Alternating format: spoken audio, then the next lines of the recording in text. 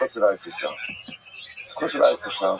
I will say, such a beautiful, overwhelming Gemara, just about literally the Kedusha, the holiness, and the Zchus. It's interesting. You speak a lot about the holiness of the land. This is different. This is Zechusa Shal Eretz Yisrael. What is Zechusa Shal Eretz Yisrael? Eretz Yisrael makes us better people. It makes us better people. So a Yid who comes to Eretz Yisrael is a better person. So therefore, again, Reuben, the murderer who escaped from Chutzlar Eretz Yisrael, we have an obligation now to re-look at his case. Why? Because Reuben of Eretz Yisrael is a different person than Reuben of Chutzlar. And therefore, again, Reuben of Eretz Yisrael deserves another look at his case. Conversely, Reuben of Eretz Yisrael is convicted and goes to Chutzlar, doesn't get a second chance. Reuben of Chutzlar, who escapes Eretz Yisrael, is a chusa, it's a different man. Because he's a different man, therefore, again, his case has to be re-adjudicated. I was going to point out how beautiful this is when Eretz Yisrael Gemara Kolamayim. Because I think one of the most difficult things, in Chutzlar was uplifting them to his magnificence.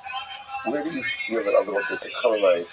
And Kolamayim, anyone who's ever been in Eretz Yisrael for Kolamayim is younger. Kolamayim is younger. It makes you feel to recreate the youngest feel on Kolamayim. It just is. And how beautiful is it that the Ribono Shel Olam gave us an Eretz Yisrael Gemara. But for us, first day Kolamayim, first of all, who gave us an Eretz Yisrael Gemara, almost as if to go ahead and just give us a little bit of Eretz Yisrael. Incredible. So how do you know, I guess? So let's remember again, the Mishnah says that Sanhedrin, or I guess, in Eretz Yisrael and in Chutzlar. How do we know this? We don't have on. Raman is teaching us that Sanhedrin operates both in Eretz Yisrael as well as in Chutzlar. In Cain, not Kamra B'Sha'aracha. So if that's the case, that the Sanhedrin operates both in Eretz Yisrael and in Chutzlar, so why does the Torah frame it, or why does the Torah say B'Sha'aracha, in your gates, which makes it sound like that the Sanhedrin only operates in Eretz Yisrael itself? So what's going on? So this is what it said, B'Sha'aracha ata Moshe b'Batei Dinim b'chol plach u'plach u'b'chol ir v'ir.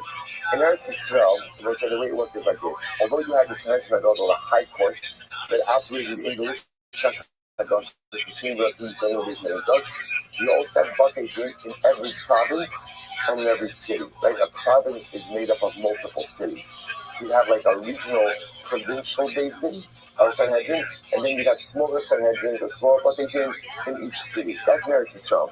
But Chutzlaretz, ata Moshe b'chol plach u'plach, v'ata Moshe b'chol ir u'ir. In Chutzlaretz, you had provincial Batei Din, but not Batei Din in every single city. So as I said, I just want to point out to you something very interesting. The Rambam points out over in the Bible, this is Rambam who brings down the old Sanhedrin. He says, Bizman shedanim dinim nefashos be'eretz Yisrael, danim dinim nefashos b'chutz ha'aretz. So this is very interesting. When the Sanhedrin operates in Eretz Yisrael, Sanhedrin is sitting there, and the Sanhedrin adjudicates capital cases in Eretz Yisrael, you can adjudicate capital cases in the Chutz La'aretz as well. With the caveat, those Shiyu Sanhedrin smuchim ba'aretz, Moshe Be'eretz Sanhedrin Agas ba'aretz v'b'chutzar. So what this means is as follows. When there is a proper operational Sanhedrin in Eretz Yisrael that is adjudicating capital cases. Now that requires two things. Number one, smicha, and number two, that the Sanhedrin is situated in the Lishkas HaGodes, in the Beis HaMikdash. If you have those two criteria, then the Sanhedrin is able to adjudicate capital cases. When a Sanhedrin adjudicates capital cases in Eretz Yisrael, it empowers Sanhedrins outside of Eretz Yisrael to adjudicate capital cases as well. That's the takeaway from this. Incredible. Okay, let's go back there. And once again, the last part of this was quite intriguing. Remember again, Sanhedrin held, I guess. So we have two different versions of this, right? In the first version, Tanakama said that if Sanhedrin goes ahead and executes once every 7 years, is considered to be a destroyer. Right? The Elazar ben Azariah said, once every 70 years. Rabbi Tarfon and Rabbi Akiva, if we sat on the Sanhedrin, it would never execute anyone. To it, the Gemara says, so we'll say, so what does this mean? In other words, so let's go with Rabbi Tarfon, Elazar ben Azariah for this moment. Is Rabbi Elazar ben Azariah saying that once every 70 years is normal? But in other words, that okay. If Rabbi Elazar ben Azariah is saying, listen, once every 7 years is too much. But once every 70 years, that's normal. Or no, even once every 70 years is too much. Which the Gemara says, take it. Okay? Rabbi Tarfon, Rabbi Akiva, Omrim, Ilu Ayunis. Once this, remember again, this was passing his last exchange. So Rabbi Tarfon, Rabbi Akiva said, if we sat on a Sanhedrin, it wouldn't execute. We would essentially exonerate everyone. Now remember again, Shmuel says that's very nice, but then it could be a proliferation of murderers. That could create a sense of lawlessness. So the Gemara says, so first of all, by the way, how exactly would Rabbi Akiva and Rabbi Tarfon accomplish this, right? Rabbi Akiva and Rabbi Tarfon were confident that if they sat on the Sanhedrin, they would exonerate everyone. Okay, how? How exactly would you do that? This is fascinating. So the Gemara says, listen to this. Re'isem treifa, right? Re'isem treifa harag, shalom harag. So listen to this. It would ask the following question. That's not a question, right? So, did you kill? Right? So listen to this. It's Rabbi Akiva and Rabbi Tarfon, if they were on the base, and they would say like this. Okay, so witnesses show up. They say, you saw Reuben kill Shimon. So they would ask, tell me, do you know, was Shimon a healthy person, or was he a treifa? What does this mean? Let's say Shimon was a treifa. Let's say Reuben killed Shimon, and we're actually going to do Gemaras like this. Right? Let's say Shimon was a treifa. And what's a treifa mean? Treifa means that he has a condition from which he's imminently going to die. Now, look, if you kill someone like that, technically speaking, you're not liable to a death penalty. Now, we'll have to define the scope of that just a little bit more. But in other words, what they would have said, okay, witnesses, you saw Reuben kill Shimon, tell me. You know what Shimon helping? Was Shimon a treifa? Yeah, but Pashtos, the witnesses won't be able to ask. They won't be able to answer that. They can answer that. So again, if you can't answer that, that seems to be grounds for exoneration. Like Rav Ashi, and things along a shani hara. And even if you want to say, let's say the witnesses say no, we know that Shimon was totally healthy. How do we know? They both happen to be Shimon's general practitioners, right? I don't know, does HIPAA apply after your patient dies? I don't know if it applies.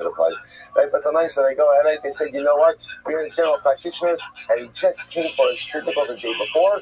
We gave him complete full of health, so we know that he's 100% healthy. I Duma, the Makom Sayed, not the Hava. Did you give him maybe where the place where Reuben went ahead and stabbed Shimon?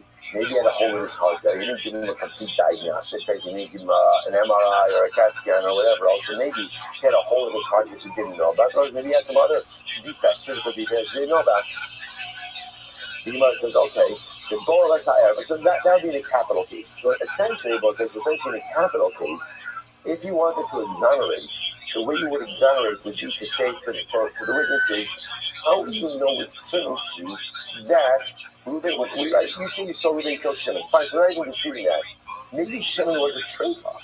He was a treifa. They would say, so that would have been grounds for exoneration. Now, the truth is, the counter to that is, the chazaka is that what?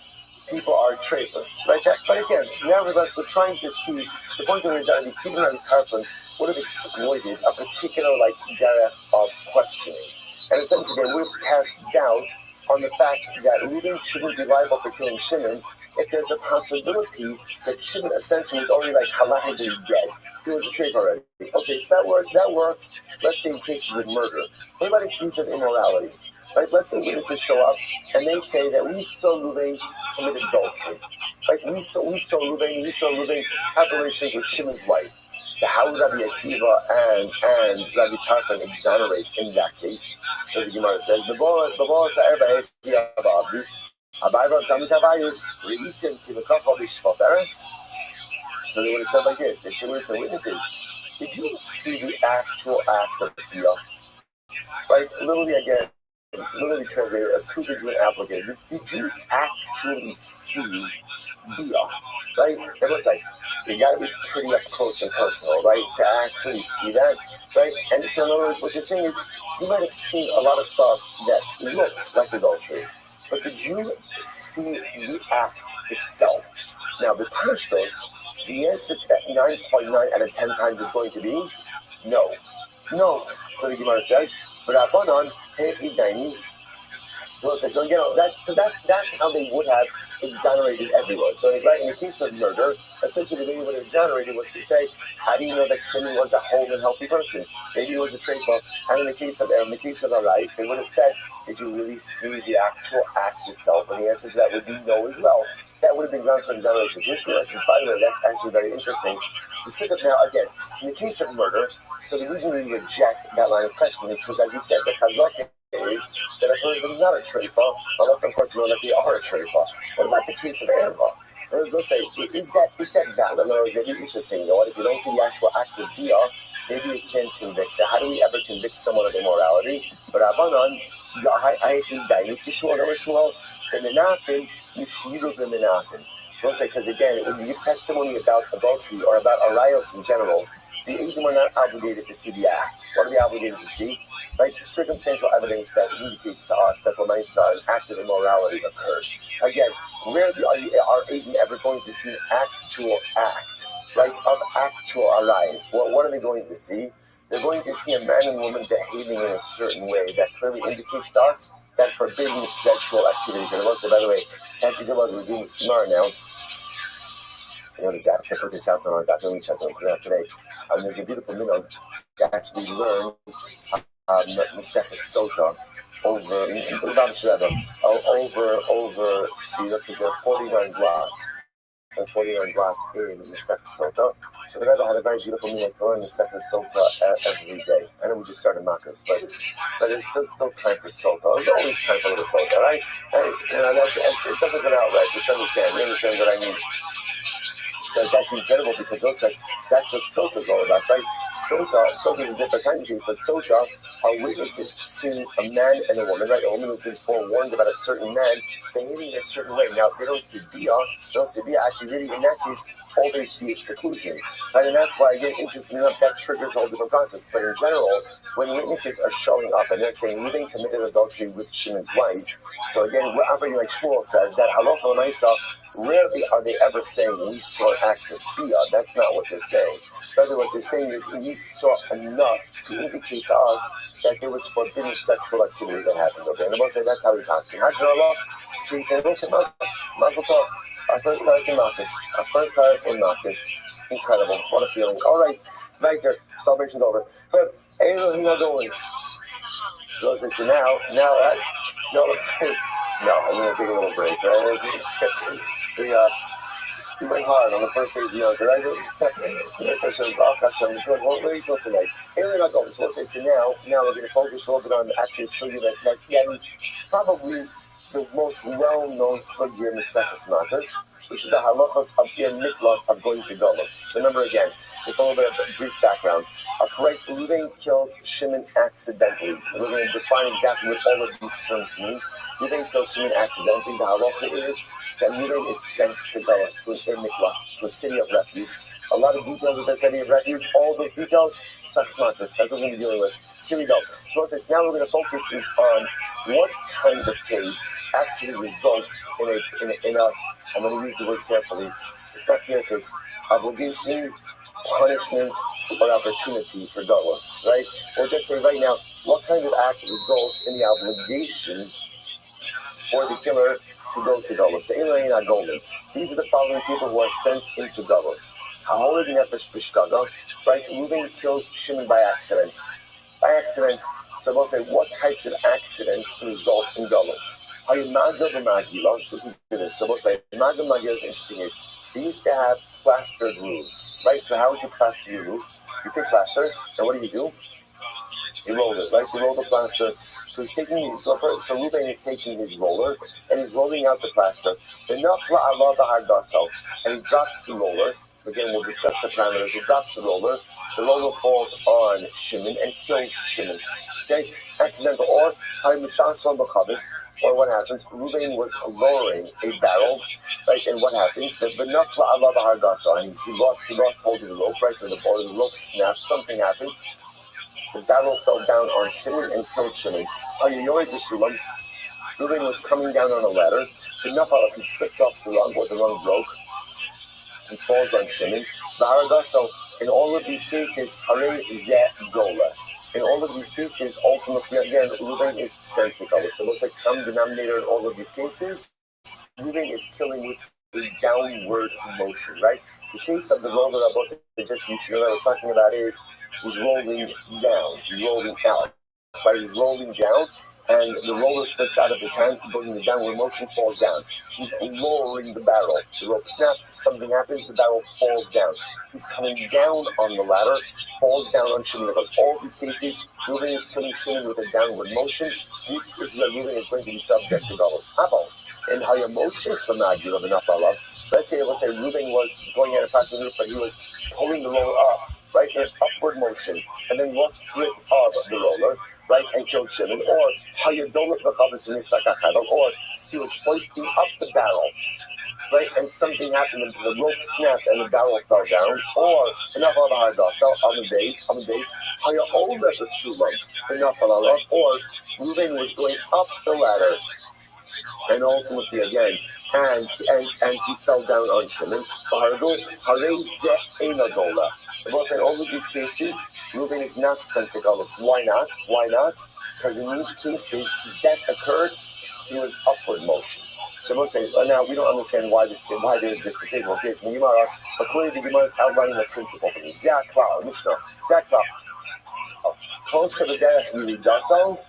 Gola, the Shaloba Derech Yiridaso, Ela Gola. So also here's the general cloud. Anytime Reuben kills Shimon because of some type of downward motion activity, ultimately again, he's Gola. He goes to Golas. Anytime ultimately again, it's not the Derech Yiridaso, it's not the downward, but rather again, it's an upward motion, he doesn't go to Golas. Now we'll say again, this is a technicality, it's a very beautiful line. If you think about this line, close to the Derech Yiridaso.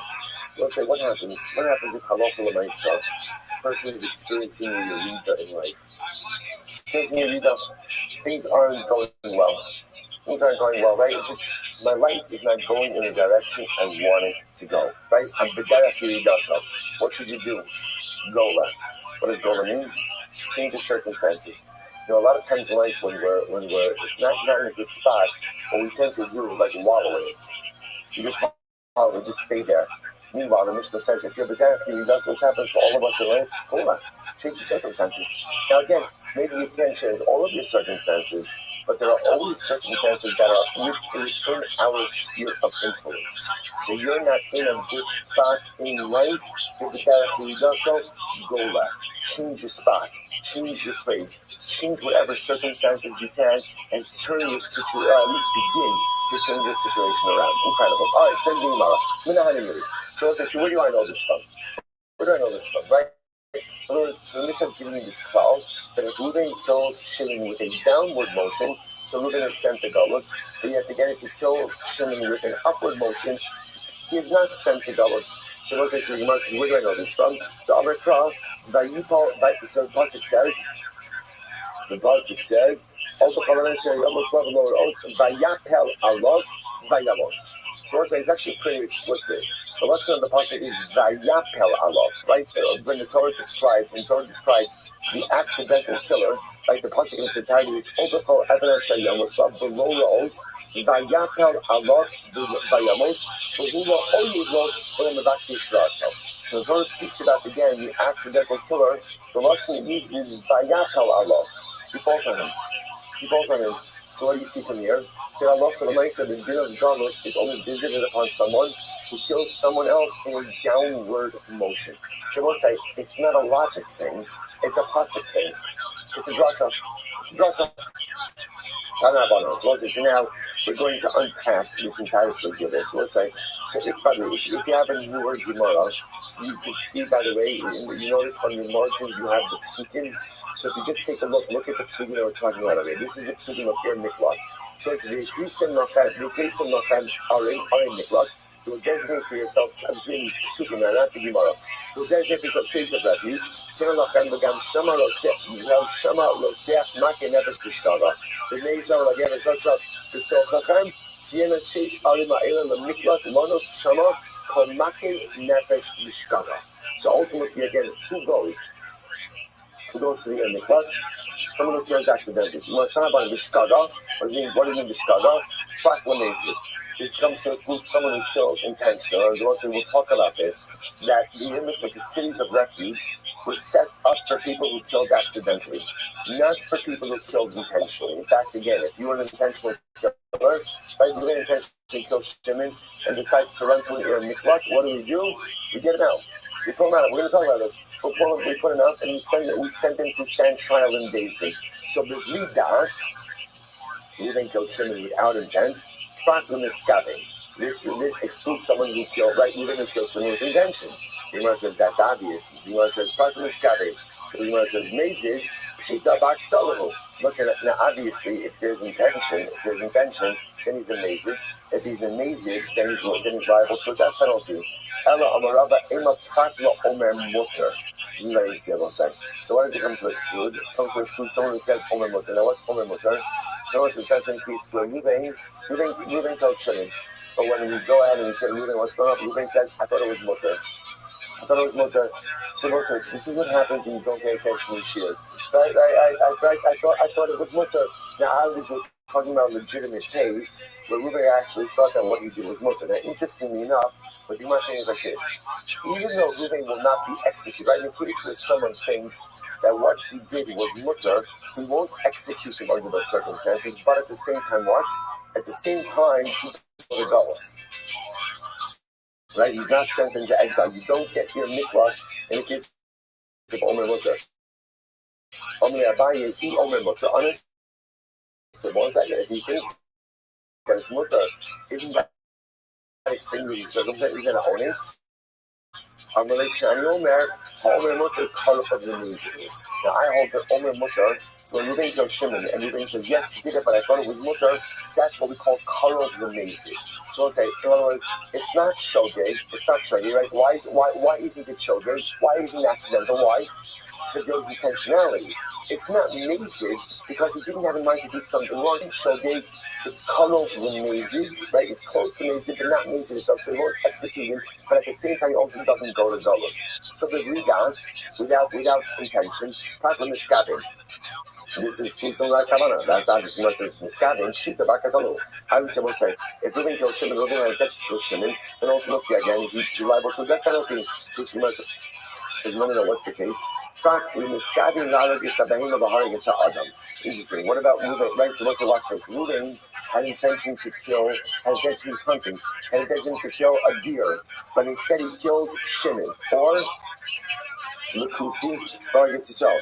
Or you have intention to kill a Kusi, which again, not good, but also not liable to death penalty. Right? And he ends up killing Yisrael. The Neithel, Baharak ben Kayama. He had intention to kill a Neithel, right? A non-viable child, but instead he killed a regular person. So we'll say, so all of these cases, interestingly enough, you don't go to Dulles. Right? Why don't you go to Dulles? Why not? Because it wasn't fully accidental, right? There was intentionality for an act of bloodshed. Just it was supposed to be quote unquote a permitted act. It turned out to be a prohibited act. So again, because there wasn't some level of intentionality, you can't go to. Obviously, you're not going to be executed for that. But you also can't go to Golos because there was some level of intentionality. Turn around on in the Pesach, right? It can happen suddenly. But with Karen Zadis, this excludes the case of a corner. Now, what's the case of a corner? That's very interesting. Imagine the following scenario. Ruben is walking with a knife, an outstretched knife, right? Why?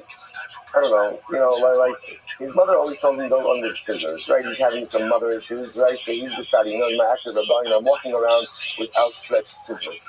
Right, that's what he's doing. Right, so the mice right now again. He's just walking like that. What happens? He comes around the corner. Shimon comes around the corner, and he ends up killing Shimon. Now again, he didn't have intention to kill Shimon, right? He was just holding an outstretched knife. That's what was happening. So again, I'll say, so in this case over here, he's not going to go to Gullus, right? Why won't he go to Gullus? Because at the end of the day, there was some level of intentionality. You can't say that this is totally accidental. On the other hand, of course, it's not going to be ekbar without animosity. Prat lissone. This comes to exclude ultimately again enemies. We'll talk about this more. That Lamais, again, if there's some pre-existing beef, between ultimately again Reuven and Shimon, we'll see what to do with that. But Reuven will not go to Gullus. Hadapol, Shadach Obagufo, Ishlich Alav. Ultimately, he's talking about a case where either Reuven killed Shimon by pushing him, by pushing his body against him, or that Reuven was thrown upon Shimon and killed him like that. We'll talk more about that as well. Lahabi Yerida, so the Gemara says, Hishtech Alav, Lahabi Yerida, Shitzorech Aliyah. This comes to exclude the case, and we'll talk about this in just a moment, of going down, Yerida, for the purpose of going up. Below Sidiyah, without intention, or I should say, below Sidiyah means without intention to kill, Prat Miskavin. That comes to explain this. Also, imagine for a moment Reuven threw a rock. Like his intention was to throw it to the left, but it went to the right and it ended up killing Shimon. So we'll say, so what you begin to see about he did not have intention. It comes to explain a case with intention to throw for 2 amas, and instead it went for 4 amas. So we'll say, what you begin to see is a theme. What's the theme over here? When does Reuven go to Gullus? Essentially, when it's really a total accident, right? He did not have in mind at all. What you begin to see is any situation where Reuven had some level of intentionality. Even if it was intentionality to kill an animal, but he killed a person. To throw a rock 2 amas and it went 4 amas, right? He rounded the corner, didn't realize what was on the other corner. If there's some level of intentionality, that of course does not rise to the level of intentionality to make him chayiv nisa, but it will preclude him from going to Gullus. Gullus is only like exile, spirit niflat is only for someone who is a complete shogeg. If there's any level, even a little bit of some level of intentionality, no Gullus. These are the details that we're going to continue to kind of flesh out as we go forward. Let's just do a little bit more, then we'll stop. So it says, so ultimately, again, it's interesting. The way that the Torah phrases this is where all of this happens in the forest. So let's say, so in the paradigmatic case of chopping wood in the forest, and what happens? So then we'll see, somehow he ends up killing Shimon, whether it's because the axe head flies off, or because a splinter of wood flies off. But the paradigmatic case is where it's happening in a forest. So the Gemara says, why forest? Why forest? So the Gemara says,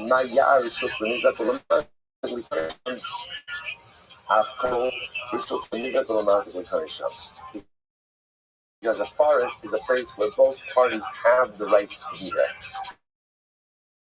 So therefore, Allah said, just as the forest, again, both Reuven and Shimon are permitted to be there, so too, again, the only time where there's a field is where both parties have a right to be there. For example, if Shimon comes into Reuven's property uninvited, something happens to Shimon, so Reuven is not necessarily liable for that, right? Or in order for it to be an accidental death, a number of factors have to be in place. Number one, we've established zero intentionality, right? And number 2, it has to be an area where both parties are permitted to be. Next, so we'll say, so now this is an interesting case here.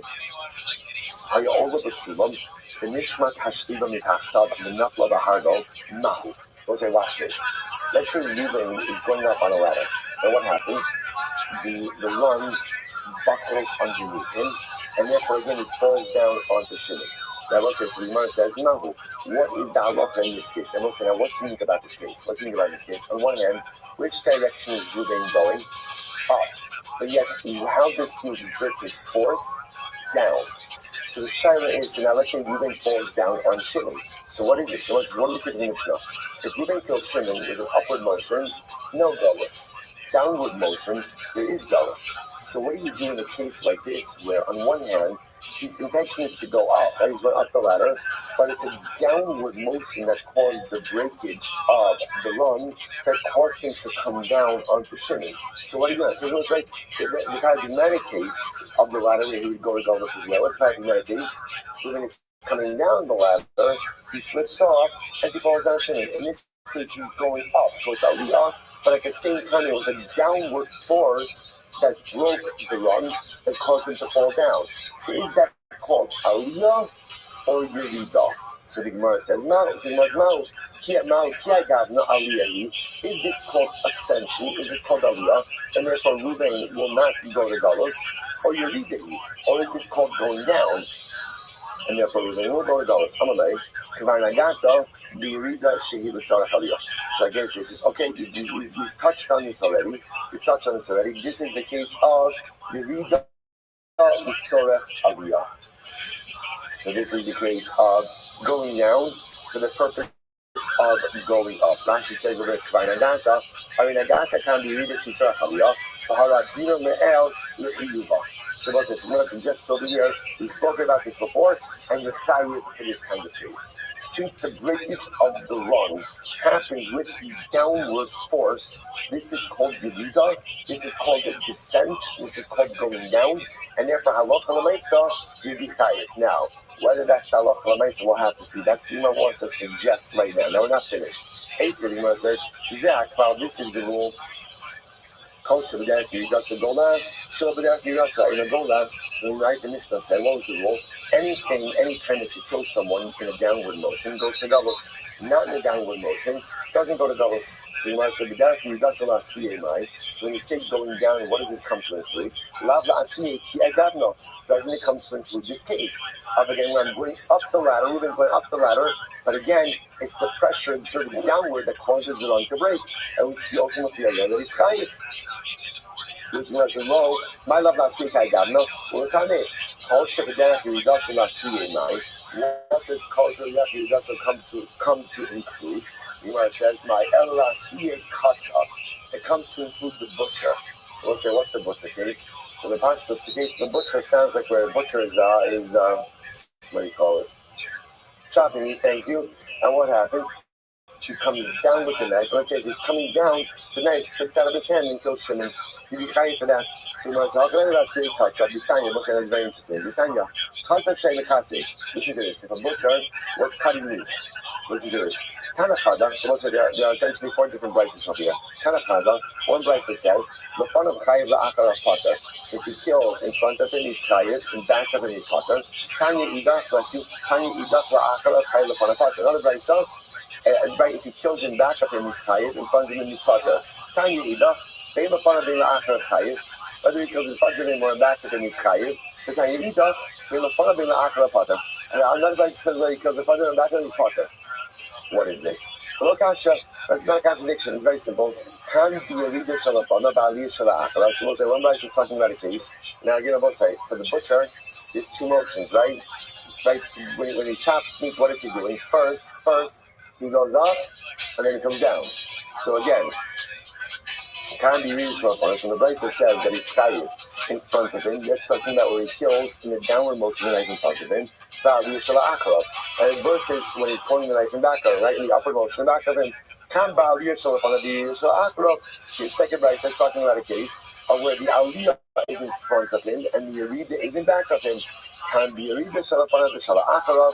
Both the third verse is talking about again where the yerida is in front and in back.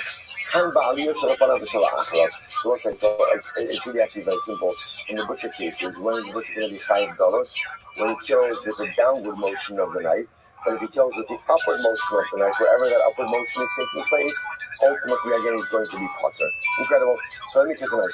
So again, we're still focused on our case over here. Reuben's going up the ladder, right? And when he presses down on the rung breaks and he falls down on Shimon. So that is what we call aliyah or yerida with tzorech aliyah. There is downward motion, but the downward motion is for the purpose of going up. So in halacha, how do we look at that? Is that called ascent or is that called descent? Remember again, the nafkamin is big, right? The nafkamin is big. Why? Because if it's ascent, aliyah, he's not chayiv galus. If it's yerida, descent, he is chayiv galus. So which one is it? Which one is the limit to tonight? What's the last short line? Limit to tonight. Haya all the b'sulam and mishvat dashkurim mitachta. The Reuben was going up the ladder, and ultimately again the run broke as he was going ahead and ascending the ladder. So Tanya Chada Chayiv, the Tanya Idach Potter. One Brisa says he's Chayiv, one Brisa says he's Potter. So my Rabbi so I did not argue about the following case. The Mar Sava Yeridari, or Mar Sava Aliyahi. So this is not focus. Again, let's say this is a great case. What is this? Is this called Aliyah or Yerida? Is it ascent or descent? No. The Chuli Alma Aliyah. He says, no, not true. Everyone agrees that will say that in this case, this is called Aliyah. This is called going up. It's going up. Let's say, by the way, if you think about it, it has to be that way, right? Why? Because if it's not that way, then what? There's never a case of ascent, right? Well, by definition, every ascent requires pressure downward. If you're going to say that any ascent, right, that ultimately again what we call Yerida with Sorech Aliyah, or Aliyah, yeah, Yerida Sorech Aliyah, that when essentially when Reuben goes up the ladder and he breaks the run because he's pressing downward, if that is called descent, then the Maisa, there's no case of ascent. The only way to ascend, by definition, is to exert pressure downwards. So we want to say it has to be that that's called the case of Aliyah, and therefore, again, if Reuben were to go ahead and go up the ladder, break the run, yes, he was ascending the ladder, fall down on Shimon and kill it, and he would not go to Galus. That's called Aliyah Na'i. It has to be that way. But no conscious, what do you do with two Brises? The Gemara says, Tamil Zakin, Tamil Galus. When the Brisa says that he's chayiv doesn't mean dollars. What does chayiv mean? Damages. Let's say Reuben going up the ladder, and he breaks the run as he's going up. He falls down on Shimon, he doesn't kill him, he injures him. What's that? Sky damages. And we'll say, it's an accident. It's an accident. Right? Damages. Nezikin 101 is Adam or Biolo. A person is always liable for any damages he does. Accidentally intentional, doesn't make a deal. He's a for anything. The other Brisa that says that he's Parker, that's talking about for Gullus. So another possibility is Gullus. Both are talking about Gullus. Lokashia, Hod Isli, Hod Lo Isli. So this is very interesting. The other possibility is talking about as follows. One is talking about a worm-eaten ladder. So let's say the rung is eaten by worms, which means that it's rotted. So let's say in that case where it's rotted, so that's what we'll say. If then Shimon were to go ahead and step on it and were to break, that would be called Yerida. That would be called descent. Why? Because since we're talking about a ladder that's not really capable of going ahead and holding his weight and sustaining this ascent, that's considered to be descent, and therefore it would be chayiv in that kind of case. Interesting. Look at Rashi this moment. How the Isli chayiv shekol shliva shesliya kishadarsan nechtarasi. It's understood whenever you have a rung, what's going to happen? It's going to sag. It's going to sag. Therefore, by definition, that is called descent. So nechtarasi lamata yiridahi imlo hisliya in kan yirida. Incredible. Or the other possible location, the Gemara says, both be talking about cases of ladders that are not eaten by worms, but lokasha, one is talking about a case where the run was properly fastened in place, and one is where it wasn't properly fastened in place. Meaning what? If it was properly fastened in place, that's a proper ladder. And therefore, again, if the run breaks as Reuben is ascending, that's called ascent. And ultimately, again, he's not chayiv galus. If it wasn't properly fastened in place, then that's going to be called descent, and Reuben will be chayiv. So Rabbi say, it sounds like what the Gemara is saying is like this: that halacha l'maisa, if Reuben is going up the ladder in a regular case, assuming that the ladder is a proper ladder, right? It's not rotted, right? It's properly affixed. Reuben's going up the ladder, and now what happens? As he's going up, he snaps the rungs. Even though why is the rung being snapped? Why is it snapping? Because of the downward pressure, and we don't look at that as descent. Rather, we only view that ultimately again as ascent, and therefore so Reuben would not go to Gullus in that situation. I'm saying, how's the Rambam passing? So listen to this. So the Rambam says, there's no close word, say, here it is. Haya'ola b'sulam. Here it is. Haya'ola b'sulam. V'nishmata shliva mitachas raglav v'nafla ve'nisa.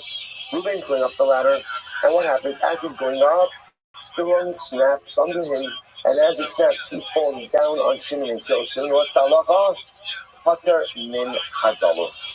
Ultimately, again, Reuben is pater from dalus. Now, why Rabbi say? Because again, the Gemara paskins that Yerida Mitzorech Aliyah is called Aliyah. Yerida Mitzorech Aliyah is called that. Ultimately, again, downward motion for the sake of going up is called upward, right? Aliyah Mitzorech Aliyah. No, it's Yerida Mitzorech Aliyah, right? Because again, what you're doing is you're pushing down for the purpose of going up. Right? So Yerida Mitzorech Aliyah, exerting downward pressure for the purpose of going up, is not called Yerida, it's called Aliyah. And therefore, again, by definition, when Reuben is ascending, now again, remember, if it's a rotted ladder, right, or if it's a what's the word, like a poorly constructed ladder, again, then that's a different kind of case. But assuming that it's a proper ladder, right, even though, again, when Reuben is going up, he's exerting downward pressure, that is called ascension, and therefore Allah so Reuben would not be chayiv galus in that case. And I will say, the Musar Haskell was screaming at us in the back. And what do you see from here? Yerida Mitzorech Aliyah is called Aliyah. I will say, a lot of times in life, it'd be wonderful to think that life is like this perpetual journey upwards. It's not like that.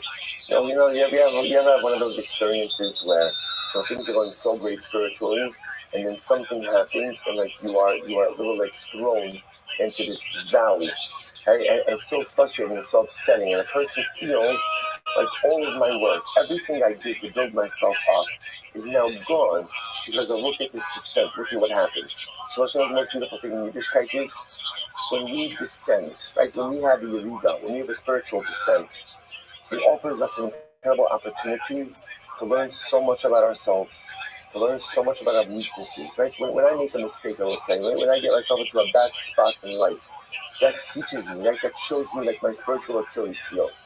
If I use those moments of Yerida to learn about myself, to learn about my weaknesses, and to build back better, then it turns out that Yerida is Litzorech Aliyah.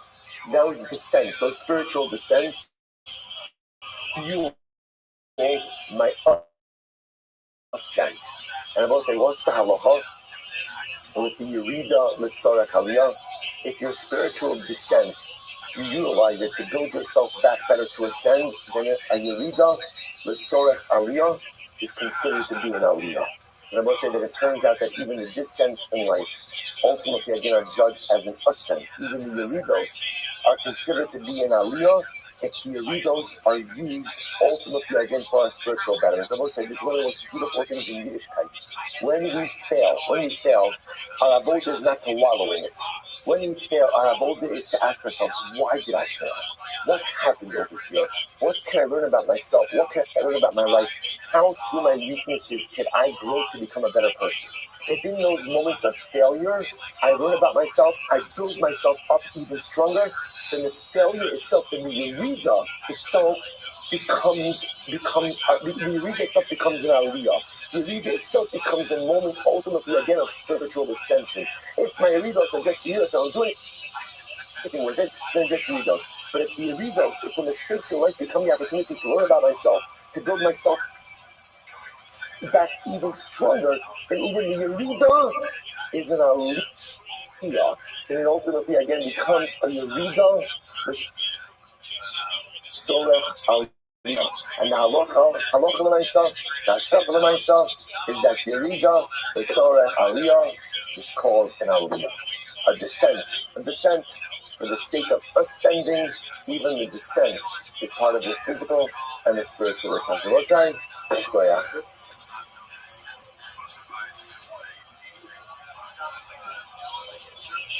All right, guys, have a good night, everyone.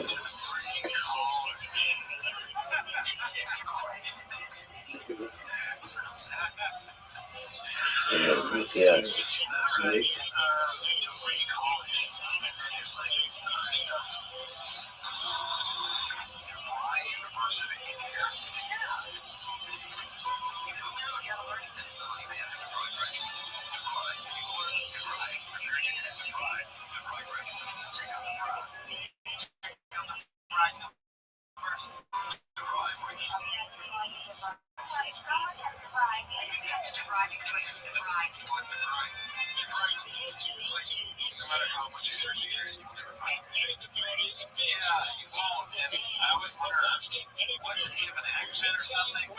Alright, so we'll say,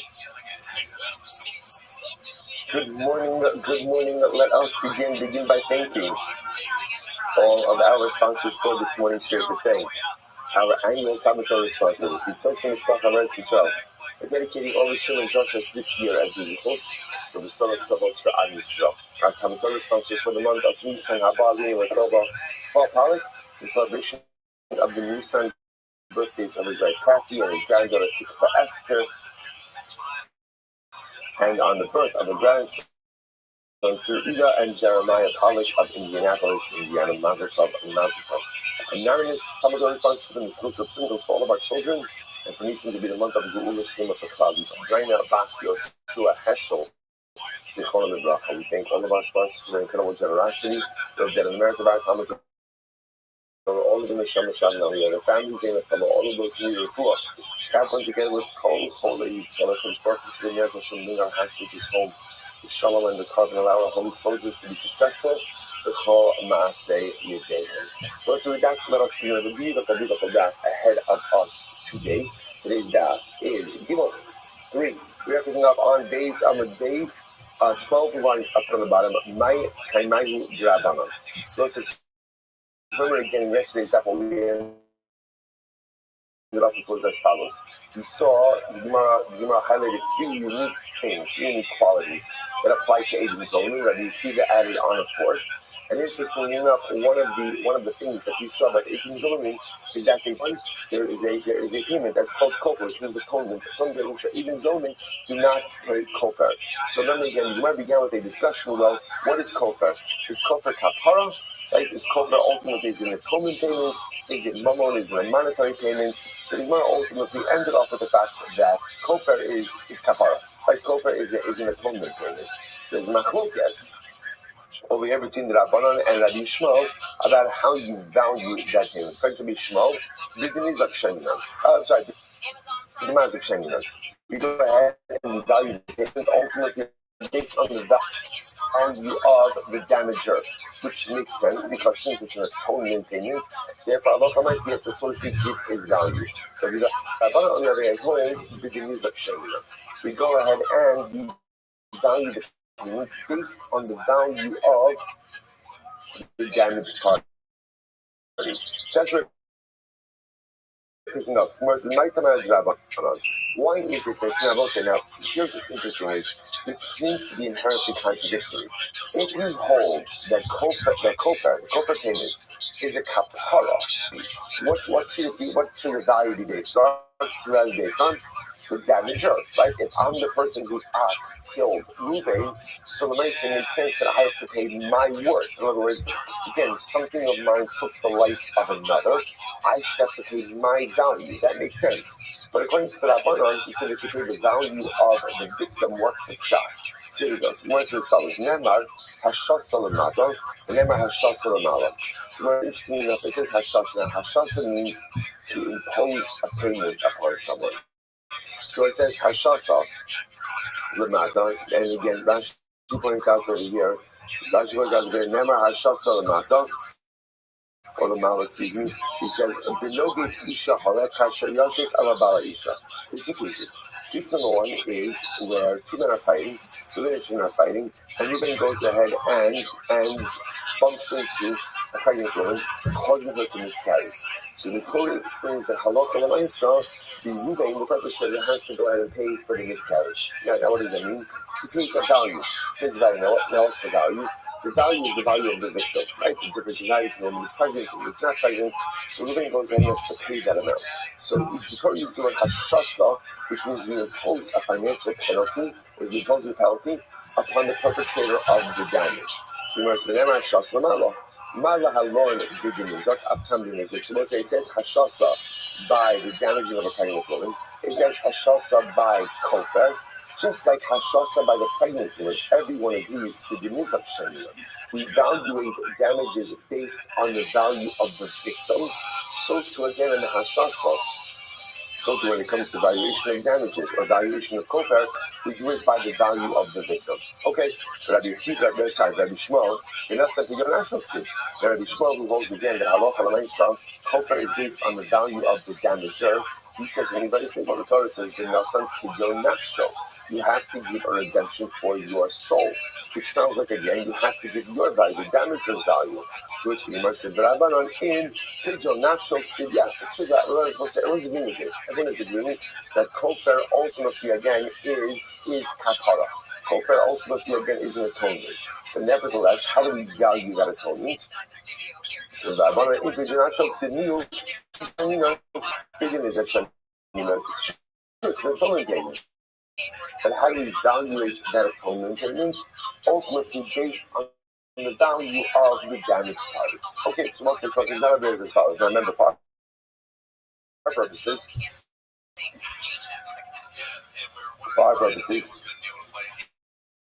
ultimately what comes out is just really two pieces of information. Number one, agent zoning don't take kapara, don't take over. So for example, to illustrate the case, agent zoning shopping days, what are they testifying to?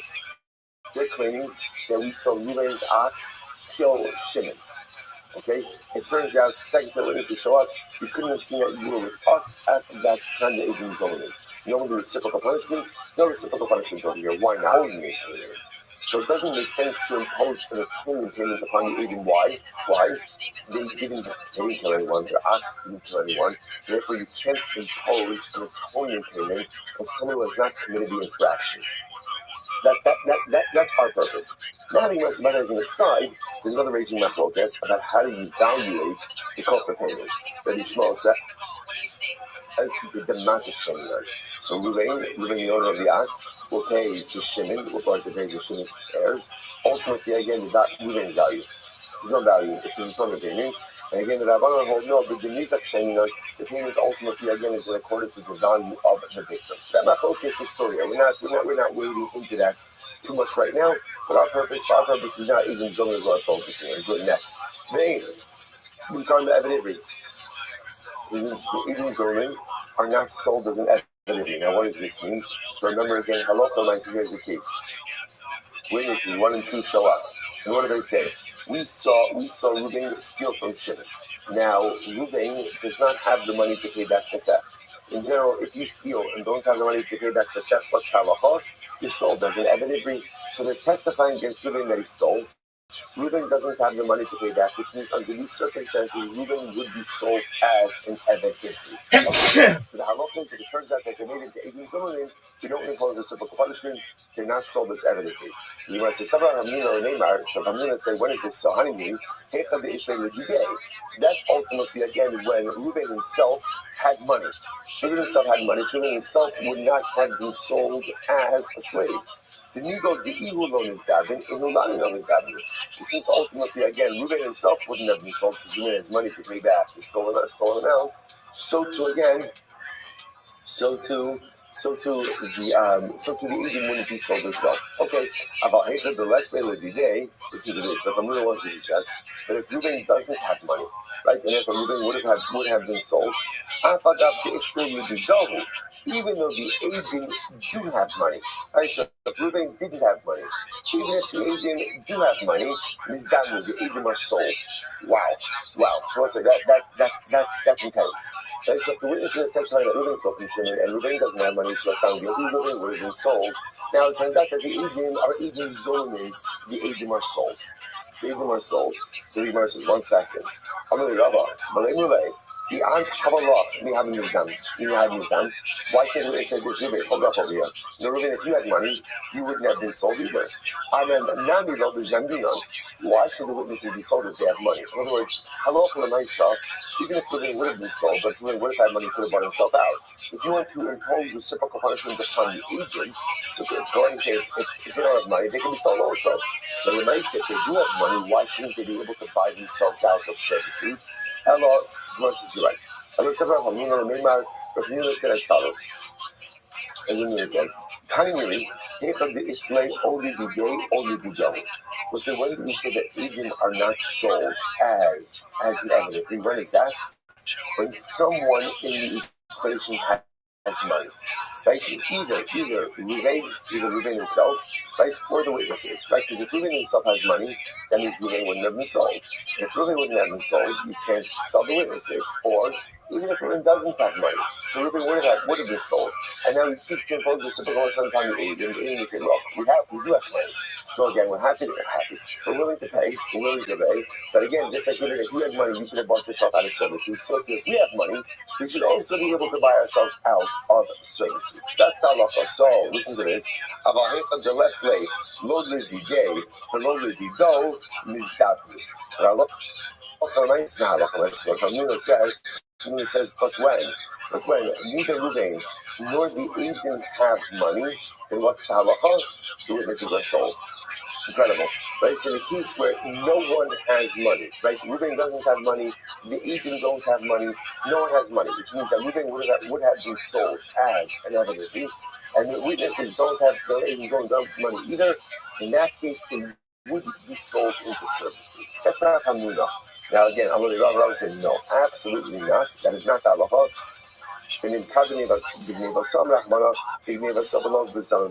Rabbi says no, it's not true.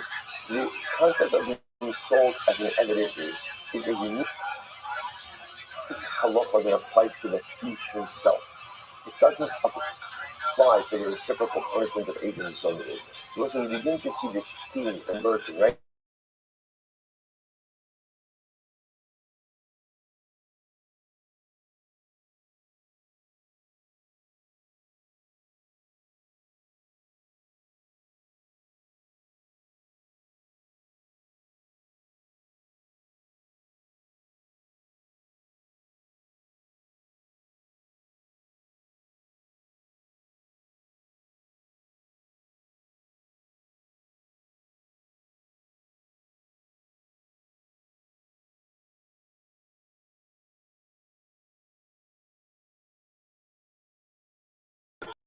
But the money it can't be sold. Same thing with Kofa. But if Kofa is an atonement payment, who has to pay an atonement payment? The person who committed the crime, right? The person who committed the act. But if you didn't commit the act, then there's no such thing as an atonement payment for you. Okay, so that's the halacha. Good. So I'll say that's the end of this. Next, we start with Kiva. Remember, Rabbi Kiva added in. At in the shaman of the atman. This is the interesting. Rabbi Kiva added also over here. In addition to the first two, Rabbi Kiva women also can't pay or aren't made to pay based on their own admission. Okay, so what's the case? Right down Rabbi Kiva. What's Rabbi Kiva's logic? What's Rabbi Kiva's logic? Very simple. Let's say the reciprocal payment is a knas. Remember again, in the world of financial payments, there are two different types of payments. What are the two different types of payments? Number one, maron, which is actual compensation, compensatory payments, or knas, which is a penalty. Right? How do you know this in knas and maron? Maron is logical, knas is illogical. Right? So that when I say illogical means it doesn't seem to have anything to do with the actual value of the damage committed. Agent Zorin is a knas. It's a penalty. So if you keep it like this, there's a principle that when it comes to knas, ultimately again you cannot pay a knas based on your own admission. Or as we've stated it before, mode the knas, potter.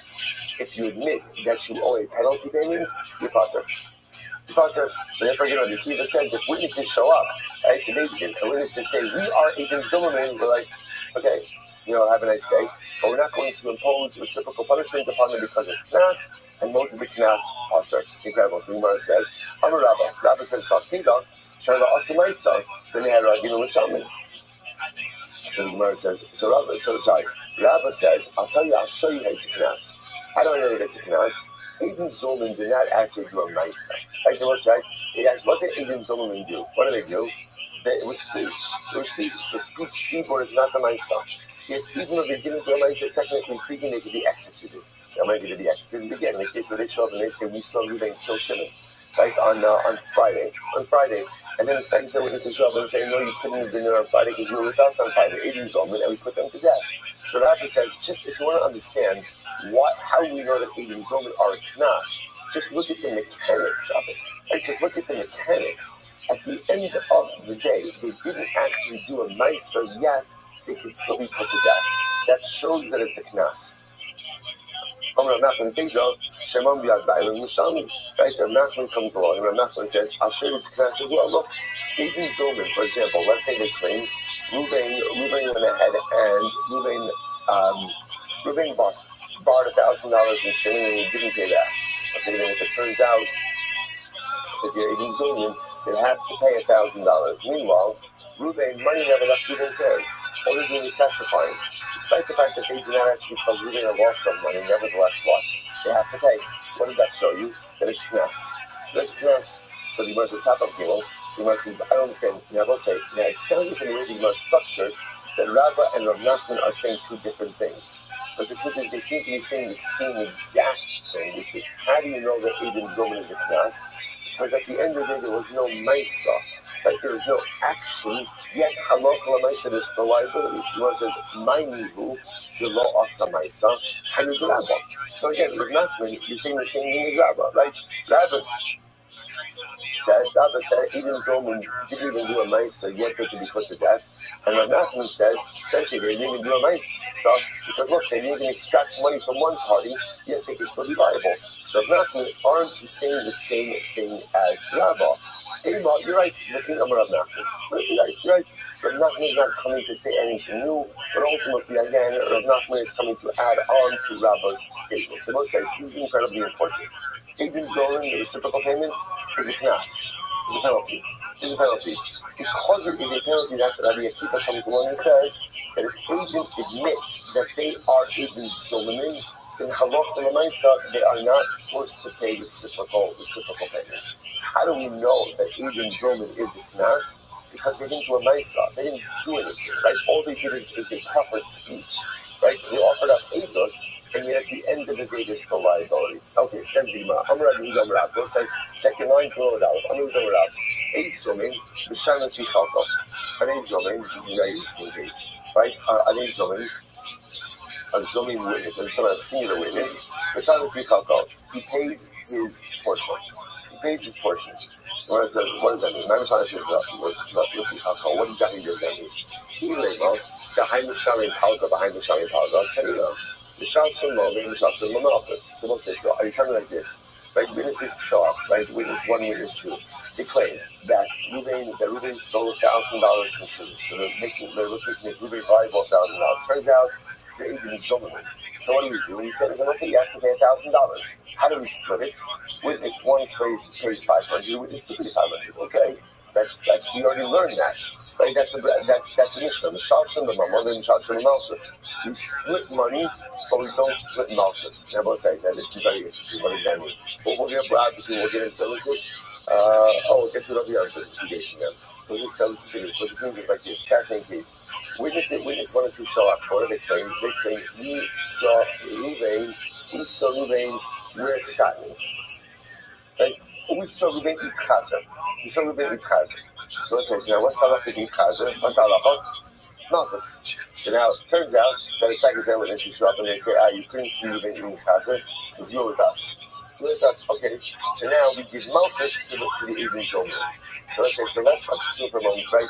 Malchus is 39. Let's call it 40. I don't know, but it's 40. So you would have thought like this, right? Or I would have thought maybe witness 1 gets 20. What is it? It's not the way it works. each of the witnesses get the full measure of malchus because we split monetary awards, or monetary knas, but not malchus. Right? So if let's say again, if they were going to make Ruben Chai $1,000, each witness will pay $500. But by malchus, each one gets the full measure of malchus. So we're going to learn that. So what is the word teaching us? Elikagon is very interesting. So Elikagon, the Itzim Chadminayin, the Mishalim Pakadiday. Oh, most of this fascinating. Rather, what does it mean? What does Rab's statement mean? That an Eid Zomin pays his share? What it means is like this. Let's say only one of the witnesses was given to an Eid Zomin. And so, for example, right, witness 1 and 2 show up, and they say, we saw Elaine steal $1,000 from Shimon on Friday. Okay? There's another set of witnesses show up, and they say, witness 1, you could not have seen that, you were with us. Now, the second set of witnesses are only testifying about witness 1. They're not testifying about witness 2. So it sounds like what they can do is they can make witness 1 into an Eid Zomin, and he'll have to pay his portion. In other words, he won't have to pay the $4,000, he'll pay $500, because that, quote-unquote, was his portion of the Eidus. The Gemara says, 1 second. Well, does that actually work? For our time, you will learn, well, that's not the way it works by Hazama, right? By reciprocal punishment, the way it works either is the entire testimonial unit is made into Eidim Zolim, or none of them are Eidim Zolim. In other words, you can't make one witness of the unit into an Eidim Zolim. It doesn't work. Rabbi says you're right. But Omer, Eidos Sheker He'arati. This guy saying, what's the case? The case is where one of the witnesses shows up and he shows again, same case, right? Witness 1 and 2 claim Reuben stole $1,000 from Shimon, trying to make Reuben liable to $1,000. Then one of the witnesses says, I'm sorry, I want to do tshuva, so I'm still into a Pesach, tremendous onerous change, freedom, ben-chorin, and I lied. I'm not telling you, I didn't tell the truth. And therefore, again, and it sounds like Rabbi is saying, okay, we'll make him pay his share of $500. And that doesn't work. So the Gemara says, Kol communities to believe, even should get shivin and chosno magi. Well, that's not the way it works by testimony. By testimony, the way it works is once you give your testimony, that's it. You are not believed to change your story. So it's really interesting. In other words, once you offer up your testimony in Beis Din, that's it. It's locked in. We do not believe you to change it. So how could a witness come along and say, I lied, and therefore make him liable to half of the $1,000? To which the U.S. Ella, rather what thing is very interesting. But Omer, hey, Abdul Guzamnu Beis Din Ploni. You want to listen to this. What's the case? The case is where witness 1 shows up and he says, you know what? Me and witness 2, we testified in a different Beis Din. We were made into Eidim Zolim. But then we escaped from that Beis Din. So I'm here now in this Beis Din number 2 to declare that I am an Eid Zolim. And therefore, again, I'm going to pay my portion. So Gemara says, well, that doesn't work. The Gemara says, Kiman, Rabbi Akiva. This obviously doesn't affect Rabbi Akiva. We just finished Rabbi Akiva on the bottom of Beis Din. Why? Because Rabbi Akiva ha'amar atin b'shalim pi'atzmo. The Rabbi Akiva holds that what? You can't pay as an Eid Zolim based on your own remission. Why not? Eid Zolim is a knas. And again, you can't pay a knas payment based on your own remission. So what's the case? So we'll say, so again, just to be clear, remember, we're just trying to figure out, are the Yehuda said in the name of Rav, that an Eid Zolim can pay his own portion, right? Based on his own admission, could be liable to his share. We're just trying to figure out what is that case. So we must listen to this. Ela ba'omer, Abnu b'zamnu b'beis Din Ploni, v'chayvinu mamon. Oh, so this is very interesting. What's the case? The case is right where witness 1 shows up. Witness 1 shows up in Beis Din 2. Okay? Witness 1 in Beis Din 2. And what does witness 1 say in Beis Din 2? He says, listen, Beis Din 2. Right, Maran v'Rabbanan. Witness 2 and I testified in Beis Din 1. And we were found to be Eidim Zolim, and Beis Din imposed the financial penalty upon us. So we're liable to $1,000. And let's say something very interesting happens here. Even though we say that reciprocal payment, right, is Eidim Zolim is knas, once Beis Din passes the psak, right, the verdict, once the verdict is delivered, and now Beis Din says witness 1 and 2 decided $1,000, that is now a debt. Because it's a debt, therefore what? it's mumble. It's money. It's not knas. And it's like any other debt. That in other words, after the verdict is delivered, that witnesses 1 and 2 are Eidim Zomrim, and they're obligated to pay back within $1,000. So again, even though the process of Eidim Zomrim is a knas, but when the Beis Din delivers its verdict, that is now mumble. That is a debt that they owe. If it's a debt, then you can pay it based on your own admission. So when witness 1 shows up in Beis Din 2, right, and says, listen, witness 2 and I, we were found to be Eidim Zomrim in Beis Din 1, and Beis Din 1 delivered the verdict, and we're chayiv to Reuben. We said, they wrote up the verdict, we're chayiv to $1,000, that is a financial obligation. When witness 1 shows up in Beis Din 2 and says, I owe it, we believe him, and we let him pay his portion of $500 to Reuben. So the Gemara says, okay, so interesting, now what's fascinating about this? Who's chayiv in this case? Who's chayiv in this case? Witness 1. Who's not chayiv in this case? Witness 2. Why? Because witness 2 has said anything. Witness 2 doesn't have anything. So I might have thought that how could I obligate witness 1 to pay his share without obligating witness 2? No, we do. We look at 2 different things.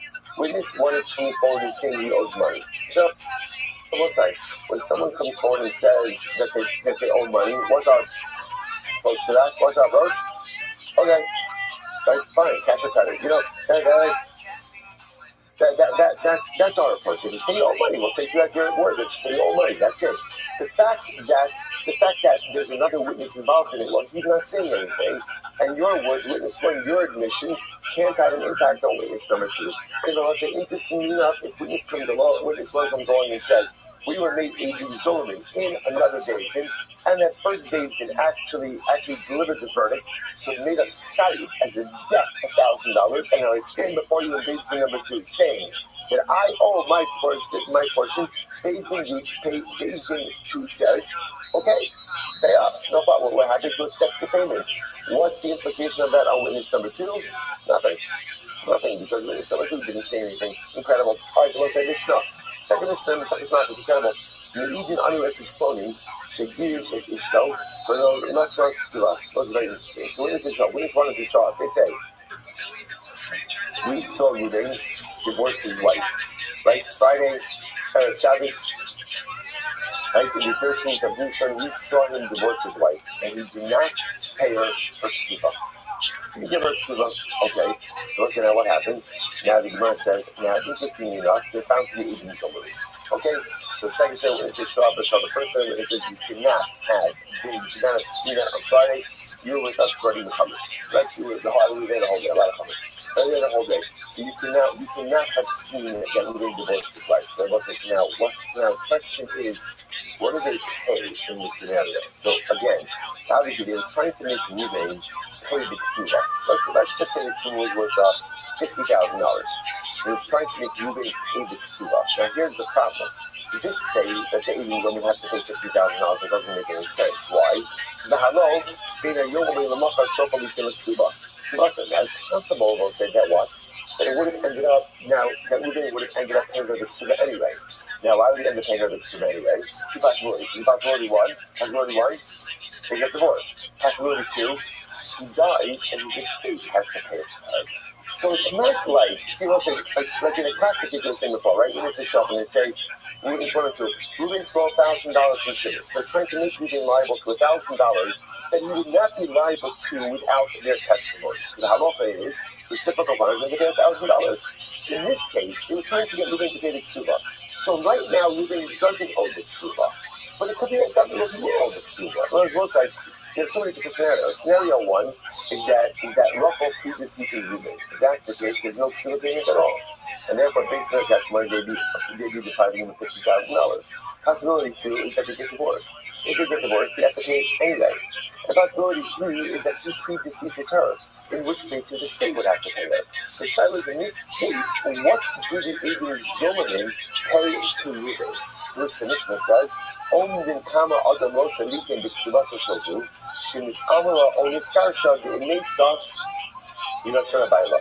So this is interesting. So essentially what we value this at is the ksuva future. Now, let's say you've seen this concept before. that a woman has a right to sell her ksuba. Right, so let's say Rachel wants extra money, so she decides to sell her ksuba. Now, what happens when a woman sells her ksuba? What is she selling? She's selling the future option. What she's saying is, my ksuba is worth $50,000. Now, I'm willing to sell it to you with the possibility that we're going to get divorced, right? Or my husband's going to die, and therefore I'll collect. But remember again, there's also the other possibility that what she predeceases him. As she predeceases him, what does the buyer get? What does it get? Zero. So therefore, when you would sell a ksuba, the pashtos, you sell it at a steep discount, right? Because again, although there's the possibility of a payout, if there is, right? Let's be checking to the seller bias a little bit first, right? There's the possibility of a payout, right? But what I said is also the possibility that you get absolutely nothing. So the Gemara suggests that's the amount that we make a ben zolomim pay. Now, what's that? Interestingly enough, the Gemara says, Ketzad Shabbos. The Gemara says, by the way, how do we assess this payment? So, the Baal. So, Chisda says, ultimately, again, we do it based on the husband. What do you mean based on the husband? What this means is like this. So, the husband wants to pay for the ksuba. Every husband, what's mishubed? What's mishubed? What is encumbered to the ksuba? So from the husband, what is encumbered to the ksuba? Everything. And also, this is very important. Like the ksuba encumbrance develops upon everything. Real property, movable property, as well as ksuba, right? I've been in glima, dal kasbay, even the shirt on my back. So everything is encumbered to the ksuba. So Rakisa seems to indicate that we look at the value of the property. If you look at the value of the property encumbered to the ksuba, right? Look at the value of the property encumbered to the ksuba, and that is what the Indian would have deprived the husband of, and therefore that's what they have to pay. So what's the value of the property encumbered to the ksuba? And Allah said that's what they have to pay to the husband. Rav Nasra Oshia Omer no, the Isha. No, Rav Nasra Oshia says you do like what the Mishnah said. And this is very interesting. We look at the following. How much would a person be willing to pay for the future right of the ksuba? Right? Can we subtract that amount from the actual value of the ksuba? And that's the amount that Eden Zulman would have to pay. Right? So as we'll say, here's the value of the ksuba. The value of the ksuba, we'll call it $50,000. Then if she were to sell the ksuba, how much could she sell it for? Let's call that $20,000. We look at those two values, and the Eden Zulman are forced to pay the difference in those two values. The face value minus the future value, that's the amount ultimately, again, that they were seeking to deprive the husband of, and therefore, Allah myself, they have to pay that. I'm going to Papa says, B'isha or B'ksuba. So Papa says, we're going to go like that second approach, that will do the difference between the face value and the future, we'll call it the future value, right? The future's value of that ksuba, right? We'll pay that amount, but once here's the cop. Remember, ksuba doesn't necessarily include everything that a husband will be obligated to his wife for upon divorce. Right? There's other properties, there's some barzal, there's some mamut, other things like that. That does not come into the equation over here. The only thing Eden Zolomir are obligated for is what's written in the ksuba itself. So Allah the Gemara seems to end off is, if witnesses testify, we saw Reuven divorce Rachel, and he didn't pay her the ksuba, the halacha is they have to pay. What do they have to pay? There's between the face value of the ksuba and the future's value of the ksuba. That difference is what they pay to the husband. Incredible. Mishnah. It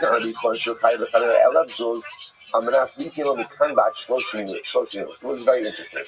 Witnesses show up. They say, we testify that Reuven owes Shimon $1,000, and it's $1,000 that is due within 30 days. That's not like 30. The debt itself is due within 30 days. So they have a rule there. Now Reuven himself says, no, we can't buy extra. I'm not true. You know, it's interesting enough in this case. Reuven says, I owe Shimon $1,000, but it's not in 30 days. It's 10 years. It's 10 years. So now it turns out that the witnesses are even zoning, right? So they lie. By second set witnesses show up, they say, you can't know that Reuven owes Shimon $1,000 because on the day that the debt was made, you were with us. So as I said, interestingly enough, what are the witnesses killed here? Because remember, again, interestingly enough, in this case, everyone is agreeing that what? Reuven owes Shimon $1,000. What's the disagreement about? Not disagreement, but what were they lying about? the payment schedule. The Eidim Zolman said that the loan was due in 30 days. Right? Reuben said the loan was due in 10 years, and Reuben was right, but they lied. So what do? Very simple. The Gemara says, well, very simple. Only come other words of litin, the biyado elav zuz, gain noslam mikan ba'adlam yom, gain noslam mikan ba'asr shanim. So it's very simple. Like, what do the Eidim Zolman have to pay? They have to pay like this. How much would a person pay? How much extra would a person be willing to pay to delay payment from 30 days to 10 years? And essentially, how much would I be? What is the value of being able to pay back at a much later date? Whatever the everyone said, there obviously is a value to that, right? There's absolutely a value to that. Again, that's how interest on loans works. Like the longer you can hold the money, so again, that represents something. So how much would a person pay? What is the value of being able to hold on to a loan of $1,000 for 10 years versus 30 days? And that difference in value, that's what the Eidim Zolman have to go ahead and pay to you. Tomorrow, I'm going to do the Mishmor.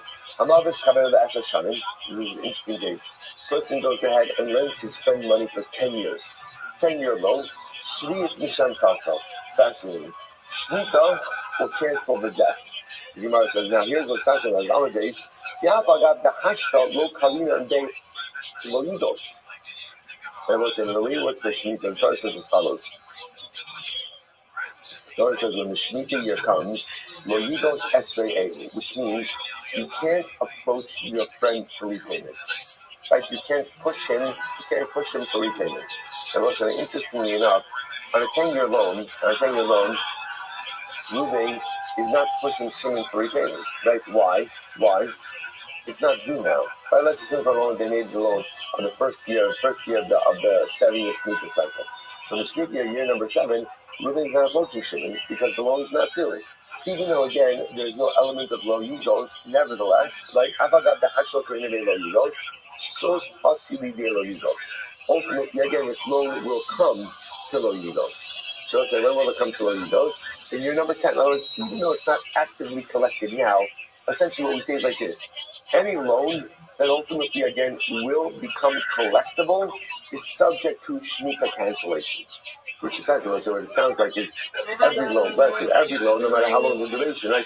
You have a 30-year mortgage, it sounds like, again, you got that money from a Jew, sounds like Shemitah is going to cancel that, even though it's not coming due during Shemitah year itself, because you apply lo yigos means any loan, ultimately, again, that will be collectible, is canceled out by the Shemitah year. Versus one second. Massive about Kana. So Kana, remember, brings out concept in the Mishnah. Only Kama, let's go back to what's in this case. Witness one or two show up, and what do they say? They say Reuven borrowed $1,000 from Shimon, and he owes Shimon that money back when? Within 30 days. Right? Reuven claims that I owe it back 10 years later. So says the Gemara, so what do? We go ahead and we differentiate between the value that a person would pay to have a loan for 30 days versus 10 years. Well, a second, Master of Kaino. Only Kama Adam Los Elitin, you Elazis Biado, they Elitin Kamba Lamio, they Elitin Kamba Escham, that's quite an issue. But that doesn't make any sense. The Amrit Shmitas Misham Tasso. Now, if you hold that Shemitah cancels a loan, even if it's not due during the Shemitah year, then what I was saying? When in reality, so the witnesses should have to pay within the full $1,000. Why? Because in the way the loan was structured, what was going to happen to Reuben's loan from Shimon? What was going to happen to it? It was going to be canceled by Shemitah. Right? Meanwhile, when the witnesses say that it's due within 30 days, then they can just be liable for a loan. In other words, so in the way that they're claiming the loan happened, Reuben would be fired $1,000.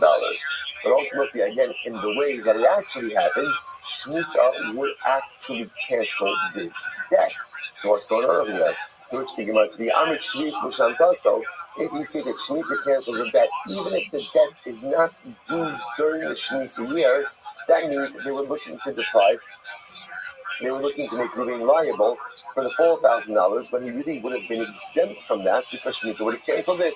So you must say, no. How come I ask you what's the case over here? The Nova al Hamashkon Ubemoses Karos of Labay. You know, it says incredible. The case over here is that Halacha Lamaisa, in this loan that Reuven borrowed from Shimon, they had a mashkon. They had collateral, or they handed over the debt to Beis, which is what we call Huzbal. So it's this is very important. So in other words, interesting, just as an aside, Shemitah cancels debts, but Shemitah doesn't cancel all debts. So, for example, there are two elements over here. If you have a loan that has a collateral, then the Shemitah doesn't cancel that debt. Why? Because the collateral makes it as if the loan has already been collected, right? That's what collateral is. Collateral is a form of repayment. So since there's an already existing form of repayment, Shemitah does not cancel such a debt. The other thing that prevents Shemitah from canceling is what we call a principle. Rashi says over here, the last Rashi, first short line. Rashi Moshe Shtaros of Labezdin, who principle, Shehiskin Hilo, Shekasiv Bo, Mosrani Lachem Ploni Hadayonet, Shemamakom Ploni, Shekol Chov Sheishli, She'admenu Kovzman She'erza. So this is exactly it, right? This is exactly it. So we give a principle. So what I'm suggesting over here, this case the Mishnah is different because it could very well be that remember, Reuben's not arguing that he borrowed money from Shimon, right? He did. Machlokas over here is about the duration. Edim Zomer are saying 30 days, right? And Reuben's saying 10 years. But even so, Shemitah would not have canceled this debt. Why not? Because this was a collateralized loan, or there was a trust loan. Okay, this time, Hamal ba'al hamashkon, va'amoser shtaros of Bezdin, ein mishantin. So it's halacha. So if you go and you lend on collateral, or you make a principal, Shemitah does not cancel your debt. So fine. Well, so that's the first version of this discussion. Now the Igidami is very important because it's actually the halacha l'maisa. So Igidami, the alternate version of this discussion. Hamal ba'as chaveru ba'asar shanim. Ein shviyas misham tasav. So the alternate version of this is if you lend your friend money for 10 years, Shemitah does not cancel the debt. Okay? So it's the asili de laigos, even though ultimately this loan will come to laigos, which means even though one day this loan, of course, will become collectible. Hashta miha lo karina be laigos. Right now, it's not subject to laigos. In other words, according to this version, and this is how you saw this machlokas. According to this version, Shemitah only cancels debts that are due now. Laigos now. But debts that are due later on down the road, Shemitah does not cancel. So we learn this as well. Omdim, Kama Adamos and Litin, you Elavs Biados, they Litin Kanban Lamion, they Litin Kanban as a Shans, was a Mishnah, right? Witnesses show up, witnesses want to show up, and they say, Ruben borrowed $1,000 from Shimon, and it's due within 30 days. Ruben claimed not due within 30 days, due within 10 years. Do it in 10 years. So I saw what do we do? Now it turns out that the witnesses are Edom Zolim. So what do they have to pay? We assess the difference in value. How much would a person be willing to pay to delay payment from 30 days to 10 years? That's the amount they have to pay. Now, the Amit Shis Mishantaso, Kulunami by Shulai. And again, Allah Lamaisa, if Shemitah really canceled debts, even that weren't due during the Shemitah year, then it turns out that Allah Lamaisa, the way the loan was structured, Shemitah would have canceled it. Basically, even Zumunim, Reuben would have to pay it, which means that Reuben should have to pay, the witnesses should have to pay the entire amount to Reuben. Rabbi says, no, I'm asking what's the case of here? The Milpa al Hamashkon. We're talking about, again, collateralized loan, of the Moser Shtaros of Labezdin, and one who does oppose both. This nan Hamal al Hamashkon. If one lends with collateral, the Moser Shtaros of Labezdin, or one does oppose both. Ein mashmitin. Ultimately, again, it does not go ahead, and Shemitah does not wipe out the debt. Incredible. So let's say, so again, the halacha l'maisa, I just want to point out that the halacha l'maisa of the Mishnah remains the same, which is, again, witnesses 1 and 2 show up, and they say, Reuben owes Shimon $1,000 due in 30 days. Right, Reuben says back, I owe him the money, but it's 10 years from now. Second set of witnesses show up, and they say, first set of witnesses, you're lying, you're with us. You're with us, you couldn't have seen the loan or anything else. So what's the halacha? What do the witnesses pay? They pay the value. How much would a person be willing to pay to delay payments from 30 days to 10 years? That's the amount that they have to pay. Now, in the midst of this, is a fascinating machlokas. Okay, so a couple of shmitas. So now, machlokas shmita, which we'll come back to. The machlokas shmita is everyone agrees that shmita cancels debts that are due during the Shemitah year. Shaila, does Shemitah cancel debts that are due after the Shemitah year? That is a machlokas. That's a machlokas. Everyone also agrees that Shemitah doesn't cancel either collateralized loans or principal loans, right? Why? The logic is the same. Ultimately, again, because those loans are already considered to be collected, right? Collateralized loan is collateral. Collateral is a source of repayment. And if our local amounts, again, a collateralized loan is already considered to be as if it's been repaid, and if a Shemitah will not cancel it. Kurzball, again, we'll get into the dynamics of Kurzball by itself. So, person says to his friend, so this is interesting. So let's say I loan money to Ruvain. I say, Ruvain, I'm giving you a 7-year loan. I'm lending you money on the condition that Shemitah does not cancel this loan. So what's the halacha? What does Shmuel say? Shvius mishametes. Shemitah cancels the loan.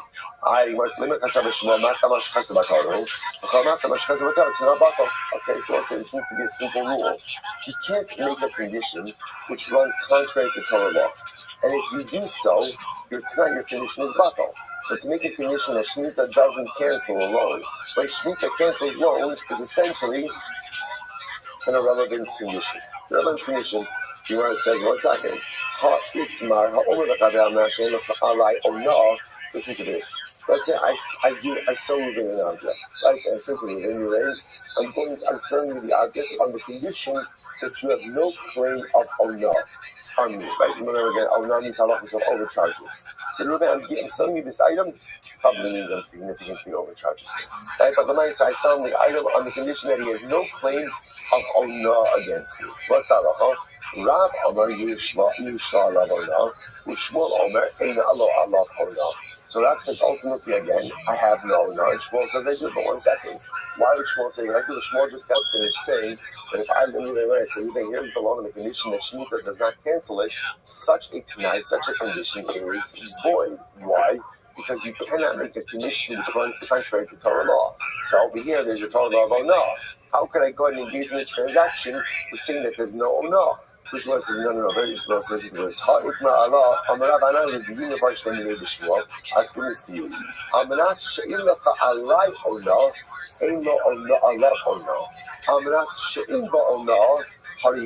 let's say everything is how you say it. If I sell Ruben an object, right, and I say to Ruben, I'm selling you this object on the condition that there is no owner. If it turns out that, let's say, I overcharged him by more than a sixth, so let's say, then there's owner. In other words, you can't say, to say that there is no owner, that's a factual statement. See, there is owner or there is not owner.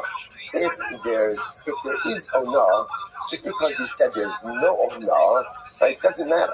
Right, you will say you can't change realities. Right, realities are what they are. So therefore, if I say again, I'm overcharging by more than a sixth, that is owner, and therefore my statement is meaningless. If, however, I say to Ruben, I'm selling you this object on the condition that you have no claim of owner against me, that works. Why? Because then what is Ruben doing? Ruben is giving up a right. Right? When a transaction is more than a sixth, then ultimately, again, there is a right on the part of the purchaser to claim owner. You could yield rights. You can't change realities. You also hear this distinction. So when you say, I'm selling you this on the condition that there is no owner, if there is owner, there is owner. The fact that you said there is no owner, right, at the end of the day, doesn't change the reality. If, however, I say to Ruben, I'm selling you this object on the condition that in lo alav owner, you have no claim of owner, and Ruben says, okay, then Ruben is giving up his rights. Giving up your rights, giving up your claim you're allowed to do. How can I be so to over here? I'm not sure if a person says, right, I say to Ruben, I'm lending you this money on the condition that Shemitah, I'm sorry,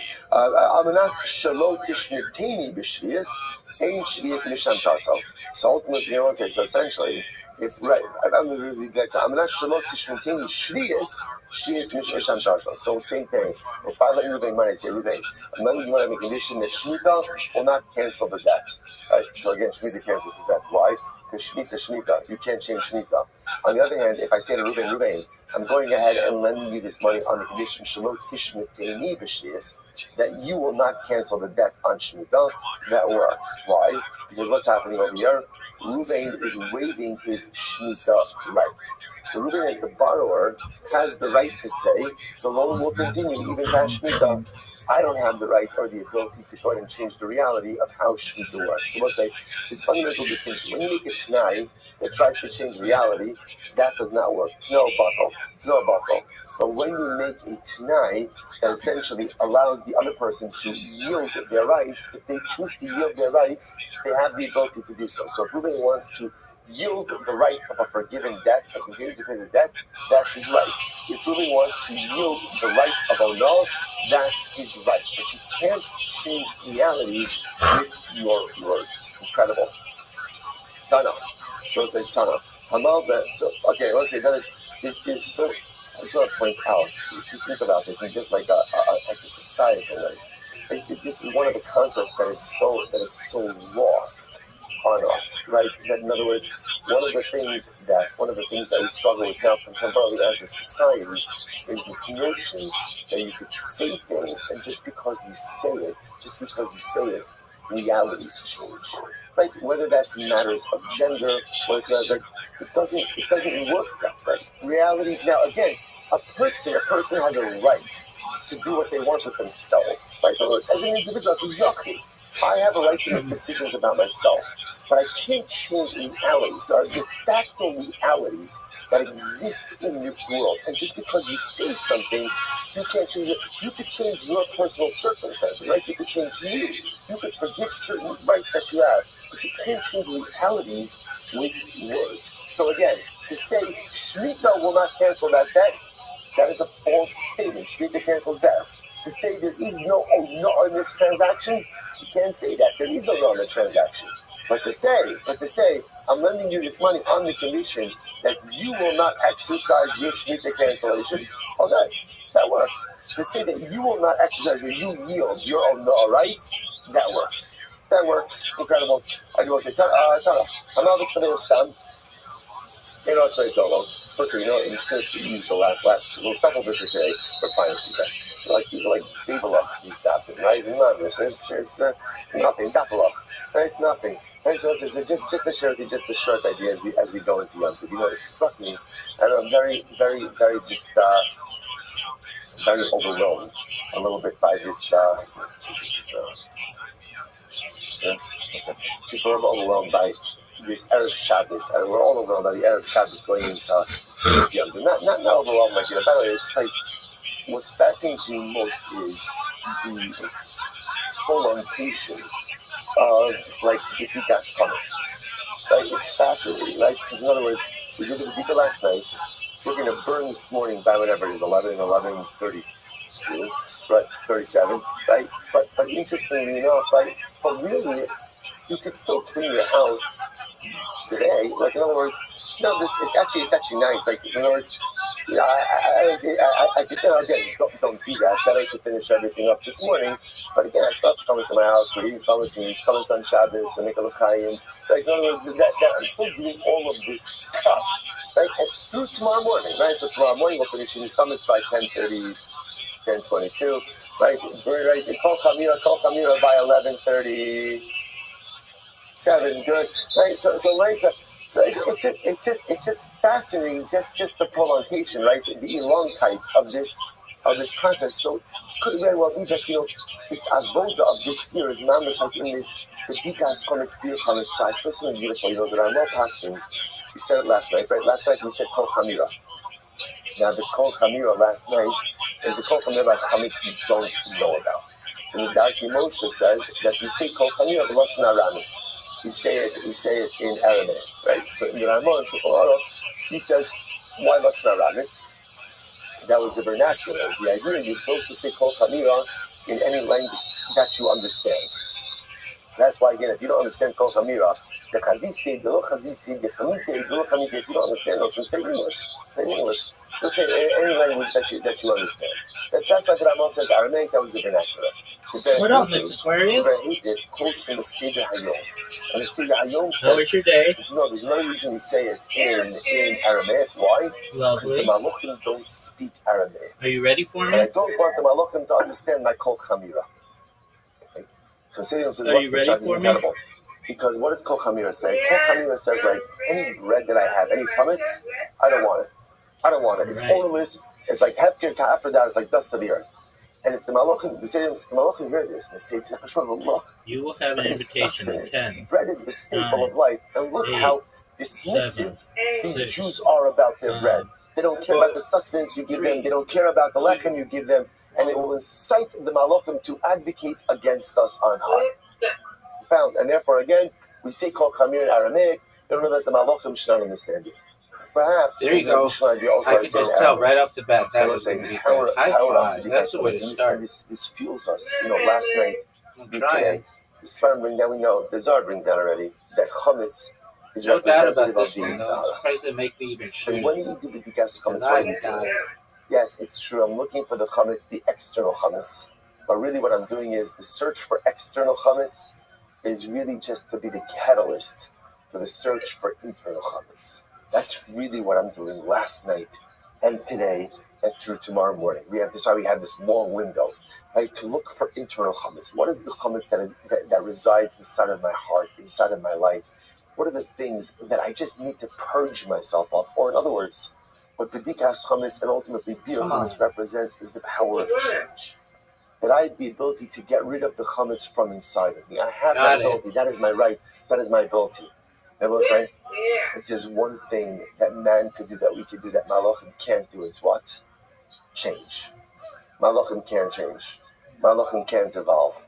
A malach can't wake up one morning and say, you know what, today is the day I'm going to be the best version of my angelic self. A malach is what it is. There's no change. There's no transcendence. There's no evolution. There's nothing. There's nothing. You're welcome. The greatest part of being a yid, the greatest part of being a human being, is this a tough split or what? And b'dikas chametz, in its essence, represents that power of change. That ability to find your inner chametz, the ability to get rid of it, and the ability to either become someone different, become someone better, or just move myself forward in life. Perhaps that's the pshat of the Seder Yom as well. We don't say kol chamira, and we only say kol chamira harameh. Right? Really, why? Get these the malachim shouldn't understand it. Why should the malachim understand it? Because I don't want to create tension between myself and the malachim. Because if the malachim could see that I could change, and they can't, that creates kinah. That creates jealousy between Eretz and Shaman. So we'll say it in a language that they don't understand. Knowing full well for ourselves that we possess the greatest koach in the world. A koach that even the malachim don't possess. The koach to change, the koach to get rid of our chametz, the koach to become someone even greater. In Chevra, we have a long window, an elongated window. B'dikas chametz. We started last night. It goes through today, goes through tomorrow morning. No doubt. To use this golden opportunity. No doubt here. To get rid of all the external chametz, but also be courageous enough to go ahead and find the internal chametz and be able to do something so great that even the malachim can't accomplish it. We'll say good night, Shabbos, and a good Yantif. I'll take it. All right, Chevron Zoom. Good Shabbos, everyone. Good Shabbos, good Yantif. I win, you win. Great to see everyone.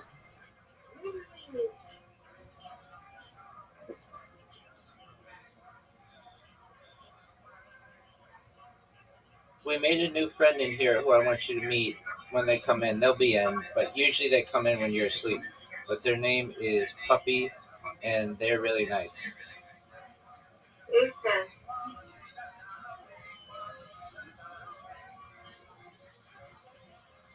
coming every day? She has been. She came in. We've been playing Discord games at night. Oracle, say good morning. Good morning. Let us begin by thanking all of our sponsors. She came in this morning. So Go. I know. Oh, my finger slipped.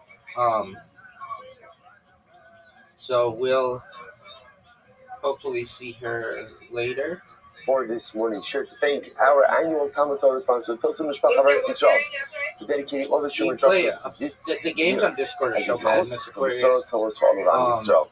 Our Talmud Torah sponsors for the month of Nisan, Rabbi, Paul Pollock, in celebration of Nisan's birthdays of his wife Kathy, his granddaughter the game itself Esther, I don't like as much and the birth as the one on Play-Doh. This is an addition yesterday, birth of the grandson, T. and Jeremiah Pollock of Indianapolis, trivia, Indiana. Mazel tov, which was okay.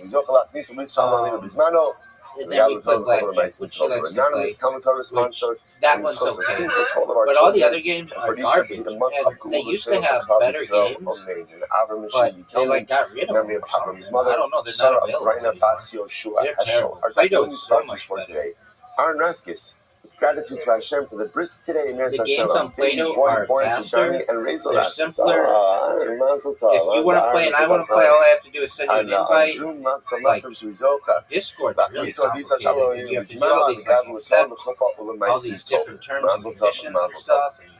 It's like, of course, it's like just, I want to play the game, that's all I want to do. And on top of all of that, Discord's really a heavy app, meaning it'll burn your battery, and sometimes you have to play the game in certain ways. Come back to their families, b'shalom and b'karov.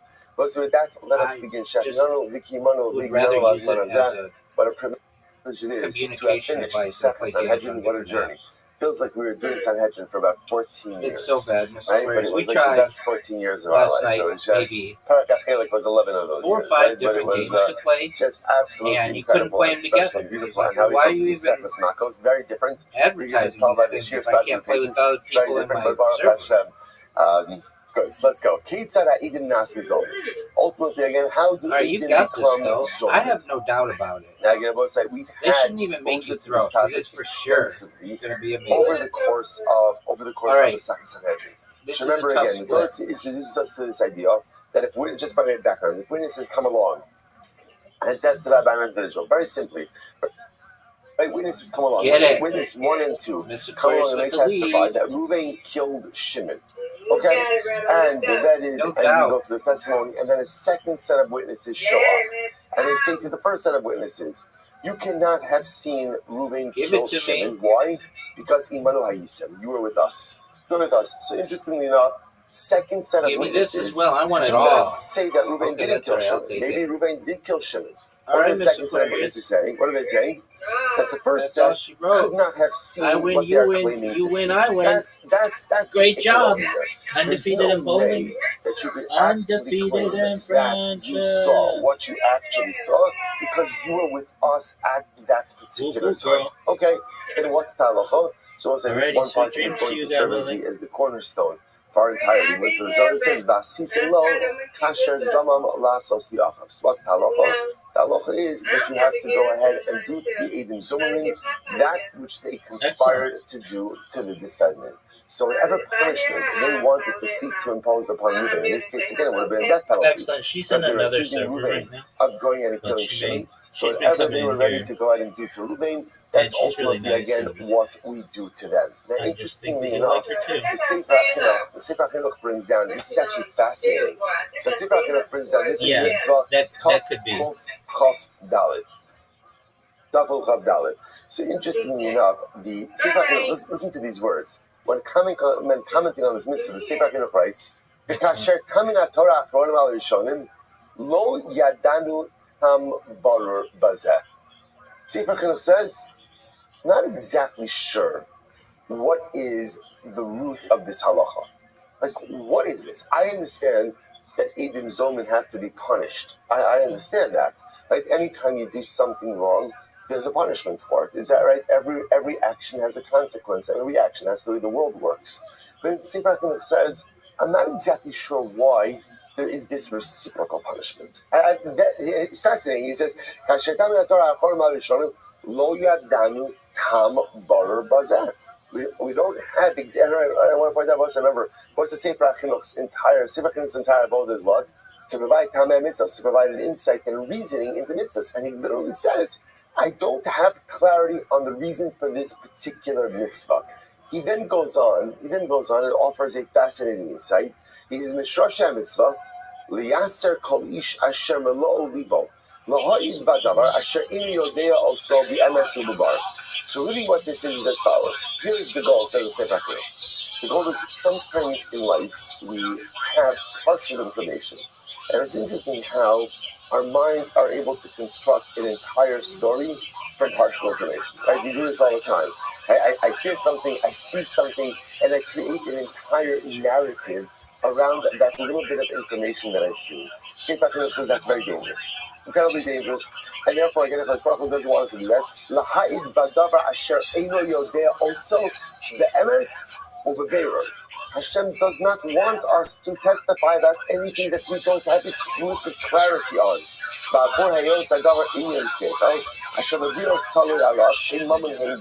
It's fascinating. So therefore, HaKadosh essentially says, in order to go ahead and convince us not to testify about something on which we don't have explicit clarity, but just, by the way, whatever you're seeking to do to the defendant, just know if you're wrong, or if you're lying for that matter, ultimately, again, it's going to come right back on you. Fascinating, but to be honest, to me, what's even more striking about the Sefer HaKadosh's explanation, ultimately, again, is his understanding about this concept that not everybody understands. It's hard to get clarity exactly what this means. But the Sefer HaKadosh's shoresh of this is, the Rebbe Shalom only wants us to give testimony if we are explicitly clear. If there's any suffix involved in the testimony, the Sefer HaKadosh says, Hashem does not want me to give it. And the Musar Haskell of it is, the danger is the way we construct partial narratives, the way we construct complete narratives based on partial information. We do this with each other all the time.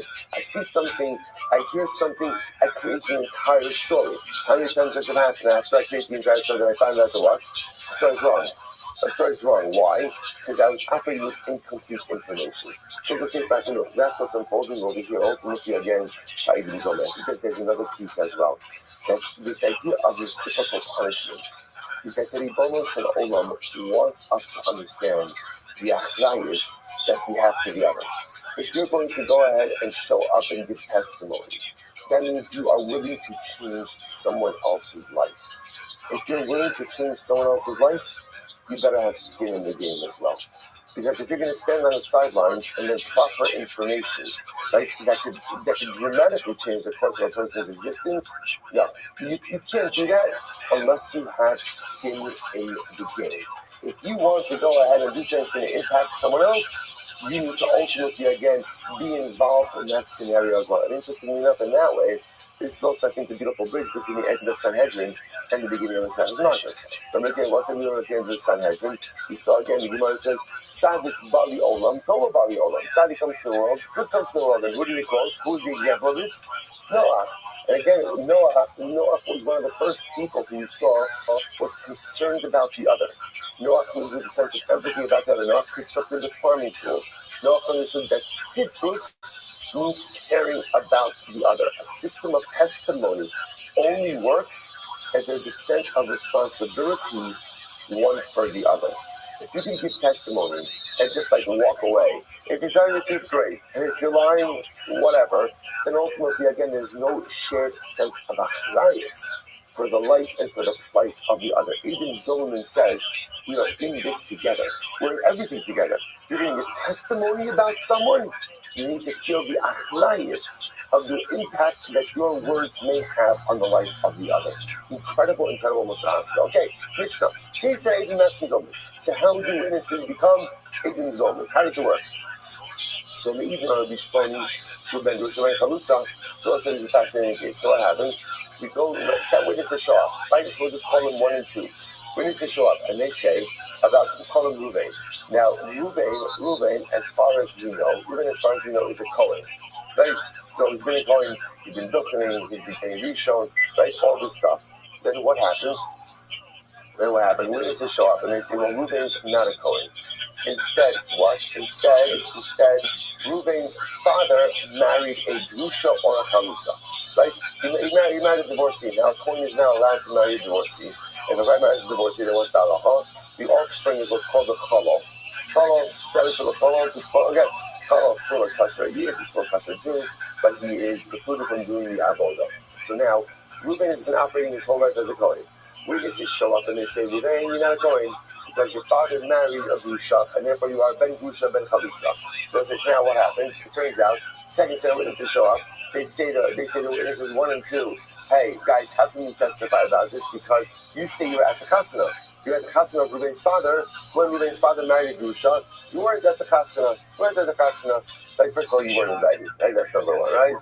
Second of all, you were with us on that day at a different location. So what's halacha?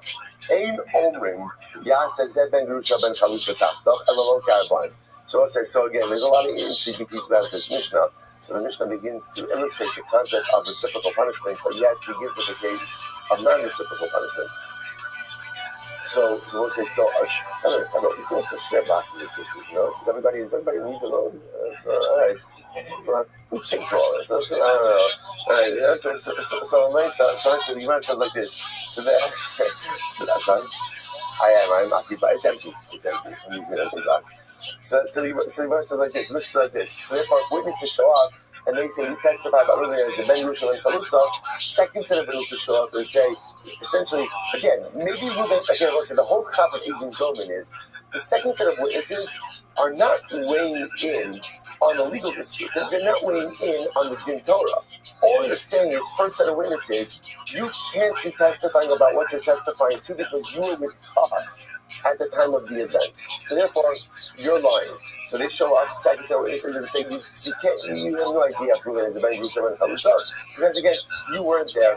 You weren't at the chasana. You don't know if their father married a Grusha or not. So in this case, the Mishnah says, so it's okay, reciprocal punishment. What should we do? We should make the Eidim into Chavalim. Now, obviously, this would only work if what? If the Eidim were Kohanim, right? But let's say in the case of Eidim Kohanim, make Chavalim, which the Mishnah says, no, we don't do that. We'll see why we don't do that. We don't do that. We do not visit reciprocal punishment upon them in this case. Instead, what do? We give them office. We give them lashes. Okay. Good. So the Gemara says as follows. That's case number one. Case number one of the Mishnah. Next. Interesting case. Witnesses 1 and 2 show up and they say, hey, we saw Reuven accidentally kill Shimon. Alright, so what's the halacha? If Reuven accidentally kills Shimon, there's a constant doubles. Right? Reuven has to go to the Ir Mikvah. So we saw, right? They testified that on Thursday the 12th of Nisan, we saw Reuven kill Shimon. Second set of witnesses show up and they say, I'm sorry, there's no way you could have seen that.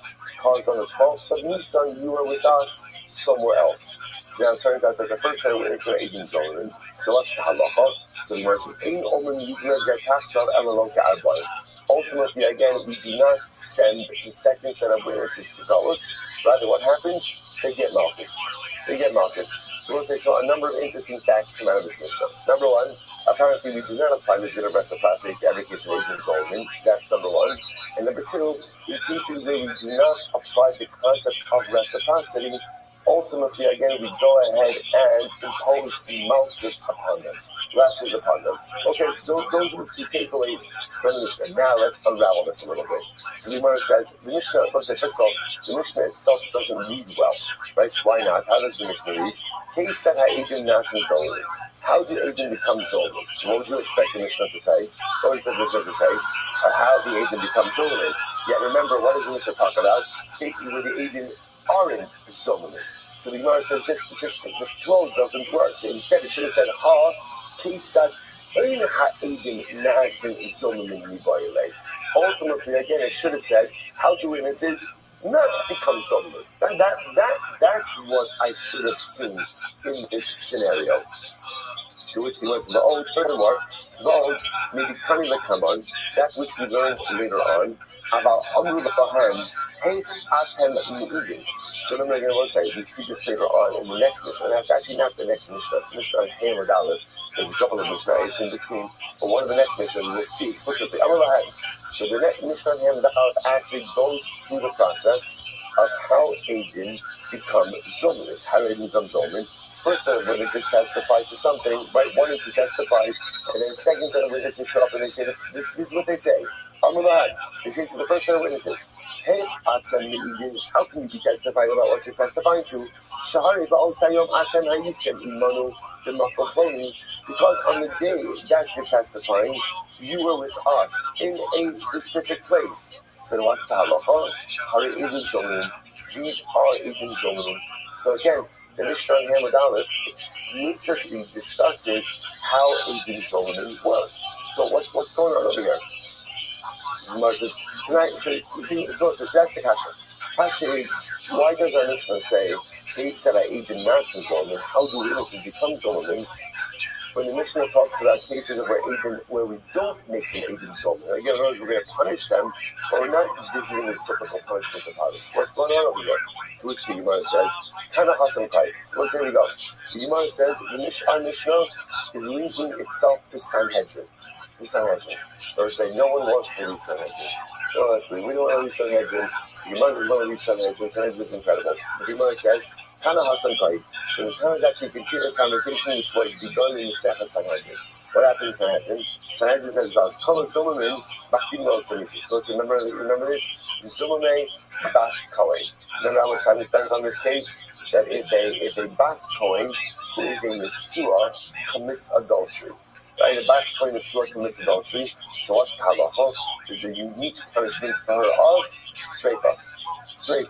Right? Now that is opposed to general adultery, which is punishable by Kenek. She gets Sreifa. So the Gemara says over here as follows.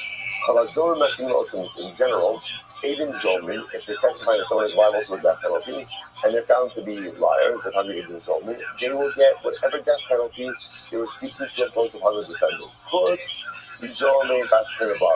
The exception to this rule is if they're testifying about a Bas Kohen who went ahead and committed who committed adultery.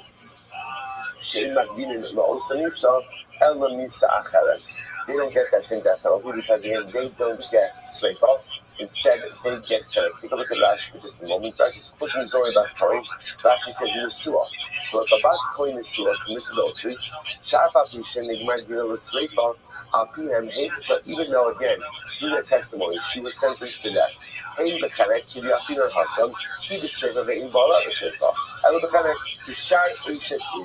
והזוממים משקיעים לאוניסה שחי בו את הבועל, תקציב כאשר זומם נעשוס לא אותי ולא לאחוסו. Okay, so what it says, so this is the halacha. So again, normally, a Bas Kohen Nesua who commits adultery is punished by Sreifa. Now, interestingly enough, her adulterer, right, remember she commits adultery, doesn't get Sreifa, he gets Kenek.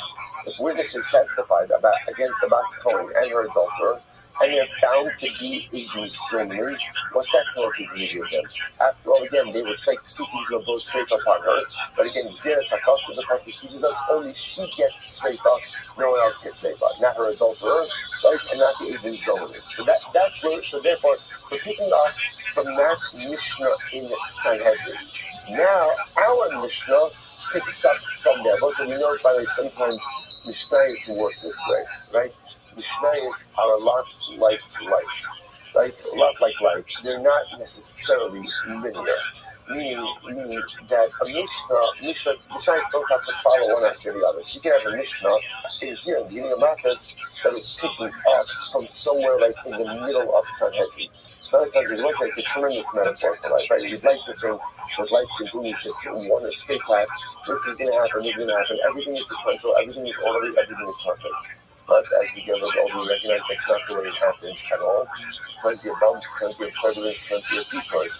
And such is the nature of that. The beautiful part is the same way that Mishnayos at the end of the day comes together, like at the end of the Masechta, or at the end of Shas, everything comes together. It's the same way it works in life as well. Just gotta give a little bit of time, or a lot of time, or 7.5 years, or multiple cycles, whatever it might be. Shas comes together, Mishnayos come together, life comes together as well at some point in time. Maybe the Mishnayos lined up the way you wanted it to, maybe not exactly. Same thing in life. Life often all comes together. Sometimes exactly the way we anticipated or wanted. Sometimes it might not be differently, but some way, somehow, the beautiful picture always becomes intact and whole. Incredible. So Moses, therefore, again, our Mishnah in the Sefer Makkos is picking up ultimately again from the Sefer Sanhedrin. So Sanhedrin spoke about Zomer Bas Kohen, and sometimes when you eat testifying about Bas Kohen, she gets straight off. If it turns out that they're eating Zomermin, they're not getting straight, so they're getting Kenek. And now comes our Mishnah. So, okay, so now watch this. So go back for just a second, sorry. Zomer, call out Zomermin. In general, the halacha is all Zolim get the same death penalty as the person who testifying against.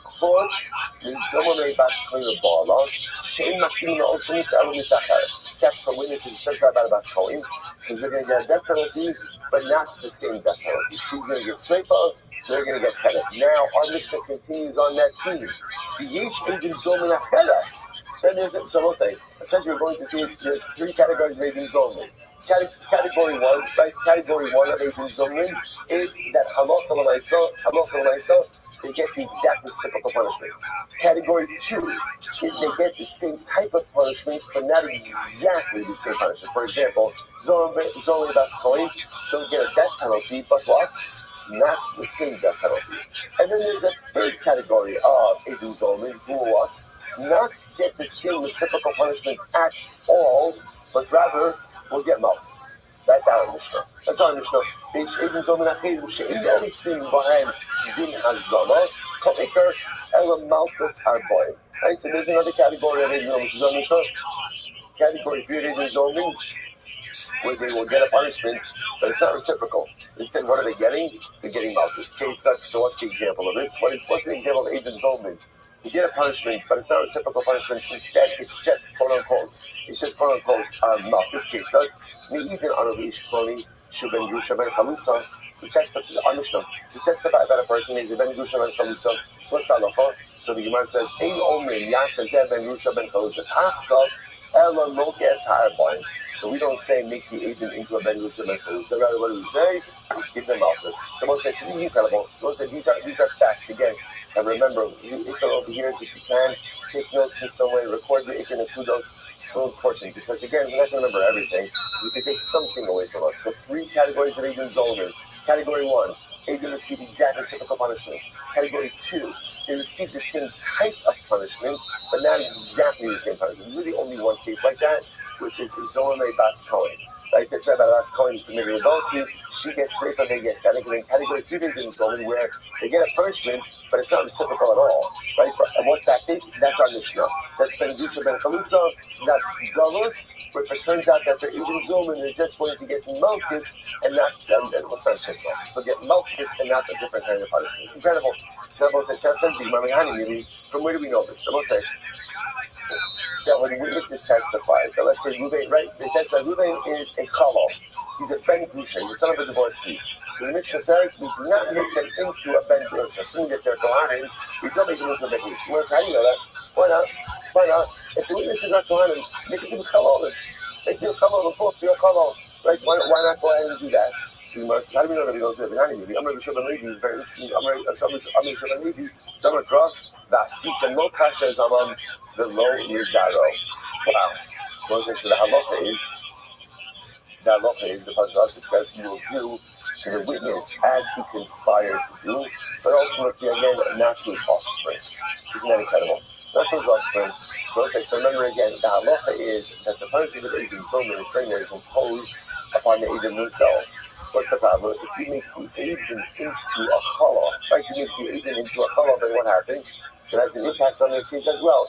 And that's not Eidim Zolim. That's not Eidim Zolim. So the Gemara says, okay, but if Salu would be David, or if Salu is no problem.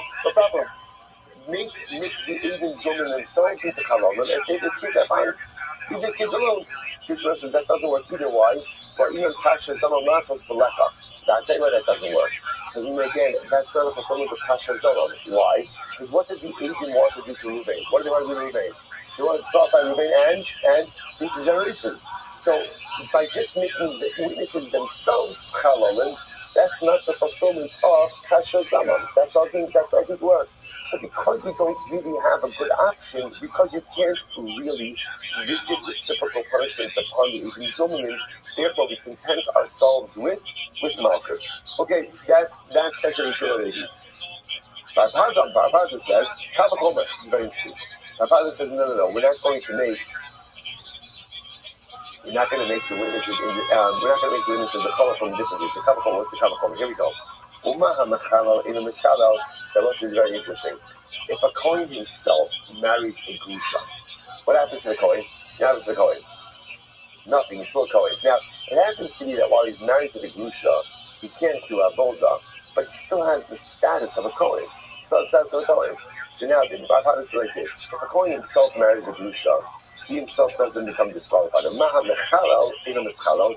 ultimately, again, even the Kohen is Mechalal himself does not become Purim, does not become, so to speak, defiled, right, to Chulin.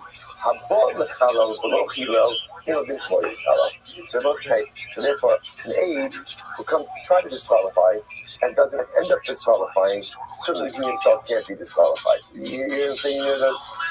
Even Zomanim themselves can't be treated any more stringently than the defendant. Right? So in other words, if Ruvain himself, right, who they're testifying about, if Ruvain had married Rusha, he would not be disqualified. He'd still be a Kohen. So therefore, again, you can't make the Eidim, or you can't punish the Eidim with greater severity than the defendant himself. Interesting. Okay. So it's about to point out that phrase is such a Shas is the greatest Sefer Moshe. Look at that visual. Say, if you use the known Gemara, you can underline this. Umaha mechalo, eno mischalo. Let's say so many times in life, when mechalo, so many things. I violate and I profane. Right? I engage in extensive profanation. Right? All of the made up words, but again, I use it extensively already. Right? So again, how many times in life do I make things foolish? How many times do I do things wrong? So we think that often when we do bad things, we become bad people. You know, Dr. Abraham Forsky, has a beautiful book called Positive Parenting. And in this book he writes, the most important thing in clinics is a parent should never tell their child that they're bad. A child is never bad. A good child could do a lot of bad things. Right? A good child could do some really terrible things. But you never tell a child that you're bad, because telling a child that you're bad is a statement about the essence of the child. And the Tversky says, he says, we all do bad things. But the most incredible thing that the Baruch always reminds us of is just because I do bad things, that doesn't mean I'm a bad person. I'm a really good person who has a difficult time staying on the right path. I'm a good person who sometimes is a little bit good challenged. I'm a good person who sometimes makes a lot of really bad mistakes. But deep down, that good kite is still absolutely very full intact. And that's that phrase. Umaha mechalo, eno mischalo. Even when I do things that are chulin, even when I do things that are profane, even when I do things that look like they drain the kedusha from myself, just know I'm not profane. My personalistic kedusha always remains intact, no matter how many dramatic mistakes I make in life. Incredible. So Rabbi says one second. If that's the case, if you're right, it can be calculated Edom Zolin. Then you've gone out and totally negated the entire concept of Edom Zolin. In other words, if that Kavachomer is true, right, that Kavachomer is true, then Allah Almighty totally negated the concept of Edom Zolin. Why? We'll say, Uma Sokel Eno Niskal. So we'll say, listen to this. This is fast forwarding a little bit in the way that Edom Zolin works. We're going to see that the only time Edom are married to Edom Zolin is if they do not succeed in the actualization of their testimony. But let's say witnesses show up and they say that Reuben went ahead and killed Shimon, and their testimony is accepted. And Allah again executes Reuben. And then a second set of witnesses show up and they say, first set, you could not have seen what you saw. Why? Because you were with us at that time. They're not even Zolman. It's only Basisim Los Kasha Zaman for Los Kasha us. We'll talk about this later. Suma Soka in this film, if witnesses are successful in having the defendant killed, they themselves are not killed. That's Talacha. We'll say only even Zolman if they do not, if the Beis didn't carry out the verdict yet. So therefore we should say, Habal Listo below Saka in Adishlo Yisto. So we'll say it's Halacha L'maisa, right? If Halacha L'maisa, we would say that if witnesses show up and they actually succeed in having someone killed, right? Then they turn out to be Edom Zolmin, that the Edom themselves are not killed, then all the more so that if witnesses try to get someone killed and they don't succeed, and then the second set of witnesses show up to try to get them disqualified, certainly the first set should not be killed. And we'll say that means that there's no Edom Zolmin. El Mechabarta Kiddushin in Eikara. And I will say, it turns out that the Kavachomer Bar Pada is not a good Kavachomer. Instead, we will go with the position of Rabbi Yisrael. Instead, Rabbi will say, Halach Nemor in Mishnah, which is that if I even come along and say, testify, Reuben is a Ben Gusha, Reuben is a Chalal, right? And now, Halach Halamais again, it turns out second witnesses show up and say to the person, you cannot know this information because you were with us on the day that Reuben's father got married or that Reuben got whatever it was. The halacha is we do not make the witnesses into chalalim. Instead, we give them malchus. Why? Based on Yisrael, because basisim no kasha zalal, no velo lizaro. Because the halacha is reciprocal punishment is only visited upon the witnesses themselves, not upon their offspring. Okay. Welcome. How are you? I'm good. I'm new here. Excellent. What's new in your neck of the woods? I was told to come here because I heard it's fun. Oh, it's a ton of fun. I do my best to be as much fun as possible. All right, we'll wait for your other friends. Welcome. Yeah, I don't know if he's doing it. I think he is. Okay, excellent. Thank you for the opportunity. I'm Rabbi ROTHSCHILD. I stream my life 24 hours a day, 7 days a week, 365 days a year for world peace. I've been doing so for more than 3.5 years. My streams go back to the pandemic. We've seen the death of a queen, the birth of AI, the coronation of a king, and everything in between. I don't know if you've ever seen the movie The Truman Show or the television show Big Brother. Have you ever seen those? I've seen The Truman Show. Excellent. Well, that's essentially what my life is. I have more data archived on the internet than any person ever. In 2018, The Economist magazine stated that data was Earth's number one resource, that it overtook petroleum as the number one resource on Earth, and I have more data archived on the internet than any person ever. Here's my other friend. Excellent. What's up, big dog? How are you? Can you hear me? Wait, can you hear? Lid, how you doing? Excellent. All right, we'll start over. Welcome, Lid. My name is Rabbi ROTHSCHILD. I stream my life 24 hours a day, 7 days a week, 365 days a year for world peace. I've been doing so for more than 3.5 years. My streams go back to the pandemic. We've seen the death of a queen, the birth of AI, the coronation of a king, and everything in between. Lid, have you ever seen the movie The Truman Show or the television show Big Brother?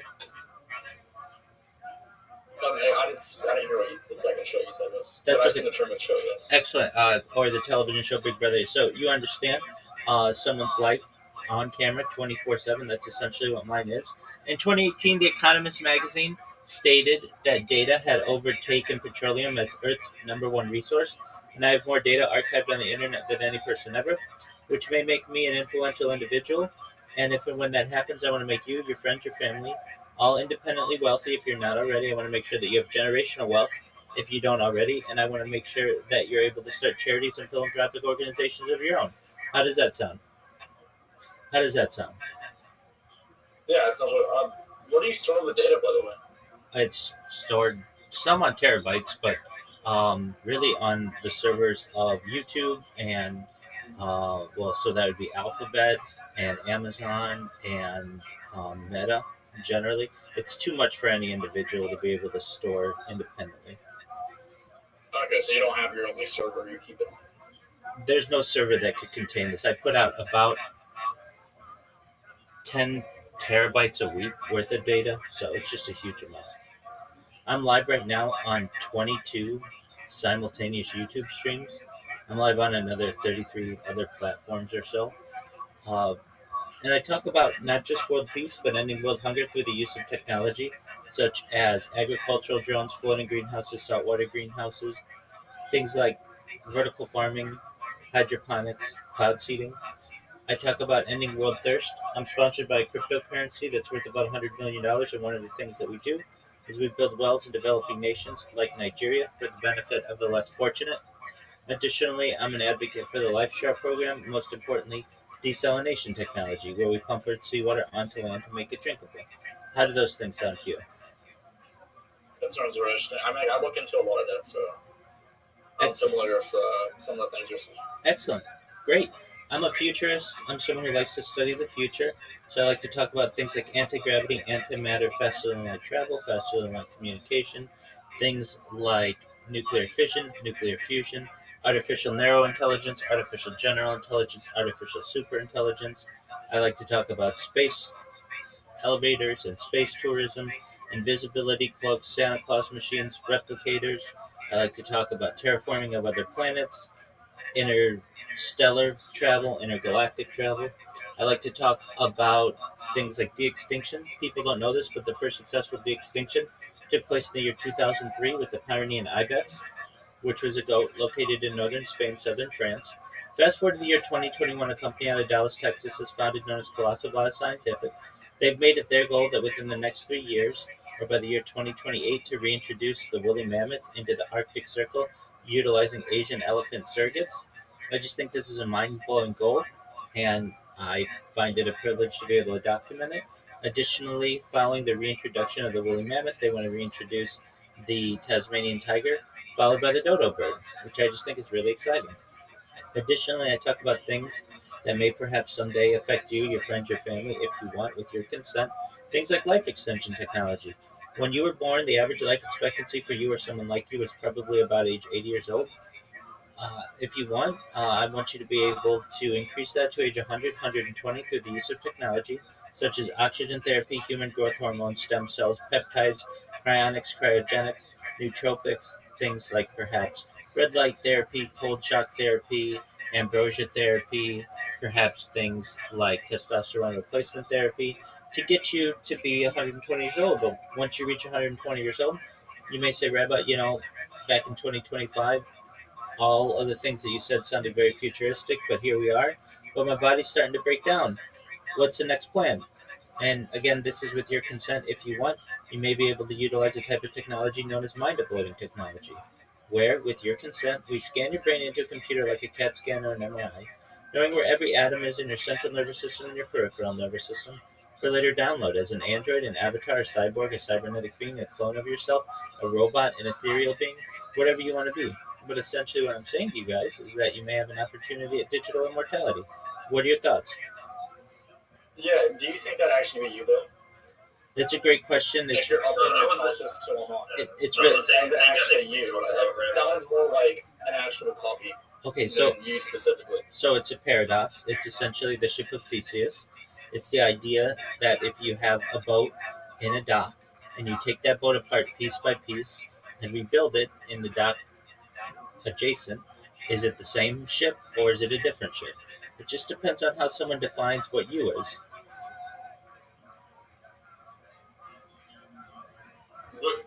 Well, I don't know if that's the same thing though, because I'm like, Okay, this is a how do you think they'd essentially do that? This You're is- saying like you'd almost like you rebuild your entire person online, but I No, don't know. no, not how on- you essentially not do that online. by just making Not a copy online. of yourself. not online. 'Cause No. it would be the Dude, exact same shut to the you, but I fuck don't up. think Hold on. It'd be the same thing. Dog, shut the fuck up. You're asking a question, then going. And I have to clarify. It's not you online. This is you with real atoms. Real atoms. So basically, we take the positioning of every atom in your body and replicate it in a different place. Okay, but you're using the word replication. So that's still not you. You're replicating. This It's like a copy. this is a philosophical debate that's been happening for thousands of years, about 3,000 years, and it's really known as the ship of Theseus. If you consider it yourself, some people may, other people may not. These types of scenarios occur when discussing things like teleportation. If you teleport from one place to another, essentially you have to destroy the atoms on one side of the teleporter to replicate them or at least transmit some aspects of them on the other side of the teleporter. Are you actually killing yourself? There's an argument to be made that there is. It's really, though, semantics. Whether it's you or whether it's not you, you're going to have the same thoughts. You'd have the same personality. You'd have the exact same everything, at least uh, physically, that you had prior prior to the. Like even if it theoretically isn't you, like you, like that technically you would be dead if like you dismantled your atoms and then replaced them somewhere else, like instantly, basically teleportation. That is actually interesting. Like, so not, and I'm talking about like, would it be you? Like, sure, it'll be a copy, whatever. Because I do think that. I think it'll be a copy. Not like it would literally be. I think what makes you you is your literal brain, and I think if your brain is dismantled, then recreated somewhere else, it would be. But regardless of that, would it be useful for us to live as if it were quote unquote you? Like, do you get what I mean? Like, would that be useful? Like, should we live like that? Absolutely. Maybe so, actually. Then you essentially create save points for yourself. So if you ever were injured or perhaps die, you could be able to essentially resurrect yourself from a previous save state. Yeah, I mean, sure, but but technically, if you had to replicate your whole body, because again, I think what's you is your mind. It's different than replicating a leg or something. Like, technically, the leg that's being replaced isn't literally it's your leg, but you know what I mean. Like, it's not like the original leg. Well, if you're familiar with how your body works, every single cell in your body has essentially a lifespan of a maximum of about 7 years, aside from a few neurons in your brain. So every cell in your body has already replicated itself. We still consider you to be you, even though there's not a single cell, essentially from your neck down, that was there at your birth. We don't consider you. I understand what you're saying. We don't consider. I think it's more of a progression, though. It's like one cell dissipates, another one's created, but all the other cells are there, and then it just continues on that way. Like, it's a progression. Your original brain is still there, and maybe after a long period of time, all the cells are replicated. But it's like it's over a period of time to where I don't know. I think what he's saying is that it's like the ship, though, because they can slowly take it apart and rebuild it, and people will argue that it's a different one. It doesn't matter how fast it takes or how the time limit. That's exactly right. No, yeah, I mean, I agree. It's like a copy. That's what I think. It's like but I understand his thing with the cells. That is an interesting thing. I mean, I would want to learn more the brain and how that works. Different. Like, I don't know, because I've heard brain cells are super replaceable. It's like when certain ones die. I haven't done a ton of research on it. Do you know about that, Rabbi? Yeah. So generally, some types of neurons are essentially irreplaceable. Some types of neurons are the only types of cells that don't replicate. But that doesn't mean that using science we wouldn't be able to recreate them in the future. It's actually not a huge problem to be able to create neurons, especially with stem cells, and just essentially bioengineering more neurons into a person. I think, though, what we're not understanding is, or maybe we are, but this creates a world where you don't die. That's what I'm saying. Whether you want to say, is it your real body or is it not? Again, your entire body has had its essentially every single cell replaced since birth, at least depending a few times. So you're not even who you were at birth. And to be able to perhaps live a longer life to the point where you don't die creates a new type of species of animal, of what we are, of biological entity. So what does that mean? No longer are we Homo sapiens, but we're really transitioning into a new type of species altogether. This is a transhumanist argument. Some transhumanists, as myself, we struggle with what we're going to call the new type of species. Some people have called it Homo techno. That's one that has become pretty popular because of the emphasis on technology. But what I'm saying is that and you guys are at a really special time of your lives, and in the evolution of humankind, because you may be able to escape death, and that's really exciting. Whether it's you or not, that's all to be debated. But the argument is that you wouldn't know a difference. And if you don't know a difference, then essentially it's you. It's you in the sense that it matters. Exactly. Now, Yeah, that is actually interesting. That's actually something I really got to think about. That's really interesting, actually. now, Lid, I want to send my apologies for yelling earlier. Like when you had asked me the question, I really wanted to clarify the point. It's not necessarily you in a digital form. The digital immortality was like the saving of you, but essentially you'd be able to replicate yourself into whatever you want to be. So you're not going to be constrained to just a human body. You could be whatever you want.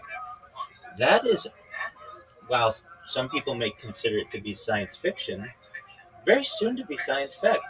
Scientists have already been able to take mice or small mammals and train them on a maze.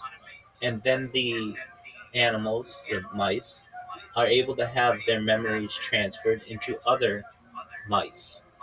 And the new mouse is able to do the maze on the first try exactly as the previous mouse was able to. That is an amazing accomplishment for humankind. Additionally, we're going to be seeing perhaps the first publicized brain transplant within the next decade. The brain is the last organ in the human body that has yet to be transferred. So basically, we can do hearts and we can do lungs and we can do livers and kidneys. All of that we do successfully. The brain is one that at least has not been um, publicly declassified. There are some arguments to be made that this has been done in China, and there have been scientists who may have done so. There are um, really major uh, developments in this um, in this environment, but at this point, we're not at the point where we've fully transferred someone's brain. Now, once that happens, that opens up a lot as well. You may be able to have someone who, let's say, I don't really know exactly how we would say it, but like, let's say somebody got decapitated in a really clean way in a car crash or something like that. If possible, we may be able to preserve that person's body. It's not necessarily the simplest way, but let's just say we could, and then do a brain transfer or a head transfer. These are perhaps opportunities. These are just questions for science, but you should be aware. They're things that I like to talk about, that I find really interesting. Perhaps you guys do as well. But yeah, Yeah, I was thinking about it, and like this is just an interesting thing to think about. Like, if theoretically teleportation only existed where it dismantles your original atoms and then recreates it somewhere else instantly. Um, on one, because like with my current mentality, I know that that's not like me right now. I know that that's not me. That is what you were. I think it's a clone. I think it's, and so the person on the other side would also think that too. They'd be like, okay, I'm literally a replica of the person that just went through that board, or just got dismantled. So that's not lit. Like I'm not. I mean, I'm a replica of him. Like they would know that. They would literally know that. I wonder how that would influence everything. Well, I And don't know if they would know that because they would be able to remember the decision to go through the portal. For sure. No, they would know. Well, they would know that, like how I'm thinking right now, if I go through that portal, that's going to be a replica. Exactly to a T, but they know that. So they're like, I'm a replica. They would know that. Yeah. To a T. So I'm curious how that would influence things. Would they think differently? Like if I knew I were a replica of an original body, or something like that, however you want to describe it, would I act differently than I am now? Yeah. It's kind of like, I don't know.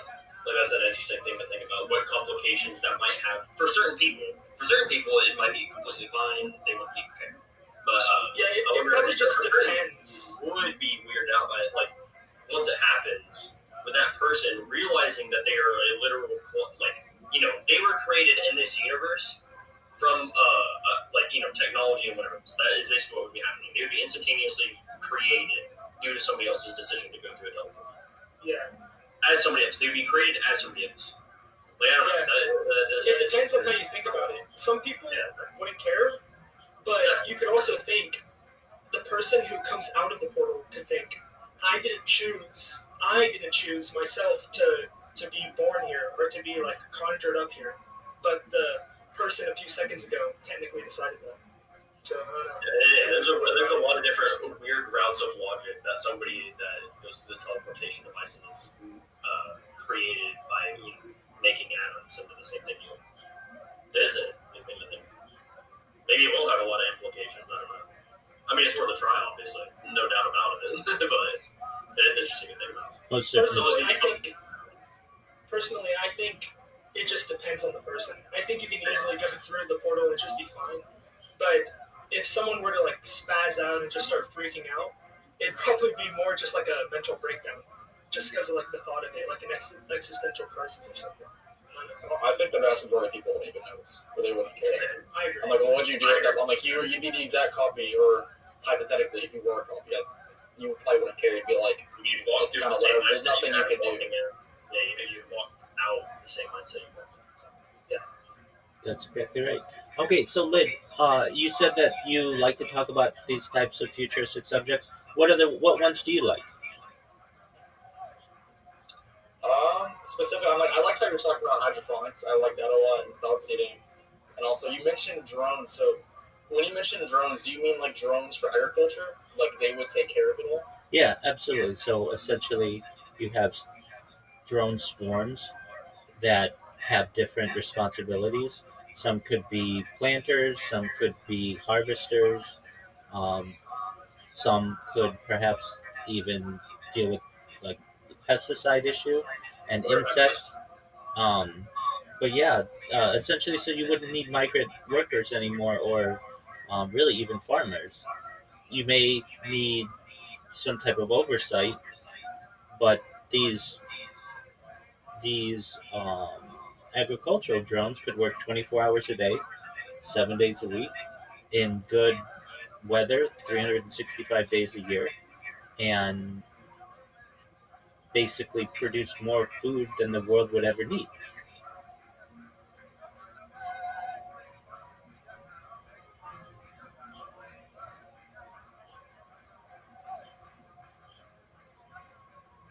Something I'm curious about, what do you think about how if we ever time travel, or even just like teleportation, we would have to calculate the speed of the planet, the speed that the planet is like spinning and moving at in space in order to reappear on the other side? Okay.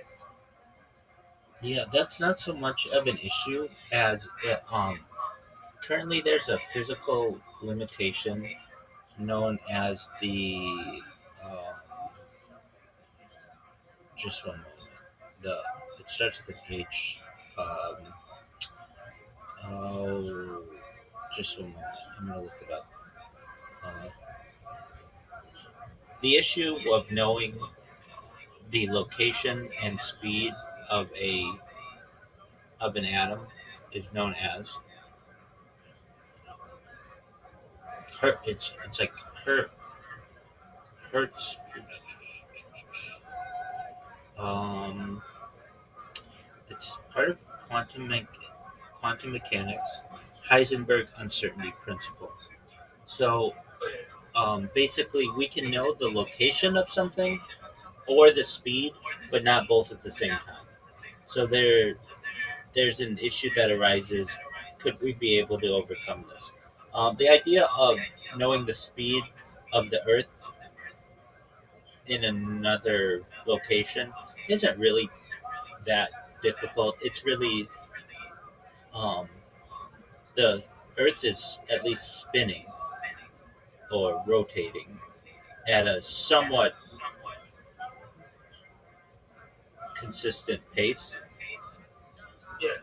So now I understand what you're saying as well, that it might be in a different place in comparison to the sun, but really we're talking like the speed of light, and because of that, uh, we're the not saying that there's not a large amount of um, room for error, but it's something that we could overcome. The real issue comes down to knowing where each atom is and knowing the speed or the velocity and the positioning simultaneously. That's where the issue arises. But again, it doesn't mean that it can't be overcome. We're really in a in primitive uh, or very early onset of understanding how uh, these types of principles work.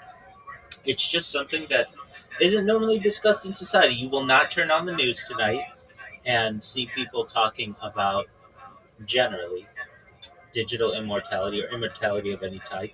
Even Yeah. even agricultural drones. You might see something once every 5 years on the news about them. Um, you really don't hear people talk about desalination that often, even though that to me is perhaps one of the most important things about which I discuss, because the human body can only go 2 days without water, and many people die of thirst or cannot water their crops in due to remoteness. With desalination, it opens up the deserts of the world. Places like Australia and Africa could become green with this type of technology, and thus I feel it should be discussed more. But everything that I feel that I talk about in that introduction is important. De-extinction, the idea that we are already the first de-extinction has already taken place. Did you guys see?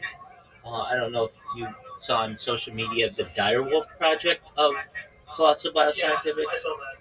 Excellent. So that's a little different um, than traditional de-extinction. They basically these are kind of glorified wolves, but they are certainly a step in the direction of perhaps de-extinction. Now, the question then emerges: well, does this create Jurassic Park? And the answer is no, no, not yet, at least. With Jurassic Park, well, with the creatures we're talking about, this would be the woolly mammoth, the Tasmanian tiger, the dodo bird. They all have DNA that's relatively recent that we can map. So we can get the DNA of the woolly mammoth from glaciers and tar pits that has been preserved. We can get the DNA of the Tasmanian tiger that only went extinct within the last about 120 years or so. Um, and there's an argument to be made as well that people still talk about seeing Tasmanian tigers, but they haven't been in a zoo at least since like the early 1900s. And then the dodo bird, we have like feathers and such somewhat somehow preserved. Um, so their DNA is accessible. Some people think that one of the reasons why the dodo bird went extinct is not necessarily due to human hunting, but because of the domesticated cat, basically coming with explorers, and the cats would, some that were domesticated might become feral, and then become a um, uh, predator of the dodo bird. Though this hasn't necessarily been proven. Pardon me. So the issue arises. All right. Well, what about uh, like the Tyrannosaurus Rex DNA or Stegosaurus or something like that? Well, we don't have that DNA preserved. We only have fossil records of these things. But that does not mean that we can't reverse engineer current descendants, or or at least related. We don't have descendants, but we have um, descendants of a common ancestor of these types of big reptiles, and that so we could use crocodilian DNA, lizard DNA. We could even use snake DNA to perhaps re-engineer these things. And I think that within the next 50 years or so, probably less, there will be a real Jurassic Park. They've talked about it being like off the coast of Costa Rica, where very similar to the movie, you would take DNA of a, let's just say, reverse engineered being and allow people to take tourist um, trips for high net worth individuals, likely, and be able to explore what the what these beings would be like. And while they wouldn't be exactly the same, especially um, with artificial intelligence, we might be able to map their DNA to be very, very similar, almost exactly. And if you guys don't realize it, you're born in a very fortunate time of society. Like, just think, if you were born 2 generations ago, nobody was talking about digital immortality or immortality of any type. And you're young enough that this is a reality. I talk about it like it's a reality. People ask me if I think I'm going to die, and I really don't think so. If I do, okay, fine. You know, it's just I'll be one of the last generations of people who die. But uh, with the advent of transhumanism, we may be one of the last generations that has to think about death. And then that makes life a lot more open to people. People will take more risks. If you knew that you could just bring yourself back, essentially, if needed, you could get your brain scanned, let's say on a Monday, go base jumping on a Tuesday, and cliff jumping on a Wednesday, and perhaps go into low Earth orbit on a Thursday, and go bungee jumping on a Friday, and um, then if anything happened to you, unfortunately, you know, you could just go back to your brain scan that you had on Monday. Nope, nobody thinks It's like like setting a checkpoint. exactly. And there probably will be easier ways to do that as well. We think of them as very, um, uh, what's the word? Like very static, where you have to go in and get your brain scanned.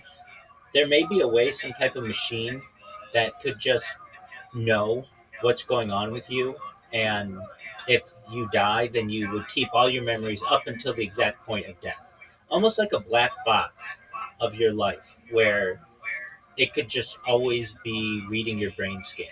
And then if you ever die, you just get that black box, and it will get your memories up until that given point. Um, or there could just be a way to do it wirelessly. I mean, I'm sure there are a lot of different ways, but those are some things about which I talk. In addition to having those types of discussions, I have more social media than any person in global history.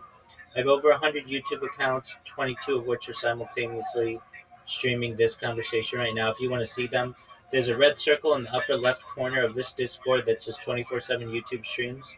Feel free to put that into your browser, and you will see more more live YouTubes than you've ever seen anyone have by far. You don't ever see one person streaming more than one stream. Like, they don't do that, but I do. I have more than 22 going right now. I have over 100 YouTube accounts, over 200 Instagram accounts, over 500 Twitch accounts, over 1,000 TikTok accounts, over 2,000 Twitter accounts, over 5,000 Blue Sky accounts, and over 10,000 Kick accounts. I have more social media than any person ever. And when I go viral, which the longer I do this, the more people I meet, the more opportunities I have to do it, it's going to be the world's largest treasure hunt to see what I've created. I have more content than any person ever. It's really going to be exciting, and you guys should know you're on the ground floor of something really special. You know, it's interesting. Let's say someone finds you. Like, I heard you're already about, 3 years into this? Yeah, 4 years. 4 years, okay. So, even now, if someone wanted to go and watch all your stuff, most people can't, or most people won't, because it just takes so long That's to exactly see right. every second of it. That's exactly right. So what you can do very nicely is just take one of my links to like a 12-hour stream, and there are services that will condense that to just when I'm talking, and so you'll get the best 20 minutes or what, you know what I mean. The best 30 minutes, the best hour or whatever. You can also just take a link of mine, put it in ChatGPT, and it'll give you a breakdown of. It'll summarize it by every minute of what's going on, which is just an amazing gift. So you basically get timestamps in any video that I have. It's an incredible amount of data that's been uploaded. As Lynn and I were talking when he first came in, there's no way any individual could store this on their devices. I tried when I first started. I was buying SD cards multiple times a week, um, and that was only when I first started uh, basically using GoPros. I do IRL streaming. I've streamed as far north as Santa Barbara, as far south as San Diego, as far west of the Pacific Ocean, as far east as the desert and mountains. I've streamed in Beverly Hills, in Los Angeles, in uh, Disneyland, basically everywhere in Southern California. And um, those kind of streams I can't do from as many angles, and you run into connectivity issues and lighting issues and power issues. It's easier for me to do desktop streams as you're seeing right now, at least for the time being. Though, when I go viral, I'd like to just stream my life. I'm sure you guys have seen the Meta glasses. I'm sure in the future they'll have some version of that that automatically upload to YouTube and Twitch and TikTok and all that kind of stuff. And I'd like to use those, basically give people a first person view of my life.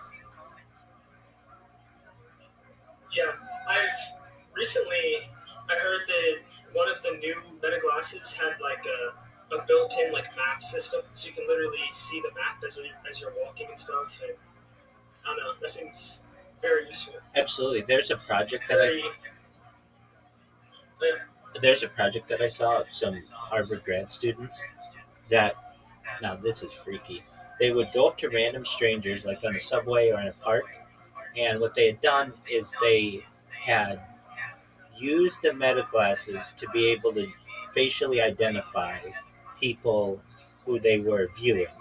And that would immediately go to an Instagram face library, and then they could get the person's LinkedIn and their Instagram information, their Facebook information, basically like everything that's on the Google front page about a person.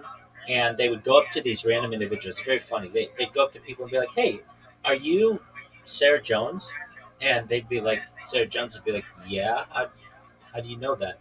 And they'd be like, "Oh, I'm just like a really big fan of some of the papers that you've published." And she'd be like, "Oh, really? You're like really into neurodivergencies in chimpanzees?" And you'd be like, "Yeah, I think it's really interesting. I've been following your work since you were at Yale." And she'd be like, how do you know this about?" Like, it was freaking people out. They went to one guy, some person in a subway, and they were just basically doing this with his um, graduates graduate papers and his thesis, and like he was just like shocked, like, how do you know so much about me? And the interesting thing is these they're just graduate students. They were able to do this instantaneously and read all of this information, and the the victims, or the people who they were profiling, basically had no idea how this information was being generated. And it's pretty freaky though, to think that if some random graduate students could do it, other people could do it, where they just have a set of glasses that are able to understand, just basically give you all this information. And we're going to be moving to a world away from glasses into smart contacts, so that all of this will just be perhaps on your pupil. Um, these are this is the future that we're living. But yeah, these meta glasses are somewhat of a game changer in a lot of ways. And I don't know if you guys experiment with VR at all, but that's going to be the future as well. Hasn't really taken a hold of society like maybe one would have expected, but it's just a matter of time until uh, AR, augmented reality, and then virtual reality become the norm of someone's um, full social life. Basically, you'll be able to make friends virtually. I mean, just basically what we're doing. We've never met in real life, but we're building friendships, and Yeah. we'll be able to play sports together and games together and all the kinds of things, and then perhaps maybe within the next century or so, utilize that type of teleportation and actually be able to see each other. Um, One thing that I've heard physicists say that has always kind of freaked me out about the teleportation aspect is in order to teleport from one place to another in the traditional sense, you essentially have to kill the first body for it to be replicated in the second, or else you'll have two of them. You'll essentially have cloned yourself, or you'll have one in the point A and one in point B, and you don't want that. So you have to essentially kill yourself in point A. It's Yeah. it's a scary thought. But now that you bring that up, that's actually kind of crazy because let's say you choose not to die there, but you also choose to replicate yourself in the other spot. You could just clone yourself in that case. Okay, can you elaborate on that?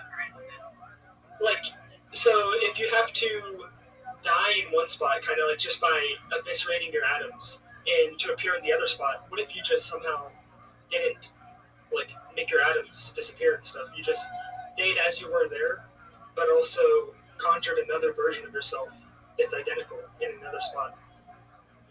So there would be two of you? Yeah, like I wonder how that would work.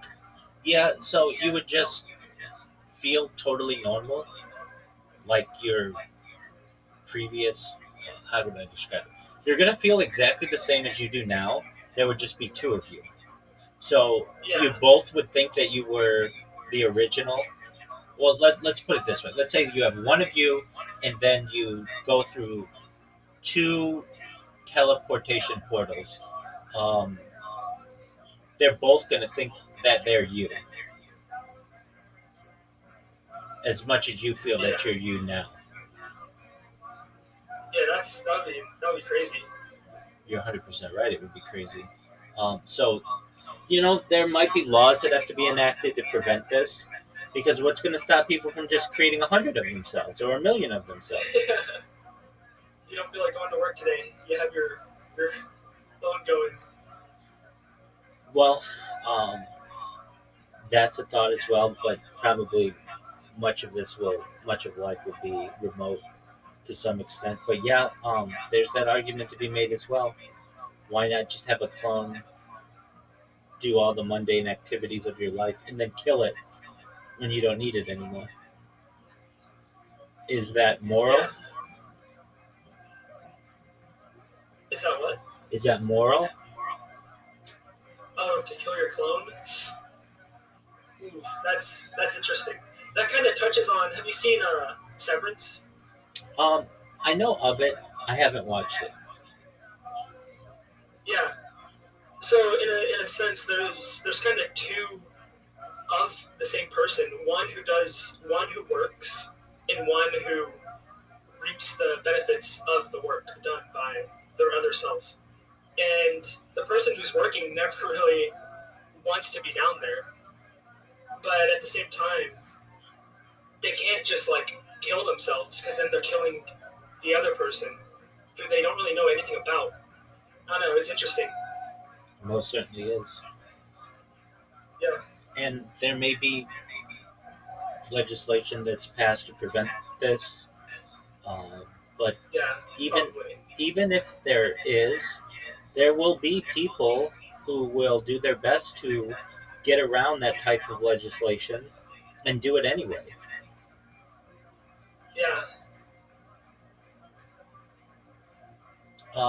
The idea Yeah.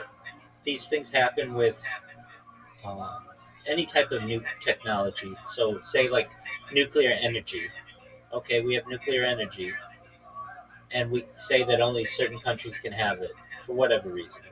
Okay, well, there are always rogue states that come around and still try to get it. Or quantum computing. Some people say that only certain places or countries or groups should have access to quantum computing. Okay, well, then those who are on the outside of that are going to do everything they can to develop it. Um, it's just a matter of time until you get some kind of rogue actor who wants to do something that the state wants to prevent. And the same would be true about cloning. There was legislation that was put out that said that you aren't allowed to clone humans. This happened in the 1990s. But there are arguments to be made that in places like China, not saying specifically, but perhaps that they've done cloning to be able to experiment with it. Uh, Same with weather modification. The UN put out I believe it was in the 1950s, some kind of, uh, they don't do legislation so much, but they put out some kind of protocol that said that you weren't allowed to manipulate the weather. Okay, but then countries get away with it through loopholes and um, just really not letting people know what they are doing in a lot of ways. So anything that you try to prevent, there's going to be some eventually, given enough time, somebody who's going to try to do it, and thus you will get people who are creating multiple clones of themselves. Uh, we even find this in a more primitive version where generally you'll have people who have maybe like a large family we would consider to be like 10 people. That's a large family. A really large family, usually not done under normal circumstances, might be 12, 14, 16 maybe. Okay, but what about people like Elon Musk who have like more than they have like 16 kids that we know about? Or the founder of um, Telegram has over 100 children. Or there was a guy, a doctor from in like the 1980s or who worked in a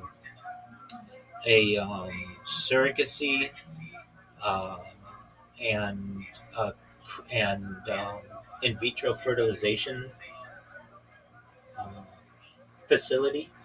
And instead of having like a man and a woman who came in as clients, instead of uh, making sure that they had a child, he was just using his own sperm, and he impregnated like 400 women. So yeah, I mean, like these are freaky cases that occur, but um, who's to say that those 400 kids someday don't decide to unite because they have a common ancestor, or Elon Musk's children because they have access to his $500 billion at this point, or the Telegram guy who, they're 100 kids. He has $1 billion. That's at least $10 million for each kid. I mean, they can have very nice lives with that. And he has more than $1 billion, so we could even increase that to perhaps, let's say he has 10 billion, then each kid gets $100 million. They can do a lot with that. Uh, there are some people who are going to make the argument that you should not be able to have that many children. But currently, there's not really any legislation, and it's very difficult um, to dictate. So as of right now, there's no limit to how many children that one can have, at least not on this earth. And there isn't really a punishment for it either. The only time you get punished is when you can't support the children.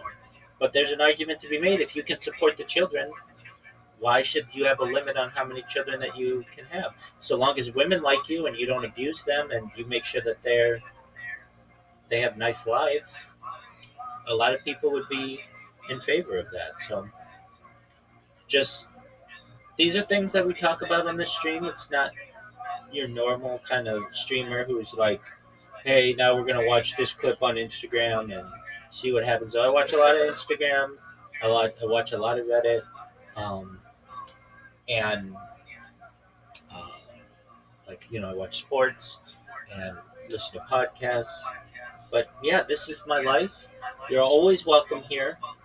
I'm always streaming. Um, Over the course of the last 4 years or so, there have been very few, but like if I had like a power outage or something, and if that happens, I um, use GoPros for whatever need I have, but that really doesn't happen often. The worst, fortunately, that happens is every few days or so, a week or a month or so. It just depends. I might get the internet that just needs to restart or something, and it'll go out for like 10 seconds. Like, and I have contacted the ISP, and basically they've said, "You are emitting so much data, your uploads like overwhelm your router at a certain point, and like it's just like the router having a hiccup."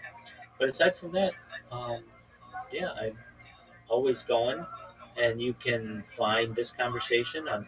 I mean, do you have the ability on the upper left corner of this Discord see that red circle that says 24/7 YouTube streams? Yes, I do. Yeah. All right, put that into your browser. Okay. Okay. Yeah. I see. Yeah, I see multiple streams. Yeah. And just scroll down. I mean, you never see anybody with more than one stream, but I have like 20 going at any given time. So how does it work? Like, so I see you have multiple angles. Yeah. Is it like 2 streams per camera or something? Yeah, so Or I have like something like 1, 2, 3, 4, 5, 6, 7, 8 devices that are my like either laptops or Chromebooks, and then they have different accounts, and I multi-stream from those. So yeah, I've got um, each one of those has either 2 or 3 different accounts to which it is streaming, and the reason why I do that is to have redundant streams in case I lose any of my accounts, or sometimes I'll get a copyright strike. The copyright strikes don't really make sense. But like let's say somebody comes in here and plays a song that's copyrighted. Okay, so I might get a copyright strike from that device, but those devices are far enough away that they're not going to get it.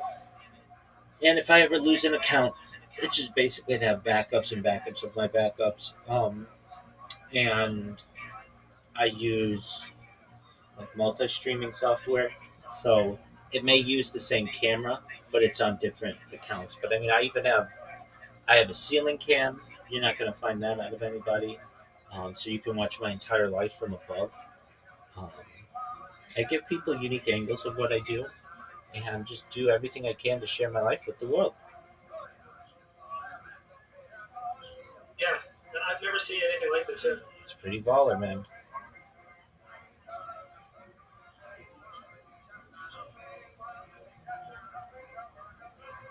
So that's what I Are do. you still here? So that's what I do. What are your interests? What do you like to do?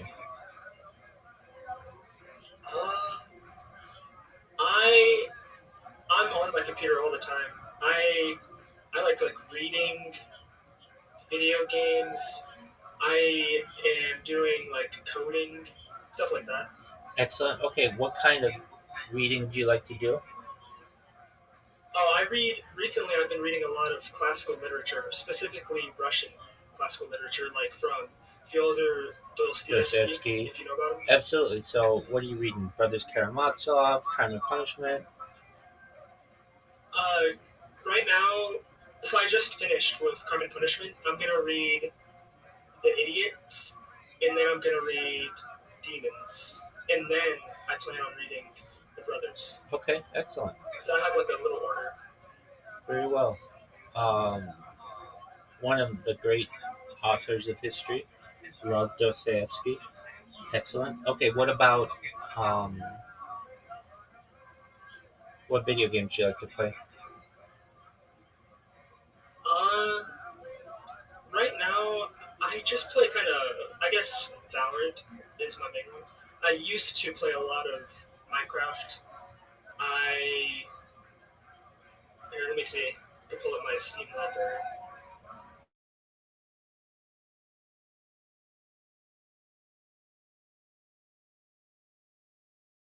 daughter? Do you know? No, I never have. I've always just kind of watched, I guess, YouTube videos of people playing it, but I never played it myself. Okay. What was your question? Do you know of this .io game called OpenFront.io? It's just like a tactics game. I think I've heard of it. Tell me about it. You just kind of pick a spot in a random place. You can choose any country, really, and you have to just fight other people to take over territory. Very cool. I have to check it out. Yeah. Is it fun? It's pretty fun. Yeah. I only found it like a couple days ago, but I've been liking it. All right. Do you play it in a browser? Yeah. All right. OpenFront.io. I'm looking at it.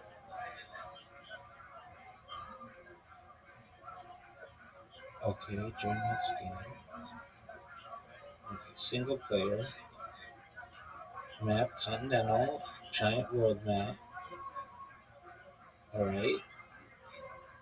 And I clicked it. Start game. Oh, dog. This looks amazing. It's like is it like Civilization? It's kinda. It's more focused on just like taking over territory. Yeah. There's like more complex versions of the game, and I guess the most complicated version would be Hearts of Iron 4, but I don't play that. But I know was it Jason Benjamin? He plays it. The guy in the call. Oh, Hearts okay. of Iron 4. Yeah. It's like a theme game, but I don't know. I just like this one because it's free and straightforward. Yeah, it looks really cool. Yeah. Excellent. Okay, so no Grand Theft Auto. Do you play any sports games? No. Do you play any sports, period? Yeah. What do you play? I played basketball pretty much most of my life. Excellent. What position? I was like a 4 or 5. I played like kind of center a little bit.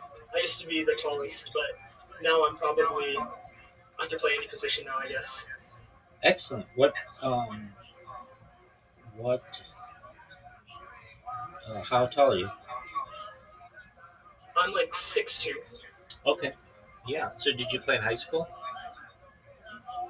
A little bit, but I played mostly before then on the school team and multiple AAU teams. All right. Excellent. Okay, so you play basketball.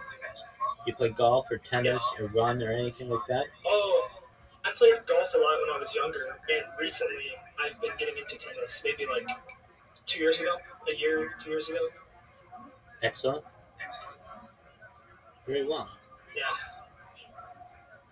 All right. I'm pretty active. I play sports here and there. Excellent. Well, speaking of being active, I've got some robots that I'm programming, so I'm going to get back to those. You, my friend, it's been a pleasure to meet you. Feel free to stay as long as you want or come back anytime. I don't know what happened to your friends, but they'll come back or whatever. And if you ever need anybody more than living forever within reason or making you rich or whatever, I'm just here to be a positive person to the best of my ability, to have an optimistic view on society and really just give people hope. So if there's anything I can ever do for you, you let me know, okay? Excellent, big man. The witnesses into Chalolim would impact their offspring, and that we don't do. So because we can't visit reciprocal punishment upon the Eidim, what do? We go ahead and we give them malchus. Incredible. Next, next case, right? Witnesses testify that Reuben killed Shimon accidentally, and therefore Reuben is chayiv galus. Reuben is chayiv galus. Then it turns out that second set of witnesses show up, and they say, first set of witnesses, you could not have seen that because on the day that you testified that Reuben killed Shimon, you were with us. So what's the halacha? First set of witnesses are Eidim Zolman, but they don't get galus. Instead, they get malchus. How do you know that from? How do you know maybe they should get galus. So the Gemara says, I'm very interesting. The Amakra, who Yonos El Achas Harim, who below Zomit. It's beautiful, Bosa, because the pasuk says when it talks about galus, it says he will flee to one of the cities of refuge. He meaning the killer, and not Ibn Zomit.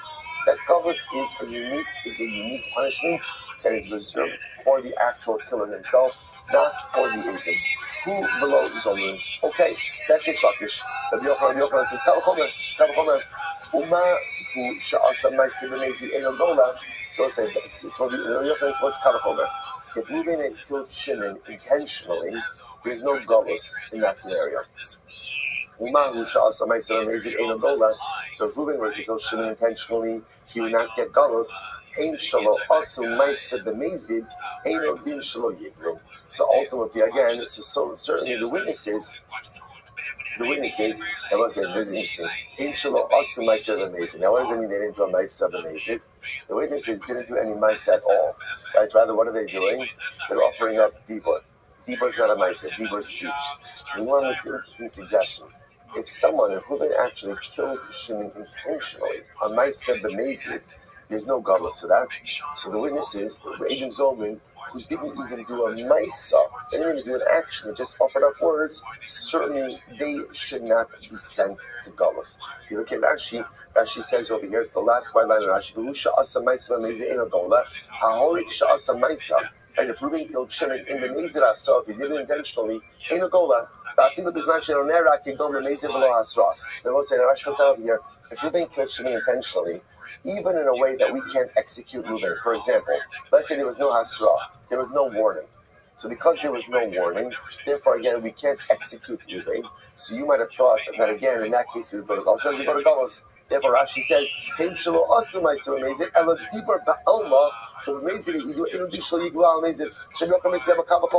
why don't Eidim go to galus?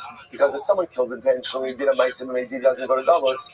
Eidim who didn't even do a Maisa, they just offered up speech, certainly should not go to galus. Whereas in one second, Vihino says, who sha'asa Maisa B'Mezid lo lili? So you in one second, hold up. Let's analyze the reasoning for this. Why is it that if Reuben kills Shimon intentionally, why is it that Reuben doesn't go to galus? Right? And I will say, now again, I want to point out, obviously in the case where there's Eidim and Asra, Reuben is going to be executed. But let's say in the case where Reuben killed Shimon without Eidim and Asra, no Eidim and Asra, so we know that Reuben did it, but we can't execute him. Why doesn't Reuben go to galus under those circumstances? Why not? So you guys listen to this. Interestingly enough, galus is a kapara. Galus is an atonement. Atonement has to be deserved. And therefore, halacha l'maisa, the Gemara says over here, Reuben, if he intentionally kills Shimon, is not deserving of that kapara. That's why he does not go to galus. Ein shalo asu maisa b'mezid, not be leglu, ki hechi b'la'abit kapara. And maybe Eidim Zomim, who didn't do a maisa, perhaps again they should be sent to galus as a kapar. In other words, so again we'll say, if Yochanan tried to make a kavachomer, right? What's his kavachomer? His kavachomer is like this: if Reuben intentionally killed Shimon, he did a ma'aseh b'mezid, it doesn't get galus. Then certainly witnesses who didn't do a ma'aseh b'mezid, they didn't do a ma'aseh, just gave dibur, just gave speech, should not go to galus. You just want to see 1 second, hold up. The reason why Reuben, when he kills Shimon intentionally, doesn't go to galus is because galus is an atonement. When you do such a dramatic act of bloodshed, you don't deserve that level of atonement. But witnesses, Eidim Zomim, maybe because they didn't do a Maisa, right? All they did was what? All they did was deport. Maybe they should be able to be atoned for through galus. To which the Gemara says, "Elo mechavarta k'reish lakish." Rather, you're right. You know what? It appears the real reason for this is like Reish Lakish. So I'll say, what did Reish Lakish say? Hu yanos alachas ha'arim hu below zomim. There's only, in other words, the concept of galus is reserved for who? Who's the who? Like who being Hebabala? Who's the who? The who is the person who kills B'Shogeg, Reuben. That's it. No one else goes to galus. Incredible. So I'll say, so again, now this is our second case. And now what we've successfully done in a relatively short amount of time is we've explained the Mishnah. So number one, I will say, let's just, right, where are we holding? Number one, we explained that our Mishnah, although it seems like it's picking up in the middle of nowhere, is actually not picking up in the middle of, from Sanhedrin. And based on Mishnah Sanhedrin and our Mishnah here, it turns out that we have three categories of Eidim Zomim. Right? Category 1, where we visit exact reciprocal punishment. Category 2, same type of punishment like a death penalty, but not the same death penalty. That's Zomim Bas Kohen. And then category 3, which is our Mishnah, where we can't visit any kind of reciprocal punishment. What do we do in that circumstance? Malchus. Okay, what are the two cases of Malchus? Case number one, Ben Grusha Ben Chalusa. Why can't you go ahead and make the Eidim Zomin into a Ben Grusha Ben Chalusa? Vasisem lo v'lo nizaro. You can only revisit reciprocal punishment upon the Eidim if it impacts them, but if it impacts their offspring, not. Right? Can't do it. And therefore, again, making the Eidim into a Chalal will impact your offspring. Case number 2, right, where the Eidim testified that Reuben killed Shimon and therefore he should go to Galus. We don't send the Eidim to Galus. Why? Reish Lakish, Hu Yonos, Zerach Sakas Pasek. Only one person goes to Galus, and that is the accidental killer.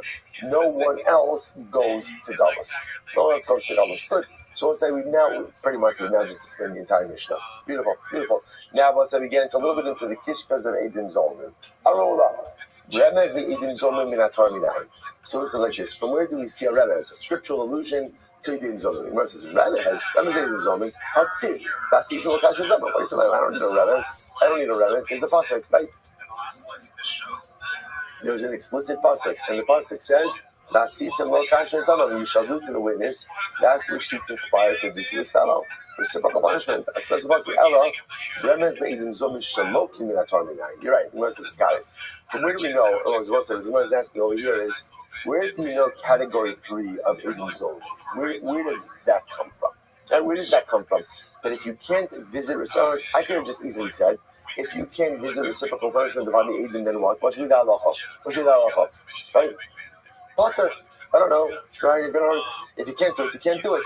Where do we know this concept that if you can't visit reciprocal punishment upon the Eidim Zomanim, that halacha l'maisa, we go ahead and we give them malchus? Where does that come? This is very interesting. This is Tikwas HaTzadik Ve'Yeshuas HaRasha. So the pasuk says, the pasuk in its entirety is Ki Yariv Bein Anashim V'Nikshu Ala Mishpat Ushfatom. If two people have an argument, they'll come before judgment, you should judge them. And the pasuk says, it's Tikwas HaTzadik Ve'Yeshuas HaRasha. Literally, again, you will exonerate, right, or righteousize the tzaddik, right, and you'll go ahead and you'll find the Rasha culpable. Okay? Then it says afterwards, V'haya im bin hakos harasha. And it will be if the Rasha is subject to Malchus, so we'll go and give him Malchus. So we'll say the pasuk is written strangely, right? The Gemara says, I don't understand, what does this mean? The Gemara says, I'm sorry. What does this mean? So we'll say, Rashi points out over here like this. The pasuk is written in a strange way. Why does the pasuk say it's Tikwas HaTzadik Ve'Yeshuas HaRasha? The pasuk could just say, people have a fight, people have a disagreement, Beis will adjudicate the case. He'll decide this one's right, this one's wrong. What are you getting into tzaddik in Russia? They will say tzaddik in Russia are very strong terms, right? Often, again, in a court case, not that in a trail of someone who's a tzaddik and someone who's a Rasha. Rather, what do you have? Someone who's right and someone who's wrong. Or someone who the Beis Din sides with, someone who the Beis Din sides against. Right? Not every court case comes out that this person is a tzaddik, this person is a rasha. This person is liable, this person is exempt. So why tzaddik and rasha? And what does it mean? One person will be a tzaddik, one person will be a rasha, and if the rasha is subject to malchus, whoa, why rasha? Why all the discussion of tzaddik and rasha? Which the Gemara says, and then I'll tell you why. There's something happening, something deeper happening over here. Ella, here we go. Rather, the Gemara says, this is what the pasuk is talking about.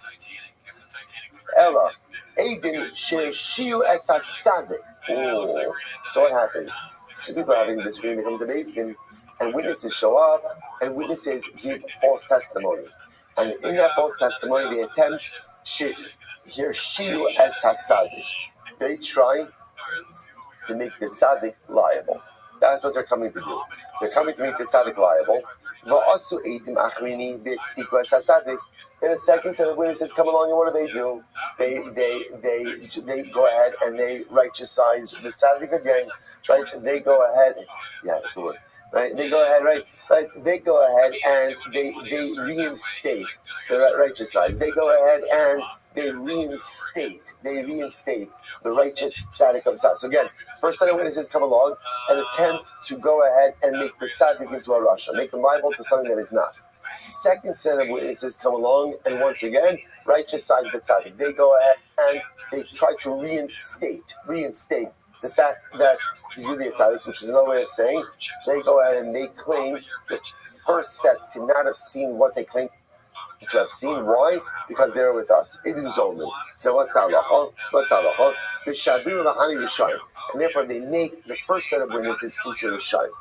That's it. So the discussion of Rishayim over here, right, is about the Edim Zolman. They make the first set of witnesses into Rishayim, and the Edim Zolman, V'hayah, and Be'akos HaRasha. Someone said this is a case of Edim Zolman. What is the pasuk saying? That sometimes in a case of Edim Zolman, you cannot impose reciprocal punishment. Now, again, as we saw, there are two categories for which you can't, or one category at least for now, for which you can't impose reciprocal punishment. So, what do you do when you can't impose reciprocal punishment? The pasuk says, "V'haya and binakos harasha." It will be ultimately again then you give malchus. So the pasuk itself is telling us, "V'haya binakos harasha." So, this entire pasuk is talking about a case of where witnesses showed up, sought to go ahead and make the tzaddik into a rasha, give false testimony. Second witnesses came along and righteousized the tzaddik, reinstated his status by showing that the first set of witnesses were not telling the truth. They could not have seen what they saw, maybe to Edim Zolman. And sometimes Edim Zolman cannot be given reciprocal punishment. What do you do in that case? The pasuk says, "V'haya and bin hakos harasha." You'll give malchus to the rasha. Ultimately, again, malchus. That's the case. Beautiful. First white line. I have to say the name of Losana. I don't understand. It's much simpler. Why don't you say that Edim Zolman, if you can't give them reciprocal punishment, will go ahead and get malchus because you're in violation of Losana? So say, what's Losana? Losana b'rachayit shaker. Don't be a false witness. 10 Commandments. So they're in violation of Allah. In general, whenever you violate a prohibition, that comes with malchus. So why not just give them malchus? Give them malchus from the Losana. Which one said, "Mishum dahavilav she'lo ma'isa." Well, lav she'lo ma'isa ain't lo kiralav. Oh, because Losana is a lav she'lo ma'isa. It's a lav without an action. There's no ma'isa. You can't give malchus for lav she'in bo ma'isa. So even though Losana is a lav, it would not allow us to give malchus, because you can only give malchus for something actional. Testimony is not actional. Therefore, again, Edim Zolman getting malchus has to be learned out from V'haya and binakos harasha. Can't be learned out from Losana. Incredible. I will say that is a great price. Tanabaran. Here we go. There are 4 things that were said by Edim Zolman. There are many more than 4 things, but 4 things for now. What are the 4 things? Number 1, Ein Nasin ben Grusha ben Chalusa. Right? You cannot be, if Edim are testifying that Reuven is a ben Grusha ben Chalusa, and then another set of witnesses come along and say, first set, you cannot know that information because you were with us. We do not make the Edim Zolman into a ben Grusha ben Chalusa. That's number 1. Number 2, Ein Golden Miklar. Witnesses showed up, testified that Reuven killed Shimon, right, accidentally, and therefore it's Chayiv Galus. Then second set of witnesses come along and say, first set, you couldn't have seen that because you were with us on that day that the event occurred. We don't send the Edim Zolman to Galus. And those first 2 cases, the Malchus. That's our Mishnah. Next, Vein Mashalmin Esa Kofer. We do not make Edim Zolman pay Kofer. Well, we'll say, now what's that case? That case is, if witnesses show up and they say, he saw Reuven's shar kill Shimon. He saw Reuven's shar kill Shimon. The halacha is that if your shar kills someone, there is a kofar payment that is made. So if it turns out that the witnesses were lying, the Edim Zolman, we do not impose kofar upon them. Don't give them kofar. Okay, so the Gemara says, and also they are not sold inevitably. Now what does this mean? If witnesses showed up and they said that we saw Reuven steal from Shimon, and let's say again, Reuven does not have enough money to pay back the stolen object. What's the halacha if Reuven doesn't have enough money to pay back the stolen object? What's the halacha? He's sold into servitude. So let's say it turns out that the witnesses are lying. We don't sell them as inevitably. Okay, so these are 4 things that were said. We're going to go through each of them. Rabbi Kiva says, "In Mishalman al Piatzman." Rabbi Kiva says not only that, but they also don't go ahead and pay based on their own admission. So Rashi points out over here, "In Mishalman al Piatzman." Rashi says, "In Huzmu bebezdin," it's about 5 lines up before it gets wide. In Huzmu bebezdin, lo hispik padun amida badin ala zamason ad shebarchu ubal bebezdin acher. The Hozu shulza bebezdin kroni will come up each time up. We'll see is that if halacha l'maisa, you have a case where Edom were made into Edom zoning. But then what ends up happening is they essentially, before the verdict is passed, they admit their culpability. They don't pay based on their own admission. We'll see that case. Fine. So let's analyze. Here we go. You don't make Edom into Ben Grusha Ben Chalutza. Kidamron. All right, done. Check. We already learned that. Next. And Golar and Miklat. Kidamron. Check. We did that also. Then that's Santigalos. We did that Huyanos and not Inzolim. Good. And Rishalom has a Kofar. It's interesting. So I like to pay Kofar. So what's this case? Witness is Rabbi and they say we saw Reuven's ox kill Shimon on Thursday, and then second witnesses say, hey, Chevra, you cannot have seen that because you were with us on Thursday. What's the halacha? They don't pay Kofar. Why not? It's interesting. Gemara says, Kasavri kufra kapara b'hani rabbeinu kaparinu. We'll say for the very simple reason that ultimately, again, the kofar payment is a kapara, is an atonement payment for the person whose ox killed the victim. But again, even Zoman, we need to punish them, but they don't need that kapara, right? So therefore, it doesn't make sense to impose the kofar upon them when kofar itself is for kapara for atonement purposes. Rashi says over here, if you look at the first wide line, Rashi says, Mar Sava Kufra, I'm sorry, Kufra, sorry, before that, second to last short line, Kufra kapara, the Chapra al Zeshar Shorok, as Adam, Bahani Lav Sene Kaparninu, Shlo Harak Shoram Adam. So as much as we have to punish Edom Zolim, we're not going to give them kofar. Why not? Because ultimately, again, their shar didn't kill anyone. So it doesn't make sense to impose the kofar payment upon them. Pam? Okay, so therefore they don't pay kofar. Now what punishment they do have to, what punishment they do get, we'll have to see. Good. So this is, by the way, my kind of kofar kapara. Dog, I've got more than 4 PCs. Why do you have a PC on each wall? Why not? Wait, what the fuck? That's crazy. So, sir, why are we only getting call in a basement with 4 PCs? I'm not in the basement. And I have more than 4 PCs. I've got 33 different devices on me right now. Yo, this is dopamine maxing, I can't lie. How'd you find out about me? Huh? How did your other friend find out about me? Well, I heard you're like a child predator. What? Not at all. Wait, are you a rabbi? Or what is the name? Yeah, I'm a rabbi. How old are you guys? 20. Okay, very well. Yeah, no, I don't hurt children by any means. I just want to help children, but I don't want them in here. So if you're not 18, please leave. Wait, how did you get so many devices? Like, isn't that like a lot of money to like invest?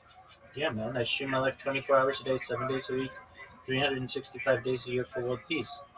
I have more data archived on the internet than any person ever. In the upper left-hand corner of this server, you'll see a red circle that says 24/7 YouTube streams.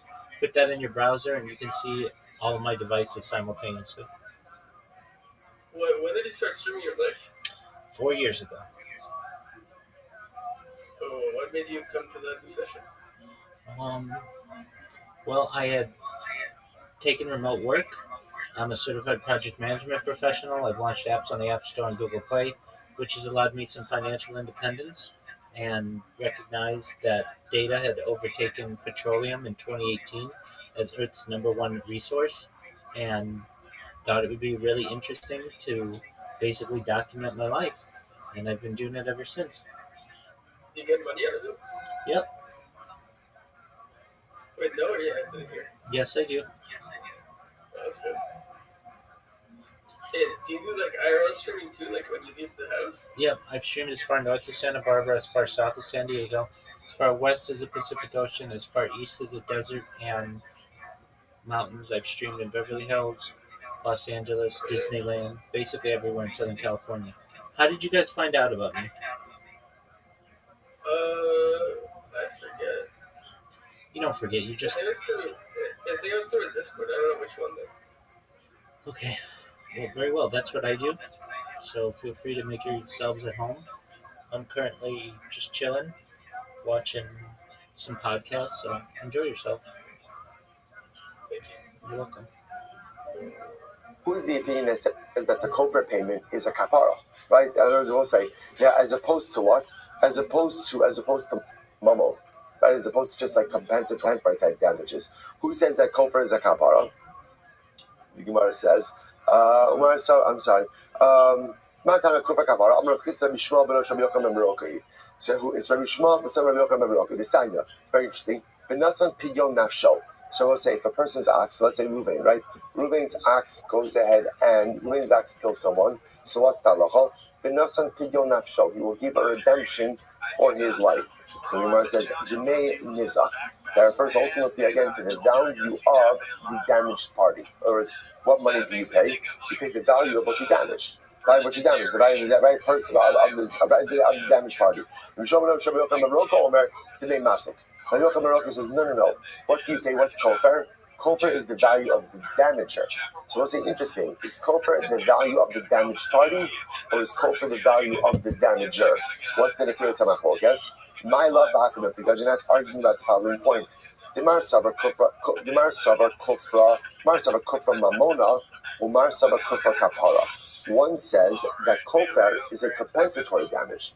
If kofar is mamon, if it's a compensatory damage, then what? Then you should evaluate damages based on the victim. But the other opinion of Rabbi Shmuel says that no, kofar is an atonement. Kofar is an atonement payment. If that's the case, then it's the value of the assailant, right? It's the value ultimately again of the damager. So Shmuel says no. No, everyone agrees that kofar is an atonement payment. So what are they arguing about? Again, it's actually just enough focus about how we evaluate the payment. Actually, everyone agrees that kofar is for atonement. The shaila just is, how are you assessing the atonement payment? Is it based on the value of the damager, or is it based on the value of the damaged party? So the Gemara says, and I both say, here's what's interesting. I understand Rabbi Shmuel's perspective, right? Rabbi Shmuel says, we value kofar payment based on the value of the assailant, of the perpetrator, which makes sense. Because if it's his kofar, right, if it's his atonement, then it makes sense for him to pay his value. What's the logic of the Rabbanan who say they pay the value of the damaged party? If it's not compensatory, but rather again it's kofar, why would you pay the value of the damaged party? So it's very simple. Ne'amar hashasa lemata, ve'ne'amar hashasa lemala. We'll say it says ultimately again hashasa, which means to impose the payment. It says to impose the payment lemata. Now we'll say Rashi points out over here. Obviously, we're going to stop here for today. A few minutes before davening. So also, I'm leaving a little bit of a cliffhanger. Again, really exciting because now we ventured into new information as well, right? And in this new information, again, we're talking about kofar. Now, here's what we're leaving off. We're leaving off that everyone agrees that kofar is an atonement payment. It's kapara. What is it valued based on? That's my focus, Rabbi Yochanan or Rabbi Shmuel and Rabbanan. Rabbi Shmuel, it's the value of the perpetrator, which makes sense if it's an atonement payment. And the Rabbanan, ultimately, again, it's the value of the victim. Now, why the Rabbanan hold value of the victim? That's the cliffhanger. To be continued tomorrow. Shabbos Osai. Welcome to the Maseches Makkos. We're going to be diving in Eretz Hashem in the main shul. Yeah. Like, it's the best. Every single category is the best. They could teach a dog new tricks. All right, everyone's another great day, everyone. It's nice going to Makkos. People think shadow banning was invented by you. Shadow banning has been around for a long time. Yes, absolutely. And for whatever reason, he probably fucking pissed off the wrong guy. Because he's always pranks, through windows, Triscuits, and all that stuff. He fucking did something that pissed off the guys up there. And they were like, fucking the Trev and the Benjamins. He pissed off Goodell's. Yes, yeah. Damn, shouldn't have done that. Let's see. This next one is posted by Vivid Humor 3752. House of Baba taking debts. The price of the home has been reduced by $252,000. Okay. I mean, I hate that that's the takeaway, but I just want to see it down more. So, we can get closer to it. Somebody suggested we buy the studio. I'm thinking about it. Let's see. The next one, Chin leaving the show and staying in LA. All right. We'll say good morning. Good morning. Let us begin. Baruch Hashem, Shechionu v'Kiyonu v'Giyonu. Our last stop of Sanhedrin. Pleasure to thank all of our sponsors for this morning's share. To thank our Talmud Torah sponsor, I'm your Talmud Torah sponsor, ROTHSCHILD Pei Naftali Tilson and Mishpacha for dedicating all the Sherman Joshua's this year as a zechus for Besorah levels for Am Yisrael. Paul Pollack, in celebration, Talmud Torah sponsor for the month of Nisan Abba Le'Olam, the celebration of the Nisan birthdays on his wife Kathy and his granddaughter Tikva Esther Pollack. An anonymous Talmud Torah sponsorship in the zechus of Simchas for all of our children, and for Nisan to be the month of Geula Shlema for all of Klal Yisrael. Avram Yishem Kelman, in memory of Avram's mother, Sarah Braina Bas Yoshua Heschel. Our week of learning sponsor, Steve Galaska, in honor of all of the bracha that Hashem has provided for me, Dragana, and our family. And our Daf Yomi sponsor for today, Reb Mordechai Tusk, Le'ilui Nishmas, Tzvi Menachem Ben Avram Aryeh Zichron L'Bracha. And get ready for this. And on the occasion of Reb Mordechai's completion of Shas, Mazel Tov, Reb Mordechai. Incredible. Shabbat Aliyah for your father's neshama, and Nechama for your mishpacha. A tremendous zuchos for you and for the entire mishpacha for many years to come. Mazel tov, mazel tov. Mark is actually going to be on the site tomorrow morning at the Siyum of Yeris Hashem. And so with that, let us begin today. There is no catch-up. Today, there is no worry, we'll make up ground tomorrow. Today is this is the day. This is it. This is when we make it all happen. It all comes together. Today's daf is Kuf Yud Gimel 113. We are picking up Yeris Hashem on Kuf Yud Beis Maves 112b. And we are picking up in Yeris Hashem 2, 4, 6, 7 lines down from the top. So remember, we are going through the fascinating sugya of Ir Nidachas, tragic yet fascinating as well, of Ir Nidachas, and specifically we're focusing now on when you destroy the Ir Nidachas, what is included, what is excluded. So the Gemara says, Amar, Hayubal, Kachim, Yamusu. If there are karbanos, literally again, animals or items that it doesn't just be animals, but items that are sanctified for offering up on the Mizbeach, Yamusu, ultimately again, the animals they are left to die. That's the thing. Right now, generally, when we say Yamusu never means actively put to death. Rather, what Yamusu means is usually they're just deprived of food and left to die. Left to die. Why does Va'amai Yamusu? Why? There's a better mechanism. What's the better mechanism? Let them graze until they develop a loan, which will inevitably happen, and then go ahead and sell them off and utilize, just essentially transfer the sanctity onto the money. Let the animal become schulin, and let the animal itself be redeemed. Rabbi Yochanan says no. No, because remember, who does this carbon belong to? This carbon belongs to a Rasha, belongs to a member of Ir Nidachas. We don't want that carbon. I don't want it. No one wants it. So therefore, Rabbi Yochanan says to go ahead and offer it would be almost like in a front, and therefore halacha l'maisa again, we actually let it die. Rabbi Shlagish says mamon bailamu. Rabbi Shlagish says ultimately again, it belongs, it's considered to be the property of the owner. It's mamon bailamu. Now because it's property of the owner, what's the halacha of all property of members of Ir Nidachas? It's destroyed. It's destroyed. So the Gemara said, here we're talking about, by the way, the situation that we're dealing with is kachin for which you have achrayis. I will say, again, without getting into too much of the weeds here, but remember, in different types of kachin achrayis means what happens if you designate a carbon and something happens to it. Are you obligated to replace it? Or do we say no? Whatever happened, happened. So we're suggesting over here that in this case we're talking about karbanos for which you have achrayis, which means if something happens to the carbon, you are obligated to go ahead and replace it. But Shimon holds that halacha l'maisa, any carbon for which you have achrayis, by definition, is your property. And if it is your property, then halacha l'maisa has got to be destroyed as part of Ir Nidachas. Here's the problem. The Sefer Rabbi Shimon, here's the problem. Since the Sefer explicitly articulates that it's position Rabbi Shimon, the Pashtos the Reish is not Rabbi Shimon. So the Gemara says, you're right. What are we talking about over here? We're talking about Kachim Kalim, which is lower sanctity karbanos. And according to Rabbi Yossi, what does he say? The Amar Kachim Kalim Mamon Bailim. Because again, Kachim Kalanabos, which is lower sanctity Karbanos, that's when we say that it's the property of the owner. About Kachim Kadoshim, what happens at Kachim Kadoshim, higher sanctity Karbanos, Inachinami, Yipdu. The halacha is you could redeem them, the process for redemption is as we just said before. You let the animal graze, develop a mold, and once it develops a mold, you sell it off. Sanctity is transferred onto the money, and the animal itself becomes chulin. So the Gemara says, "Adutani seifa kadshe bedek habayis yiktu." So if that's the case, if now you're setting this up as also, so now if that's the way we're establishing this, that the carbon case we're talking about, where the carbon has to be left to die, is the case ultimately of Kachim Kalin.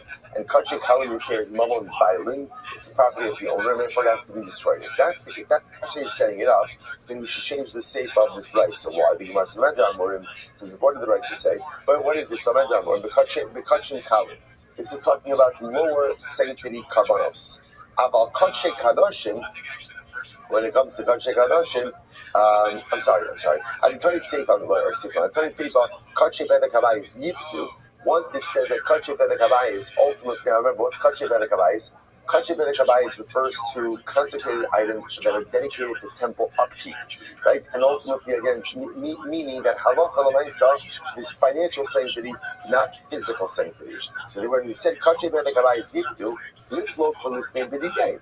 Let's go ahead and make an internal division based on that previous information. What should we say? What is this so? What is what so? What is it so that halacha l'maisa we go ahead and let karbanos die in the year nidachas? When is that so? The kachim kalim. That's true with karbanos of lesser sanctity because they are considered to be mamon violent. They are ultimately again the property of the owner. Aval kachim kadoshim yiptu. But kachim kadoshim ultimately again those are redeemed. So you must give them the ikachas. Why not just go ahead and say it like that? To which the Gemara says, gave them the ikachat Hashem Bala to the Misa Azalok Sikale. Because at the end of the day, you can't go ahead and even for Kachei Kadoshim, the same process doesn't work for all things, right? For example, for some Kachei Kadoshim, the process will be let the animal graze, develop a moment, and sell it off. But for example, it doesn't work for everything. For example, chatos, a carbon chatos, that process doesn't work. Carbon chatos, everyone agrees, the animal itself is left to die, it's left to starve, and it just dies. So since you don't have a uniform process for Kachei Kadoshim, you can't say it that way. Okay, so Bishlam, so I'll say, so now going back for just a second. So now I understand why Rabbi Yochanan doesn't say like Reish Lakish Tichsev Zevach V'Shem To'iva. Remember again, Rabbi Yochanan holds that halacha l'maisa there's no redemption for the karbanos. Why? Because Rabbi Yochanan holds that the notion of going ahead and bringing the carbon of a rasha to the Beis Hamikdash is unfathomable. You can't do that. The offering of a rasha is an abomination. And Reish Lakish, my time will look Rabbi Yochanan, but why does Reish Lakish not hold Rabbi Yochanan? So Reish Lakish would say, when we say that the offering of a rasha is a toiva, that's true when the carbon itself is in existence. In other words, if there's a rasha and the rasha has a carbon ola, right, has a shla, has a nidava, you can't bring that because to bring the carbon of a rasha, that's considered to be abominative. However, right, this is why kevan the ishtani. By the way, Ari Elman, you could add that to the made-up words list. Abominative. Right. So again, so Lamaisa, if however, halacha Lamaisa, kevan the ishtani. Right, but at the end of the day, if it changed, then ultimately again it's changed. Now what does that mean? So this is very interesting. So Reish Lakish will say like this: when can't you bring the carbon of a rasha? Or the actual carbon itself. Like Russia has a carbon as the shlamim, you can't bring that carbon. But if that carbon changes, what does it mean it changes? Let's say again, that carbon develops some more. Now you have money. Right? And that money now is going to be used for the so let's use something else. That's okay. So it's interestingly enough, that's the fundamental machlokes of Rabbi Yochanan and Reish Lakish. Rabbi Yochanan will say the carbon of a rasha in any form is problematic. But ultimately, again, Rabbi Yochanan will say, Reish Lakish will say that it's only problematic if it's in original form. If it changes form, then it's going to be mutter. Reish will say, if you think about it, it's a tremendous Musar Haskell. What's the Musar Haskell, right? When is the carbon, according to Reish Lakish, when is the carbon of the rasha rejected? When it's unchanged. But the moment that it changes is the moment that it's accepted. In life, sometimes we make tremendous mistakes. And in those moments of tremendous mistake, the truth is, to a certain degree, there's a piece of us that's rejected. Because the Russia can't come close. The Russia is really kept at a distance. Whatever the Russia wants to offer up, that's an abomination. And here's the incredible news. It's okay. Just don't stay at Russia. Just don't stay at Russia. Just change form. Just change what you are. Just change who you are. Just affect some level of change within your life and don't be the Russia anymore. And suddenly, anything and everything you want to give is accepted. Overwhelming Musar skill. The Gemara goes right there. Rabbi Shimon says again, the only thing, again, back to property of an Eri Dachas. So remember again, in the Eri Dachas, what is destroyed? Your animals. Your animals. However, again, any animal of Bechar and Meiser, so remember again, first part sanctity, Meiser Sheni, is not destroyed. So my asking, what's the case? So again, if we're talking about like an unblemished Bechar and just a regular Meiser Sheni animal, Shalom Shamayim. So that's obvious that it's not destroyed as part of Eri Dachas. Why? Because that belongs to the Ribbon Shalom. That's not personal property. Elo the Bali Mumin. So ultimately, again, maybe he's talking about Bali Mumin. Well, if it's Bali Mumin, Shlama Nimu, then ultimately, again, that's the property of the member of the Eri Dachas, and that's prohibited. Fine. I'm Rabbi, the Olam of Bali Mumin. So really, it's about Bali Mumin. So listen to this. Very interesting. So let's say, so it's Bali Mumin. So let's say I have a Bechar. I have a firstborn animal. What's that? What do you do with the firstborn animal? What do you do with it?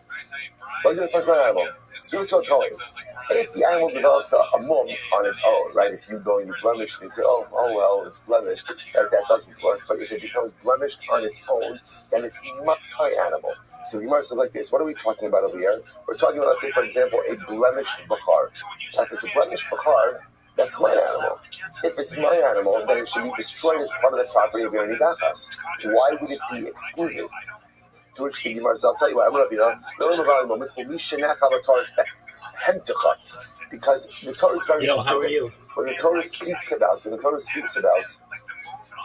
property that is destroyed in Eri Dachas, it identifies behemtecha, your animal. What does your animal mean? Yatsu elu she'ein echalim b'taras behemtecha, ela b'taras b'char u'maiser b'shalom shamayim. So here's what's interesting. Even though an unblemished Bechar ultimately, again, is yours to consume, yours to utilize, but its origination point is not as your animal. The Hamtokam means an animal that was yours and solely yours from the beginning. But something that had consecrated status, even if it's now that consecrated status changed, halacha l'maisa, that's not your animal. That's not your animal. And because it's not your animal, therefore, again, even though now it's permitted for usage, that is not to be destroyed with the Eri Dachas. We'll figure the Shmuel, because again, since its origination point was the animal of the Ribbon Shalom, we'll figure the Shmuel. So argues on Shmuel. Double Shmuel, Hakol Karav, Hakol Nifteh. So Shmuel says makes a pretty a strange statement. Everything is offered and everything is redeemed. What does that mean? My Kamar, Haki Kamar, Kol Shekarav Kishu Tam, V'Nifteh Kishu Bamum is very interesting. Any animal that is offered up when it's unblemished and can be redeemed when it is blemished, the shalom in it is excluded from destruction of Eri Dachas, because that's called the Ribono Shel Olam's property. The Chol Shekarav Kishuvutan, the Elolit Kishu Bamum, but anything that ultimately again is offered up or has kedusha when it's unblemished. But ultimately, again, once it develops a blemish, it's no longer offered up, and it doesn't need to go through a redemptive process. It's excluded from Eri Dachas, ultimately again based on the word behemoth. So what's coming out from here is something very interesting. There are two different ways in which an animal would be excluded from destroyed property in Eri Dachas. So number one would be if an animal is fully consecrated and then it is redeemed. Then it's redeemed, because ultimately again, even if it's been redeemed, it's still called the property of HaKadosh Baruch Hu. But interestingly enough, if you have, let's say, a Bechar. So remember again, Bechar never needs to go through a redemption process. You have Bechar, so it's sanctified. If it develops a mum, it's mundane. But there is no consecration process that needs to be done. It's just de facto, like you decommission from the Bechar status. That animal is also excluded from being destroyed in Eri Dachas. Why? Based on the word behemtecha. Behemtecha means what kind of animal is destroyed in Eri Dachas? your animal. What does your animal mean? It was yours and no one else's from the beginning. And I say no one else's means the Rebbe Shalom never had a hold on it. Hakadosh Baruch Hu has some type of tfisa, some type of hold on it, even if that hold subsequently changes now. The animal is still excluded from destruction of the Erni Dachas. Incredible. Okay, Truma, you're kavu. If there's Truma in the Erni Dachas, you let it rot. You let it rot. So we'll say, so again, remember, we saw in yesterday's daf, remember, not everyone in the Erni Dachas necessarily is evil. All you need is the majority of people to be of the Avodah Zarah. Then they get, but remember, we saw yesterday, you can have tzaddikim. Tzaddikim aren't killed. The property is destroyed, but they're not killed. So if you have truma in the Erni Dachas, what do you do with it? Truma's kodesh. What do you do with it? You let it rot. So you want to say, Amar Christoph, lo shar ela trumas b'yad Yisrael. Very true. When we say truma has to rot, where's the truma? The truma is in the hands of the Yisrael. So I'm Yisrael, much to my chagrin. I'm Yisrael, so I have truma, and I haven't yet given it to the Kohen. So now again, that's when the Gemara says, so what do I do with it? I'm near any dachas. What do I do with it? I let it rot. You want to say about truma at Kohen, given the mamoni and tisai. Oh, remember, if the truma was given to the Kohen, once truma comes into the hands of a Kohen, that's his property. That's his property. Once it's his property, then what's the halacha? You have to destroy it along with all the other property in the Erni Dachas. Master Rabbi Yosef is the kasha. Ma'aser Sheni, Kisei Kodesh Yignizu. The Mishnah said, and Ma'aser Sheni and Kisei Kodesh, any type of holy writings, have to be buried. Sheamus. I have a whole Ma'aser Sheni b'yad Yisrael to true b'yad Kohen Dami. For a second, it's very interesting. Ma'aser Sheni in the hands of the Yisrael is like truma in the hands of a Kohen. And yet, again, what does it say? So, we just said that truma in the hands of a Kohen, what happens to it? Should be destroyed because it's his mamon. But Ma'aser Sheni then should be my mamon and should be destroyed as well. Yet it doesn't say it should be destroyed, it says it should be hidden away. Or not hidden away, buried. Rather, it says it should be buried. Ella, here's what I have to say. Here we go. When do we say that ultimately again? Truma is lignas. When is that? When it's truma in the hands of a Kohen. About truma b'yad Yisrael, tinasim l'kodesh b'yirach haaretz. So let's say this is very interesting. So what do you do with truma in the hands of the Yisrael? What do you do there? It's fascinating. You go ahead and you move that to a different city. Send that to a Kohen in a different city. So let's say this is really quite a fascinating idea. Truma in the hands of the Yisrael, it doesn't belong to me. It doesn't belong to you, right? It's not mine. So watch this. So because it's not mine, therefore it's not what? It's not my property. Because it's not my property, therefore, it doesn't have to be destroyed in a Erni Dachas. So what do? It's a very simple idea. Send it to a Kohen in a different city. That's all. Just get it out of the city and give it to a different Kohen. Fascinating. So Tnan Has, somebody learned. Isa Shal Ma'aser Sheni Ketura Min. So what's that? So just fascinating halacha that if the truma is a truma in the hands of the Kohen, then ultimately again it has to rot. But Lamaisa, again, if halacha Lamaisa, it is in the hands of the Yisrael, get it out of the city and give it to another Kohen. Fascinating. So Tnan Has, we learned. Isa Shal Ma'aser Sheni Ketura Min Chalo Ketura Min. Interesting halacha. If you have dough of Ma'aser Sheni, dough of Ma'aser Sheni is putter from challah. Right? Remember again, normally if I'm Yisrael, I'm making dough. I have to give a portion of my dough to the Kohen. That is the obligation of challah. Ma'aser Sheni dough is putter from challah. The Red Mare. Chum say no, you're obligated to give challah even from the dough of Ma'aser Sheni. Amar Christoph, Machlokes by Ma'aser Sheni di Yerushalayim. It's very interesting. The Machlokes over here is when it comes to Ma'aser Sheni in Yerushalayim itself. Why? The Rabbi holds Ma'aser Sheni Mamon Gavahu. Rabbi holds that halacha l'maisa. Rabbi holds that Ma'aser Sheni belongs to Hashem. I have the right to eat it and the right to consume it, but it belongs to HaKadosh Baruch Hu. Because it belongs to HaKadosh Baruch Hu, therefore what? Therefore halacha l'maisa is pater from challah. Rabbanan hold Mamon Hekatu. No, Ma'aser Sheni belongs to me. It has certain strictures which dictate how it's to be consumed, but it belongs to me. Because it belongs to me, therefore what? It's Chai V'Chala.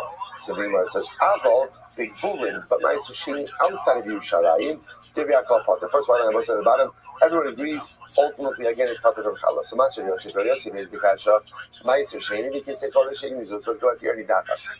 So like, what do we say about Erni Dachas? What happens to Ma'aser Sheni? As to Ma'aser Sheni, it's buried. It's buried. So Gemara says, well, what's going on over here? Benai is king. Even if you're Yerushalayim, if you're talking about Ma'aser Sheni Yerushalayim, this is fascinating. So the Gemara says, Mi hav Irani Dachas. This is fascinating. Yerushalayim can never become an Irani Dachas. Yerushalayim can never become an Irani Dachas. So the Gemara says, Vatanya, Asar Dvam Nemra Yerushalayim. There are 10 unique features of Yerushalayim Mirakodesh. Bezu Achas Mehen. And ultimately, again, this is one of them. Eina Naasis Irani Dachas. Ultimately, again, it can never become an Irani Dachas. I must say, so again, there's the reason for that, by the way, if you take a look at Rashi, Rashi says over here, no, Rashi, sorry.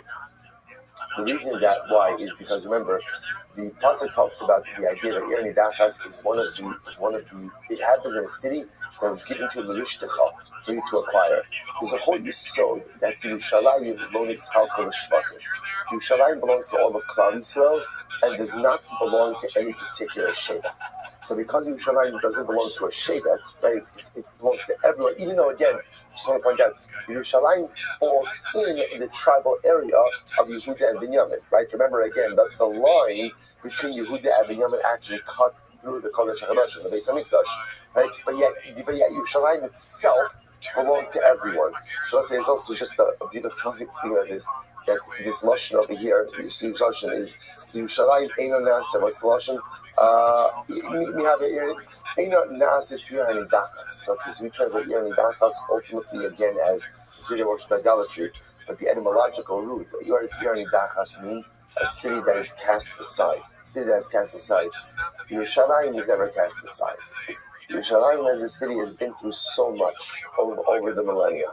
Right? But yet one thing is clear, which is Yerushalayim is never fully pushed away from us. It's never nidach. Like the connection between the Yid and Yerushalayim is an unbreakable bond. And it doesn't matter throughout history who has occupied it, and it doesn't matter throughout history who has lived there or who has ruled over it. Yerushalayim has and always will be the eternal capital of Am Yisrael. It can never be an Irani Dachas, not just throughout Avodah Zarah, but it can never be fully pushed away from Klal Yisrael. Incredible. So what's the case over here? What's the case? We're just trying to figure out the case of where Ma'aser Sheni would be buried. What is that case? We must be talking about again. Obviously, Ma'aser Sheni in a different city, not Yerushalayim, in a city that could become an Irani Dachas. And interestingly enough, we're talking about a case where a person brought the Ma'aser Sheni into Yerushalayim itself. If that's the case, Hakot to Mechitzos. Once the Mechitzos of Yerushalayim absorbed the Ma'aser Sheni, it's absorbed. To which the Gemara says, Ella Lavan Bigvulim. Rather, once again, we must be talking about Ma'aser Sheni outside of Yerushalayim. The Katani Yignizu. And ultimately, again, we see that's what's the halacha. It has to be buried away. Now, what do you see from here? What you see from here is that halacha Ma'aser Sheni is considered to be the property of the owner. Like that's why if it's in the Irani Dachas, it has to be destroyed. Or in this case, again, hidden away, buried. What's the case? I'll say, interestingly enough, we're talking about Ma'aser Sheni that originated in another city, but was now brought to Yerushalayim, and that previously, that all of a sudden became an Irani Dachas. What's the case? Shenitma, but it became Tameh. I bet if it became Tameh, the Gemara says, I don't understand what the just redeemed it. I don't know. So, I feel Yerushalayim, how do you know that the Ma'aser Sheni became Tameh? That you're allowed to redeem it even in Yerushalayim itself. Talmud Lomar, lo suchal say so. The says elachila. Says means, right, if you're unable to go ahead, you're unable to eat it, then ultimately, again, you have the ability to go ahead and redeem it. Now, the pasuk over here, lo suchal says so, actually is talking about, again, if Baruch Hashem, you have so much Ma'aser Sheni, and you live a good distance from Yerushalayim, so you can't take the produce. What can you do? You can redeem the produce. Sons of money, bring the money to Yerushalayim. But you also mentioned the suchal say so. Says also means to eat. If let's say you're unable to eat Ma'aser Sheni, now why would one be unable to eat the Ma'aser Sheni? Because it became Tameh. If that's the case, then halacha l'maisa, you can go ahead and redeem it. Then it says elachila shneimar vayisa ma'asas meis panav. You know what's the case? Belakuach. So what's very interesting. Before you turn, look at Rashi. Belakuach. Last Rashi Elodah. Shekpahotzia b'hotzah lekasef ma'aser. V'nasnua b'yayin b'shechar u'basra b'nitma. Also lakuach. The whole left plate to deal. Oh, what happened? I bought money of Meiser Sheni to Yerushalayim, so that's halacha, right? If I buy I have a lot of Meiser Sheni. I can't carry on to Yerushalayim. So what do? I redeem it onto money. I bring the money to Yerushalayim, and I have to use the money to buy food. And I come to Yerushalayim HaKodesh. I buy food. Now what happens? That food becomes tamei. So most of the halacha is, as much as Meiser Sheni that is tamei can be redeemed, but food bought with Meiser Sheni money, if that becomes tamei, that can't be redeemed, which makes sense. In other words, it's a bit too far off the source to avail itself of the redemptive process. So I'm asking on Balakuach, top of Kofir Gimel. What I say, last Amud Aleph, last daf on the Sechas Sanhedrin. I believefricate. I don't understand, but still, why can't I redeem it? This time, after all, we learned. Balakuach. The Meiser Sheni Shemit Lo Yifta. Well, again, they will say we have a right to the Mishnah that indicates that even food items bought with Meiser Sheni money can in fact be redeemed. To which the Gemara says, Rabbi Yehuda the Amar Yikvar. Because Rabbi Yehuda is of the opinion that says no, if you have food that was bought with money of Meiser Sheni, that has to be buried. If that's the case, why you bring up Irni Dachas? Afilu da'alma nami. This would be true anytime. In other words, this is not a thing of Irni Dachas, then. This is true in general. In other words, one says, the halacha is, if I take Meiser Sheni money to Yerushalayim, I use the money to go ahead and purchase food, which is what I'm supposed to do. Then that food becomes tamei. I can't redeem that food. So what do you do with it? The answer is bury it. If that's the case, that's not a unique halacha by Irni Dachas. That's halacha by Meiser Sheni. So what's going on over here? To which the Gemara says, so the alanami eloli olam betar. Right? We're talking about Meiser Sheni tar. And what happened? Kigom denafal mechitzos. It's very interesting. What happened? That halacha l'maisa, the walls, the mechitzos of Yerushalayim fell.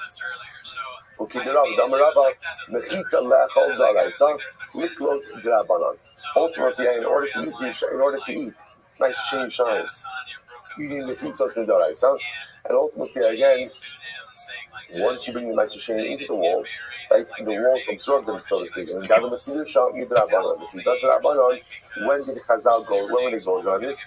He is still the mechitza. Ultimately, again, only when the mechitza stood, when the walls stood. That's the mechitza, but if the walls are not standing low, then ultimately, again, they're not goes there.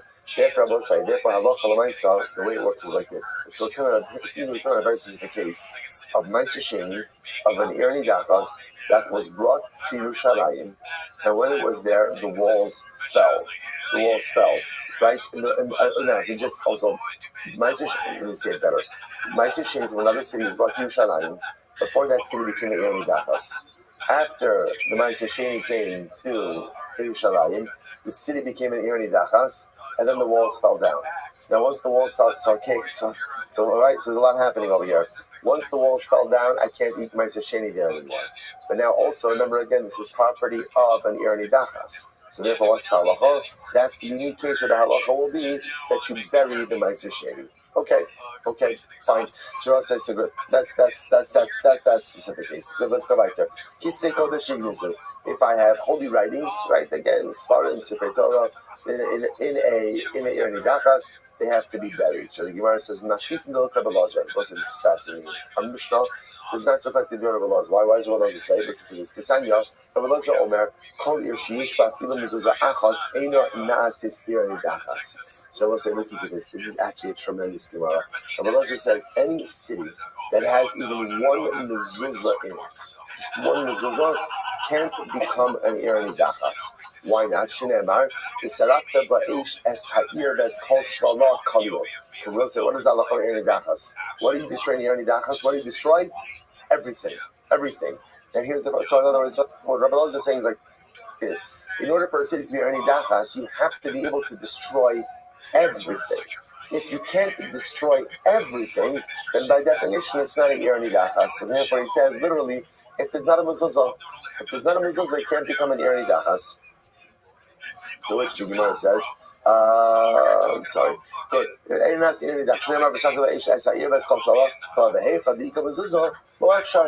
there is a mezuzah in the city, you're not able to destroy everything. Ultimately, again, because the pasuk says you're not allowed to do this. Do this means by avodah zarah, the obligation is to destroy all avodah zarah. And the Torah says that which you do to avodah zarah, do not do to the Ribbono Shel Olam. So therefore, again, I can't destroy mezuzah. So because I can't destroy mezuzah on a technical level, I wouldn't be able to become a Yerni Dachas. So Rabbi says, so just what the word pointing out over here is machlokes, right? Because the Mishnah says if there's kisvei kodesh, what would be included in kisvei kodesh? A mezuzah. So the Mishnah says, what do you do with the mezuzah, specific Torah, this formula? Now, what do? You bury them, but you put in shemus. And yet the Mishnah says, by the way, there's just another opinion. Other opinion says that if you're in a place where there are kisvei kodesh, like mezuzah, other things, that city can't become an ir hani dachas. So just an interesting machlokes. Okay. So what's Reb Shimon says as follows. Reb Shimon says, now again, this was the end of the Mishnah. Right, end of the Mishnah. So what happened over here? Great. So for those that said Amar HaKadosh Baruch Hu, good. Let's actually just see in the Gemara. So let's say Amar HaKadosh Baruch Hu. So here we go. Lema, with Rabbi Avin, with Rabbi Avin, Amar those are coming for you. This is this. Kol makom sha'ata motze klal ba'aseh, uprat below sa'aseh, ein danin also beklal uprat. Okay, so we'll say now, what is this? Take a look at Rashi for just a moment. Rashi says over here, it's almost right across in Rashi. Klal ba'aseh, uprat below sa'aseh, keep going. But this is by the end of the Mishnah, where we speak about again, what can you do about rebuilding of the Erni Dachas? So remember again, we had a machlokes between Rabbi Yossi Lili and Rabbi Akiva, right? So ultimately, again, good. So Rabbi Yossi Lili said that halacha l'maisa, you can't go ahead and do anything on that site. The Erni Dachas just remains a ruin. The city, you can't even go ahead and do gardens and orchards. Rabbi Akiva said you can't rebuild the city to what it once was, but you can make it into gardens and orchards. Take a look at Rashi for just a moment. Klal, keep going. Tel Olam. The pasuk is very dachas. You have to leave it a desolate mound. That's the essay, right? Dafilu ganos upardesim lo. Right? Lo sasa. Ella siya tel olam shu asay lo si bane od. So again, so there's two things over there. There's an assay of Vaisat tel olam, leave it desolate. And then there's a lo saseh of lo si bane od, do not rebuild this city. So the Gemara said, so the halakha is like this. Now go back to the Gemara just begin now, Rashi. So so here again, you have a klal and an asay. Right? What's the klal and asay? Right? So b'haisa tel olam, it should be an amount. And prat below saseh, lo si bane od. Now that's called a prat because what that sounds like is you can't rebuild the city as it was. So that's the prat. So I have a klal and an asay, a prat and a lo saseh, ein danin also the klal prat. So Rabbi holds you cannot darshan that as that's not a typical klal prat, and therefore can't be darshaned as a klal prat. So what's halacha? So now what's going on over here? The Mar is slave, Rabbi Avin. Omar, let's say Rabbi Avin. One opinion holds like Rabbi Avin, and one opinion rejects Rabbi Avin. That's my focus over here. First Gemara says, no, that's not my focus. No, everyone agrees with Rabbi Avin's assessment. That whenever you have this interesting type of klal prat, where you have the klal and a say, and the prat and a lo say, you can't darshan it as a klal prat. But that's not the machlokes. What is the machlokes Rabbi Akiva and Rabbi Yossi? What is the machlokes? Listen to this. Mar savar, od legamre mashma, umar savar od lekama shaisa. So very interesting.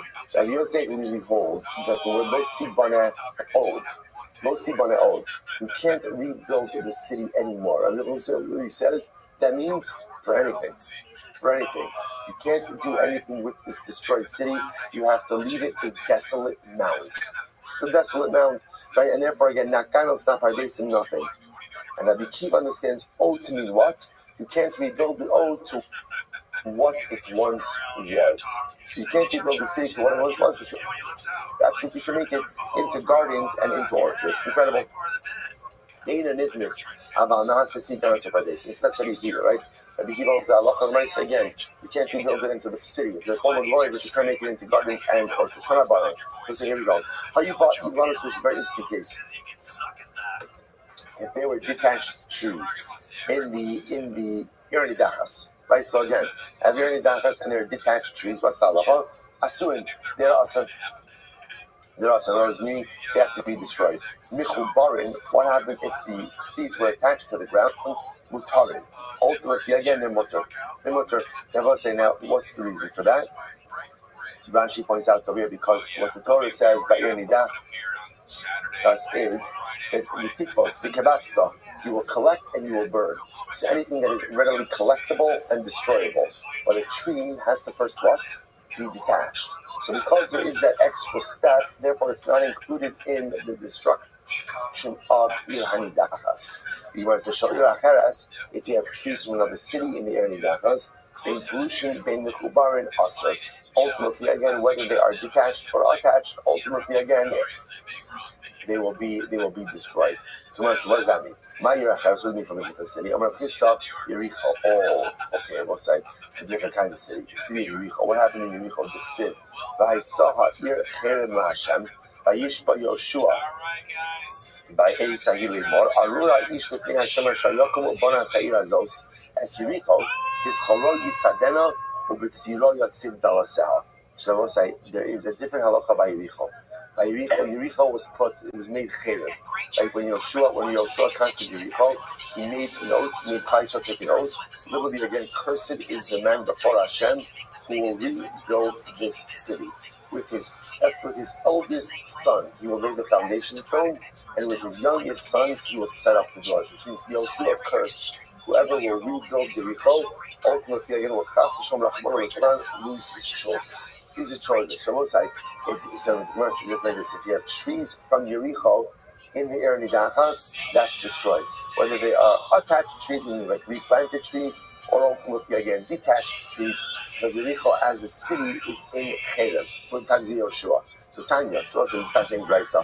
Lo Yericho Hashem Yeracharetz, Lo Yeracharetz Hashem Yericho. This is fascinating. There are two prohibitions. You cannot rebuild the city of Yericho, even if you call it another name. Right? You can't rebuild on that site even if you call it another name. And ultimately, again, you also can't make another city called Yericho. You're not allowed to make another city called Yericho. That's the Cherem of Yoshua. So the Gemara says, listen to this. So the Gemara gives an example of this. Bana Chiel Beis Ha'ili Es Yericho Ba'aviram B'Taro Yastav O B'Skuf Saro Hitzid Dalasal. Because the Navi tells the story about a guy by the name of Chiel. Chiel rebuilt a city called Yericho. Now, interestingly enough, he did not rebuild Yericho on the site of Yericho. Rather, he built another city called Yericho in a different location. And yet, what happened? Amazing, tragically enough, right? Ba'aviram b'charo yastav. When he started rebuilding it, he lost his son, Aviram. And then he lost, we'll see in just a little bit, he actually lost all of his children during the construction process. And ultimately, when he put up the doors of this city, his youngest son, Skuld, died. So from there you see that not only are you not allowed to rebuild Yericho on the side of Yericho, but again, you're not allowed to build another city called Yericho itself. So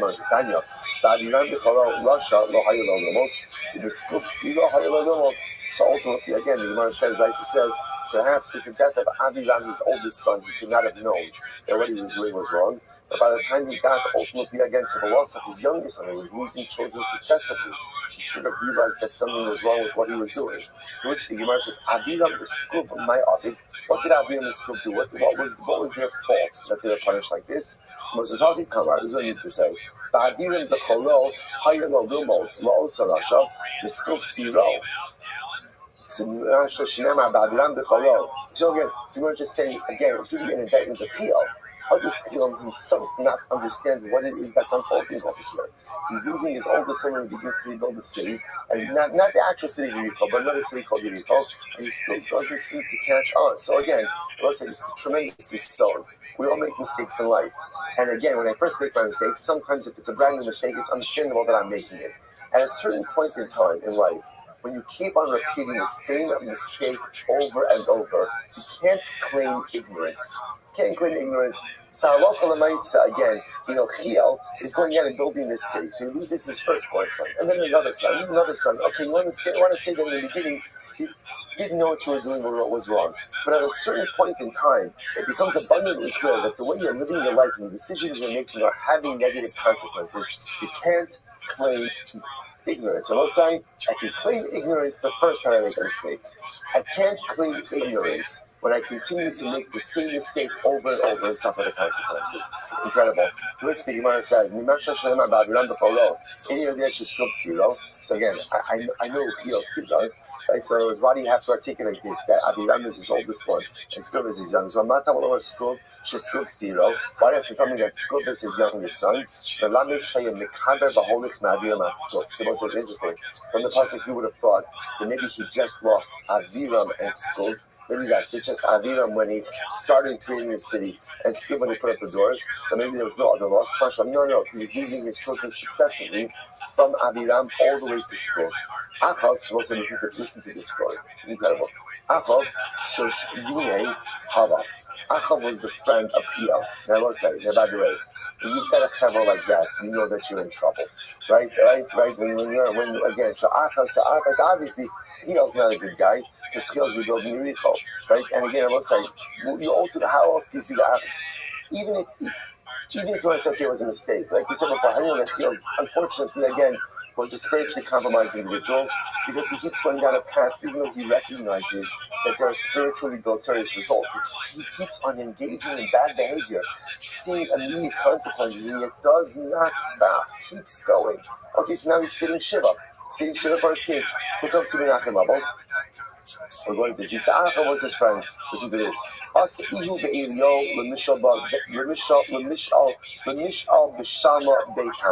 get ready for this. Elio, right? Elio Hanavi walks in together with Achav. We saw Achav. Let's say again, we saw Achav.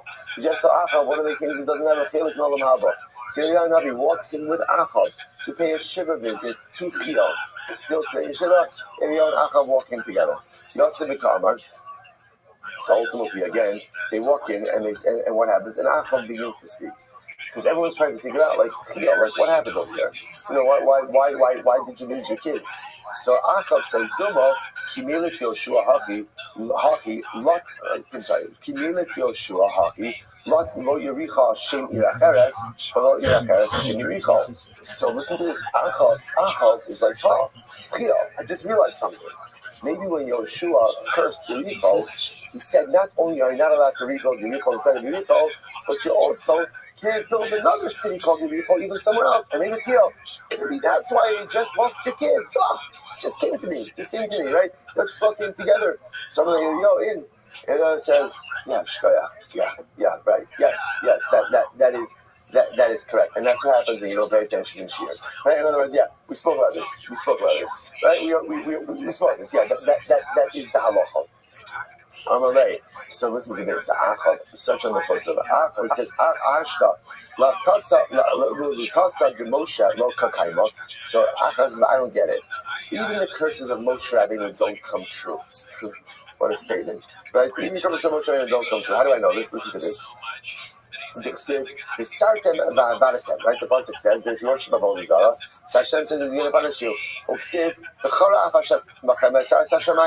what happens? What's one of the punishments? Hashem says I'm going to withhold the rain. So this Achav says, Vahu Gabra, he's talking about himself. And me? I'll tell him the Mazel Miskadlei. And Achav says, you know what? I put up Avodah Zarah on every single mountain of the birth in Eretz Yisrael. And yet, it rains so much in Eretz Yisrael that I can't even visit my Avodah Zarah. So you know what Achav is saying? He said, I understand.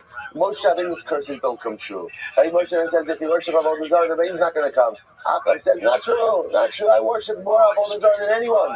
Right? I put Avodah Zarah everywhere. And yet again, it rains so much in Eretz Yisrael that I can't even reach my Avodah Zarah. So you see from here, the curses of Moshe Rabbeinu don't come true. L'tasa d'Yoshua Talmid Mekayma. He's about to let the curse of Yoshua, the Talmud, do come true. This is Achav's cash on the Sheva home. Miyad, so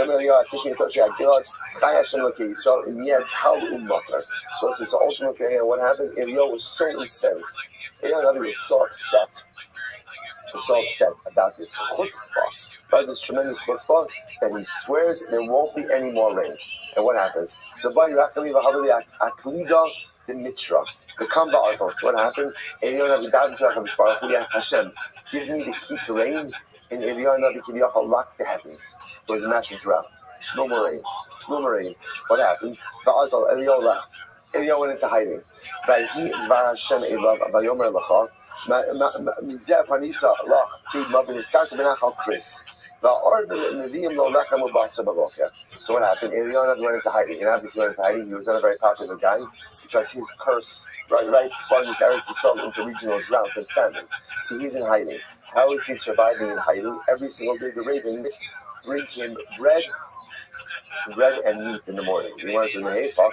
By the way, where the ravens bringing him food from? Interestingly enough, they're bringing in bread and meat from the kitchen of Achav. Quite fascinating.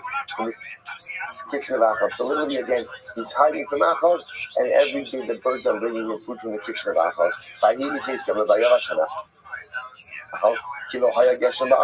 So ultimately, again, obviously at a certain point the drought becomes critical, and literally again there's no water.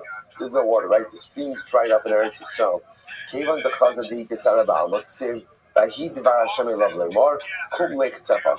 here's the issue. This is fascinating. So now Hashem needs to bring rain. I will say, but Kiviyachal, listen to this. Kiviyachal, Hakadosh Baruch Hu couldn't. Kiviyachal, why? Because Eliyahu Hanavi was holding the keys to rain. Right? He had the key. So Hakadosh Baruch Hu had to get the key back, so to speak, from Eliyahu Hanavi. So what happens? So what happens? Eliyahu Hanavi goes to Tzarfas. Right? There's Isha Tzarfas. So what happens? We know the famous story. Her son, now she hosted Eliyahu Hanavi. It was tremendous. Her son becomes ill and dies. Eliyahu Hanavi supplicates to Hashem. He wants to bring the young boy back to life. So Eliyahu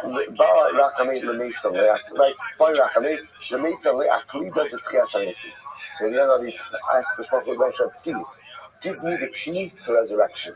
It's not fair. It's not right. This woman hosted me so beautifully. Such as I want to bring this boy back to life. Give me the key of Tchias HaMesim. Relay, so who says here in general, there are three keys. Who says that I never give out to anyone else. What three keys? Shachaya, the key of childbirth, the key of rain, and the key of resurrection. So again, so problem is, Eliyahu, you now have the key of rain. If I give you the key of resurrection, Yomru, people are going to say, the Rabbi has one key, and the Talmud has two keys. Eliyahu, you're going to have the key to rain and the key to resurrection? Impossible. I see her, the shakar, I'll make you a deal. Give me back the key to rain, of key of rain, and ultimately again I'll give you the key of resurrection. The Ksiv, Lech Harei Al Achav Ve'etna Matar. Exactly, Baruch Hu ultimately again forced Eliyahu, so to speak, to give back the key to rain and end the regional drought in Israel. So there was the Darshan Gulu. There's so much to say about that story. All right, a different time. Darshan Gulu, Karigra Krista. This is great. So a certain Galilean, right, dancing in front of us. This the much of the don't ask what could the servant of Eliyahu be compared to?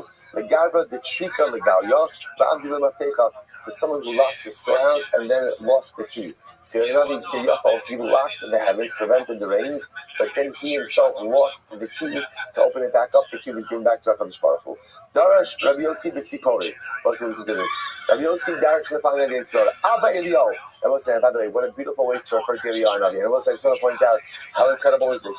Just a couple of days before Pesach, when the Mir Hashem Eliyahu is going to join us at our Seder, and we're learning about Eliyahu Hanavi. So listen to this. Abba Eliyahu. On the days. Kaptan Hava. Listen to this. So Rabbi Yossi says, Abba Eliyahu was a kaptan. What does kaptan mean? Rashi says over here, kaptan, on the days of Moshe, last time, Ahaya kaptan, Shekas al Achav, Amar Chai Hashem, Inni Hashem Eila Tal B'mata. So Rabbi Yossi said, Eliyahu Hanavi was very makbid. In other words, he had a strict temperament. Now, it doesn't mean he got angry, but kaptan doesn't necessarily mean that one gets angry. Kaptan means just that one is very exacting. So he's at the Shema visit. He's sitting there with Achav. Achav makes this incredulous statement, right? And Achav says, Moshe Rabbeinu's curses don't come true. I'm the biggest alternate avodah zarah in the world, and yet it's still raining. And Eliyahu Rabbi is like, I was going to use the word triggered by that, but you can't use that word anymore. Right? He was angered by that, and he acted immediately. Moshe said, do you know what life is all about? Do you know what life is all about? Life is all about the ability to hear people say stupid and hurtful things and move on. You can't react to every single thing that people say, because then you will spend your entire life in reactive mode. So Rabbi Yossi says, you gotta learn to let things slide, even if it's achav. So therefore again, Rabbi Yossi said, was a captain. He heard stuff and he was reactive. He did not know how to just go ahead and let things slide. So this is great. So Eliyahu used to have a chalusa with Rabbi Yossi. Used to have a chalusa with Rabbi Yossi every single day. So what happened? Listen to this. After this statement, Eliyahu got upset. What happened? He didn't show up for 3 days. When he probably came up for 3 days, Rabbi Yossi, what happened to you? What happened to you? Right? Why didn't you show up for a chalusa? So I'm like, Captain Karisili. Well, I got upset. I got upset. Why did I get upset? Because you called me a captain. Rabbi Yossi said, yeah, exactly. Right? By the way, both say, just one, do not engage in these kind of conversations with Eliyahu Hanavi, right? If Eliyahu Hanavi shows up, just say shalom aleichem, whatever he wants to do, just do. So I'm like, how to come on the captain mad? So Yossi says, exactly, this is why I called you a captain. Ultimately, again, at the end of the day, because you get a little bit too angry. I will say, by the way, this is the need that Eliyahu Hanavi, remember who's Eliyahu Hanavi? Eliyahu Hanavi is Pinchas, right? So Eliyahu Hanavi is a Kanoim, he's a zealot. He is a captain, and specifically, ultimately, again, when he sees things that are done that are an affront to HaKadosh Baruch Hu, he can't take it. He has to react. And because he has to react ultimately to get about, which is by the way, interestingly enough, why Eliyahu Hanavi, right? Eliyahu Hanavi shows up 2 times. He shows up at a bris. He comes to every single bris. That's for a different reason, because he claims that Klal Yisrael had forsaken the covenant to HaKadosh Baruch Hu. So Moshe makes him come to every single bris. I want to say, what happens? Where's the other place he shows up? At the Leil HaSeder. Right, and pour a beautiful cup for him at the Leil HaSeder. I will say, why did he go ahead? Why does he show up at the Seder? I will say, generally, a lot of times the Seder becomes a little bit chaotic, right? For a lot of us, right? At any given Seder, you have a lot of different opinions about what to do. Right? This one wants to go fast. This one wants to go slow. This one wants to divide Torah. This one wants to eat. This one wants to sleep. This one wants dessert. This one wants. This one is taking out their paper to measure the shear for matzah, and the other one's like, what's the matter with you, right? And again, and I will say, if you think about it, sometimes there is no greater place for everyone to get upset at each other than the Seder. But yet, again, with the beauty of the Seder and the tremendous issues of the Seder is when the family and friends are able to navigate together and not get upset at one another. So Eliyahu Hanavi shows up, and Eliyahu Hanavi shows how even people with differences of opinion and different mahalchim are able to come together around the table and create a beautiful experience. It's a little bit of a Musar Hasid with Eliyahu Hanavi also. And sometimes, again, not everything is perfect. The beauty of it is the ability to live with one another, to coexist with one another, even if not everything is exactly as it should be. And Eliyahu comes to every single Seder, and what we want him to see at our Seder, more than anything, is Shalom. I want to be able to see a sense of peace. I want to be able to see a family that gets along together, a community that gets along together, friends that get along together, and people who may have a variety of different opinions sitting around the table, but you're still able to coexist with Shalom. That's what Eliyahu, because again, Eliyahu was the captain. His prophet says, okay, you got to take it down a little bit, because people aren't perfect. But let me show you how even imperfect people are able to get along with each other. Eliyahu goes house to house, Seder to Seder, to be able to see the Shalom within the Starim of Klal Yisrael. I want to say, last piece of Gemara. As long as there's Shama in the world, there is anger, divine anger in the world. Man Rishayim, whoever is Shan that we're referring to over here. So the Gemara says, Man Rishayim, I'm Rabbi Yosef Ganvi, Ganofin. Also, which is fascinating. Why is the Ganov the paradigmatic Rosh? It's very simple. Because we're saying the Ganov does not respect the other. That's at the end of the day. A thief just doesn't respect anyone else. He doesn't care about anyone else. That is the greatest level of riches. When you can't respect your fellow Jew. When you don't have to agree, or when you can't respect your fellow Yid, that's rishos. When that exists in the world, ultimately, again, there's divine wrath. So the Gemara says, when Russia comes to the world, there's anger in the world. Shneimar, Russia, when the Russia disappears from the world, then there is good in the world. When the Rishayim are lost, there is joy. Tzaddik niftar min ha'olam. When a tzaddik dies, tzaddik leaves the world. Ra'a ba'al yolam. Ultimately, again, evil comes to the world. Shneimar, HaTzadik avad ve'ein ish sam al leiv. V'anshei chesed ne'asafim ve'ein meivin ki mipnei hara'a ne'asaf HaTzadik. So it's very profound. This is why when a tzaddik dies, you will say, even if the tzaddik is old, there's a profound sadness that's there. Because when the tzaddik dies, there's his goodness, his goodkeit leaves the world as well. Tzaddik ba'ali olam, when a tzaddik comes to the world, tova ba'ali olam. Ultimately, again, there is good that comes to the world as well. Shneimar, zeh yinachamenu mima'asinu u'meitzvon yadinu. As the pasuk says, this one will console us from our actions and from the sadness of our hands. Now, both it's fascinating to see, right? The Gemara statement, tzaddik ba'ali olam, tova ba'ali olam. Tzaddik comes to the world, ultimately good comes to the world. And Rabbi said, who's the example of this? Who's the example of this? This pasuk is by who? Is by Noah. Is by Noah. I will say, how intriguing is it that the Gemara chooses to illustrate this concept with Noah? Right? After all, again, there's a raging machlokes about Noah. Was Noah a tzaddik, right? B'derosov. Was he an objective tzaddik, right? Or was he a subjective tzaddik, right? Was he just a tzaddik because he lived in a dark, or was he objectively righteous? So it's fascinating that the Gemara chooses to illustrate this principle of tzaddik ba'ali olam. When a righteous person comes to the world, good comes to the world. Oh, who's the example of that? Noah. So what's the pshat? So let's say, if you think about it for just a moment, we just said, what does the Gemara quote? Zeh yinachamenu. Now, by the way, why does it say Zeh yinachamenu? Why does it say that Noah will console us? So Rashi has a quote from Medrash that says, what did Noah invent? Noah invented farming utensils. Up until Noah, they had to farm with their hands. He invented farming utensils. Or essentially, Noah was one of the first people to do something meaningful and significant for the other. But I'll say, what is the definition of a tzaddik? A tzaddik is a person who cares enough to live outside of himself. A tzaddik is a person who cares enough to live outside of his immediate family. To recognize that my life is not about me. My life is about what can I do for the cloud? What can I do for my community? What can I do for those around me? That's a tzaddik. Learning Torah by itself does not create tzaddikim. Because learning Torah by itself can very easily, very beautifully be viewed as a self-serving avodah. I love it. It's beautiful. It's fantastic. So what makes a tzaddik a tzaddik? Of course, you need the Torah. What really makes a tzaddik is a person who doesn't spend his life thinking about himself. Is a person who spends his life thinking about trying to figure out what can I do for the other? How can I make a difference in the lives of others? If you could be a kind of person who brings nechama ultimately to others.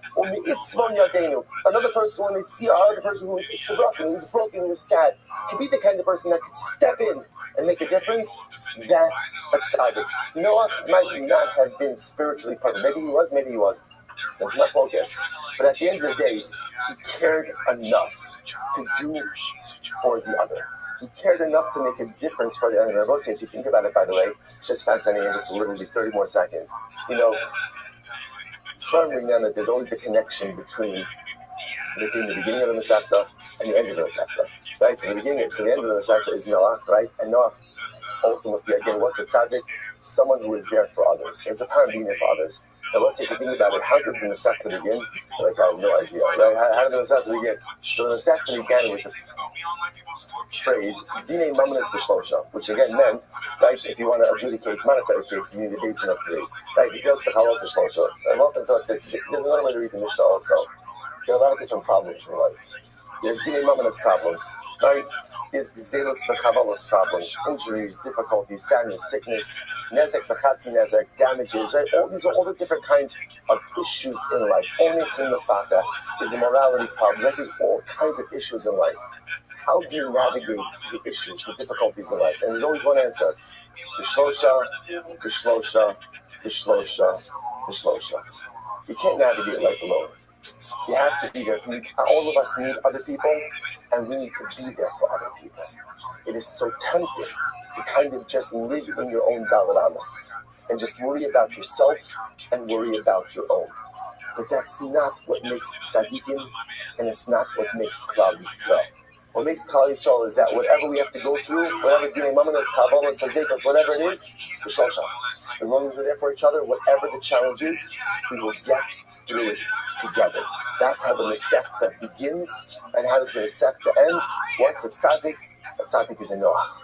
Because when you are the kind of person who is there for others, when you're the kind of person who cares for others, that ultimately, again, is what creates tzaddikim for Klal Yisrael. I will say so much more to say, so much more to what? The Rambam, yes, I hear the Rambam. I also owe you a Yitzchak Abaditchev on the story with Achot and the Eliyahu Navi. Again, so Meretz Hashem, tomorrow. We'll get to tomorrow. Tomorrow we'll continue. Both time, a tremendous shkoyach to everyone. Again, details for this Tziyum forthcoming in Meretz Hashem. Ramon is going to make our scene tomorrow. Tomorrow morning we'll be getting Sefes Makos. Again, we'll say, what a journey. Because Prophet mentioned, give us the cock to continue to learn together, to grow together for many years to come. Shkoyach, everyone. We have 5 minutes today for me to ask you about what is one. Yeah, North 20 this afternoon. Yeah, After 1. okay, that's okay. That's really funny, dude.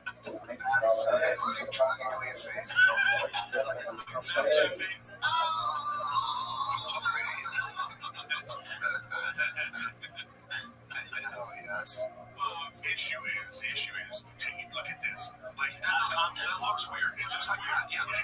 So this is the kind of thing when you have to say to her, like, no, this is not something you say in public. Yeah, but also she's 14, so you're like, right. She's 14, she's not a fan of Drake. Drake's pretty dope. He's checked in on her.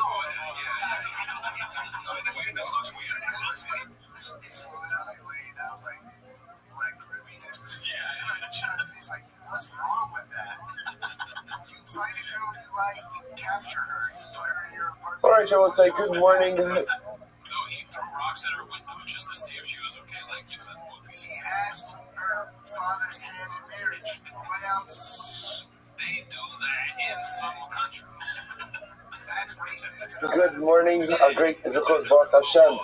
We begin our second to last day of Masechta Sanhedrin. Begin by thanking all of our sponsors for this morning share to thank our annual Talmud Torah sponsor, the Tosim Mishpacha of Eretz Yisrael, for dedicating all the Shulman Drushos this year as a Zechus for Besoros Tovos for all of Am Yisrael. Talmud Torah sponsors for the month of Nisan, Abba, Ring, and Tova, Paul, the celebration of the Nisan birthdays of his wife Kathy and his granddaughter Tikva Esther Pavlik, an anonymous sponsorship in the source of symbols for all of our children, and for Nisan to be the month of Geula Shlema for Klal Yisrael.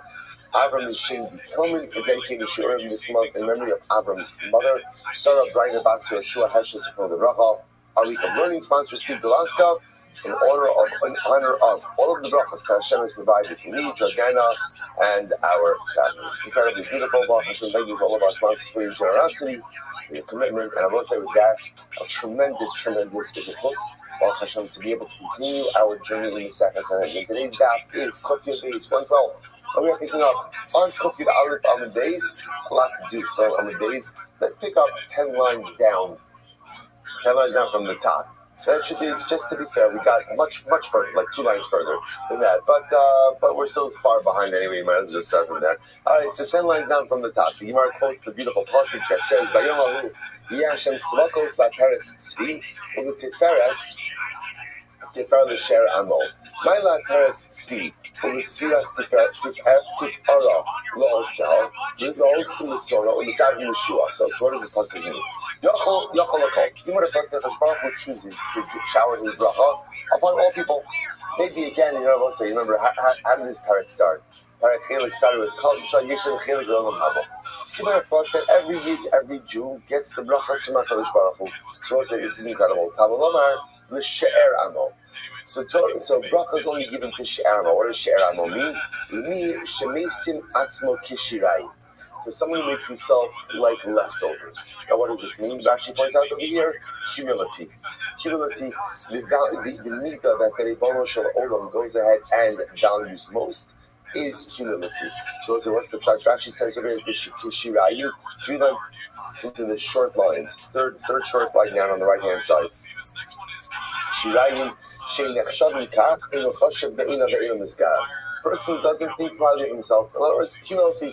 We'll say that why is humility such an important to me? That makes perfect sense. Because remember again, if I'm not humble, then by definition I'm arrogant. The moment that a person is arrogant, they feel that they have absolutely no work to do, nothing to work on, nothing to improve, nothing to try to build on. So therefore, once a person is suffering, unfortunately, again, from the emotional malady of arrogance, there's simply nowhere to go. You can't work with a person. Such a person is not open to anything. Conversely, when a person goes ahead and is humble, so a person, of course, still recognizes their accomplishments, still recognizes their pluses, but at the same time also recognizes all of the areas of weakness, all the things that need to be improved, all the work that needs to be done. So who does that responsible shower drop up on? Someone who is humble. Next, in the Ruach Mishpat, Yosheb Ara Mishpat. So what's Ruach Mishpat? What does this mean? Ruach Mishpat, so what does that mean? This is someone ultimately, again, who controls his Yetzer. Rashi says,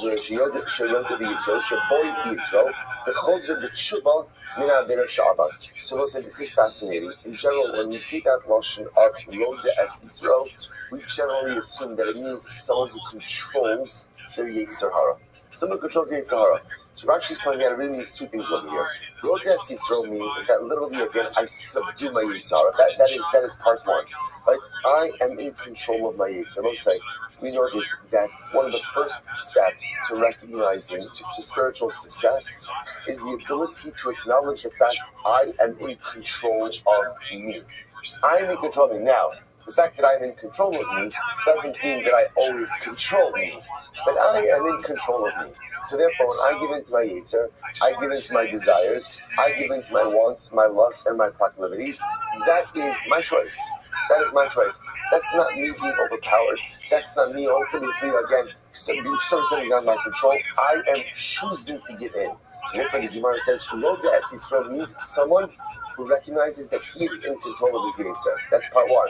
Part two, when I make a mistake, I own it and I do tshuva. We all make mistakes. That's almost like an inevitable part of being human. We all make mistakes. But at the end of the day, what do I do in the aftermath of that mistake? Do I deflect? Do I make excuses? Or do I simply own it and figure out a way to move on? So Rod Es Yisrael means part one, I try to remain in control of my Yetzer. Part two, when I make mistakes, which inevitably I will, I own it, I do tshuva, and I move forward from it. Next, this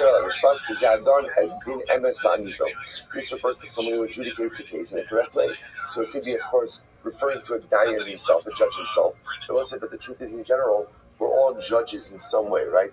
Everyone who enters into my dalaramas enters into my my courtroom, right? We judge everyone all the time, every day. How do you judge people?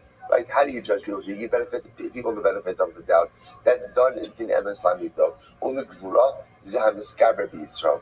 Gvura ultimately refers to someone who overpowers his Yetzer. Rashi says over here, Markiz Yetzer Tov Al Yetzer Hara.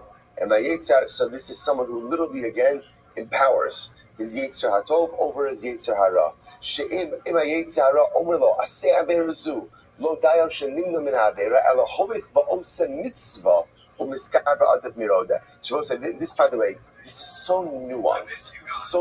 And the truth is, if we didn't have to go so quickly, we could go ahead and spend an entire shir on this. If you notice again, there's two terms that are being used over here. There's Roda B'Yitzro and Gover B'Yitzro.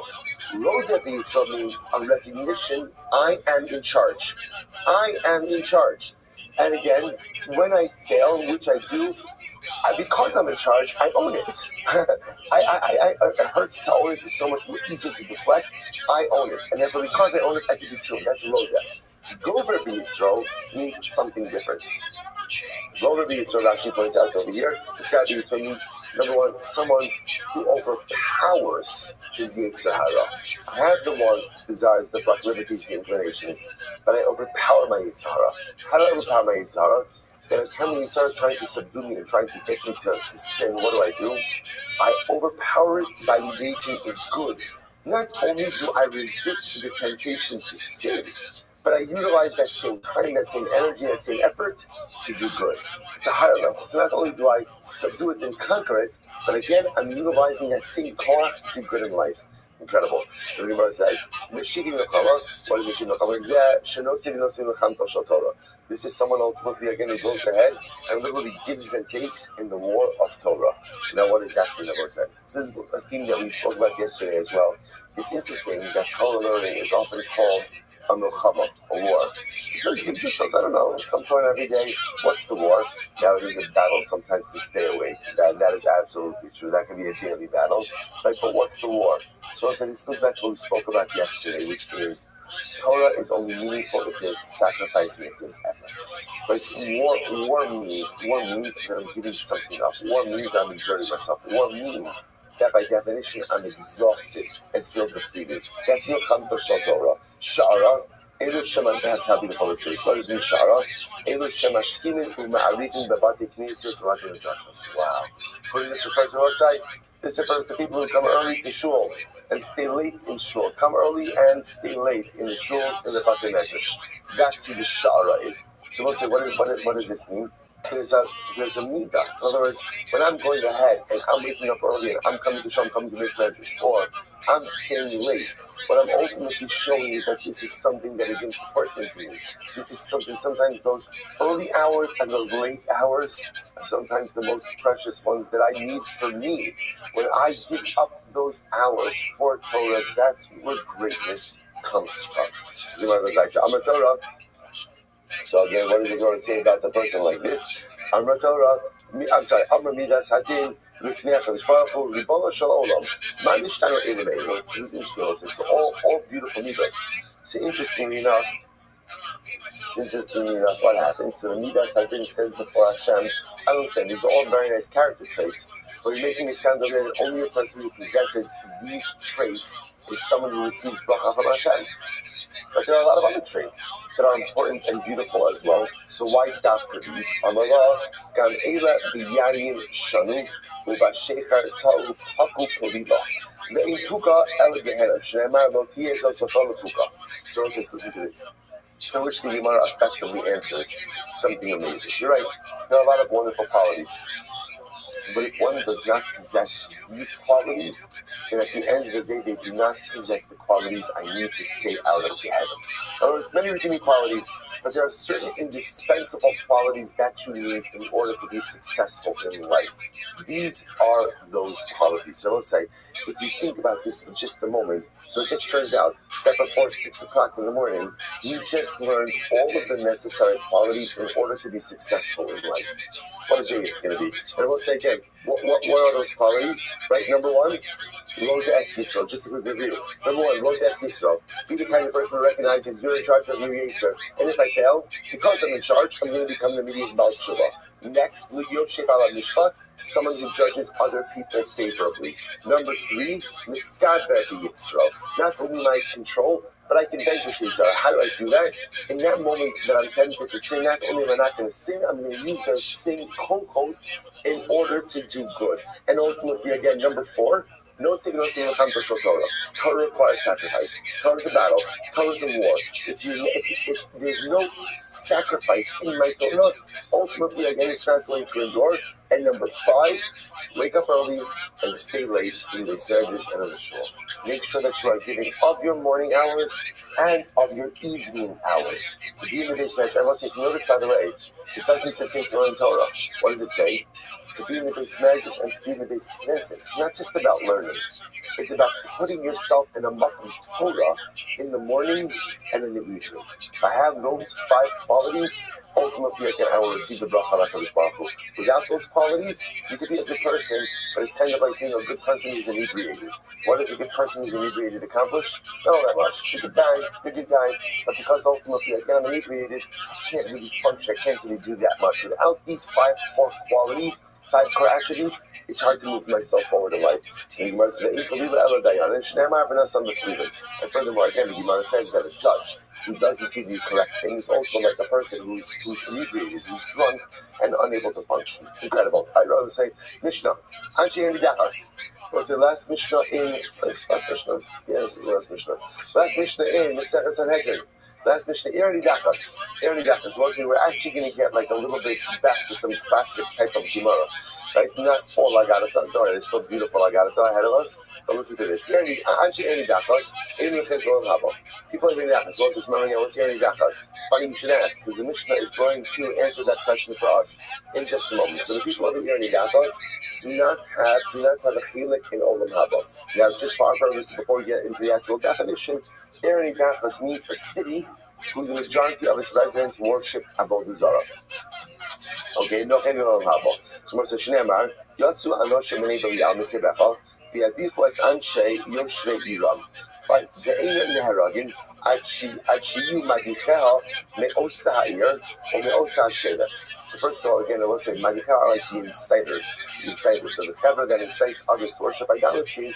So ultimately, the people of the city are not executed, right, as Anshe and Dachas, until the inciters are from the same tribe and members of the same city. In other words, if you have external agitators, hey, who would think that such a word like that would actually have contemporary relevance to us, right, these days, right? If you have external agitators, they don't just exist on college campuses, right? But if you have external agitators who come into a city and go ahead and incite, that's not Irani Dachas. Irani Dachas has to be inciters from within. Same city, same tribe. Right? Furthermore, again, the majority of the city has to be incited to worship idolatry, and ultimately, again, and it has to be the men who are the inciters, and the men who are the incitees. What happens if the city is incited to worship idolatry by women or children, or only a minority of the city has been incited, or the inciters are from out of town, right? Out of town inciters. Then ultimately, understand. The concept of Irani Dakas is going to see a city that worships idolatry. That is because the city itself gets a unique punishment. Now, what happens if the residents are not deemed to be an Irani Dakas? They're just good old what? Good old Avodah Zarah. Right? Just good old Avodah Zarah. They are judged as individuals and not as a collective city. That's what it means when it says Hare Elu Ki Yechidim. They will say, so we're going to understand, by the way, Irani Dachas, the punishment is saif, right, beheading, and all of the property is destroyed. If you're a stam Oved Avodah Zarah, right, just a regular guy worshiping Avodah Zarah, then the halacha is Yechai Skiva, and your property is not destroyed. So that's the fundamental distinction over here. So again, you want to say, therefore, you can have a city that doesn't meet the criteria of Irani Dachas, but Lamaisa, again, the residents are still judged as Ovdei Avodah Zarah. So they won't get Sayef of Irani Dachas, their property won't be destroyed like Irani Dachas, but they will be executed with Skiva. Incredible. And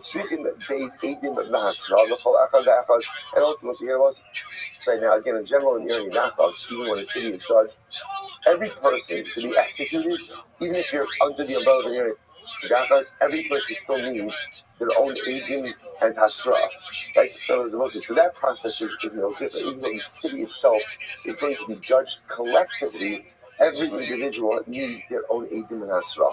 Incredible.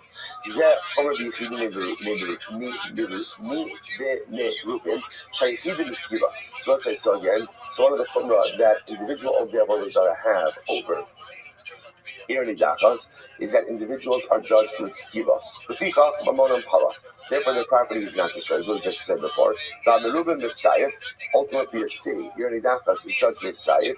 Leficha mamonam abad. Therefore, their property is destroyed. So, this is very important. Stam Ovid Avodah Zarah, skiva, property untouched. Irani Dachas, Saif, beheading, property is destroyed. Incredible. So the Gemara says, so the Gemara says, fine. So this is very interesting. So now, obviously, the whole chap of Ir Nidachas is dependent on the majority of the city worshipping Avodah Zarah. The interesting shaila is going to be who comprises that majority. So let's say, for example, you have people traveling through town. You have a donkey driver. You have a camel driver. They're not residents. They're just traveling through. What's the halacha? Hari elu matzilut osa. They could save the city. What does that mean? They're counted as part of the tally. So Baruch Hashem, if it turns out that they're just passing through, they didn't worship Avodah Zarah, they could actually go ahead and save the city as well. Shneimar hacharim kacharim osa v'es kol asher ba v'es behemta l'fichara. Good. So you want to Nikan Amru, Nixi Tzadikim Shabasoka, Ogdin, Shabakutz Lapalkas. Most of this is actually very interesting. We'll discuss this in greater depth. Now remember, in the Ir Nidachas, is everybody worshipping Avodah Zarah? Everybody? No. What do you need? Growth. Which means it's very possible you have tzaddikim who are living in the Ir Nidachas. Now the tzaddikim, the Gemara says, their property that's in the Ir Nidachas will be destroyed. Because the way it works is all property in an Ir Nidachas is destroyed. But their property, however, again, let's say the tzaddik was in Ir Nidachas. So any property he has in the Ir Nidachas, the condemned Ir Nidachas is going to be destroyed. Let's say the same tzaddik owns property outside of the Ir Nidachas. That property remains untouched. On the other hand, it's very interesting. The Rishon of the Ir Nidachas, both their property in the city and their property outside of the city, all of it is destroyed. All of it is destroyed. Incredible.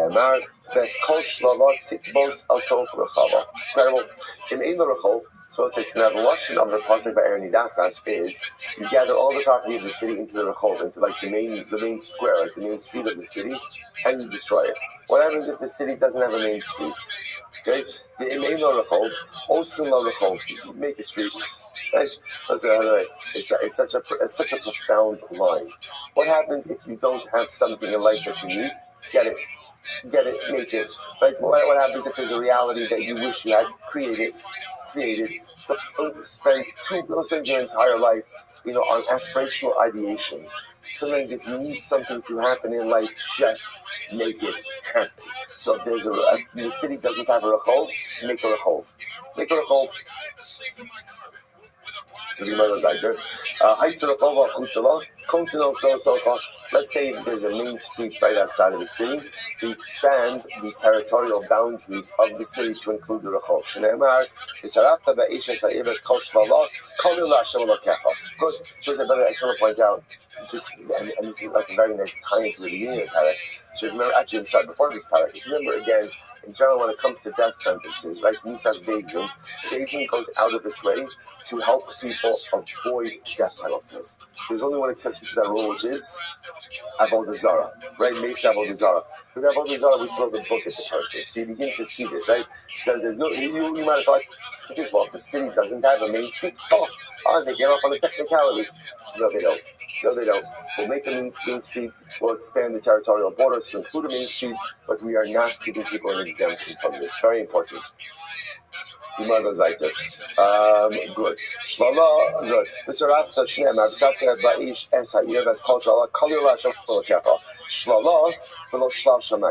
what do you destroy in the Ir Nidachas? Only the property of the residents, not property that belongs to HaKadosh Baruch Hu. What's property that belongs to HaKadosh Baruch Hu? Mikan Amru, Hekdeshos Shebot Oyiftu. So let's say in the Ir Nidachas, there's Hekdesh.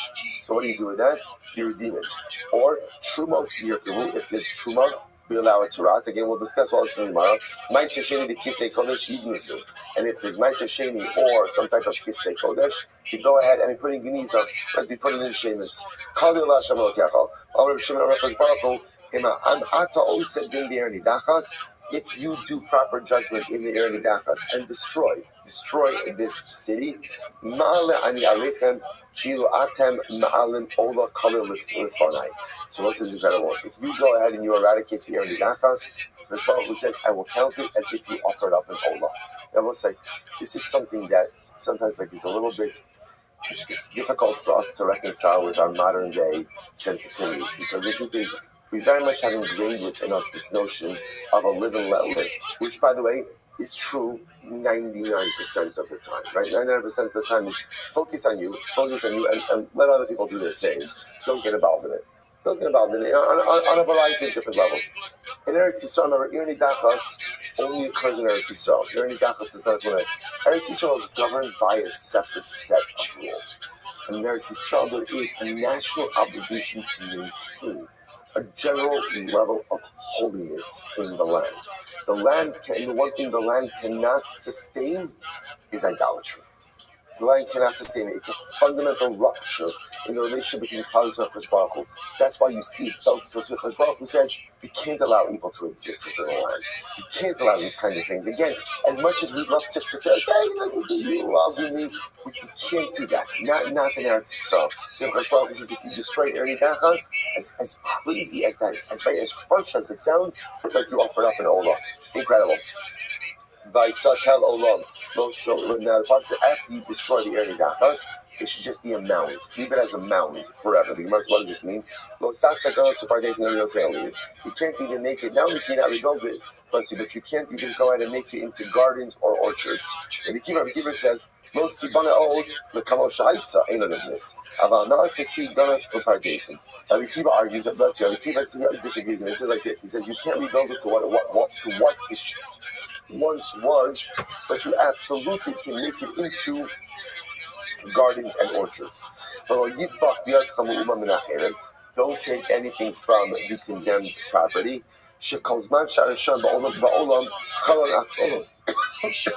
The idea is that the entire city and its property takes on this identity of Avodah Zarah. Therefore, you have to eradicate everything. You have to get rid of everything. Because as long as there is Avodah Zarah in this world, divine wrath exists. That's why destroy everything. Don't keep anything. When the Rishayim are removed from this world, ultimately, divine wrath is removed from this world. A very powerful statement.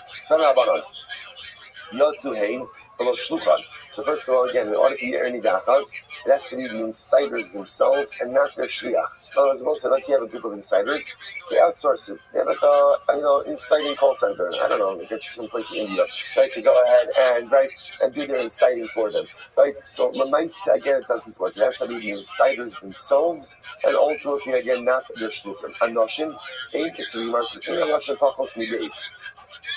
Right, first of all, Anoshim means the insiders have to be a group. Right? Have to be at least 2 people inside. Anoshim velo noshim. Furthermore, it means men and not women. Not women. Anoshim velo kitanim. Men and not men. As I always say, so remember again, I just want to point out, keep on reinforcing. Obviously, if you don't meet the criteria of Ir Nidachas, so Ir Nidachas means the entire city is condemned, property is destroyed, sayif. Right? If you don't meet that criteria, it's still Avodah Zarah. So they're going to be judged as individual of the Avodah Zarah. B'nei Belial, what does that mean? Banim sheparku all shamayim mitzavayim. It means ultimately, again, one of these insiders, these are people who have shirked the yoke of heaven off of their neck. Mikir b'chav, from within your midst. V'lo min ha'sapar. So it's like, this is very interesting. Border cities are not subject to the laws of Ir Nidachas.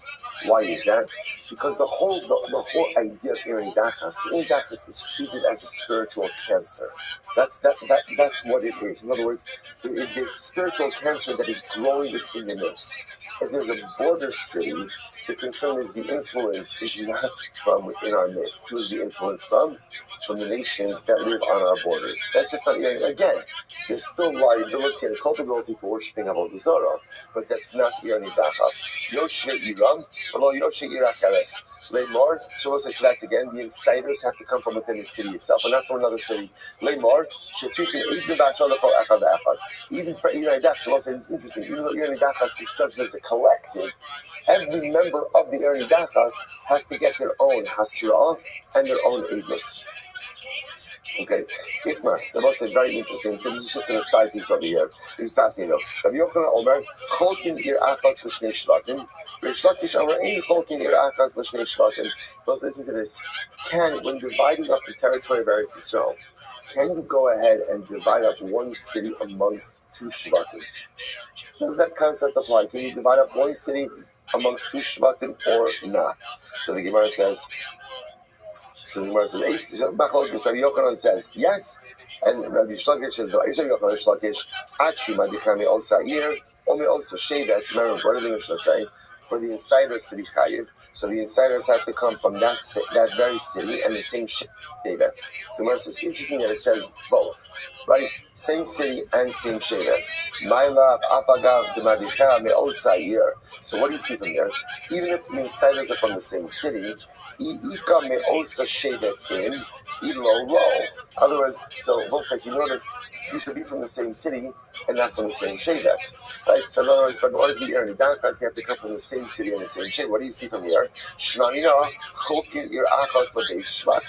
you see from here? The fact that you're going to have a city member who is not from the same shevet indicates to us what? That the same city can be divided up amongst two shvatim. First one says, no, it's not true. You could have someone from a different shevet who owns land in your city. How? He received it from his maternal inheritance, or someone gifted him property.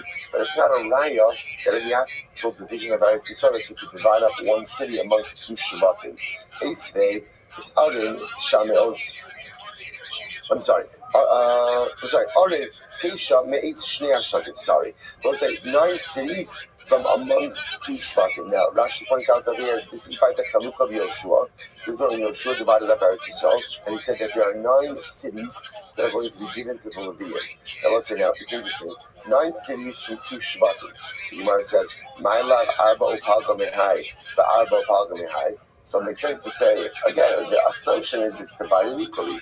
4.5 cities from this shevet, 4.5 cities from that shevet. So what do you see from here? You see from here that halacha l'maisa again. Halacha l'maisa, right? Everybody gets, right? You can go ahead and divide up cities. You can divide up the cities between shvatim, to which the Gemara says, "Ushmamina cholkin yirachas l'bei shvatim." To which the Gemara says, "No." The Gemara says, "No, arba mehai, v'chamish mehai." 4 cities in this one, 5 cities in this one. If that's the case, doesn't it make sense? Doesn't it make sense to go ahead and halacha l'maisa tell us which city, which tribe was giving which cities? Which was top of Kufya Beis? Oh, there is that.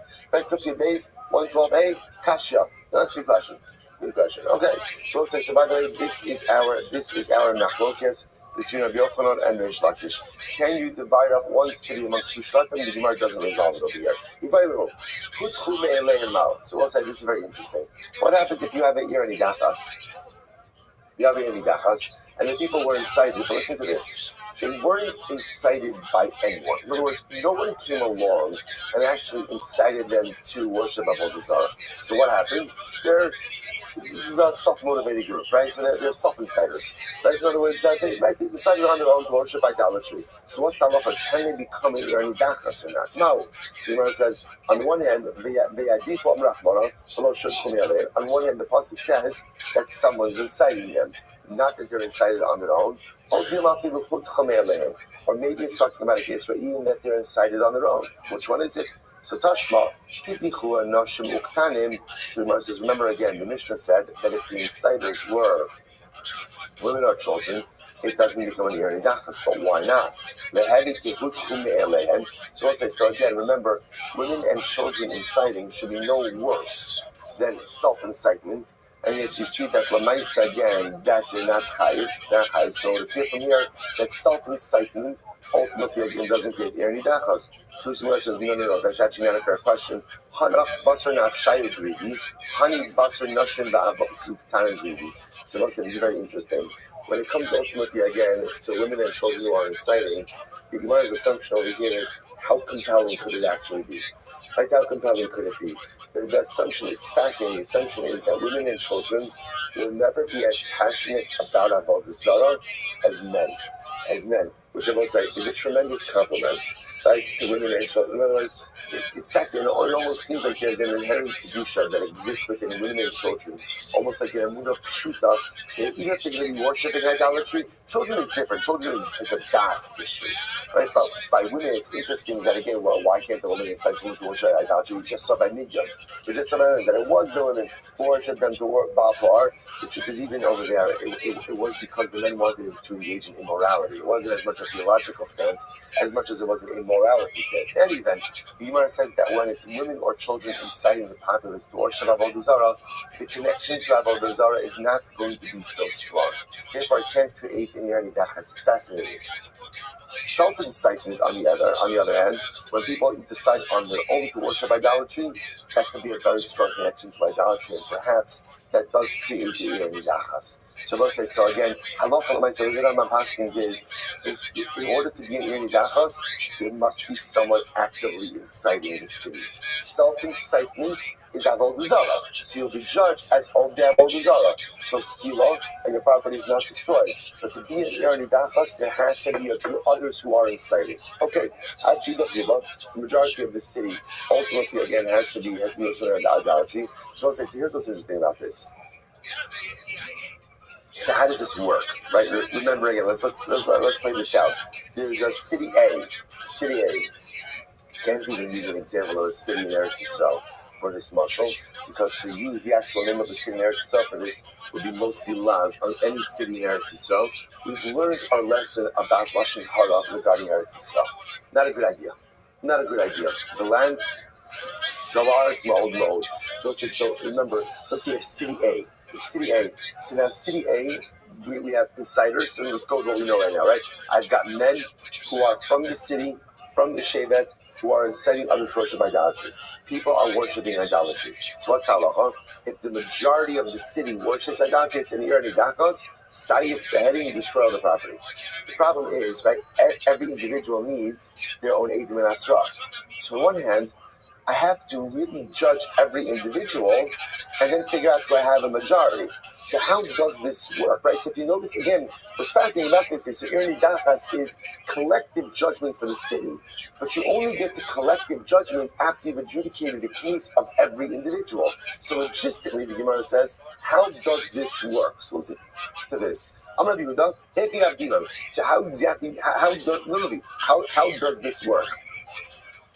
The Gemara says, "I'm not even done in the choshen, done in the choshen." Here's what we do: we try, right? We try each individual, right? We go ahead and we put them, right? We bring them to Beis Din. So let's say we start Reuben, okay? Reuben works with Avodah Zarah. What do? We put Reuben in jail, holding cell. Shimon in jail. Levi in jail. And we go one by one. Again, we're not executing anyone, because why are we executing anyone? Because we don't know. Is this again, should it be executed again with skila or with sight, right? Which one is it? So essentially, Rabbi Yehuda says, judge, holding cell, judge, holding cell, judge, holding cell, and then we'll see quickly, or hopefully quickly, if we go ahead and we get to majority. Ula says, no, you can't do that. You can't do that because you're perverting the justice. What does that mean? In halacha, one of the things that we have established is there's quick execution of judgment, quick execution. In other words, if you're condemned, you're executed. Why? Because it's considered to be unnecessarily cruel to delay carrying out of a death sentence. So, right? If somebody's sentenced, mostly you see this, by the way, right? You see this like in our legal system, where like people sit on death row. And like they sit, like it doesn't make any sense. It doesn't make any sense if a person has done something that is so heinous that makes them liable. So again, give them the punishment. Again, especially in halacha, where the punishment itself is a kapara. Right? In other words, our punishments are not punitive. We have knas, which is punitive, but in general, our punishment, right, our penal system is cathartically rehabilitative. That's even a death sentence is cathartically rehabilitative. So at the end of the day, if it's chayim misa, kill him. What are you going to do? You're going to hold him? And how long? How long is this going to take? Right? Again, then it's been as money. Right? There's a whole bunch of other stuff that's going on over here. Right? So how long exactly is this going to take? So Ula says, it's not right. It's not right. You can't do that. Rather, so what should you do? Ella Amar Ula, done in the Soklin, here on the Soklin. This is interesting. So Ula says, what we do is we judge. And you get skila, because right now you're an individual. Now what will happen is, once we hit the 51% mark, then what? Everyone after that will be sayyid. This is interesting. So Ula says essentially there's two demons. The first chevra, until we get to the majority of the city, are executed with skila. Then once we hit the 51% mark, now it's Irani Dachas. And ultimately, again, now we'll go ahead and impose law of Irani Dachas on the remaining residents of the city. Quite interesting. Rashi says we're done with Sochel. Yeah, okay, right.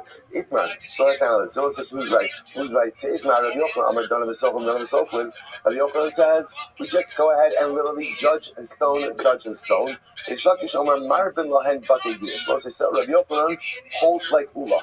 Rabbi Yochanan holds like Ula. Then what we'll do is again we're going to judge, and as you judge as an individual until we get to the 2% mark, and then it's Eri Nidachas. Reish Lakish says this is interesting.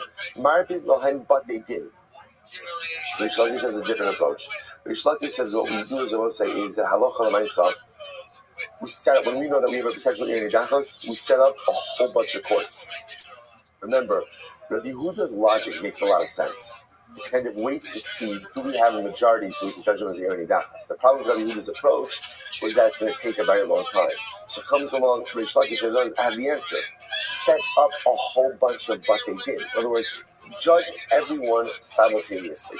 To the best of our ability, we obviously it's an emergency situation, judge everyone simultaneously so we can see before we execute anyone what is the status of this city. Is that so? We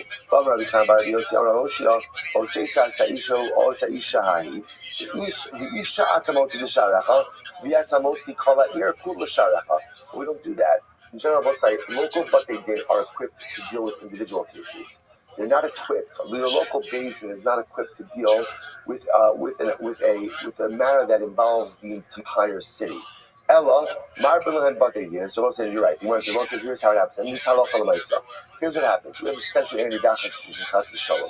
Marbilan Batei Din uma'aynin b'dineihen. The local basin is not the one who sentences anyone to death. Right? Rather, what the local basin does is the local basin looks at the situation. The local basin says, based on our analysis and testimony, this is an Ir Hanidachas scenario. Then what happens? Umaskil, they kick it up the chain. Umaskil Bezdin HaGodol. Oh, who will say? Who adjudicates Ir Hanidachas situations? The Sanhedrin. So this goes up right there. They run this up to the Sanhedrin HaGodol. The Gemara says, "The Now, what's it? Rashi points out to here, the Sanhedrin HaGodol doesn't just simply take the word of the local Beis Din. The Sanhedrin HaGodol will conduct its own investigation, but obviously, again, the local Beis Din did most of the work. And then afterwards, if they're found guilty, then they're executed by the Sanhedrin HaGodol. So fascinatingly enough, no one is sentenced to death on the local level. What the local Beis Din does, the local Beis Din says there is a serious potential for Eri Nidachas over here, runs it up to the Sanhedrin. Sanhedrin adjudicates the case. Sanhedrin passes the death sentence. Incredible. So the Gemara says, so let's listen to this. So remember, in order to get Eri Nidachas, you need the majority of the city. The donkey driver, and the camel driver who are going through. So the Gemara says, so let's say they're traveling through. So what happens now? Let's say again, the donkey driver and the camel driver are just passing through. We're decided to worship Avodah Zarah together with the residents. What's that? So it's like if they've been there, the donkey driver and camel driver for more than 30 days, then essentially they're considered to be part of the city. Therefore, they're executed with beheading, and their property is destroyed. If they've been there less than 30 days, then what? Then they're punished with skila, like a regular Oved Avodah Zarah, and their property remains untouched. So it sounds like 30 days is the determinant. If you're there for 30 days or more, you're part of the city. Less than 30 days, you're not part of the city. So 1 second, how long do you have to be in the city and be like a member of the city? You base Chodesh. 12 months. 12 months, like we just said 30 days. As you go, as long as it's going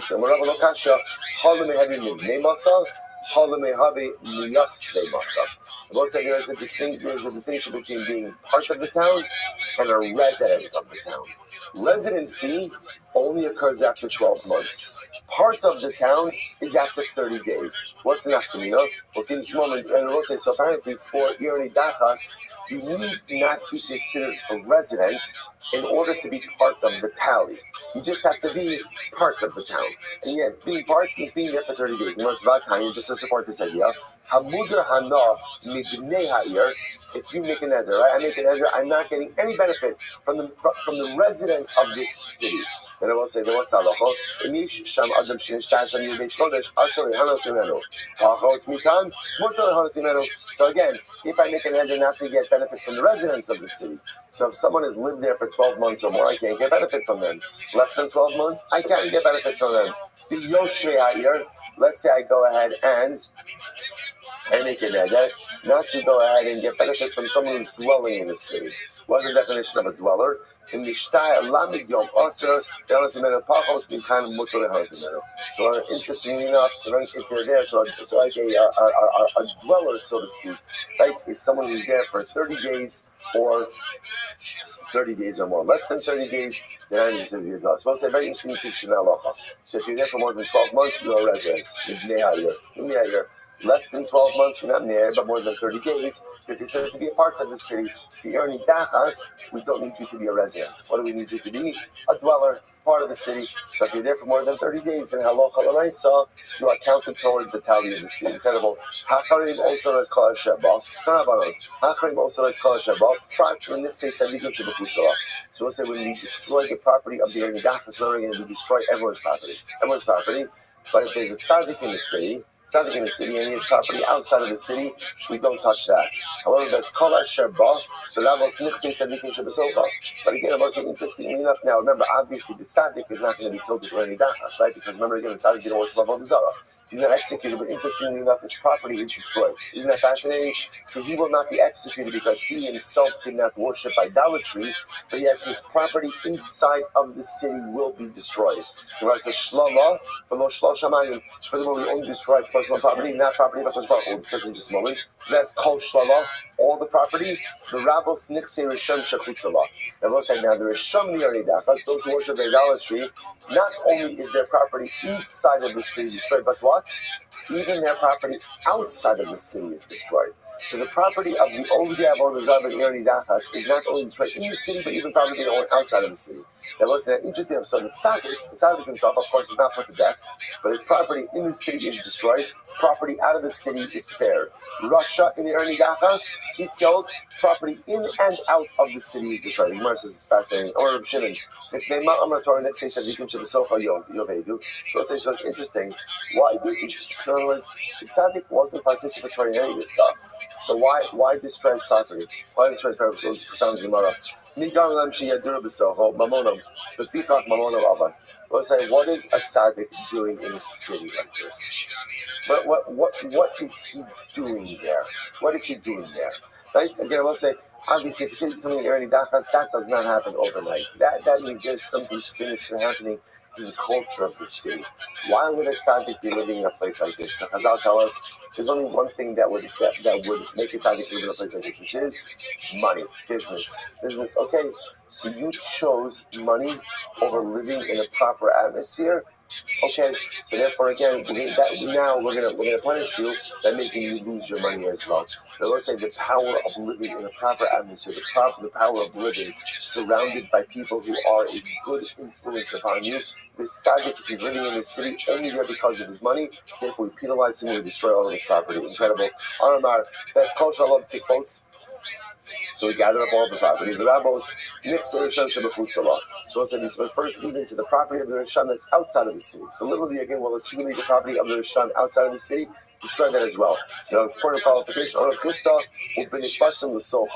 that refers to property that is easily accessible in the same day. In other words, we're not going to wait days to get the property of the Rishon outside of the city. What it means is like this.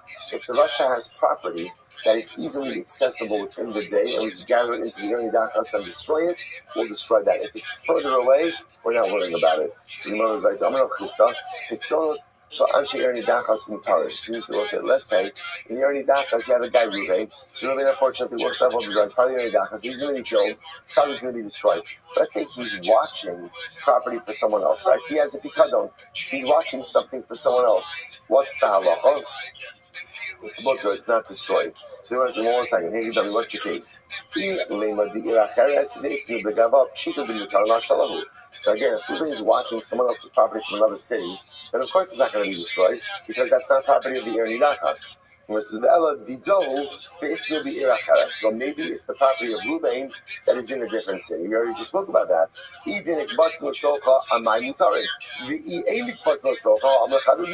So again, when it comes to property of Risham in a different city, you already said what's the halacha?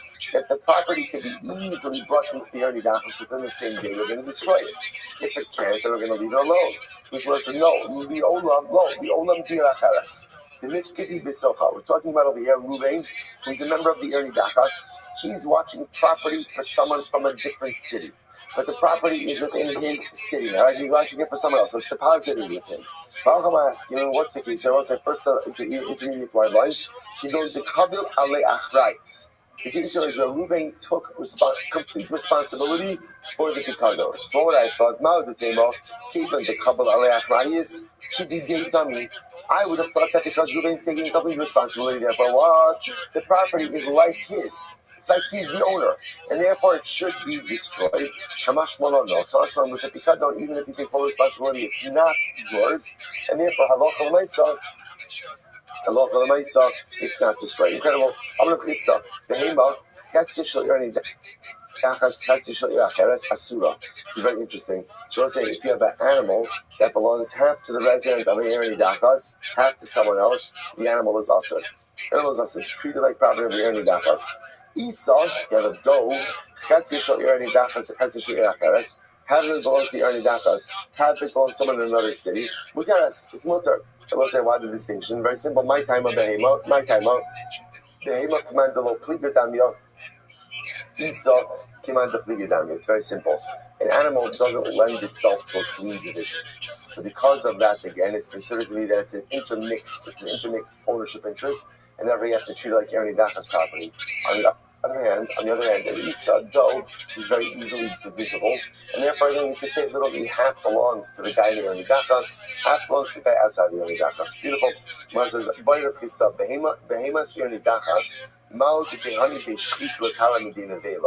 this is very interesting. Obviously, you're destroying everything in the Erni Dachas, right? That we've established. However, again, halacha l'maisa. So now I know that even if you shecht an animal in the Erni Dachas, you still can't eat it because it's considered to be like it's destroyed. It's usher. It's usher.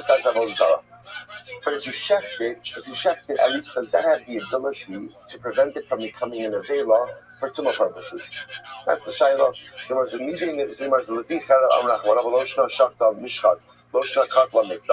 on one hand we could say, the Torah says that you have to go ahead and destroy it.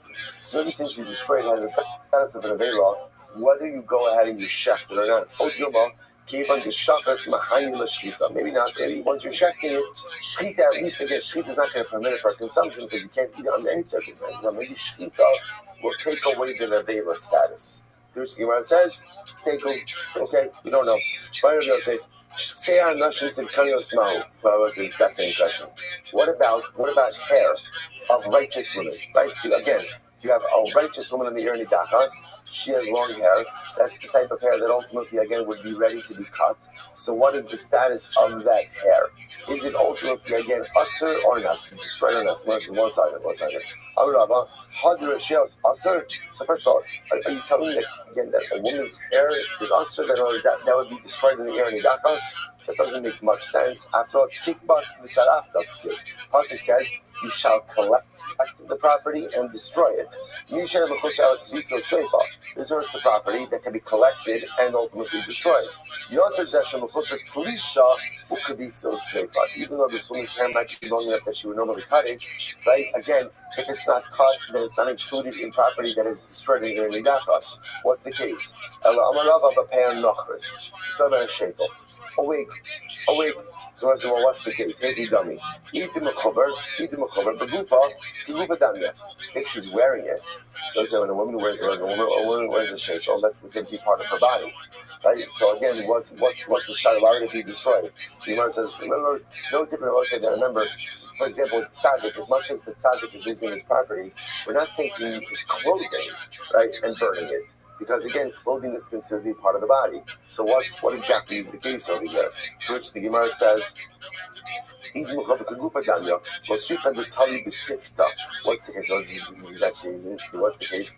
The case is where the woman comes into the house. What does she do when she comes in the house? She takes up her shekel. She has a shekel hook.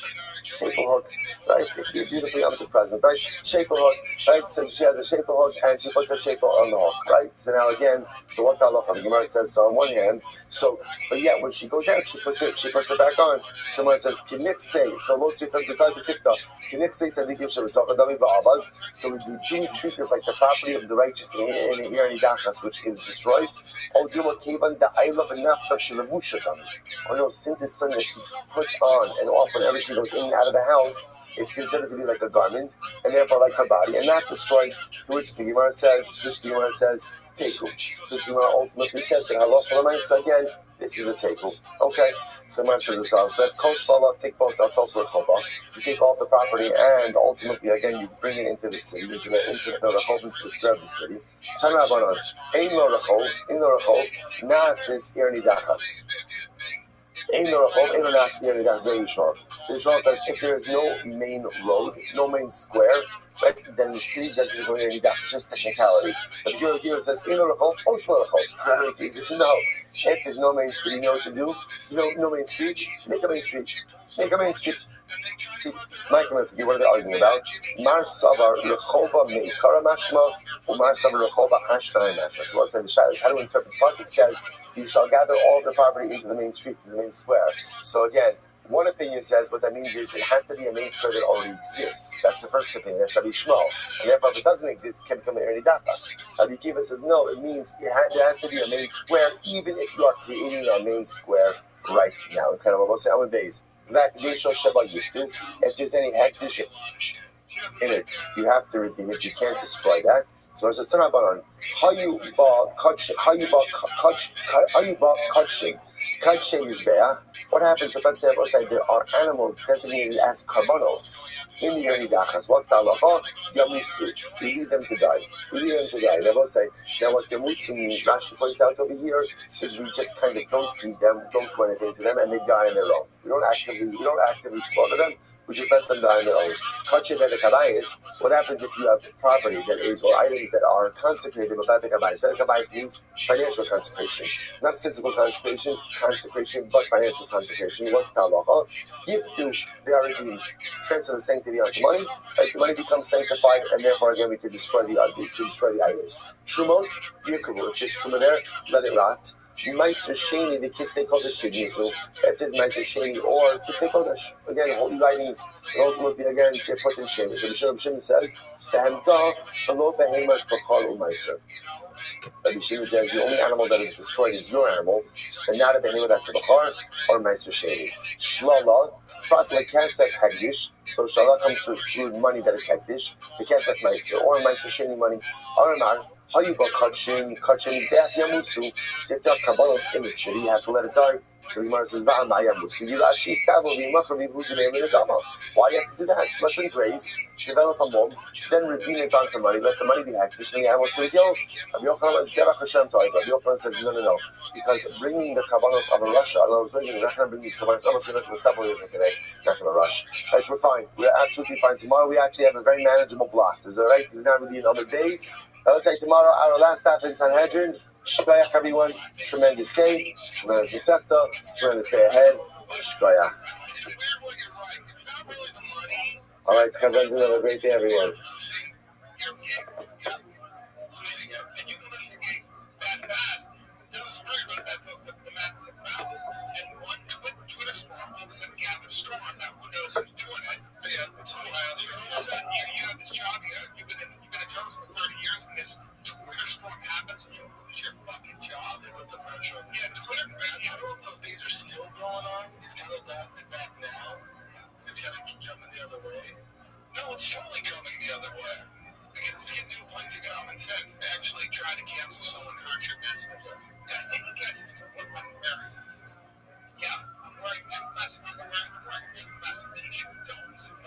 All right, we'll say good morning. Let us begin by thanking all of our sponsors for this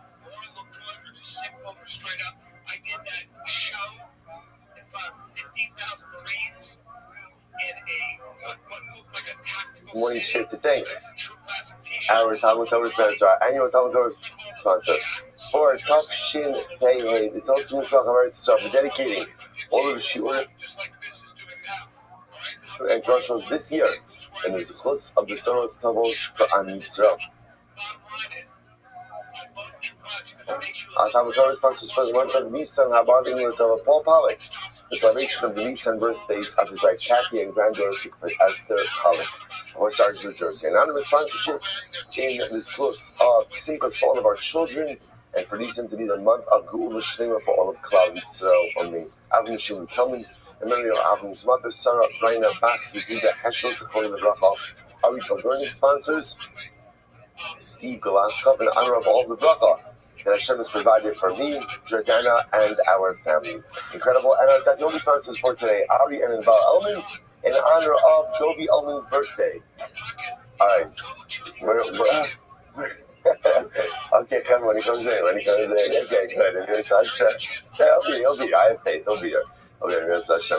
Jose, thank you to all of our sponsors for the incredible generosity of the merit of our Talmud Torah. All of the Shabbos Lav and Aliyah, the families in the Chama, all those in the Refuah, should have one together with Kol Chol Israel, the Baruch Hu should merit Hashem, bring home all of our hostages, and our holy soldiers should be successful. The Chol Maaseh Yedehem. But with that, let us be with a lot to do today, Baruch Hashem. Today's daf is Kuf Yud Aleph 111. 111, and we are picking up in Yetz Hashem on Kuf Yud on the days 110b. We left off with Rabbi Shimon ben Manasseh right before the Mishnah, about six lines before the Mishnah. Rabbi Shimon ben Manasseh, I suppose, remember again, we're in the midst of this raging machlokes concerning Dar HaMidbar. Does Dar HaMidbar have Olim Haba or not? Does the generation of the desert have a portion of the world to come or not? This is the source of our ongoing machlokes. Rabbi Shimon ben Manasseh says as follows. So Rabbi Shimon ben Manasseh, Dar HaMidbar comes to Olim Haba. They have a portion of the world to come. Shneimar, Ufiduya Hashem Yeshuvon, Uval Sion Barina. Amar Rava Bar Bachana Yochanan, Shaka Rabbi Akiva Chasiduse. So say this is a profound statement, which the Gemara is actually going to expound upon in the next sugya as well. Here's what the Gemara is surprised about. Rabbi Akiva is the opinion that says that the Dar HaMidbar does not have a portion in the world to come. The Gemara is surprised because it feels very un-Rabbi Akiva-like. Rabbi Akiva is the great, the Zohar brings down that Rabbi Akiva was a Gilgul of Moshe Rabbeinu. Right? Again, Moshe was a Gilgul of Noach, because again, Chazal fault Noach for perhaps not advocating as much on behalf of Klal Yisrael. Moshe Rabbeinu was the Gilgul of Noach, and Rabbi Akiva was the Gilgul of Moshe Rabbeinu. Says the Gilgul of Moshe Rabbeinu, how could it be that you're not advocating on behalf of Klal Yisrael? How could it be Rabbi Akiva says, Dar HaMidbar Ein Chelik Olam Haba? So the Gemara is like shocked by this. So the Gemara says, Rabbi Akiva, you've left your Chasidus, right? You've left your entire essence of kindness, of goodness, of seeing the good. How are you saying What the Gemara said that don't be happy birthday. Happy birthday, Mazel Tov. Your brother sponsored the shira on your behalf. In honor of your birthday. Mazel Tov, Mazel Tov, Amir V'Esim Shalim Tovos. Oh yeah. This is. I think it should be a year of celebration. Personally, I think. All right, so the Gemara is surprised by this idea that Rabbi Akiva is so intense with the Dar HaMidbar. Now the Gemara says, the Gemara doesn't explain why. Right? What happened to Rabbi Akiva? That the Gemara just wants to show you how the chesed of Rabbi Akiva normally manifests itself. For example, listen to that beautiful series. The Gemara says, Shneimar, Haloch v'karasa ba'aznei Yerushalayim neimar. So because it says, go and speak into the ears of the residents of Yerushalayim, saying, Zacharti lach chesed mi'urayich, ahavas kilulosayich. I remembered the chesed of your youth, the love of our newlywed days.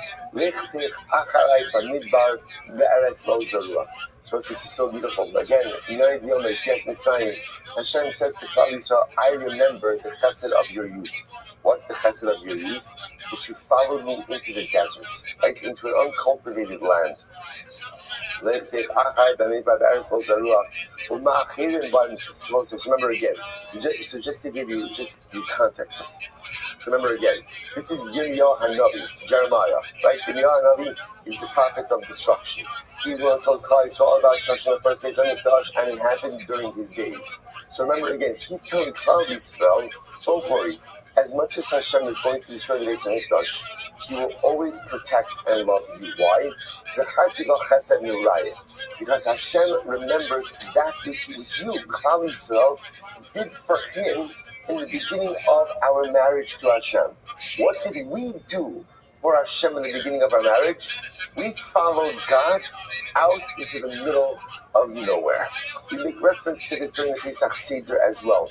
The greatness, Rabbi, can you imagine again, over close to 3 million people followed God out into a wasteland.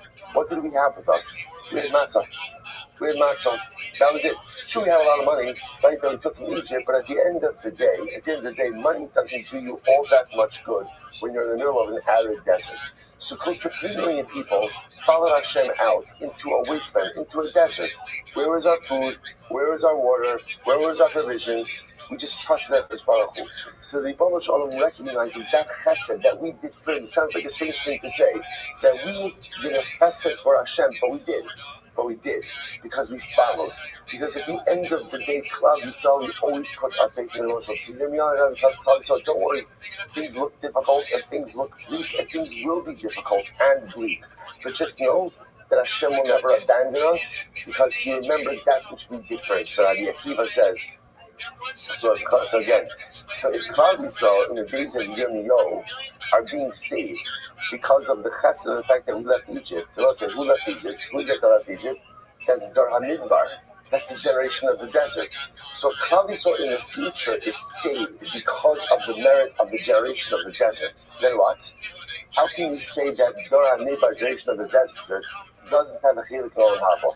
Doesn't make any sense. So therefore the Gemara is astounded that Rabbi Akiva says that Dor HaMidbar doesn't have a chiluk in Olam Haba. Doesn't make any sense. If their zechuyos are enough to carry the future of Klal Yisrael, then how can they not carry themselves? But yet Rabbi Akiva holds Dor HaMidbar ain't in chiluk in Olam Haba. Okay, hold that. We're going to reconcile it to just a little bit. Let's go back to Mishnah.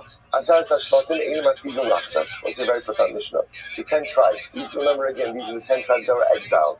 So the 10 Shvatim, they don't have a portion in the world to come. Shneimar, Vayitshim Hashem Ya'ala Basam, Ba'afu B'chim B'kes HaKodol. Vayitshim Hashem Ya'ala Basam. What does it mean Hashem dislodged them from their land? That refers to this world. Va'ashli came al Eretz Achares, He cast them onto another land. That refers to Olam Haba. But they don't have a portion of Olam Haba. Rabbi Akiva. These are the words of Rabbi Akiva. Rabbi Shimon ben Yehuda ish Kfar Akko omer Mishum Rabbi Shimon. Him ma'asim kiyom is very profound. So that's Rabbi Akiva. So once again, interestingly enough, you begin to see like an emerging pattern, right? So Rabbi Akiva holds Dor HaMidbar doesn't have a chiluk in Olam Haba. The 10 Shvatim don't have a chiluk in Olam Haba. So Rabbi Shimon says, no, it's not true. In Ma'aseh Kiyom Hazeh, if the actions of the 10 tribes are like your actions today, in other words, obviously they were exiled for a reason, right? Why were they exiled? They were exiled because at the end of the day, they did not abide by the Dar Hashem. So again, if they continue in that rebellious behavior, then ultimately they won't have Olam Haba. They don't come back. They're love. But if they choose to change their ways, then ultimately what? Choshen. They do come back. So Rabbi Shimon disagrees with Rabbi Akiva and holds that Halot Alamaisa, the 10 Shvatim, could absolutely find their way back to Klal Yisrael and to Olam Haba. Rabbi says, Boy name the Olam Haba. Rabbi says they have Olam Haba. Shneimar, Vayomahu Yitaka b'shofar gadol. I suppose, so what does the pasuk say? On that day, referring to Mashiach, Yitaka b'shofar is in of Yeshaya, and again we know this pasuk. Uboa Ogdin be'eretz Ashur, v'hanidakim be'eretz Mitzrayim. And what does it say? Those lost in the lands of Ashur, that's a reference to the 10 tribes, will come back, right? Has the pasuk said, V'ishtakavu Hashem, v'hara kodesh Yerushalayim. So they have Olam Haba. See what it says? Shavka Rabbi Akiva lechasidusei. So I say everybody is a little bit astounded. What happened? What happened over here with Rabbi Akiva? How did Rabbi Akiva abandon his normal position of Chassid? You say you translate as piety, but really in this context of things means almost like chesed. Chesed. But Rabbi Akiva normally, again, remember, Rabbi Akiva is always Ashreichem Yisrael. Praiseworthy you call Yisrael. Lifnei miatem mitar mitar eschem. Look who you become pure before, right? Look who purifies you. Rabbi Akiva at the end of the Masechus Makos. Oh, Makos. Right? I don't want to spoil the end. But what an end of Masechus Makos we're going to see, right? Rabbi Akiva is the one, again, everybody's crying over Churban. Rabbi Akiva's chevra is going to be okay. Rabbi Akiva is always the one who sees the good in situations, the good in people. But yet, again, here you have to listen. Do you understand, like, the dramatic nature of saying that someone or some group doesn't have Olam Haba? That is an overwhelming statement. That is like eternal damnation. So the Gemara says, again, they're shocked, like, how can Rabbi Akiva could say such a thing like this? Shneimar. Now again, the Gemara just gives the Gemara Shneimar. So the Gemara says the Gemara doesn't understand even Rabbi Akiva. So what does the pasuk say? Go and spread these words out. Right, Tzafona to the north. Shuva mishuvi Yisrael Hashem v'lo apil panai bachem ki chasid aninu Hashem. Lo etar the olam. So I say, so ultimately, again, the pasuk seems to indicate that the Baruch Hu says to the lost tribes, "I'll bring you back. I'll bring you back." My Chassidus say. So ultimately, again, where do you see? Where it just says, everybody talks about the Chassidus of Rabbi Akiva. Can you show me an example of this type of kindness, piety, pietous kindness, right? That Rabbi Akiva would normally exhibit. So the Gemara says, "This Sanya is Kipani b'nei Rishei Yisrael." So we'll say this is a fact we're going to do this in the Gemara. It's a very profound statement. Literally, the young children of Jewish Rishaim, ain ba'in the Olam Haba. These children do not get Olam Haba. Shneimar kihine hayom bo'er kasanar vayakol zidin v'chol osei risha kash v'lahat osam hayom. So osam hayom. So ultimately, as the Pasuk is talking about the Rishon, about the wicked, and ultimately telling the wicked that they will be like straw for the flame, that they'll be destroyed. And the Pasuk says they will not leave behind shoresh va'anaf. These Rishayim, referring to Jewish Rishayim, will not leave behind a root or a branch. So the Gemara says, shoresh va'olam hazeh. It means they will not leave behind a root in this world. Va'anaf the olam haba. And ultimately, again, a branch in the world to come. So ultimately, you're going to say, so again, that seems to give rise to this idea that the younger children of Rishayim don't get Olam Haba, right? They don't leave behind a root in this world and a branch which represents children in the world to come as well. In general, we have this concept that young children are held accountable for the sins of the parents. So this idea over here that the children of Rishayim do not go to Olam Haba. Rabbi Akiva says, no, why maybe Olam Haba? Not true. The children of Rishayim go, the children of Rishayim themselves are just children. Of course they go to Olam Haba. Shneimar, Shomer Pisayim Hashem. Everyone saying, normally we translate this pasuk is, the Rebbe Shalom watches over simple people. A Pesi, sometimes a Pesi is translated as a fool. Really, in this context, it means simple, Shabbat Hashem, which means that sometimes we will say this pasuk happens to be one of the most profound psukim in Inyane Emuna. That if you want to know what does it mean to be a mammon means to be a simple person. Simple person is sometimes the greatest level of Amuna we know is Amuna Pshuta, a simple belief in HaKadosh Baruch Hu. Not a complex, multi-layered, or multifaceted, intellectual belief, but a simple belief in HaKadosh Baruch Hu. Sometimes the simpler I am in my Amuna, the more HaKadosh Baruch Hu is able to work with me. Shomer Pesayim Hashem. Hashem says, you be simple with me, I'll be simple with you. But Rabbi Akiva understands it differently. He says, Shekin Korim B'krach Hayam Liyinuka Pasya. So apparently, again, it's the Aramaic word for a child was pasya. It's also the other word that Chazal uses, ravia, okay? The Kruvin, right? So pasya. So he Rabbi Akiva dash and Shomer Pesayim Hashem means, Moses says, it's so beautiful. Hashem always watches over children. Whether they are the children of Tzadikim or the children of Rishayim. Hashem watches over children. Children themselves never feel the brunt of divine justice, at least in Olam Haba. Rabbi always brings the children to Olam Haba, even if they are the children of the Shon. Furthermore, the pasuk says, "Go do ilane bechavloi, baram ikar sharshay ba'ara shavkua, ve'alaha mani makayim, lo yazov lahem shoresh v'anav." So what does it mean when the pasuk says, when Hashem says to the Rishon, "I will not leave for you a root or a branch"? If he doesn't listen, again, remember, the first thing he says refers to the kids, that their minor children, the young children, don't get Olam Haba. So what does it mean according to Rabbi Akiva? Shal yaniach lahem lo mitzvah v'lo shiurim mitzvah. That literally again Hashem will wipe out the schar of Rishon. Rashi says over here, lo mitzvah. Rashi on the left hand side, about halfway down. Lo mitzvah lo shiurim mitzvah, lo mitzvah chamura, lo mitzvah kala. Hakol yehei mavir u'misharim scharam na'alter k'dei l'tardam min ha'olam. So again, obviously, whatever schar, whatever reward the Rishonim are entitled to, they'll get. But they'll get it quickly and in this world. And this way, again, retribution comes in the world to come. Davar achar, shoresh zu neshama. Others say shoresh. Ultimately, again, this refers to the neshama. This refers to the soul. Va'anav zehaguf. And anav, ultimately, again, this refers to the body.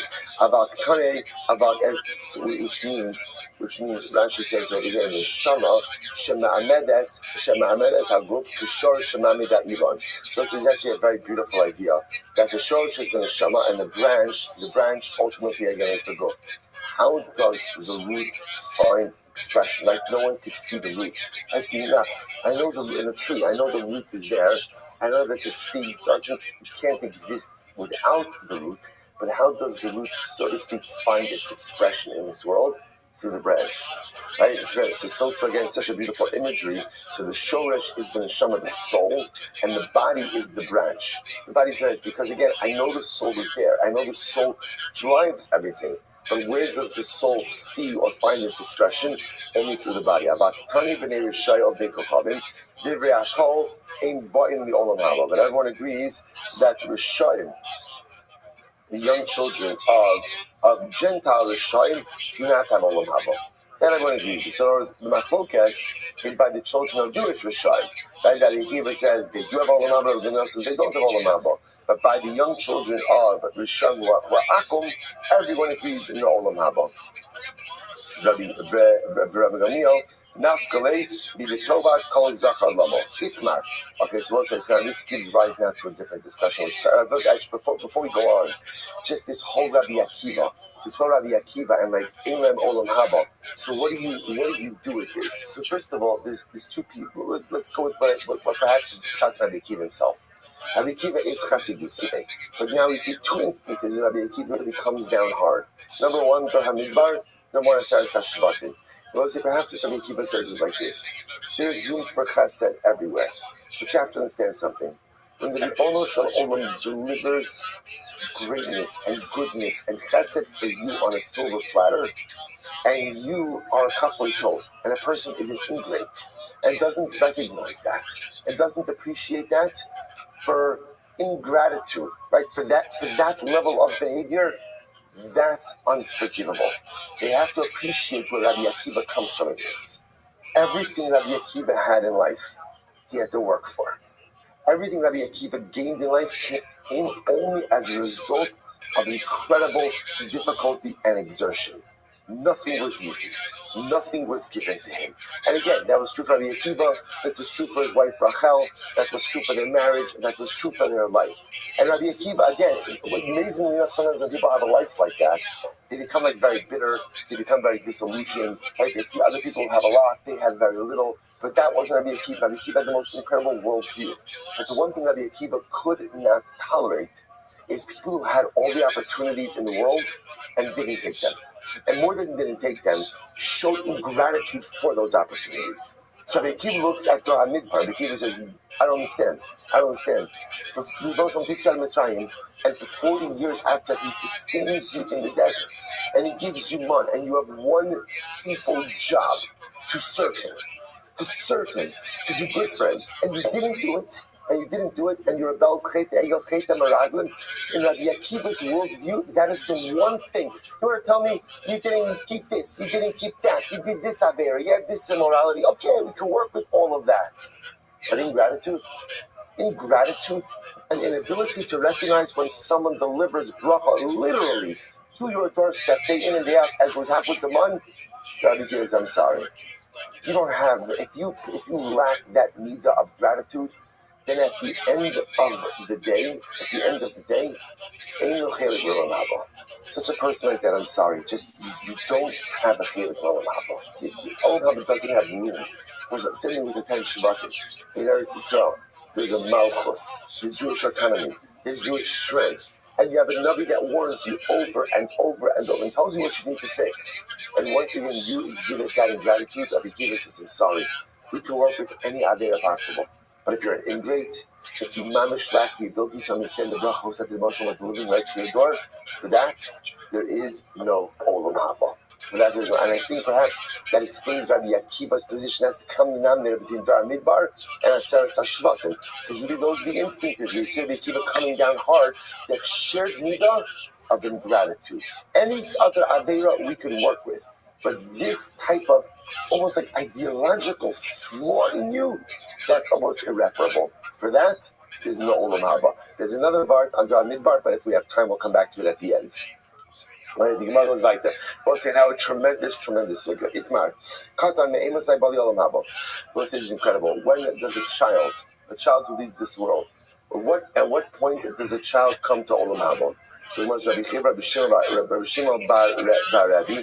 Chad amar mishashin nolod, v'chad amar mishashin siper. One says the moment that a baby is born, right, and then leaves this world and dies, that baby gets olam haba. Others say no, it has to be from the time that a child speaks. Only once there's speech is there olam haba. Everyone say no. It's interesting. The whole conversation is fascinating because what happens to a child that doesn't go to olam? Like what does it even mean? What does it mean? In other words, in our mind, we often assume that there's two places, right? There's olam haba and there's Gehenna, right? Or it could also, remember again, this always comes back to the olam haba ambiguity. Is this olam haba like messianic era olam haba? Maybe it's talking about like Trias HaMesi, so ultimately again, like at what point maybe like is a person resurrected? Is it again, does resurrection occur only once you're born? So again, just recognize that. I know I still owe you the Rambam about Olam Haba, Yimos HaMashiach, all that stuff, which Hashem, I still have a couple of days to get there. So we will get to it. Manar Mishashin Olot, the one who says that there's Olam Haba from the time that the baby is born. The Gemara says, "Shneimar Yavo v'yagidu tzidkaso v'am nolot kiasa u'mandar mishashin siper dechsev zera yavdenu yisupar la'Hashem lidar." Okay, so this is our fundamental machlokes over here. So the Gemara goes right there. Itmar Rabino Amar Misha Shenizra. No, there's olam haba for the baby as soon as it's conceived. Even in utero, right? If the baby is lost in utero, there's still ultimately olam haba for such a baby. Dichsev zera yavdenu. From the time that the baby receives a bris milah, ultimately again there's olam haba. So you should just know this is a fascinating halacha. The Shulchan Aruch brings down that if Chas Shalom, a woman miscarries or there's a stillborn, we do a bris milah for a baby boy, and there is a name that is given to that baby. The whole discussion in halacha, exactly, we use a name that, we make sure to use a name that would not be used for future children, which is actually quite fascinating because the minute is that usually parents don't participate in the burial of that baby, and that baby is buried in an unmarked kever. It's this interesting balance because on one hand, halacha understands that we don't want the family developing an attachment to this life that never was. But yet again, there's this recognition that it's a child. Like in other words, it is a baby that came into this world. So on one hand, again, it's buried as a regular Kvuras Yisrael, but the grave itself is not marked. Usually most cemeteries have a defined area where these precious neshamas are put. So it's understood you're not burying anyone else there, but the graves themselves are not marked. There's a bris milah and there's kriyas shem. There's kriyas shem, some of the most overwhelming circumstances to be involved in. But it's interesting that it's that concept of giving even a stillborn or a miscarriage that's developed enough for bris milah, to give it a bris milah is this Gemara. This is Gemara over here. Incredible. So the Gemara says, Ani the government yar nasasi inecha afuna. Tana mishum Rabbi Meir mishar shiyomar amen. Incredible. From which point ultimately again does a baby receive olam haba? From the time that it could say amen. So from speech. So the Gemara says, Shene'emar pisku sha'alim v'yavad v'tzadek shomer emunim. Al tikri shomer emunim ela she'omer amen. By the time that a baby can say amen, that's when it gets olam haba. Kofir al from aleph. My amen. So my amen, the Gemara says, what does amen mean? Amar b'chanina kel melech ne'emar. So just will say just a beautiful Gemara in general. What is amen? Amen is a contraction for ultimately again our God. Kel is a trustworthy king. Kel melech ne'eman. The right Rashi says over here, Kishaonin al kol bracha bracha amen. Heich mashma kabbalas ira shamayim. Kel melech ne'eman b'notrikun shemamin alav hakadosh baruch hu. So literally again, I place hakadosh baruch hu's faith upon you. I believe that the Ribono Shel Olam is everybody puts it by the way. You know what it means to be a ne'eman? To be a ne'eman. To be a ne'eman means to be someone who others could always rely on. Now, it doesn't mean a ne'eman doesn't mean that person is always going to do what you want. That doesn't mean you're always going to do it how you want it or when you want it, but it means that at the end of the day, you believe that person, that entity will come through. What does it mean that Hashem is in Naaman? That I believe that the Ribono Shel Olam always has my back. Doesn't mean that he's going to do what I want him to do, how I'm doing it. Of course not. He's God and I'm just me. And I absolutely believe that at the end of the day, the Ribono Shel Olam will always come through. Parenthetically, on a different note, I think, do you know the bakery that is open latest in Yerushalayim on Erev Shabbos? Nothing Naaman. Interestingly enough, right? Nothing Naaman. I don't know if they understand, but on the corner, right in town, right on the corner of what is it? Yafo and George. Right? They are literally. I think that they are the bakery open latest on Erev Shabbos. Just pay so much to the marketing department because I think they definitely could tap into that. The Gemara goes back there. It's good. So once the Gemara over here quotes another pasuk. I just want to point out this idea over here. So remember, we're going to have to figure out with this Gemara. I'm going to figure out with this Gemara exactly what this means in terms of Olam Haba. Like I said, is this Olam Haba ultimately again? Is this like how we go after you die? Is this Olam Haba like resurrection? It sounds like, just so you should know, by the way, they were talking much more about Tchias HaMesim. And essentially, the most asking like, at what point is a person resurrected? Like if a child is miscarried, a baby is miscarried, is that fetus resurrected? Right? Is a stillborn resurrected? Is a baby who can't speak resurrected? All these different questions, because when it comes to Olam Haba itself, we'll see there's another Gemara that talks about, again, actually it's Gemara of Zara. We'll talk about that. We'll see that Gemara talks about how HaKadosh Baruch Hu showers with love children who die. The children who die young, right? Children who don't have, obviously, they left their parents in this world, have the Ribono Shel Olam act towards the parent with them in what we call Olam Haba, in the afterlife. So, again, we'll have to see the Rambam with all of this. So the Gemara goes like, Pechiva Sha'ol Nafsho Parapia Lebli Chol. I'm going to talk this. L'misha L'shaya, it's also beautiful. L'misha L'shaya Afilu Chol Yachad. Now, here, the Gemara is quoting the pasuk from Yeshaya. This pasuk seems to be talking about Gehenna. Because the lashon of the pasuk is Lachem Pechiva Sha'ol Nafsho Uparapia. So Sha'ol, that gives you a reference to Gehenna. So Gehenna literally again has opened from that. Sha'ol, the Gehenna has been widened, opened its entrance way wider. So who is Gehenna? Who is Gehenna receiving? So it's a pretty scary Gemara. The Shlokish says, anyone who did not go ahead, and right, for any person who left out one mitzvah, going to Gehenna. At least we'll be together. Right. So the Gemara says as follows. Rabbi Yochanan says, no, I do not like that interpretation. Lo necha lemarayu da'amrit lu'achi. The Ribono Shel Olam does not like that interpretation. I will say that is a very bold statement.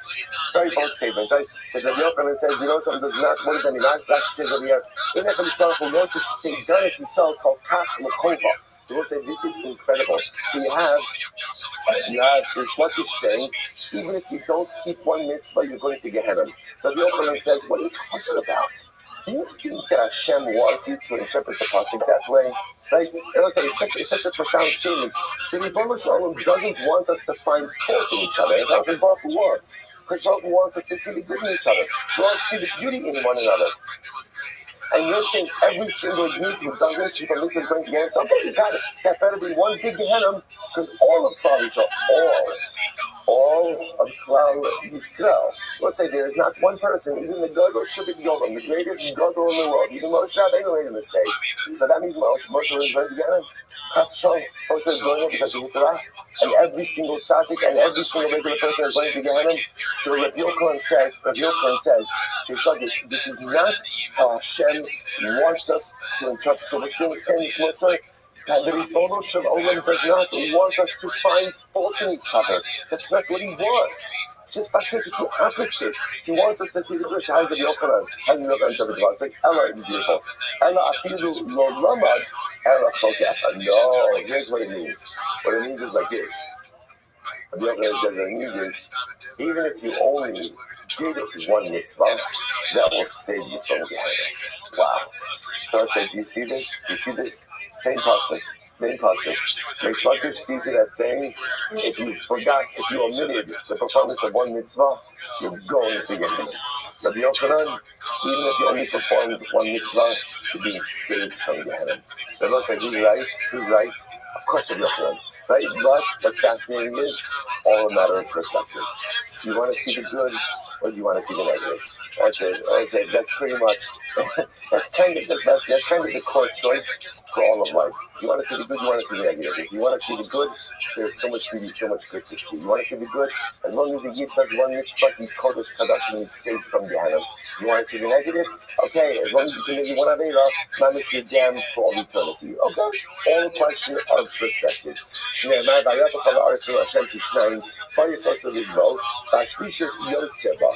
say so again. So that Gemara quotes another pasuk. What is this? This pasuk is from Zechariah. So it's focusing on this Shlishis Yoseba. So it's talking about the fact that in the future there'll be much of humanity that is cut off. This goes back to remember again Gogu Magog the Gemaras that we saw again earlier in the parak. About this idea that in the world of Gogu Magog, many will be lost. So in Rish Lakish, Shlishi shall Shem. It refers ultimately again to the third offspring of Shem, that they will suffer the most losses in the Messianic era. Now, who's the third son of Shem? Rashi points out that it's a man by the name of Arpachshad. And Arpachshad was the ancestor of Avraham Avinu, which makes it sound like that in Gogu Magog times, the ones who are going to lose the most are Klal Yisrael. This is Rish Lakish. Rabbi Yochanan. So once again, Rabbi Yochanan jumps on Rish Lakish. Rabbi Yochanan does not like the way you are interpreting that pasuk. Why? Because Allah afilu shlishi shel Noah. Rather, it's not the third son of Shem, but rather, again, it's the third son of Noah, who's also Shem. Right? But again, it's more general as opposed to being Arpachshad specific. Ki'anochi ba'alti eskem, ki'anochi ba'alti bochem, v'lachafti eskem echad me'ir, u'shnayim mishpacha. So once again, these psukim seem to reference the catastrophic loss that will occur before the Messianic era. Rish Lakish says the pasuk is to be interpreted as it literally is read, meaning there's going to be tremendous loss before Mashiach comes. Hashem doesn't want you to interpret it this way. Rather, how should you read the pasuk? What's so beautiful? One person from the city to save the entire city. ושניים משפחה, מזרחים called משפחה כולה. Two from one משפחה could go ahead and say the entire משפחה. Both say, which means sometimes we go through life and we think that we don't matter, and we think that our actions don't matter, and we think that what we do doesn't really have an impact anywhere beyond us. And I've always said there is nothing further from the truth. What we do has so much of a dramatic impact. And at the end of the day, again, one person could save a world. One person could save a mishpacha. We only measure the impact of our actions upon ourselves without realizing that what we do and how we do it can have a dramatic impact on our families and even our communities and even on our world. Yosef Rav Kana Kamid Yosef Kamid Rav Kiksavan. Amalei. Don't interpret it literally. Someone says,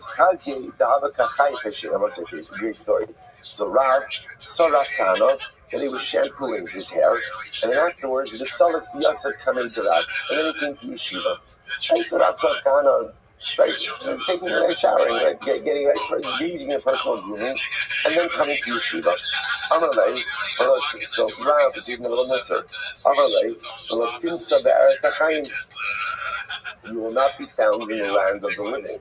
Which sounds like Rav is cursing. Rav Kana, Amalei Me'et Kalaitzi. What else is he cursing? I don't understand. Can you hear me? Right? In other words, I was just kind of going ahead and readying myself. So what's the intensity? Yo, dog, how are you? I'm not cursing you. Rather, what am I doing? I'm telling you a puzzle. What is the puzzle? Yo, how'd you find out about me? Torah cannot be found ultimately again. I know about you because you're 24 Live. Okay, very cool. But was it on YouTube, Kick, Instagram, YouTube? It was a Discord. It was a motherfucking Discord. All right, very well. Have you ever been in here? Yes, sir. All right, so you just felt like coming back in. What Discord was it? It was an A and Ross. Okay. All right, very well. And now you're just chilling. Most definitely. All right, tell me about yourself, big dog. I'm a cool guy. Obviously. And I like playing games and shit. Okay, what games? And I got GTA. Word. Brawlhalla. I'm cool as fuck. Dude, obviously. If you fuck with my floor. Do you know how many days until Grand Theft Auto 6 is launched? Not exactly, but I think it's like 400 days. It's 213 days, 23 hours, 51 minutes, 38 seconds, dog. Okay, so that's a long game for real. No, it'll be here before you know it. 200 some days. That's like a day of a milestone. That's a milestone day. That's a milestone day. Word, dog. It's May 26, 2026. It's gonna change the world. Most definitely. All right. I just got my car, and I found this in my car. What is that? Some bullshit. Okay, is that a pill? Yes. What kind of pill? A fucking pill. I don't know. All Can right. you help describe it? Are you gonna take it, or are you gonna be a little bitch? I'm gonna be a bitch and not take this shit because it's all metal. It's a fucking bullet. Oh, it's a bullet. Oh, okay. Well, you're really small on my screen, so I can't necessarily tell. All right, who was shooting at you? Niggas. All right, what did you do? Nothing. Haters. All right, dog. So now you're just scouring the internet looking for pimps? I'm just being me and changing. That's all. All right, changing what? Myself. All right, into what are you changing? How I could become an internet icon. How I could become. I'm changing the way how I can become the next up. Something. The next up something. Shit. What are you saying? next up, basically, the next GTA 6 streamer should possibly fuck up. Alright, well, the first thing you should know is how many days it is until GTA 6 launches. So now that you know It's like that, 200 days, isn't it? 213, we just went over it. Alright, dog, so 213. on what platforms do you stream? Twitch, okay, YouTube. Do you multi-stream? Do you multi-stream? Not yet, Okay, why not? because I don't have money. Dude, it's free. Okay. You just stream on Rumble, and then you put in your RTMP addresses from. Well, you just log in with YouTube and Kick and Twitch, and then all of your chats are streamlined, so they're all in the same chat window. So do you not use Rumble? No. All right, well, create a Rumble account, and then in the upper right-hand corner, there's a free software that you don't even have to download. It takes place in a browser. It's called Rumble Studio. You put your default information in, and then you log in with YouTube, log in with Twitch, log in with Kick, and then when you go live on Rumble, you'll be live on all 4 platforms simultaneously. Do you think Rumble would be like a fucking good streaming platform in 2030? It'll probably be purchased by someone by then, You think so? potentially, or it runs out of money. What do you think allows more voice, Kick or Rumble? Oh, it's a good question. As a Jewish rabbi. Yeah, I would probably say they both allow for a lot of free speech. Most definitely. Yeah. Fortunately, I The would. type of question I just asked is like a fucking Twitch versus Kick. Yeah. Now, Twitch and Kick, I think Kick allows more freedom of speech. YouTube allows the least, followed by Twitch, and then Kick and Rumble are probably tied. They don't really have huge moderation teams to be able to stop people. And Kick, I would say, doesn't allow for archives to be stored more than 30 days. So they don't necessarily need a huge moderation team because they don't have huge archives that they have to peruse like YouTube does or Rumble. Right. That's right. Like Rumble, your stuff is saved indefinitely, just like YouTube. Twitch and Kick, either 30 days on Kick or 30 days on Twitch if you're a normal user, and 90 days if you're a premium user. Okay. That's good information. Word, Doug, that's why I'm here. So did you create your Rumble account yet? Not yet, but I don't think I have to rush to, since it's fucking like 200 days before GTA comes out. Yeah, but nobody's going to want to start watching you immediately when the stream comes out. You want to get them hyped. Or when the game comes out, you want to get them hyped. You want to build an audience.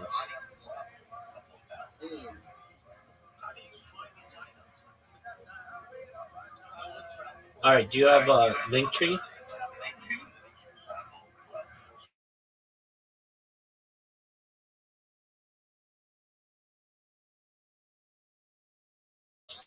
Dude, I'm the king of it, yeah. Small streamers come in here. Well, did those people have equipment like did those people? Some people did. Some people were already professional streamers who just needed some advice on a few topics, especially like their marketing. Other people were small-time streamers who didn't have link trees, didn't necessarily have a Rumble account or a Kick account. Maybe they just were a YouTuber or just a Twitch person, and Now they stream regularly. I mean, I've probably done this for dozens of people, and of various sizes. I get some big streamers in here who I say, "Look, dude, do you know that you've got just even like small things like a typo or a grammatical error in your profile? You've got hundreds of people looking at this a day. In my opinion, it's not a good look for you." Oh, and they'll change it. Oh, thanks for the heads up. Then I'll get people in here who just stream and they don't even have a they don't even have a profile of any kind, or they don't have a link tree, or they don't have a um, like a crypto wallet, whatever. So for you, if you want to be a streamer, then the best advice I can give you is to make sure that you have one name on all the platforms. So do you have multiple names across different platforms, or the same name across the platforms? Multiple same fucking names. Okay, well, get your Rumble name. Make sure of it. I think I have it, but I'll make it. Yeah, make it so that somebody doesn't come in and steal it from you. I just strong streamer. Motherfuckers ain't gonna steal it, so. You don't. That's not something to worry about. All right, but when you stream, you're only streaming to one platform. You could be getting 4 times the engagement with the click of a button.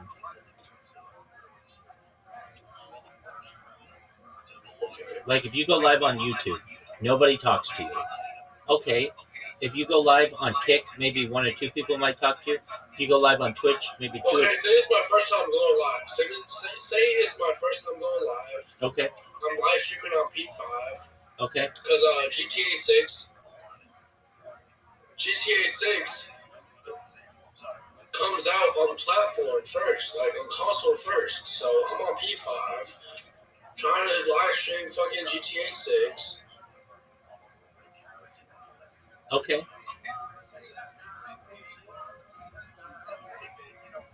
So what should I prioritize as a GTA 6 P5 gamer? What should I prioritize? Yeah, it's a great question. It would be clips of Grand Theft Auto 6. So that's what's gonna bring the most amount of attention to you. The reason why is people don't have a lot of like a long attention span to watch a 2-hour YouTube video of you just playing, but yeah. So what they'll do is they'll watch a clip of you, and they'll see you do something funny, or something funny happen in the game, or some kind of cool cinematic experience that they're witnessing, and then they'll see that you are the person who clipped this, and they'll go to your channel and start following it. They're just gonna fuck with me, bro. Yeah, but I mean, you're a dime a dozen, especially in the GTA world. You've got to diversify yourself.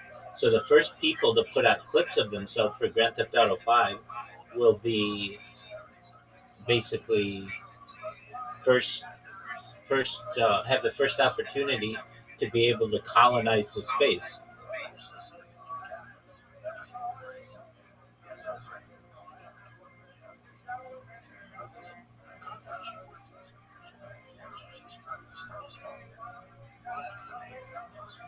Does that answer your question? Most definitely. Excellent. Do you like Aiden Ross as a streamer? Yeah. What do you like most about him? He's big. He talks about food. All right. And what do you not like about him?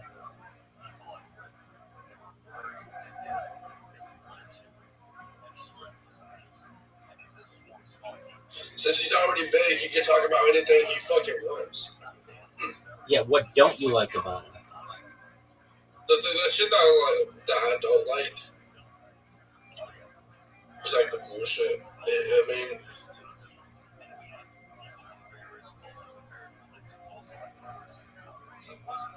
I feel like if you want to get big, you have to talk about interesting shit. This motherfucker,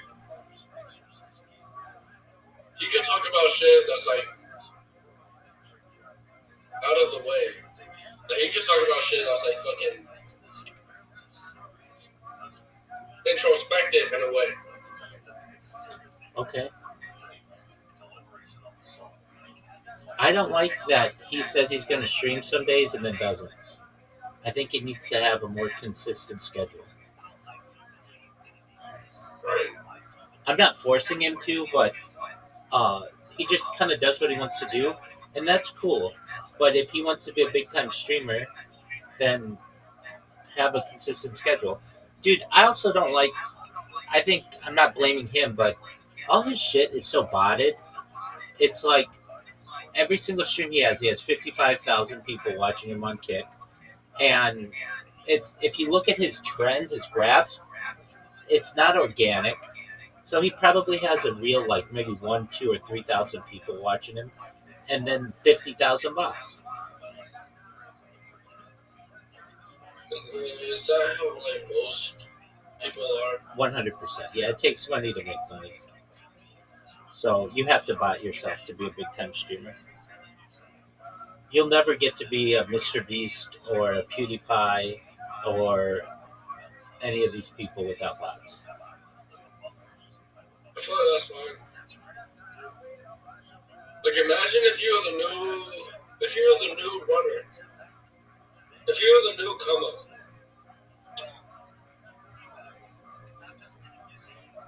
It's not fine. It's platform manipulation.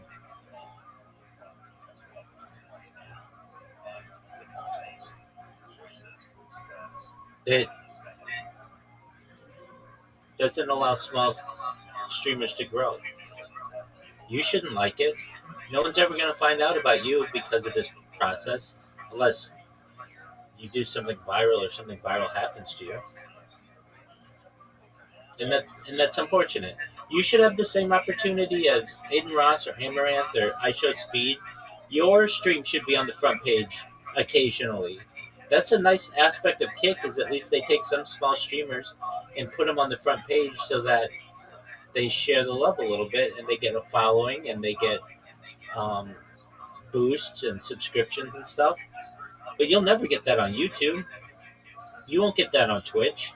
Twitch is the same shit. I'm not even looking at it right now, and the first person streaming is going to be I Show Speed. The second person streaming is going to be Kai Cenat. I mean, it's the same shit. It's like we need someone new. We need someone new in the background.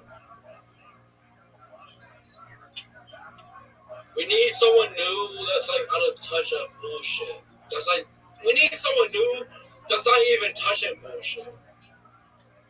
I'm in agreement with you, Future. Future, do you like? We need someone new. We need someone new. I'm in agreement. That's all I'm saying. I'm in agreement with you. Future, do you like sports?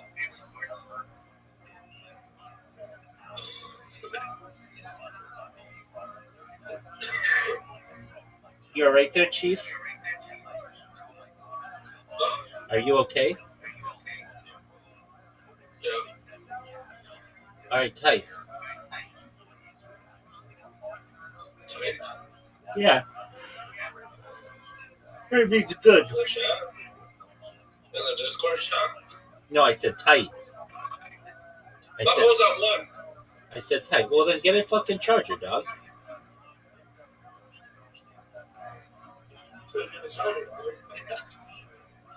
I got you. Excellent. What sports do you like?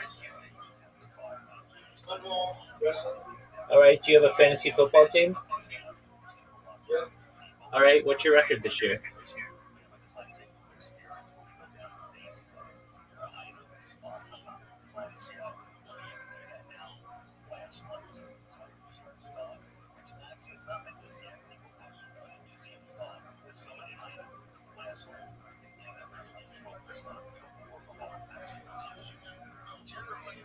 Yo, dog, remember when I asked you what your football team's record was this year?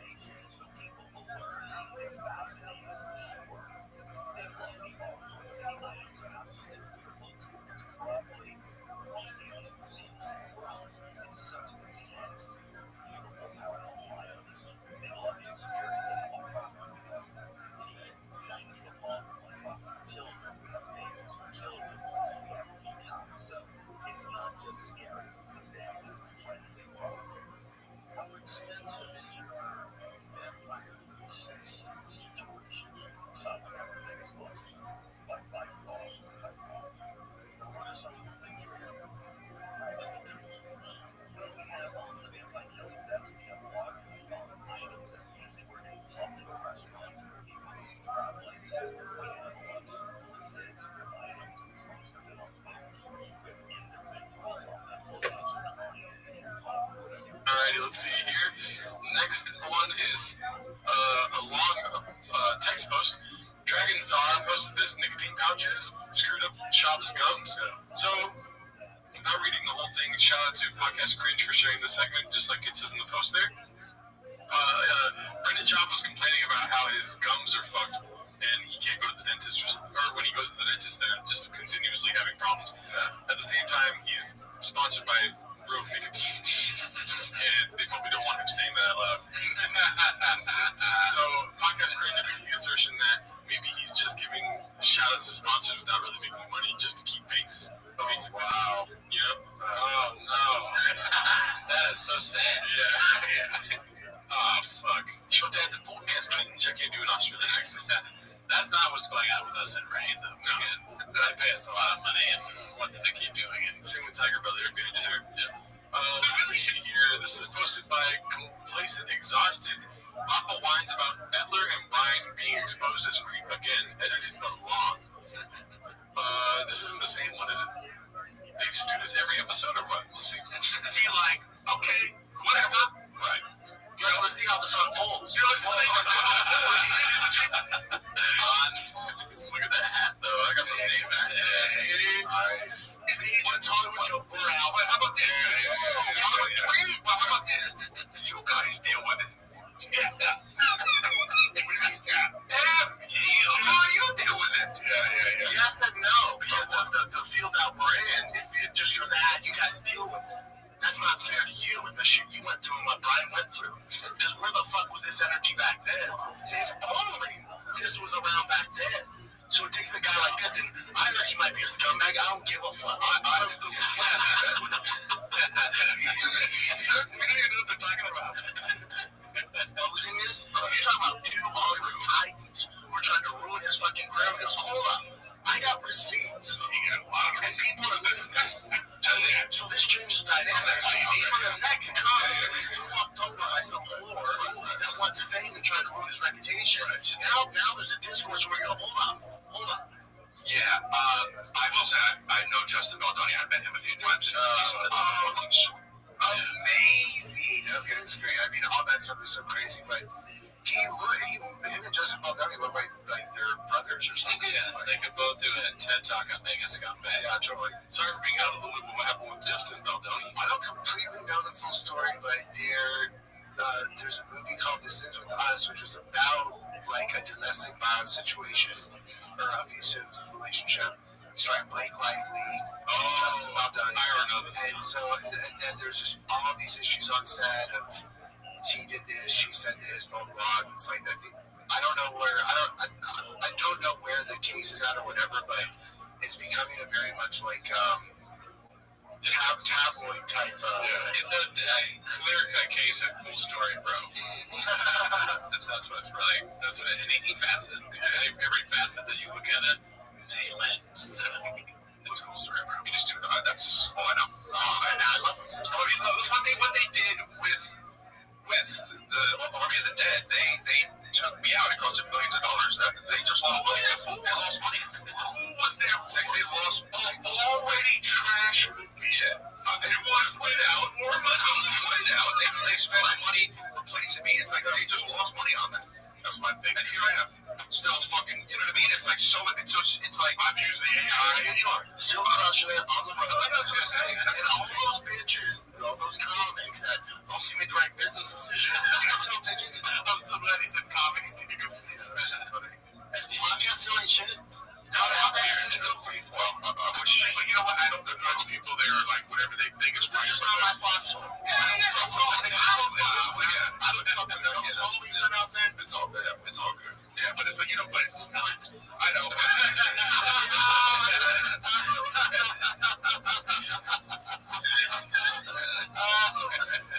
It's like that meme where it's like the car's going down the highway and then it has like the exit is veering off the wrong way.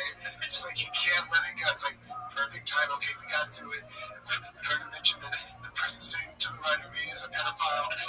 No, you know what? It's a no. Forgive. No, some of them I don't even forgive. Like, I guess the biggest shock to me after all the shit we've been through is I thought that people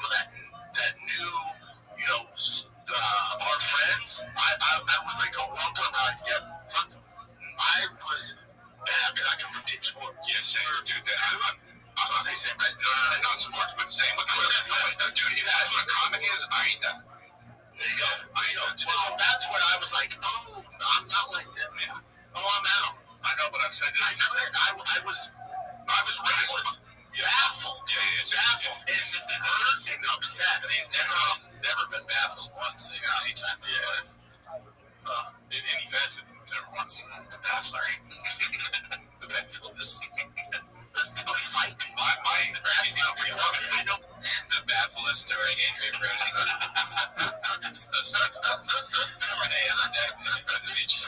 What I think is like, I get that let people make business decisions. Not saying they're right.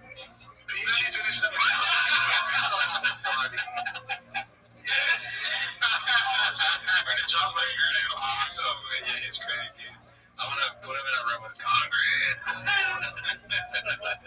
Decisions. I'm not saying they're right, but people would rather lose a friendship with this person and be wrong than to stand by them and then find out later. That's just the choices that people have made. This says a lot about their character. I know, that's like what to me.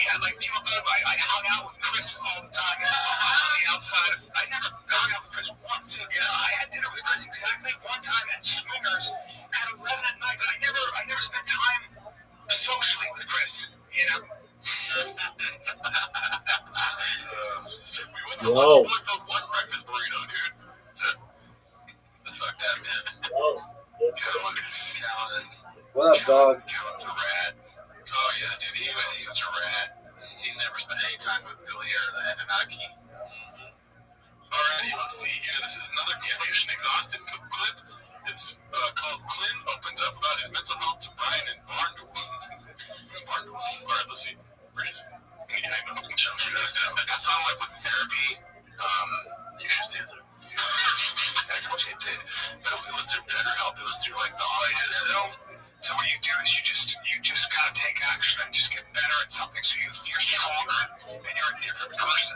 And that can be really helpful too. And I believe in that actually. No, I'm with you, but I do all the steps as far as like doing other than drinking. You guys always give me shit about drinking, but other than drinking, but as far as like this one particular thing I'm trying to figure out, I've not been able to just, I've tried everything, read books, doing all stuff I can't figure out how to, and maybe one day I'll tell you, what's something where it's like a home limit.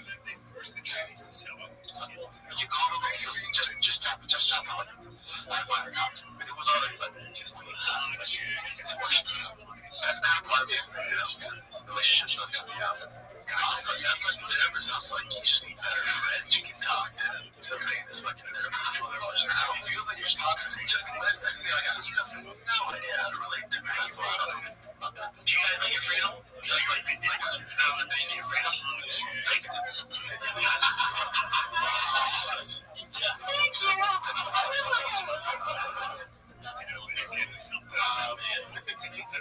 Just imagine having magic as a therapist.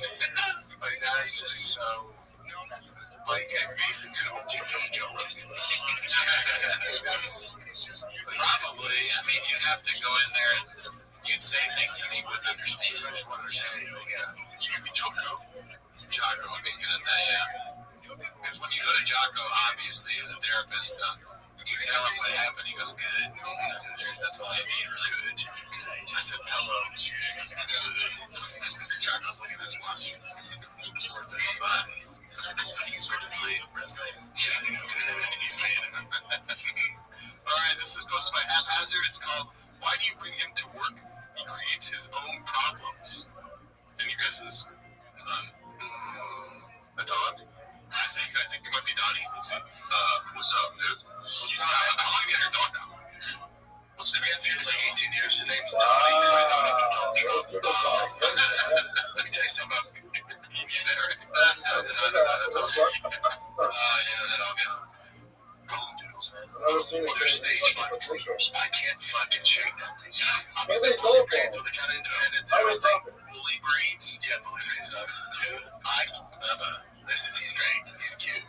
Bro, it's funny. He's a kid off my goddamn dick. I cannot shake this fucking dog. I can't do it. Does he go after your wife or no? Just you? No, just me. Him and Boss are close, so Boss are that size. Why do you bring him to work? What else am I going to do? Nah, he likes to roam around. Alright, well then that is on you then. Be like that. Look, I get it. I get all of it. I can't do anything. No one tells you sweet by golden doodles. I'm fine. Yeah. Stage 5 funny. You're going to be all about that. Sweet by golden doodles. What a fucking idiot. That's awesome. Got a dog problem, you know. This guy. You're trying to be all tough guy right now.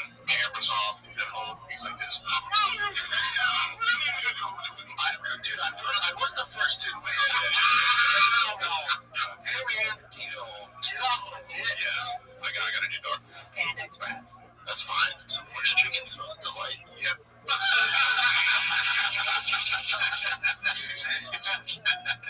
does he do it? That's fine. Some orange chicken smells delight. Yep. How did you think of that? Yep. He just delightfully. I want Roy Nelson to punch more people in the face. Awesome. Get that. All right, let's see here. Posted by Essential 15. Number one reason for Texas maximum cap as of 2024, the maximum amount of research for child support. So I think this is a good news to Brian for what is it called? Child support. Maximum is $3,680 for 5 children. Look at Dallas! Yes, 3, I think, so it's $2,760 for a day. That's a that was me. Alrighty, this is the title's great. Posted by Confident Search 8648, Brian Collin. Let's see this. That was me today. Brian Collin.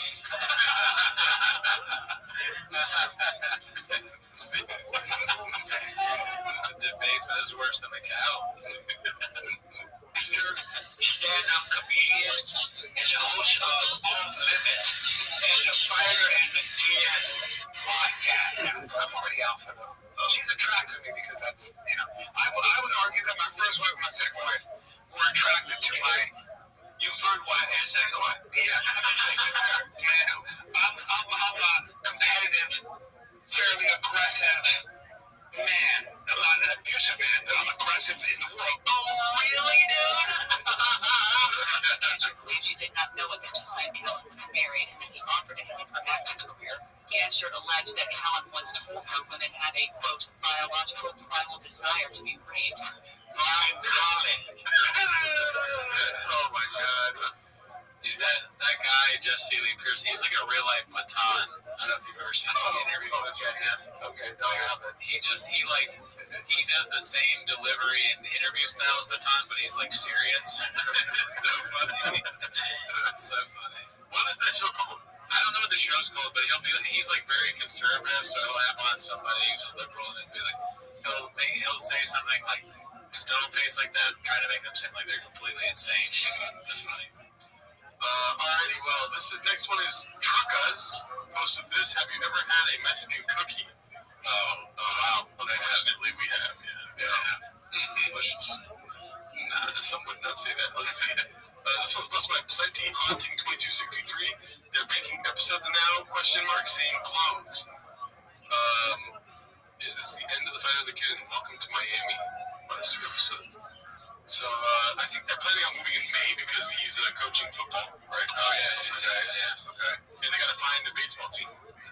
Yeah, he's got to scout out, see like what fields are good, where the Cubbies are at. Yeah, find the baseball dads. Yeah, like our baseball dads. Cool. Yep, exactly. Next one posted by Danny Kaufman. Hot Chips Austin update. 4 to 7 months and Golden Hour will keep going in LA. So I guess he might be flying back and forth. I was actually wondering that earlier in the episode, like how are they going to keep doing Golden Hour, Yeah, plus isn't he Theo Vaughn's producer or something? Yeah. Let's see. Now moved to Austin, will never leave the weather in LA. Golden Hour will probably continue with Chris and Eric, I'd assume. And hopefully After Hour as well. But we still have 4 to 7 months. Okay. So no more 4 to 7 months. No more shop on Golden Hour? No. I must strap a bomb to my chest. Okay, don't say that. Jesus Christ. Got that out. More like Silver Hour, if you ask me. It would be a good replacement for him on, for Brennan? Yeah. Bobby Lee. Yeah, dude, that was the plan the whole time. That's why Tucker Belly did this. Yep. Or Callan. Actually, this is what's going on. Callan's faking Brendan out to get him out to Austin. Right when Brendan gets to Austin, Callan's back in LA, and he's taking the middle spot. It's called the redacted crossover, dude. This next one's posted by One Usual 4460. It's called Big Brown. We get it. You ain't racist. But why did you only wear this once, and why is it the time you got Ngannou on? It's a Bob Marley show. Oh, that's funny. He's eating strangely as usual. Why does he do that? How it says pharma comedy. We don't get it yet. We'll get it in 5 years. Yeah. It's just futuristic comedy. He's 7 days ahead for sure. Let's see this here. This is posted by Embarrassed Bag 1107. It's called Clinton 2 months outside of an HEB. Is that David Joe? Yeah, it comes full of chicken. You eat all the chicken. It looks clean, but there's grease in there. You cook the ramen in the microwave. Then you dump it in there. You let that shit grind on the sides, hit the sides, get all that flavor. So now we're gonna pour this into a big gulp size. And what happens when you sink these chips into the juices of hot ramen lava is it seeps into the pores and it expands and it turns into like a little fat steak. The thing is, when you buy anything at the place that starts with 7 and ends with 11, there's as much free condiments, chili, and cheese as possible. And now let's do this. Let's pour a little chili in with the ramen. Get some chili ramen action. So we got chili all the way around. Man, that's good. The thing about this is, Ken does these cooking videos. I don't know if you've seen. Yeah, I've seen some of those. This is funny. I just independently of the Shopperverse, I saw this video recently, and I stopped watching when they put it into the pickle. I was like, now we're doing too many containers. I'm like, that's too much. And how does it fit that thing, right? So you're taking away on that. I'm surprised, like, this video looks like there would be natural gunshots in the bag. Yeah. But Chin's has gunshots in this one, maybe Chin's next level. This is, I don't know. That looked disgusting. Next one is posted by Danny Hoffman 2. Did he forget to steal MMA takes for this show? I've been out of the loop, so I'm not going to be able to assume whether or not. Some people say, Henry Cejudo just said he can't see and not to start the 4th round. Henry's in the middle of the highest level competition in the world. He's in the middle of a fight. Probably will concuss, got punched in the face, right? Yes, it is his job to know the rules to a degree, but he's also focused on other things. I blame the corner. His corner should hold on. In the corner, he's saying he cannot see. We cannot continue on. Do not start the fucking 4th round. This is a DQ. Fighters, if you're a corner, if they do not know the rules of mixed martial arts, they shouldn't be in your fucking corner. The corner should know the rules at all times, like the back of their fucking hand. Because I should have never went to the 4th round so you could go to the judge's decision. That should be a DQ. The fuck we doing? What are we doing here? This is all French to me right now. Oh yeah, I know Henry Cejudo, but that's it. That's all I know. I didn't even know he fought recently. Yeah, because he retired at one point, but then he came back though. Yeah. Schultz and Schaub should play brothers and stuff. Yeah. The new twins. Yeah. I'm down. I'll buy those tickets. Yeah, it's so confusing. It's not, though. It's easy. You can't see it. You just stop the fight. But here's how you get rid of all the shenanigans. Any fighter, and Dana talks to him the pre-fight weigh-ins, all that stuff. He should go. Change the rules. We talked to commission. Anybody, intentionally, unintentionally, that eye pokes, point kicks, or grabs a cage, you're losing a point. Even if it's up for debate, you're losing a point. You're going to see all this go. Yeah. It's so easy to figure out, and I'm a moron. This is so easy to figure out. There it is. And you have a brain busters. It's so good. He ate his nicotine today. That's all I saw. Oh, he's right. Yeah, his brain's good. Well, I thought there was more for this week, but I think that's about it, dude. All right. Well, join the Patreon. Get Alan's album. AlanShowWives.com. Check it out. Yes. Thanks, y'all. Have a good week. Later.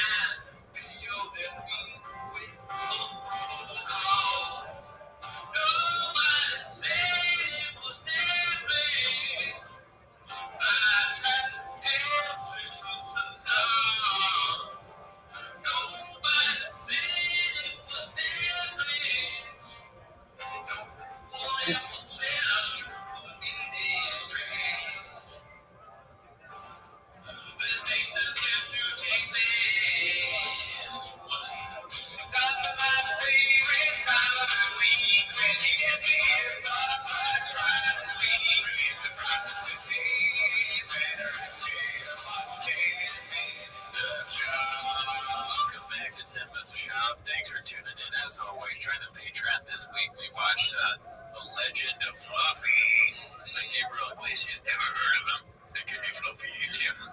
That fool, I fucking love Fluffy. Honestly, fool, that fool told me that if you don't think about it, you gotta live your life like every day, fool. And that shit was hilarious, dog. He's helped a lot of people.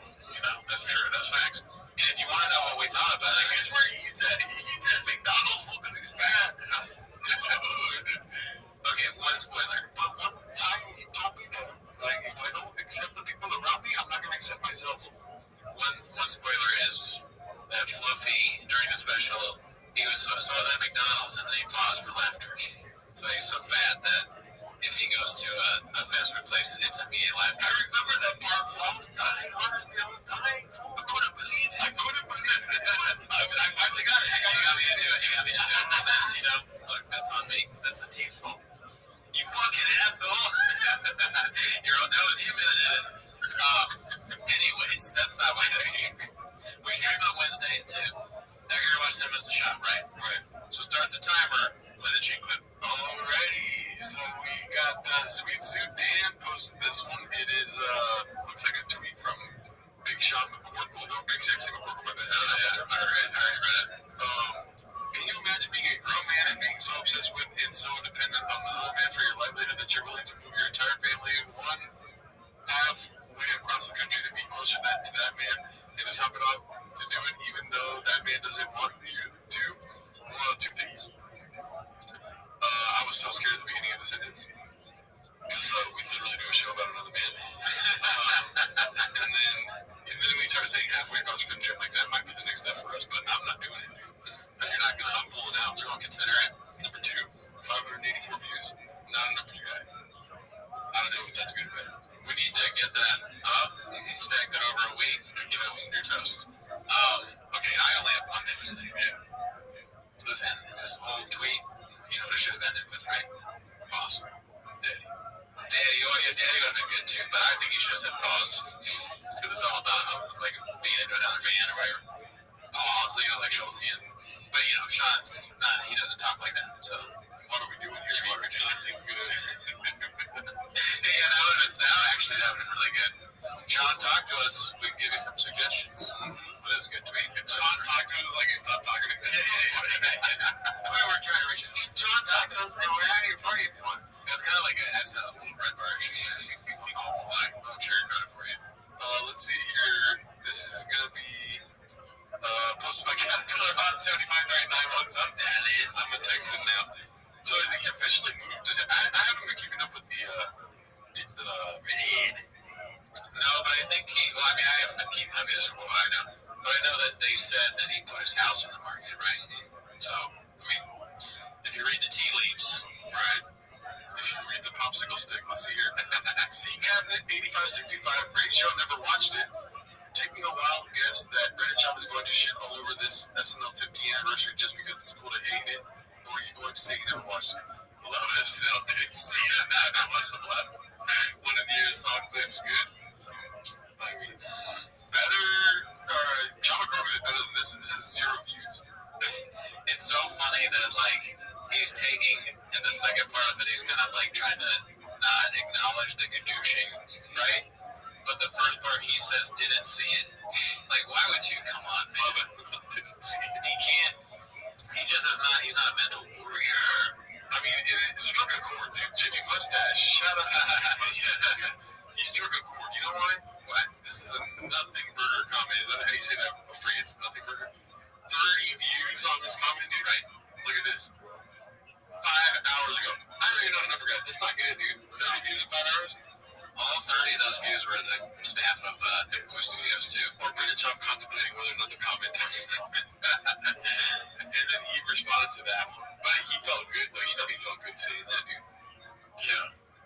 Yeah, no, he thinks he won this exchange. And there is some, somewhat of, at least he's, like, trying to not. He's like, he didn't do the thing, hey, bud, but your wife's ugly, fat, or whatever. Hey, bud, it's pretty good here in my mansion. I'm moving to Texas. Never heard of it? No, man. Rogan. No, but man, love SNL, dude. Got it wrong, bud. Try better next time, dude. Good? Yeah, it's so good. I love Dan Hartman.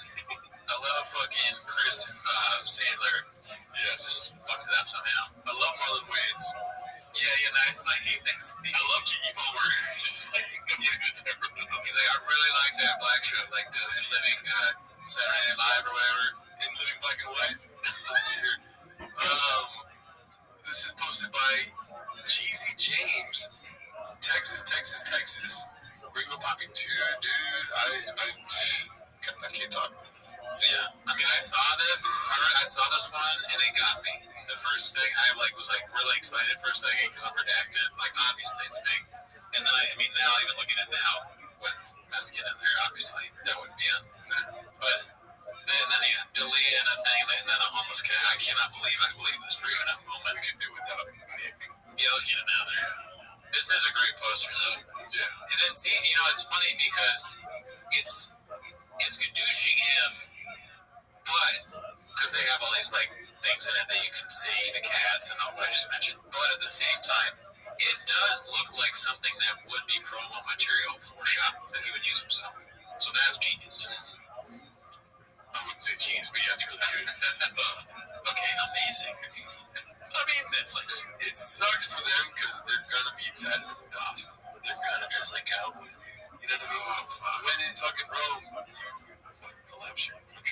Whatever you say. Right. What Chop would say. Yeah. When in Rome, you go to Texas. When in Rome, you die in Rome. Yeah, there you go. There you got it, dude. You're way more Chop than I am today. I don't know. Yeah, it's a good one. But, yeah, dude, it just sucks because the cats are going to have a field day. Yeah, I mean, we don't want to see him in a fucking cowboy hat. No, of course. I mean, does a bear fucking go to the lake? Does a bear go every day?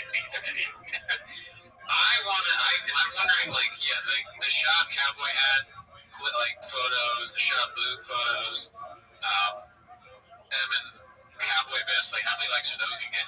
Probably can't even count that high. Yeah, right. Yeah, is an elephant heavy, dude? No. Can you even stack that, dude? How do they fit those things? Yeah, am I toast or not? Let's see. Already wearing Texas gear. Okay, so it's sorry. Caterpillar Hot 7539. I mean, I love this beginning to the episode. We're not getting any clips yet. It's just it's a lot of foreplay. You know what I mean? Right? We're seeing visuals, but no audio. But we know audio's king, and it's coming. Yeah. Let me say this though: great picture, never seen it. Great post, never read it. However, Sean has been doing Texas stuff for quite some time. Really? I think so. Even before he was saying about movie, doesn't he have hats set up he said Texas is his favorite place to go. Yeah, the tattoo of Texas. Yeah, he's the Longhorns thing in his somewhere. So he's talking about, I don't know, he's one of those guys that thinks it's cool to have a Texas flag for some reason. It's a Lone Ranger, daddy. Yeah, exactly. He's the last cowboy in town. No, wait, that's chapter 9. The only ex-UFC fighter not allowed back. Lone Ranger. And then, I love you, Texas! He filmed a special there, dude. Yeah. He's ready to leave on Career of the Beach. We have to also dress up like cowboys, dude. I hope you know that. I'm down. I might not be just kidding. I'm redacted. Are you thinking always been balls deep in Austin. What did I just tell you, dude? Into Austin, sorry about that. Call it! Confident Search 8648 posted this one. Let's see. The same thing Dallas, Fort Worth, Austin. No, Austin. Yeah. What's up, Dallas? I went to Texas. I'd go to Texas. I'd go to Fort Worth. If I'm going to make a change, I'm not going to go to Austin. That's more blue than California. Nice. I love you, Texas. That's ours. Not soon, but I'll be very down for Texas. Listen, my takeaway from this so far is I know we still got, a minute 3? Sure, whatever. 3 minutes left? Yeah.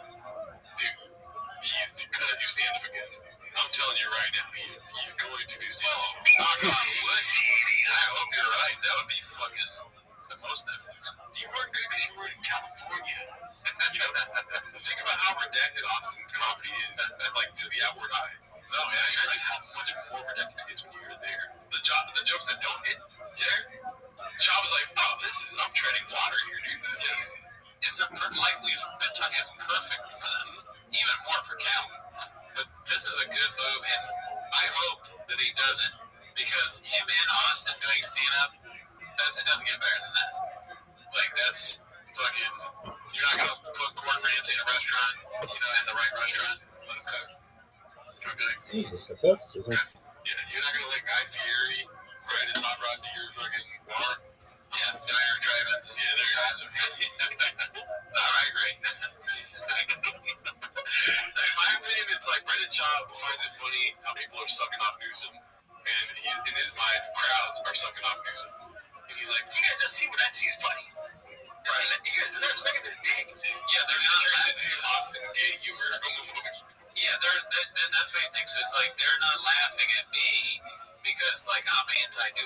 right? It's a political thing, right? His comedy is just not for people that fucking use straws and like think that they can drive an electric car. And like, of course he's not gonna go there, and I agree with him. Yeah. I just hope Austin Starbucks are ready to get intersected, dude. I'm open to it. I love Texas. I like Texas a lot. I love outside of Dallas. I like Dallas a lot. But what about Austin? I like Austin. I like San Antonio. I like the Austin.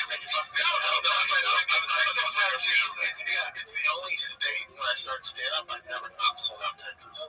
Every single show I do, I sell out Texas. That's what. I'm riding the beans, I'm running this, running the fight. I was just trying to be nice. I was just minding my business, but you gon' make me wanna fight. I am not lying to them. No, battling, I'm gonna win. The person is busy with Tiger, then I'ma sing Brian's on them. Wait, this is fat. You talk shit, I'm in the back brace. Could be in first place. Call it last, but my industry is so many people moving to Austin, right? But Joe Rogan, all these people, and I'm not being on Rogan in particular, but so many people that we know, buddies in our circle, so many people moving to Austin, and they're like, yeah, forget LA, there's such a democratic liberal state, I'm moving to Austin. I'm like, have you been to Austin? It's pretty liberal, man. It's pretty, it's Boulder, but with guns. So redacted. What if that song they were playing was the last thing we heard? Shop kills us to that song. He's like, I told you, I had the message in the song. And we're like tied up and sitting there, and Shop's like, with the song. Yeah, I dream about that every night. Yeah, not even a nightmare, like one time. Isn't it funny how there are songs that they make, like, not ironically, are kind of like parodies of themselves? Yeah, dude, the Brian line? That's like, yeah, I'll stick Brian on you. Yeah. Like, they're trying to keep us down, like the shadow banning us. Yeah, like, they're writing songs based around the shit that we make fun of them for. I mean, that's crazy. I wonder if they know. Or if, like, Low Brows is making fun of them to their face. Yeah. And Brian's like, this is fire, dude. But keeping it real goes wrong. All right, let's see. This is fire. Big boys want, big boy needs you. Let's see here. I hate Brenda Schwab with a passion. Posted by typical plankton since 290. Let's see. I hate that how he sounds like he has gumballs in his mouth and he talks. It sounds so fucking redacted. I know he's in the cookie pouches, but it's not that thing. He just sounds like a Dude, if your hat makes your hair look like this, don't fucking wear a hat. You know what I mean? Like, if you look like this even one time, don't ever do it again. All right, are you ready? I don't think it's gonna do it to you. It's gonna do it to me. Nah, dude, different. Let me see. I mean, sure, does it great? No, but it's nowhere near, dude. Sexy. I'm getting guessed on by turn the camera. You fucking making me I'm missing your eyes.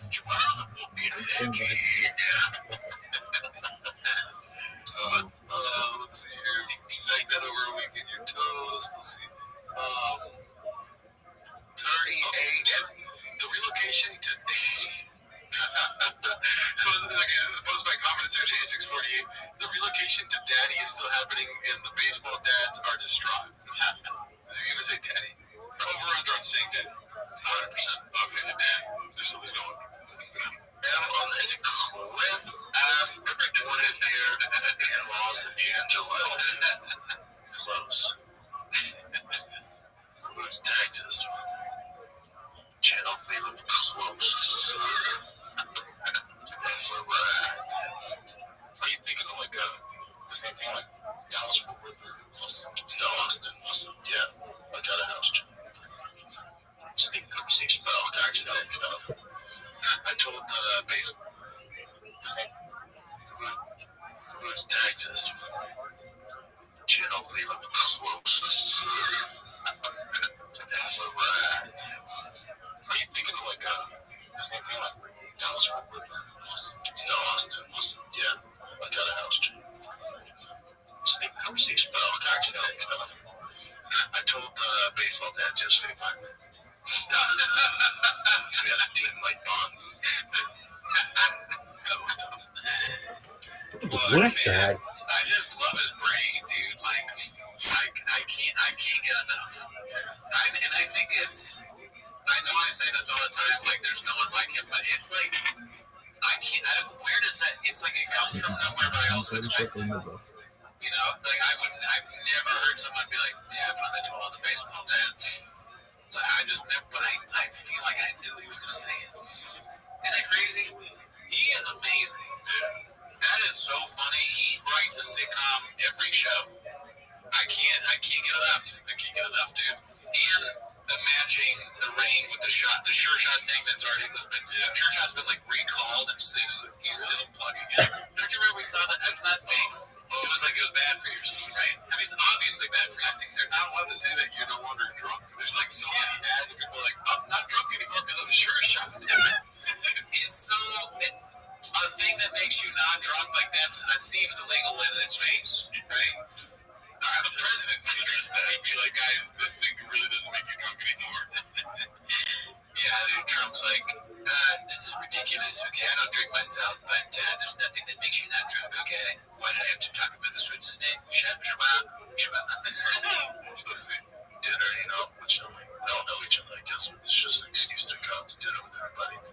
I don't want to be that guy, but I don't think I've ever seen that flavor of rain. Yeah, I think it's new. Let's put a pin in that. I want it. Yeah, I take no credit. I mean, they're supportive, but they're just like, what are you doing, man? You know, it's like, what do you mean? You guys be alright, you know? Just taking one of the best players off the team, leaving, and figure it out. You know, that was good, dude. In my future, Shohei Ohtani's on their team. Yeah, and they're gonna compare stats to like Brennan's kid and Shohei Ohtani kid. You know, yeah, I won't be anywhere near close. Or do you think that they are trying to like let him down easy? Like, why? Meanwhile, they're like, dude, the Cubbies open up. You're not the yeah, we can finally take away the Cubbies, or like give the Cubbies back to the kids, or because Brandon has multiple Cubbies that use it, or they guys are not going to bring in like a dedicated Cubby team. Like nobody uses one. Well, dude, he might show up one day. Brendan is annoying as fuck, right? Probably. In the grand scheme of things, but in my mind, if I'm on a team and Brendan Schaub is like my kids are on the team and Brendan Schaub's on that's the happiest day of my life. You know, I'm like, fucking Brendan Schaub's leaving. Fuck. He's hilarious. And he's like, he always wants to like go out and fucking go to, I don't know, fucking Buffalo Wild Wings with me. So I don't want him to leave. He wanted to go get tacos and we went to get pizza and he told me that. I love watching him eat. It's hilarious. I have so few wins now. I'm tired of a dad. I get nothing but laughing at Brendan Schaub's all I have. Oh, let's see here. The next one is going to be posted by Rabbi023. Everything Papa touches turns to shit. So I don't remember him talking about how USA is gonna win. I'm sure he did. Yeah. Let's see here. Papa's hockey arc is incoming. Time. This is Brendan Schaub post. Team Canada decided to boo the national anthem pumped around with Team USA and found out proud of the boys. NFL and NBA All-Star / Pro Bowl games have completely fallen off. Hockey coming in hot. This NBA player, I can't play in the back-to-back because my knee is a little sore. NHL player, I'm willing to die for my country in this exhibition. I'm down for some hockey takes. But guess what? I don't care still. Yeah, even my favorite podcast, it is what it is.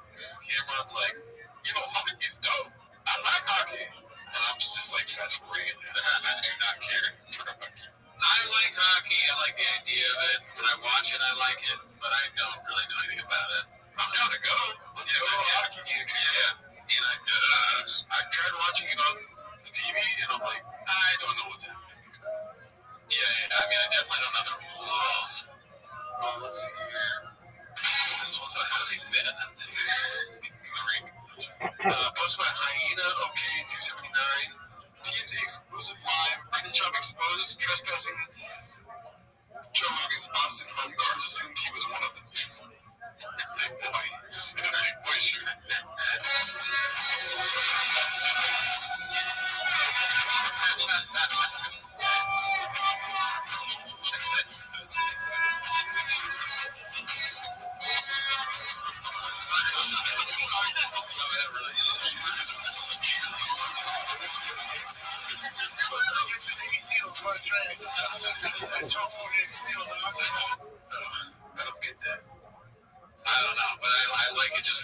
tofu Navy SEAL, dog.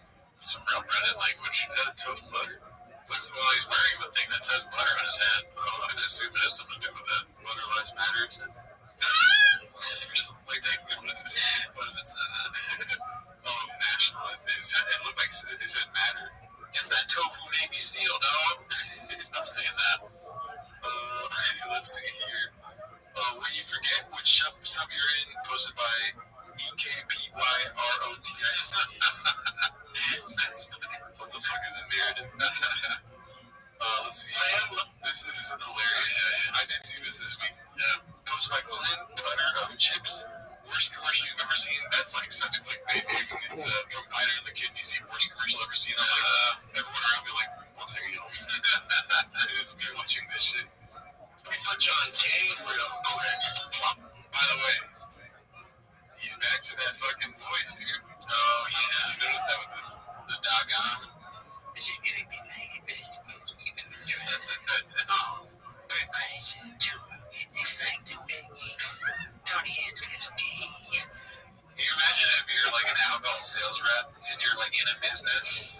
So tell me what you got for me today, and they start talking like that, and you're like, put your wallet as far back in your pocket as you can possibly. Your checkbook is like, no way. And then you tell your staff, like, you start leaving, and he's like, where you going? You know, Homer Simpson thing in real life. You're backing into the fucking push. Come on, I'm gonna keep you busy. My boys are talking about a product called Athletic. I tried to check it out. My Lord, not but a game changer. First off, the packaging, look at this thing. Clean, simple, smooth. It's in your 90s weed product, all grungy, weird looking. No, man. And the taste? I mean, it tastes a bit different. Yeah, Brennan, doing weed. What are we doing here? That's weed, right? THC, I think it's weed. Talk about the taste. Yeah, interesting. It's like a gourmet mint. Got some weird weedy aftertaste. Get fresh breath. That was definitely an insert. I wonder what he said the first time around. It's performance driven. Each athletic mint has two. Dude, I mean, it's just like, it's a sitcom. This is like that part of the movie where they're like, and how's Brendan been? And then it shows this, like, the multiple raisings of the athletic. Yeah. This is amazing. Milligrams of THC. This is microdosing, so you don't feel unhinged, out of control. You don't feel unhinged. Why get on this dialogue? This is like a mean thing to do to him, almost, from that advertiser standpoint. They're like, how can we put a giraffe in there? We can't. The people that made this were high. The commercial guys took too much of the THC shit, and they're like, dude, fucking make him say unhinged, bro. And they're like, Tony Hinchcliffe voice, fuck yeah. They can't stop laughing, and the Tropics is killing it. Exact energy. I use it for everything. Podcasting, before a workout, when I'm going to work out my drugs, I'm going to be talking. He forced that. They didn't put that. All of it has everything. Drugs, being a dad. T-ball practice. Talking about Miss again. Oh, dude, I pray to God he's in the Mexican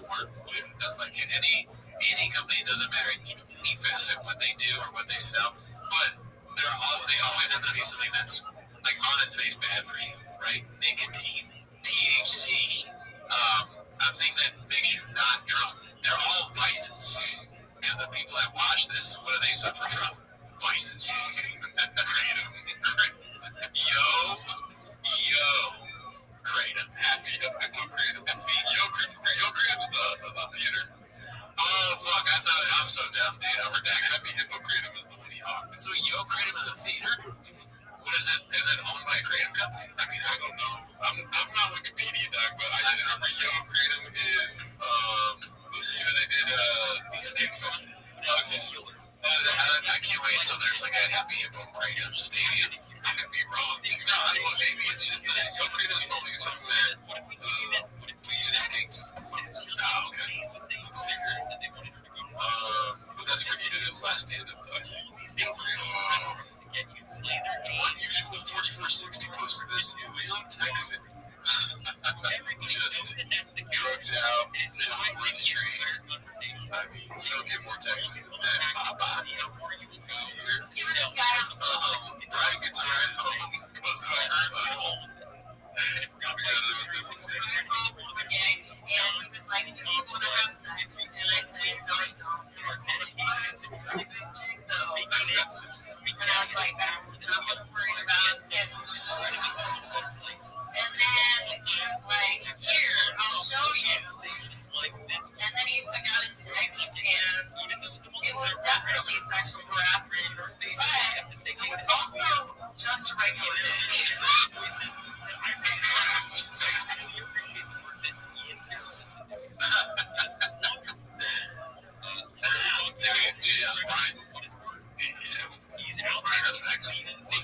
That wasn't something Brian was saying.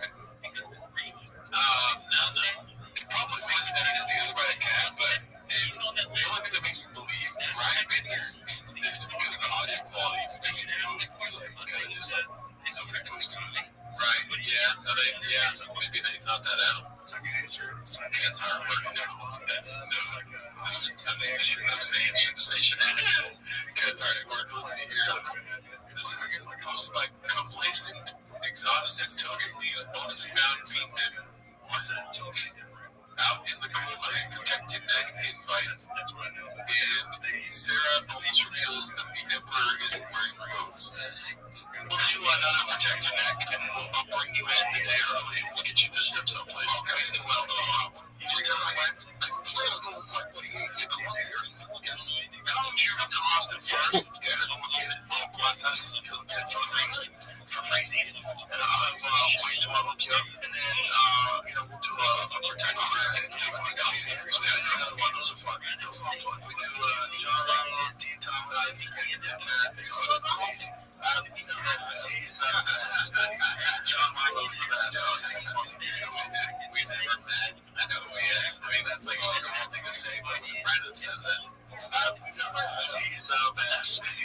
John Michael's the best. He's fucking the world incredible. But when I was a fatty, I was from the 230, and I'm like, that's what you're like. You do the fatty. He's like, oh, that's what I was like. When you're a high, I met Joey. He's taller than me, though. When you're a high, I'm playing the show. He's taller than me, though. I met Joey. Not that tall. He's short as shit. You gotta make sure to say that Joe's taller than you. That, like, every guest, no matter how tall they are, that you go in there, like, at first of all, I just want to say, like, yeah, no, you're taller than me, too. I thought you were for sure. Jack. Yeah, I was so taller than me. Please. I'm joking. The way you are, it's like, dude, it was the little looking up at Joe and down on Jeff. Yeah, man. I'm not doing it. I was going to do the voice. Let's see here. This is posted by Civilized Teen. Both going after Brian this week. If you're still struggling with consent, just imagine instead of initiating sex, you're making them a cup of tea. You say, hey, would you like a cup of tea? And they go, oh my God, I would love a cup of tea, thank you. Then you know they want a cup of tea. If you say, hey, would you like a cup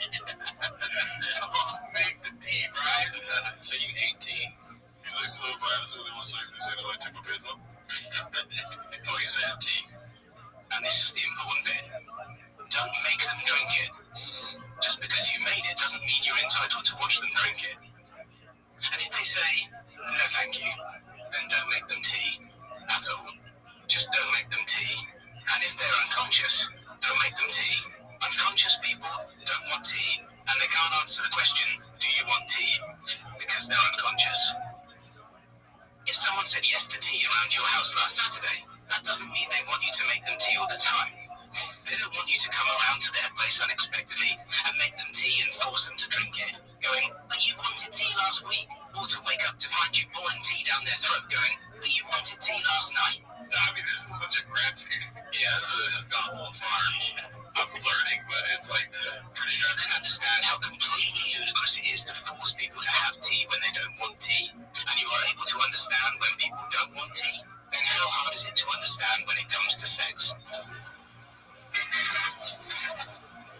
You guys making me realize how much I love tea. This is awesome. I get the analogy, talk about sex, but if somebody made me tea, I'll probably be promiscuous, dude, when it comes to sex, huh? If somebody makes me tea, I'm like, I'm down to fuck. That's what you take from this? Yeah, that's what Brenda would take from it, too. The next time a baddie gives him tea, he's like, what's up? No, she gave me tea, I'm gonna put another my truck. Sick ass tea, dude. Let's see here. That's a promotion. This is supposed to be Big Shoots. Barry Gore taking double L's on this week's We Might Be Drunk. Alright. Why is it over? What the hell? Let's see. Need a joke on a TV show once I got creamed online. No, why? I didn't know you did it already, and I did a similar thing. That's fine. I just want to somebody bear that job got attacked for that too. Well, that's on you. Yeah. It's pretty funny. Yeah, pretty funny. See you. The best. Doing nothing for 3 days, have a show to pay for it. Yeah, and we put on a band special. I don't have to shit on it. Yeah, thanks a lot. I want to hear this band now. Who are you watching? We did a Goodness at the venue. We can't say, but yeah, you know the culprits. Yeah. Just like, it's fun. I think I did your Vanita joke on it. they watched, which one do you think? I feel like they watched, You Might Be Surprised, or what's it? You think you'd be surprised? It could be that, or it could be Read the Room. And I'm right. Oh, yeah. It could be Legend of Fluffy. I think they did, because he said, you got this, or I got this. He said, Yeah, I don't know what that means. I feel like it's a code word for, I think you may be surprised. Yeah, I mean, that is some fun damn secret, like, leaving in there, how that make fun of Sean. The comedians, the 250. That's how much Rogan's friends with Sean, they had to sneak in code around. Yeah, it's like fucking, they're on their fucking, success. Like a working regime. Alright, this is posted by Unusual 416. Before OnlyFans, hashtag MeToos, and 300 pages. Look at Jay. Jay looks like a fucking demon. To be honest, in this picture, if I had known any of these people, I said this is a successful one. I think it's a Kenny. I don't know, you don't think this fucking face is successful? He looks like a hanger on it, but yeah, he is why? You cock injections, right? Oh yeah, we got dick injections. Stack the elbow with your toes. I think so. Let's see here. That has been moved. This is posted by Acting Boy 37. BC showcasing that work ethic. To UFC 313. So that is all about Did you see that shot from Dominic Cruz, the Jackie Robinson of MMA, because of his footwork? I'm not doing it, man. I did not know he existed. Because he was an innovator with footwork that inspired Garbrandt and Dillashaw. I'm not doing it. I like the music in it. Yeah, that's good. I was thinking more of like the Harriet Tubman, but I'll be honest, I'm thinking I'm so glad that the sports was without the British shop, by the way. Yes, the guy who was probably the best at the GFL draft, for being honest, also does a team that the guy is just all over the place. So yeah, go watch Brendan's show and get that take, because I might have to go back and watch it just to test that take. I like how Brian just lets everyone take a look at it. He doesn't say anything after telling you what happened. He's just like, he drops a bomb and then he's like, deal with it. Clean it up. And for a minute, they're just like making noises they don't understand. It's a joke. It's such a slop. He's posting my comment section. It's for you. I've been looking forward to it all week. You know, so I feel like we already watched this last week. I don't know. I don't know. I didn't know what who read the lyrics. I listened to the song because I didn't want to get strikes. This is all I know, right? Because I'm not sure what they're saying, except for saying that Drake's a pedophile. Yes. Kendrick did like a pop up this one show in LA. Yes, it was lit. Everybody was on stage, was partying, really singing all the songs he shit on Drake. Wow. And they all did say like a minor. And then also it's a rap. And then when you see this guy that is doing this song, but he has dancers behind him, I thought that was a little lame. Yeah. It also like he's in bell bottoms. That's why she's 5'1".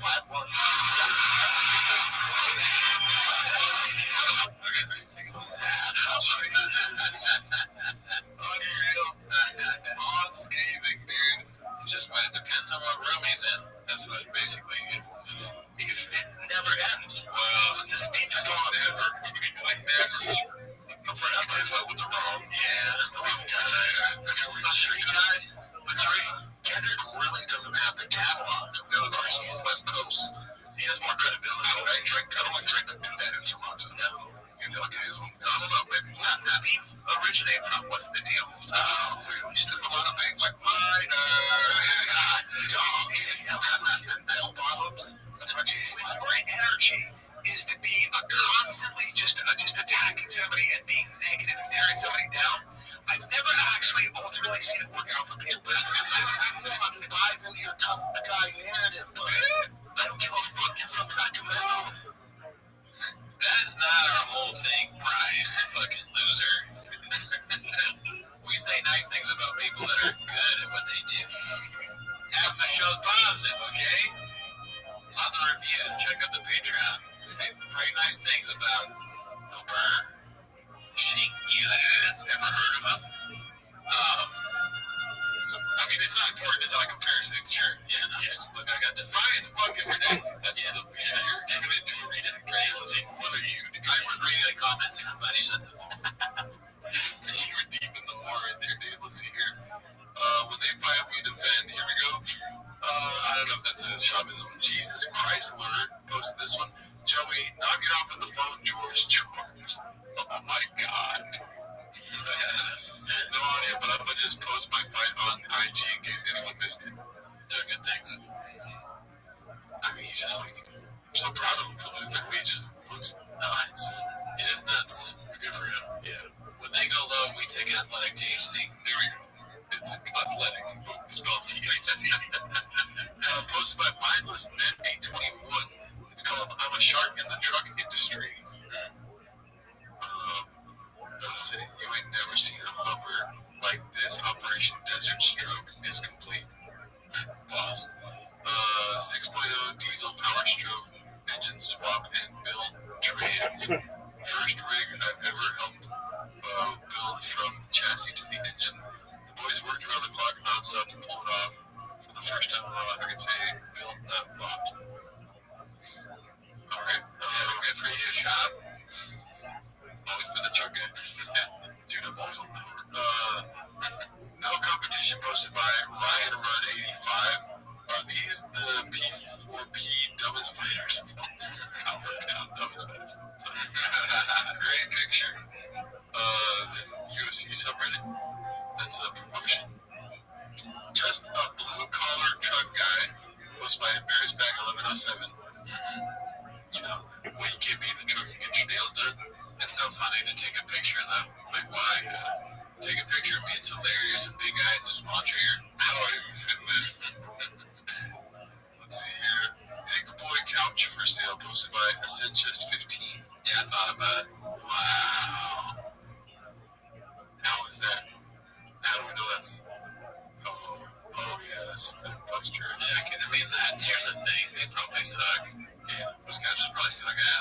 think like hate the scent. Yeah, I agree. They probably smelled that. They're for sure dirty. I mean, Chop's not smelling things, right? I'm good. J-Dog's not cleaning it up. You know what I'm saying? It's gonna be a no for me, no. Yeah. I mean, well, last time, this is posted by Complacent Exhausted, Clint missed an edit, but comes through in the clutch when Bobby uses the word product. Why is it not letting me click right now, dude? This is annoying. I hate it on the computer when you try to go to the button and it just jumps the button. Freak! I wasn't talking about some trans whore causing some that's not just a freak. That's too much, eh? Yeah, when you fit in, I don't know. Listen, hold on. I'll leave the train. I'll say this. If you look at if you get down to the level of detail versus like just the ideology of it all, we do always need, and so does Europe needs immigration. Obviously, you don't want just an open border. And the problem, though, is that the irony is, like I told you, when Trump was making that wall, the Cinnamon and Jordan, I use one product only. That's Black Buffalo. There he is. He's pumping us in. Yeah, man. And the only thing that they'll edit out is that. It just don't make sense. I hate the fucking microphone on the hat thing. It just doesn't make sense. You get no bass in your voice if you have it above that. Oh man, I bet they've told him that he's like, this one's cool. No, I don't think anyone there knows that. Yeah, okay, yeah, that guy. I mean to give him credit though. Not good producer. Yeah, Chin's too drunk. Let's see. I was like, oh dude, this is great. Did you see this? Nah, I missed this one. MJ Lenderman talks inspiration for his song Wristwatch posted by What Are We Doing Here? No clue who this guy is, but I'm gonna check the music out now. Oh my god, the cursors. Really blockbuster right in there. Here, who's gonna be saying something like that? Or you would feel that way, and I was thinking about like these comedy podcasts, like there's one called The Fighter in the Kid with this guy Brandon Shaw, and he's like a failed comedian, failed UFC fighter, but still going for the money, and like so I'm just kind of interested in that kind of character. This is Wristwatch from MJ Lenderman, live from World Cafe. She's like, let's get out.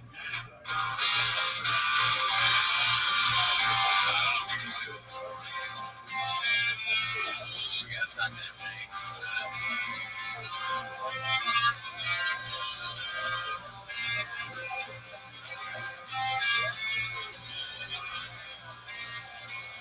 Dude, never thought we were homeless cats. Started a band. I know, I've never seen anyone do songs like about this kind of stuff. Alright, so let's see here. Yeah, I don't know what's happening with the What Machine on the road with MJ Lenderman. They're probably way more successful than we are. This is posted by Gold Cups. If Joe would have let me in my next fight, I would have been UFC champion. No doubt in my mind, things would have been different. Rico, never heard of him. Gravity. This is posted by Dick Boy with 3 C's Rapist trying his hand at some TikTok comedy. Let's see. Real intensity. Yo, bro, please don't. Oh, man. Yo, please don't say anything great about the 10 out of 10 cuts. Gravity ain't real, it's density. In this paper, when it drops, it's because it's more dense than the air around it, not because of some magical thing called gravity. There is no proof for gravity, brother. There's a...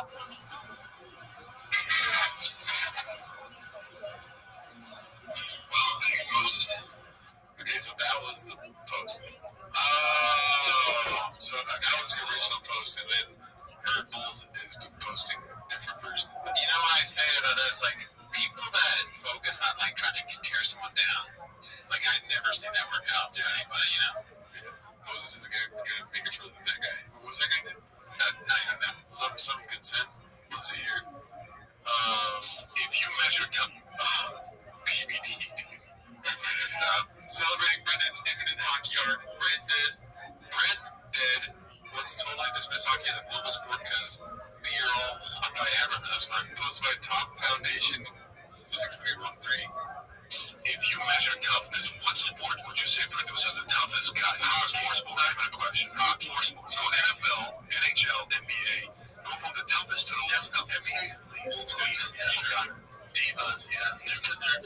fuck I yourself. agree, like when they're like 13, you know, they're getting played items and shit. They've been rich and tough. NFL is already tough. NFL is NHL.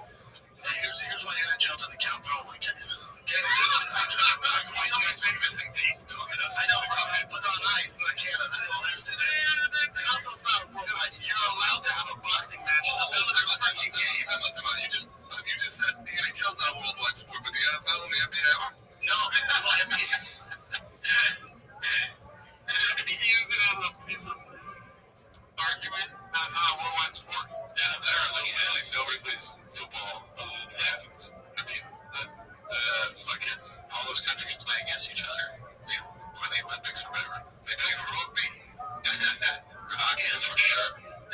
Half the people in the NHL got nothing but consonants in their name. They all come from North countries. What are you talking about? Swedish. They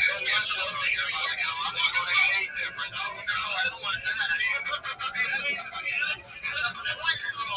You know what I'm saying? What do you mean by that? What do you say they're all white? It's tough because if you look at basketball, like it's cool. He's like, because I'm not scared of white people. I'm scared of black people, dude. Yeah, he's like, you know what I mean? Come on, to a restaurant and fucking Inglewood, you don't like stop or whatever the fuck it's like PBT. Soccer's a global pageant. That's why fighting's a global sport. So you're getting the best of the very best. In NHL, as soon as black guys are like, what the is this a pair of skates? They're fucked. All the European white guys feel like, yeah, breaking up is not happening anytime soon. Well, never say never. Okay, we'll see how they. He's just like so scared. Maybe even he's scared of what he's saying. Like, he's like, I heard other people say this, and I'm saying it now. Well, fuck. Let's see here. He's heard kids talk about that at the coffee rink. Or the coffee rink. God damn it, the coffee rink. That does sound like some Airbnb though, like the coffee rink, like a rink where you drink coffee. I don't know what's happening with the computer here. Alright, this is posted by Embarrassed Bag 1107. Definitely talk about Mexican comedians, but that is so awful.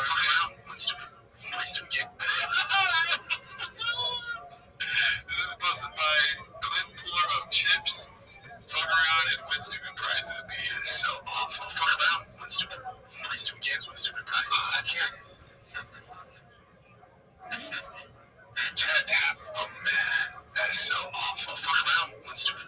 Play stupid games with stupid prizes. Oh, you didn't want to do it. He cheated on himself. In the middle of one, look at his face. He's scared. He's got a plastic surgery face a little bit here too, I think. It's just those lips, dude. Yeah.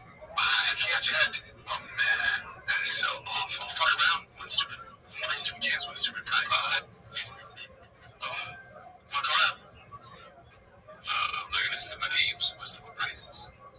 Yeah, that's such a trip. Why would you get your lips done? It takes. It kind of like that's the only thing I can really focus on. But it looks like one of those ladies that has all the shit on their face.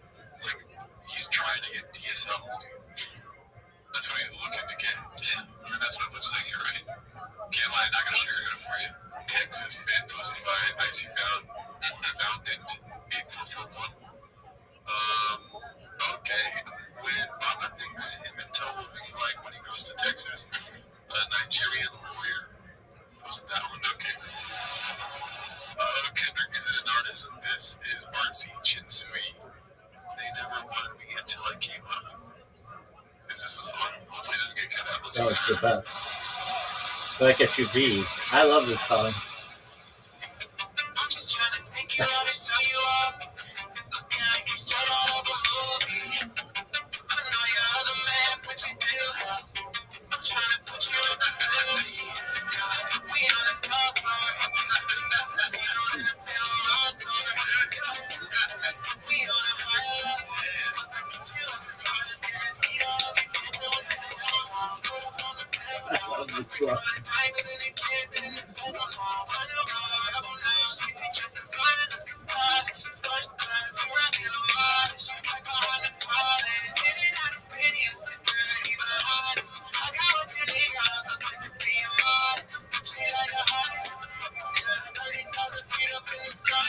Like SUVs over tall up.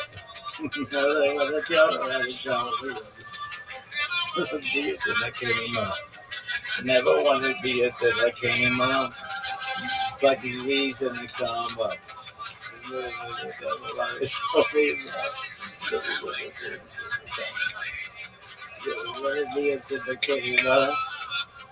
Yeah. You know what I need. All black SUVs. Yeah. We don't remember mine. We don't remember the fire, here. Like a piece of bamboo, but you leave, but it come up. Now you want to come around and show me love. Never wanna be it that I came up. Never wanted to be it that I came up. One of the greatest songs of the decade. Chin.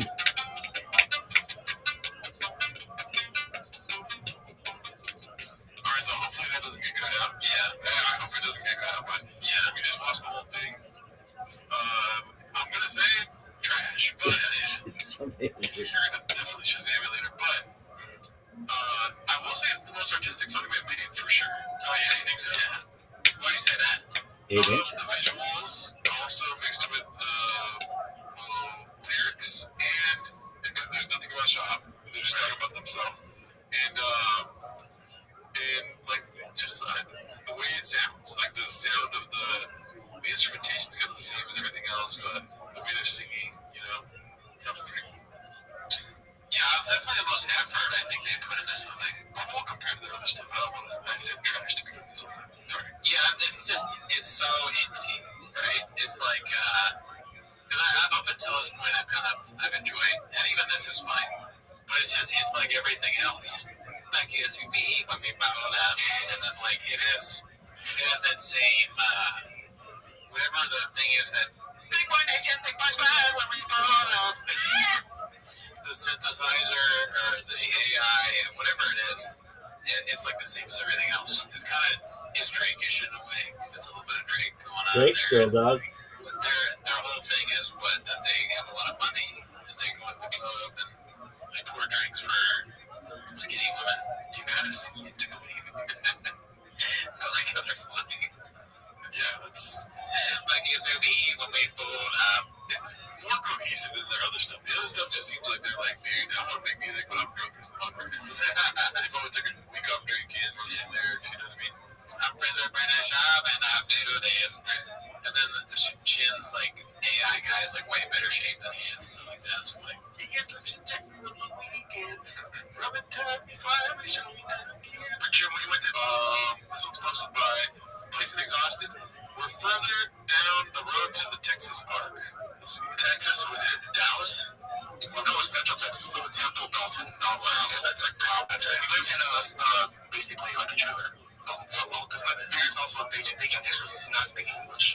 Are you excited to go back to the motherland? If it's 100% sure, let me know. Then, of course, that would be the only other place I would want to go to. Yeah, 100%.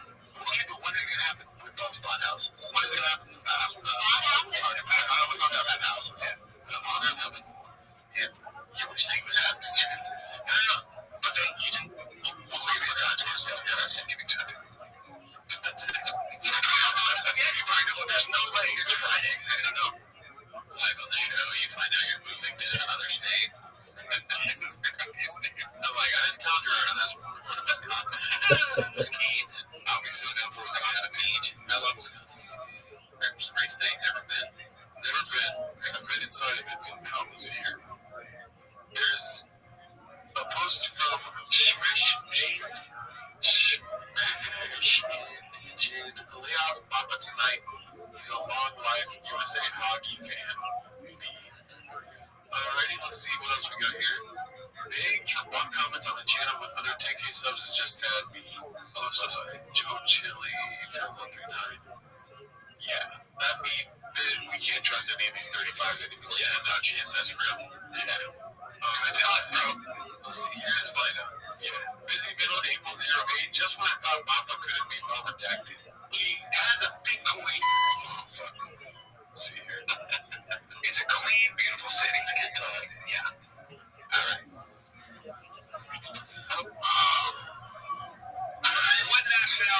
think you see the most in? What two nationalities do you think you see the most in? American. There is a lot of First Nation people. I like that, but besides that, give me what else? Scottish noblemen. Well, I mean, not far away, but Milwaukee, probably black. Okay, but what would the nationality be? White. No, there's a nationality. There's an immigrant. There's a certain group of immigrants you see a lot of. It's interesting. Are they getting a bunch of the illegal immigrants from Venezuela? I don't think. Well, they're actually. So you see a lot of Ethiopians and Somalis. Those poor Somalis. A lot of Somalis go from just that tropical climate. Yeah. Tropical climate. Man. I mean, there's only so much you can say. Yeah, I got nothing for that one, but it is funny. Let's see what else we got here. Typical Plankton 290. Brendan eats his boogers and washes it down with the Diet Coke. Let me tell you. Oh my God. I had the same Bitcoin scam offered to me. It was like 100,000 expensive. I'm not going to scam my fans. I don't need money that bad. But that's what your mind did. So, yeah, Tribe, you can't fight. You can fight. You know, you got a beard. But let history record it as you served our. You fled a country, you went back, and you got buddy with the dictator, and you fled again. Doesn't matter how good of a fighter you are and will. Yeah, I think that's what happened for sure. And, you know, that's gross. That's gross. I mean, why always have a camera in front of you? That's true. Eventually you're gonna fuck it up. Even if you're somebody who's perfect, otherwise, like, shut up, you know? Yeah. I mean, that's the only time I ever see him do something nasty. Especially with eating. Yeah. Yeah. He's like normally very careful. Good, yeah. Let's see here. This is posted by Particular Mind 2159. We don't matter. Nice. What? Donnie, you are out of your element. Posted by Danny Hoffman 2. Yeah, I'm gonna put serum on my nipples. I know. Talk about Mickey Rourke. He's had some work done. Poor guy. Look at Mickey Rourke. I don't know. What did he do to himself? Never been over that when he talks to dogs. It's funny. Like, I mean, I will say that our dogs sometimes like, hey, you know, stop that. And like every time. But he's like, we've had a discussion. He's almost more eloquent now when he's talking about something as ridiculous as like telling his dog to not bark. Donnie. I've said this before. It's a dog. The dog's like, man, Brendan's so smart. Let's see. Put it over there. All of them up there. Vanity, dude. Fillers. Oh, my God. Can you imagine? You wouldn't be able to take yourself serious. There was like, hey, you might dress them up as a construction worker. I'm like, okay. I wake out of the bathroom out laughing. Like, there's me no boner. That is no bone. I'm like, this is stupid. Just zero bone. No. Gotta get him out. Yeah, get him out. Take him out. Mickey, what are you doing? What are you doing to yourself? Can you take it off so he's choking up the dog? What's up? I think Mickey will be off. Let's do his post. So it happens. Damn. Guys said, fuck your wives. Literally just. I like that little dog. That dog's kind of fierce. Yeah, he thinks he's a king core, so he's gonna find out his There's a lot of people out there who like. That's his foreshadowing of getting rid of the dog. Yeah. When I get him back to the pound, he did not like to fucking talk about Mickey Rourke. Wonder why. Wood filler. Yep. Wow, dude, that's a great pull by you right there, dude. Wow. Yeah, it's in your face. It's like very aggressively in your face. Do you think he regrets it or he keeps going back? I said, part of me is like, does he even remember doing it? He might even be like, he forgot. Let's see. Alright, let's go one more. This is posted by Air Pumper and Papa.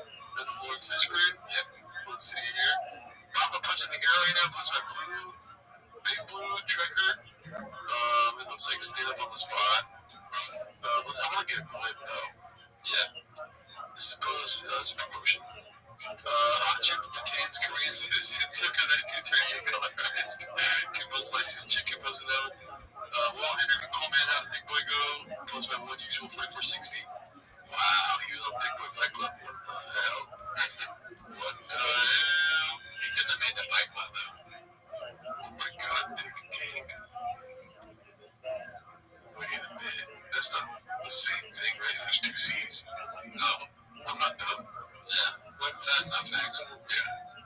Let's see here.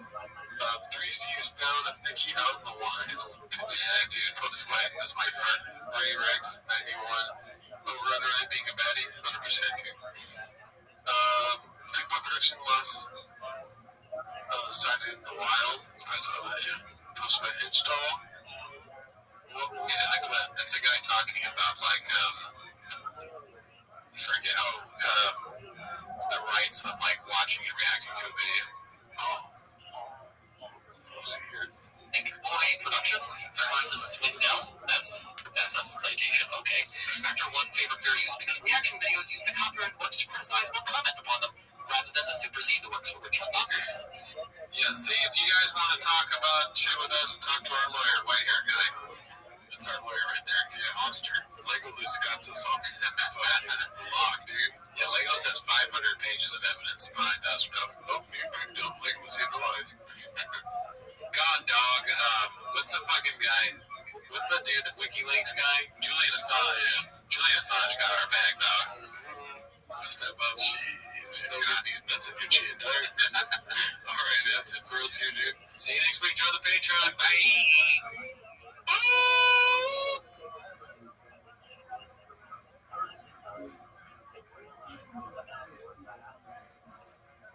Who needs sweatbands? Thanks for most of my swagger acting first place. I don't.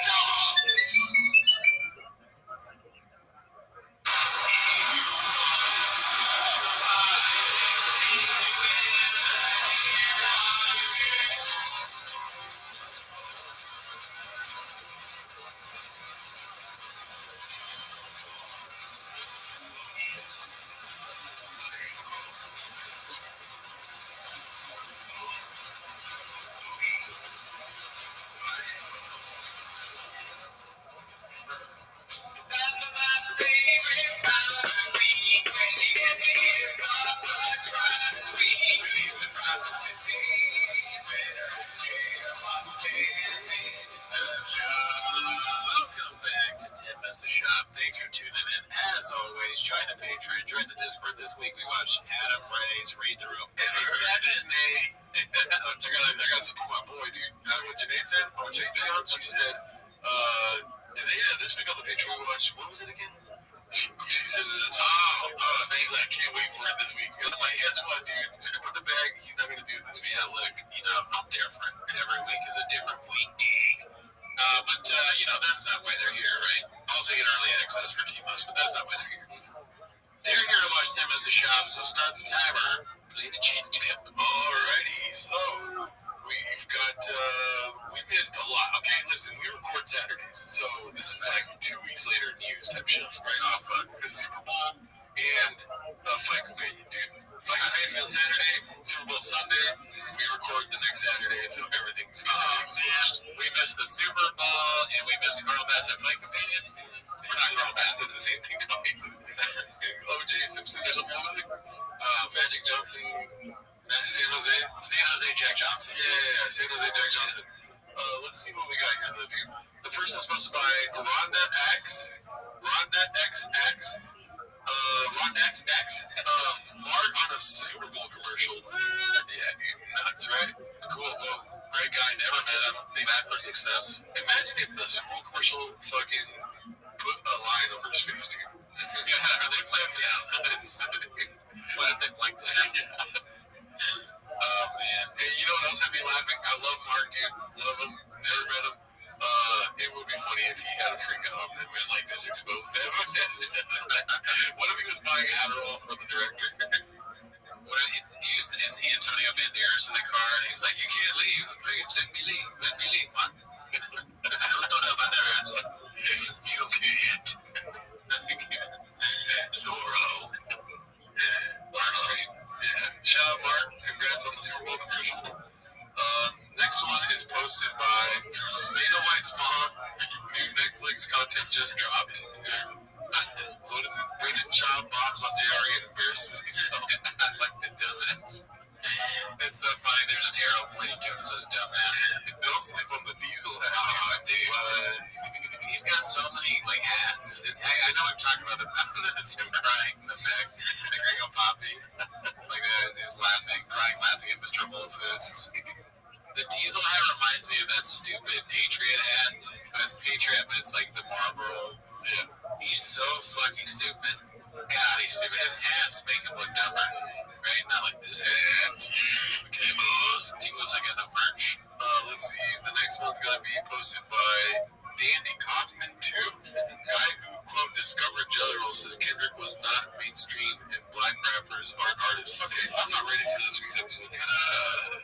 say that. I don't think you can say that, can you? Oh, I mean, you shouldn't say that. That's what he said. Kendrick Lamar is like a platform. No, it's silly. It's not a real beef. It also sells records. So a beef creates records and gives them an anthem. They don't choose sides, so it gets that's shock each other. Also, imagine speaking down on Kendrick more than Bryce Mitchell, dude. Yeah, that's not good. That's a good point. Yeah, it's like, oh, Kendrick just did. You may not like his music, but you know, I like him songs. Bryce Mitchell said Heather was good. You know what though? I would like to hear the video on Kanye West. His brain is exploding. I bet he's just like, what do I say? He's black, but he says the same thing as Bryce Mitchell. Yeah, what's Chin doing? Why isn't he like Chin doing an emergency meeting? We got it. What Brendan has to say about Kanye. Maybe they did it. We missed it, or I don't know. Not even for the audience, just for me. It's like Drake's car and Kendrick's been Jose Aldo. Drake's Connor and what do you say? Kendrick's is Jose Aldo. No, he's on Jeopardy, and he just said worst analogies ever for $500. That's no. Drake is definitely Jose Aldo because he get knocked out mad fast. If you're saying who won, then yeah, Kendrick would be. Who the fuck is this guy? Jose needed a Connor to bring him to life. So Kendrick, even though hip-hop acts love him, he was never mainstream, really. Not like Drake. He was introduced to his credit, right? Because he was like considered more of an artist or more of a. No, the both. What does that even mean? The both fucking rapping. Who wants more than shit is a rap? No, it's rap. Oh my god. Sean does not think that rap is hard. I'm kind of surprised by that, to be honest. Right? Because what about lowbrows? Yeah, he's got good douching lowbrows. He loves that shit. You had rap open your comedy special. Yeah. Big boy squad. You know, that's music. They're not really artists. What? I think both of them are artists. How do you think Jelly Roll is art? Oh, yeah. I mean, it is not art. Dude, you're fucking killing it with the fucking thing. Yeah, both Kendrick and Drake are way better than Jelly Roll. I mean, what are you doing? Jelly Roll's good. I think Kendrick's in his own little lane. I'm not interested in saying what's better or worse. I like Kendrick Lamar more, but okay, you know, I think Drake is kind of like Skinny Jelly, honestly. Oh, okay, yeah. Yeah, it was. Yeah, musically, I mean, I honestly way more talented than Jelly. Oh, Drake, right? Yeah, but still kind of like that ends meet the, you know. I'm of the opinion that Jelly Roll is pretty bad. I'm not into that kind of music at all. But yeah, so you don't like Drake at all? Yeah, I don't have a pussy, so. Okay, I don't like that dude. That was my impression of Brendan Child. Bruno is fucking.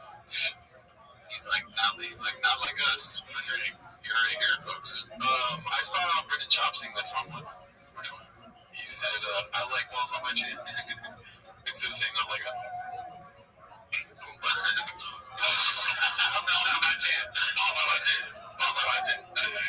It's stick in my mouth. Stick in my mouth. We'll read the comments on that one. I don't give a fuck. You read the comments? Like it, dude. How about the white corner? 6. I'm on the shop side of that. Well, yeah, when you're doing that, yeah. No, I'm on the shop side. Like, if you look at this, like, then look at this. Who's trying to go shopping? Oh, shit. I don't want to be a accountant side. You're an accountant. But, dude, you're the one that's forced to do shows with me. Let's see. Like, corner. 6. We got one. Yeah. Flower. And it's his birthday. 22 years old. Damn. Crazy little fucking baller. Wow. Little baller, dude. And he can. What was that white corner thing? He's just talking about this white people playing football. Oh, white cornerback. God, and all in one clip? I can't believe he didn't get it.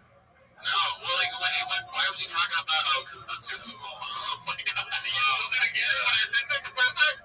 Oh, my God. I mean, why would he says rap is stupid, or rappers are artists, and he's like, but there's a white quarterback, that's so racist. You think rap's art? Did you see that white quarterback give an interception? That's art. Fuck. That's the kind of stuff where it's like, it becomes less funny and more sort of like them will start getting angry with it. Let's see here. Okay.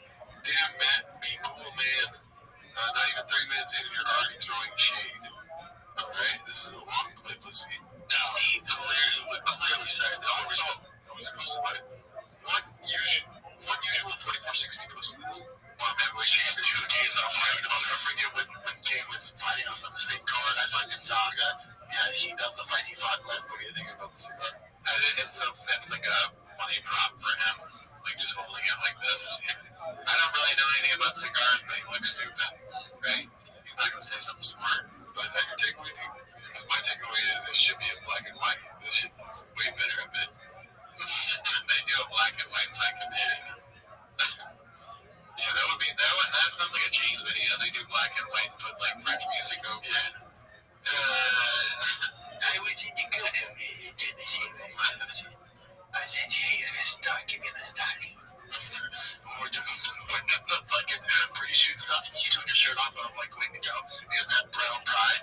And I looked at the guy doing the video, so I'm like, okay, if I put white pride, is that no?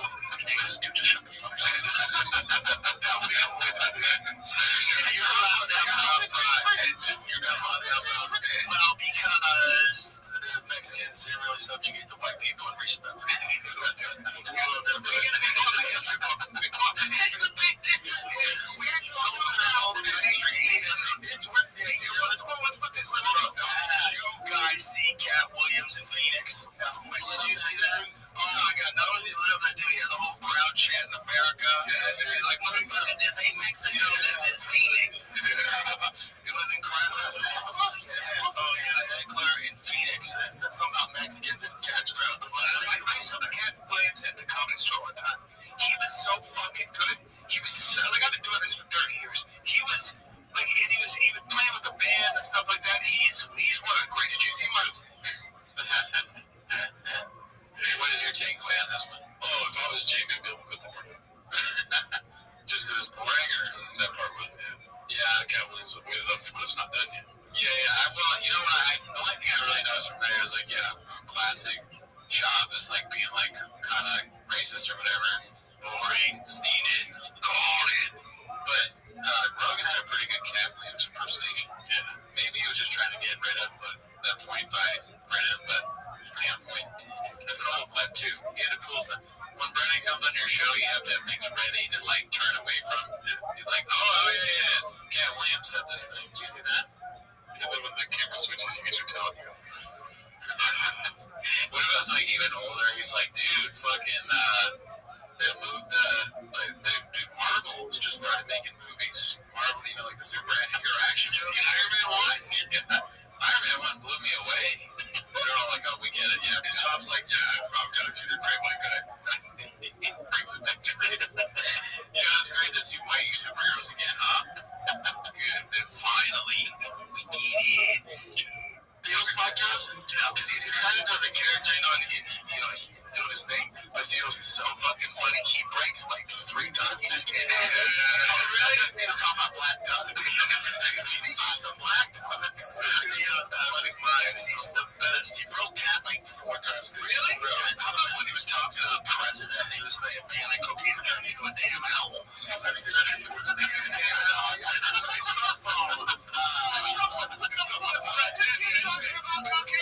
But that is like the really part of what Trump needed. He needed those kind of interviews. Which comedians was he shitting always that your friends aren't funny? Yes. That's terrible. Amazing. Holy shit. That's a hot move. We should get a Matt Sarah poster behind us. Yeah. Damn. Dude, Matt Sarah's fucking welcome to being a fucking homeless cat, Matt Sarah. Or replace Annie's face with Matt Sarah. Yeah, she's gone. That was a bad joke. We're not going to do that. Not to make it awkward. Listen, he said that, dude, he said that because he thought for some crazy reason that I didn't want to have him on, like somehow or another, that he would be showing up people or something because he's so good. Maybe he thought that because he's isolated. He doesn't know me that well. The first time I met him was in the studio. So, he's isolated. Sounds like plenty of time to count the amount of comedians you have on that are shitty. Joe is like, he's not talking about Brendan Shaw. Look, he just doesn't, it's a weird thing, he didn't get it. That would be hilarious though. Joe was like, well, let's just say to a brother, man. That would be funny, but Joe doesn't even as a joke, that would be funny. Joe didn't have it in him. He wouldn't think of that, and he also wouldn't say it. I really don't understand, because I watched a lot of this fight opinion while watching the fights, right? I do not understand why Joe Rogan has Ryan Callen and Brendan Schaub. Because he doesn't get along with them, or what? No, they get along fine. It's not about that. It's just like, why? I don't know. You just saw Brendan Schaub talking about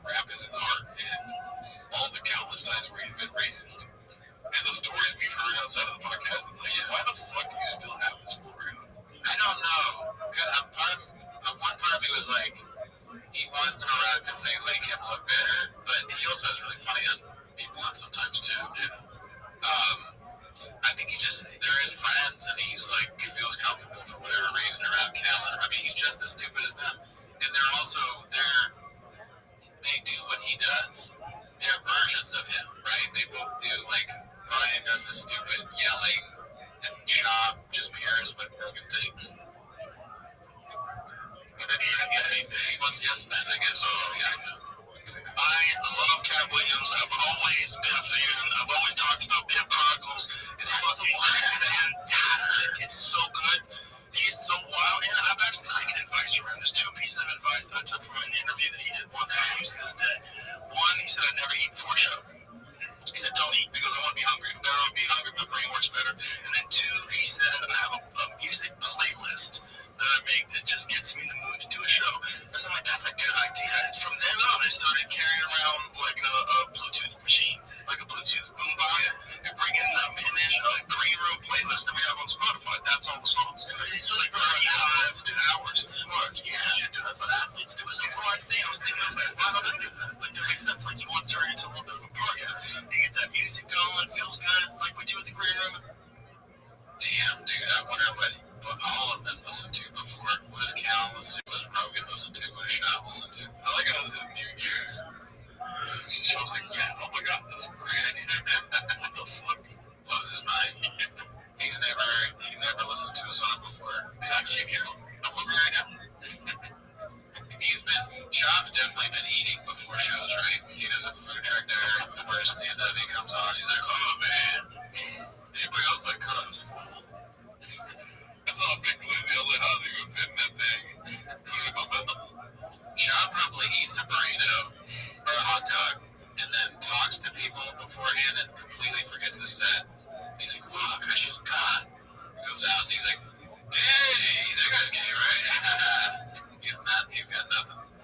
Dude, would you want to see Shop now that he's a red rifter do stand-up now that he's a right-wing politician? Oh, just the same. I don't care what. If he was completely liberal, conservative, independent, all of it, any of it, everything, all of it, any facet. I would love to see Brandon do stand-up.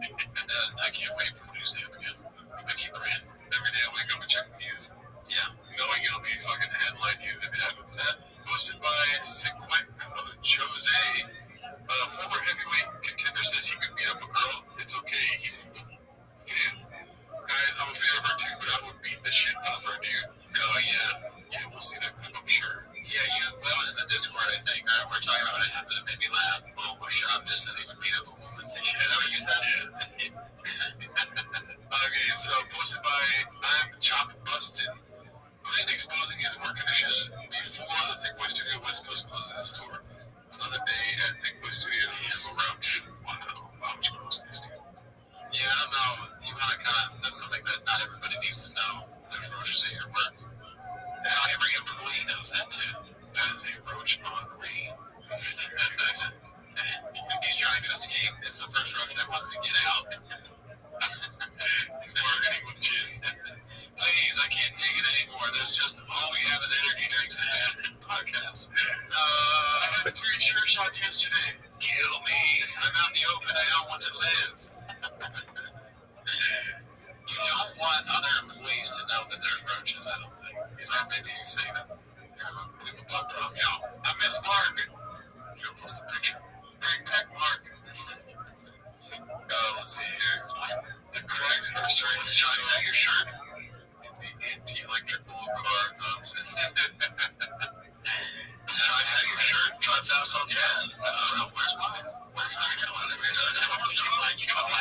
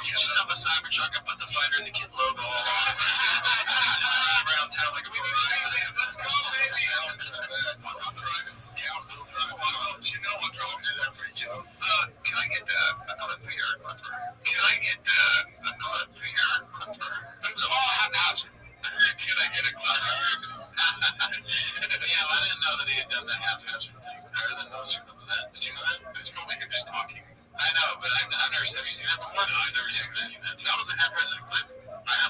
Wow. So he's got a fucking dude. He's part of the universe, man. Let's see what else we got here. Posted by Confident Search 8648. Imagine having a special on YouTube with less views than a video explaining how blockbuster your special is. So, graveyard video is 676. Is at 520. Fuck. I mean, this is peaches to light. Yeah, I mean, when there's something that bad, uncancelable, you don't really want that many views. You want less views for sure. And then the graveyard video, because that's actually good. A lot of people are going to watch that, you know. So, that's actually good for Lewis. That's your takeaway. Let's see. That's a promotion. This is posted by ABTV12. You're doing great. Antonio Brown was on The Fighter and the Kid. He was also on Theo Vaughn's podcast, and the difference in views is 960,000 if my math is correct. Well, you know, we're not numbers good. Yeah, we're not numbers good. Theo's been working on a thing for a while, trying to, he's just doing something different. TFK, they've been going on a long time. There's classic podcasts, they're both black belts, so, this is probably a fluke type thing. So here we go. Do you remember how back in the day, they used to talk about how, there was some sort of agreement that if you do these shows, you can get on Rogan? Yeah. And kind of got brought to light, kind of stopped happening. It's kind of happening now again, isn't it? Oh, okay. Because they're doing the rounds of all the same shows. Conspiracy head. Yeah, no, that seems right. So Antonio Brown wants to be on Rogan for sure. Yeah. Well, Rogan posted a story the other day of some sort of exchange. Antonio Brown posted something on Twitter with him talking to Rogan, and Rogan saying, "Yeah, we'll be excited to have you in here." And the next thing you know, he's on all these other shows. Yeah, they worked out a deal. Rogan's like, "Listen." Actually, Rogan doesn't tell you other people saying. They go, "Hey, Rogan, to get on Rogan, you gotta do Theo Vaughn, which everybody wants to do anyway." They go, "Oh," so you say, "Hey, you gotta do TFK." Oh, fuck. Okay. But yeah, I mean, Antonio Brown sucks ass.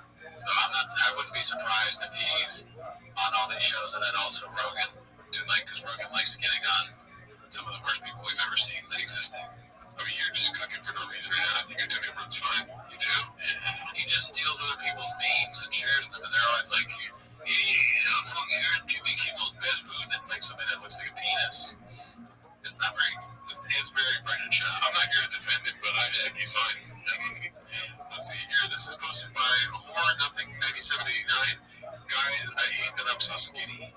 Alright, should we read what this says? It's as skinny as I've ever been. I'm actually not loving it as much as I thought. I've always loved being curvy, but getting sick every 2 to 3 weeks and guarantee you lose weight. I'm 131 pounds, almost 5'7". I want to be back at 145. That was perfect. Okay. Somebody said, too obsessed. So hands off me. Your mom gets sick and she takes a picture of her paintings. You're at school and you're like, fuck, my mom's sick again. Everyone's gonna see her snatch. Shit. I hate it when my mom's sick. She was mean. She posted an ass on me. Okay, so his name is Conquistador.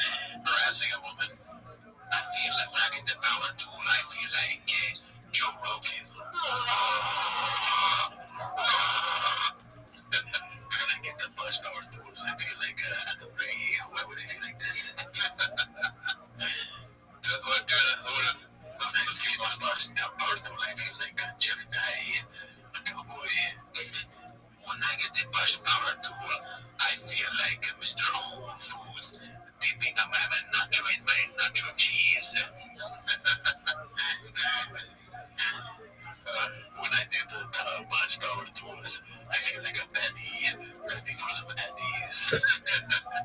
This can go on all day. You gotta go. Please edit that. No, we're not editing that out. When I get the budget power tools, I feel like an employee at the Tiger Valley running a whole summer and it's too cartouche. A permanent job. Alright, I'll take that part out too. This one's posted by BWHLBWhale. First of all, do you think they did any sort of digging on BGL? Where they had to do a background check on it? And then they pulled up our podcast and started watching it, and 2 hours in, they're like, this is a really good movie. That's the reason they did it. We weren't sure about you, but your interview with Timos, you're in. I hope so. Thanks for the views. Timos, great podcast, Mark, but why were you lifting your girl's car? Trying to explain the Super Bowl commercial so BGL is going to be in a Super Bowl commercial. Bubba is going to go crazy on this next podcast. BGL Mark Hurley used to work for Rich. Can you read that? Bubba never paid BGL and went on a rant on the subreddit. Anyways, now he's doing a Super Bowl comment, and us homeless cats can't wait to hear what Bubba Shot has to say. Jesse, what the fuck are you talking about? That's a perfect meme to go with this. Goddamn, dude, that's the fucking pain that every homeless cat has in their life. Nobody knows, because we didn't matter account. Let's see here. This is posted by Jesse. It's so good. By the way, we watched the BGL commercial. I'm pretty sure it'll be good out. Now, had to repost this plastic dish, deep fried to perfection. Shout out Rhonda XX. Oh, XX. And going into comedy, one of the hardest fucking things you can do. Ever. John Bernthal. It's so fucking hard. Stand-up is hard as job. It's so hard. The hands on the chest are so funny now, dude. He said did he say his game? Yeah, it's look how aggressive he's putting hands to the chest. Yeah, he's doing it like he's in an old movie from the 50s about the South. The Gone with the Wind or something. This is what he looks like when you pull up in an electric vehicle. Oh my god, why is he doing this? Oh no, you're gay. Stand-up is hard as job. It's so hard.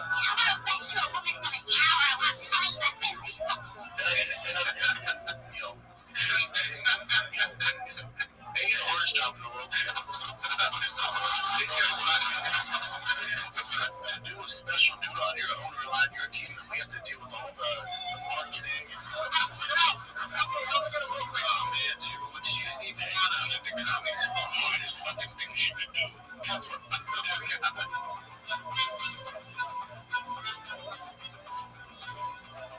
It's so fucking hard. It's hard as fuck. It's so hard.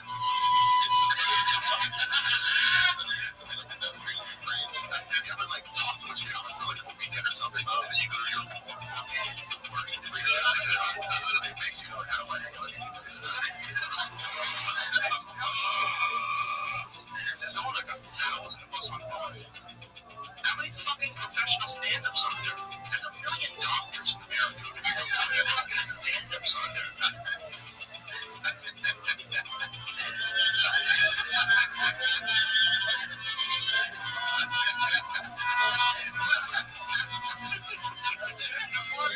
Society is that comedians can be just exactly what they are. And they should break. Actually, Socrates. Okay. Modern philosophy is actually stand-up comedy where someone pretends that they're an African singing man. Modern philosophy is when you have a friend with a shovel to save you from the fight. Have you seen, I teach a lot of classes, but have you seen man class? You learn more in man class on man tears than you could for the entire University of Toronto. Oh, fuck, that was amazing. Jesse is so good. Yeah, Rhonda XX, sorry. Yeah, shout out that. You guys cooking out here today, dude. Hype TCK posted this one. It's called Oops. Epstein 2.0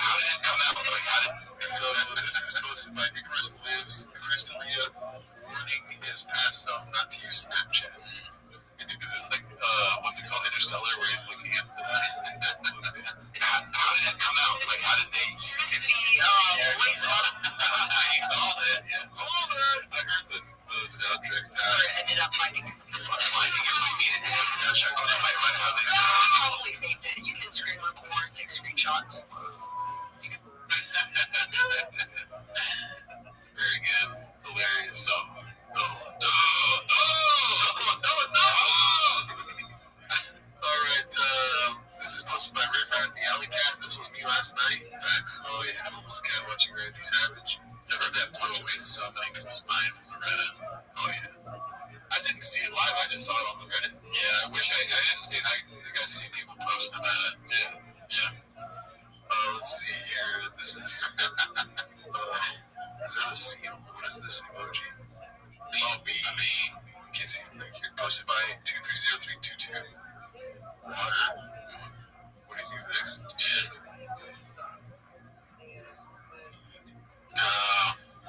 Water, weed. I never really listened to the podcast or something.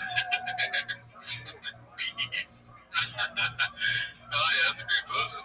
Oh, that's my dog. Yeah. Okay, so I've not watched this clip yet. I've been excited for it. I read the title and I took this screen grab video and put it at the beginning of last week's episode, but I did not watch the video. Oh shit. But Todd is a smart kid, but Papa has retired from non-Rogan podcasts. I just read the title and I'm like, oh, come on. Danny Kaufman 2 posted this and saying, Brendan, what do you hear about Brian going on that little shit's podcast? What podcast? With Todd? I don't know the kid. I'm 41. He's a young kid, right? He's a smart kid. He has an angle.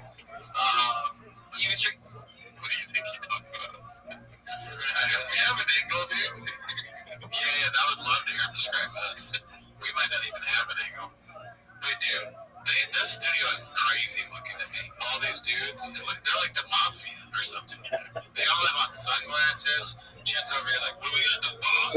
Like they're gonna jump on the top. What do you think about this shitty kid? What do you think about this dumb fuck kid? Should we take him fucking out, Brandon? Get rid of him for you? No, he's not nothing. It's like the penguin. Yeah, they ain't talking about you. He was trying to rattle him and he's got these sunglasses. And the kid can't like get off the bed. Am I imagining that he didn't have on sunglasses before? That he just put them on? He's had sunglasses the whole time. Really? Can we go back? I know for a fact. Okay, I missed it. Let's go back at the beginning after this. I'm here, so it's like... Guys, comics are tough, you know? That kid was talented. It almost feels like between... If I was young times, I just don't see the upside of me going good. I support him, I crushes it, but... It's just, 41, having kids, I'm not gonna take away time away. Yeah, dude. I had a good angle of you just wanted to go there and teach these kids life lessons. It was pretty funny. It was an entertaining watch. You ever seen Santino and Bobby Girls? Yeah. She's like he's getting a star. But then these professionals that are good fucking rock. Like you got Rattle Santino. Yeah. Hot second. Oh my god. Okay, so let's go to the beginning. He's like, they can fucking eat. Oh, yeah, definitely.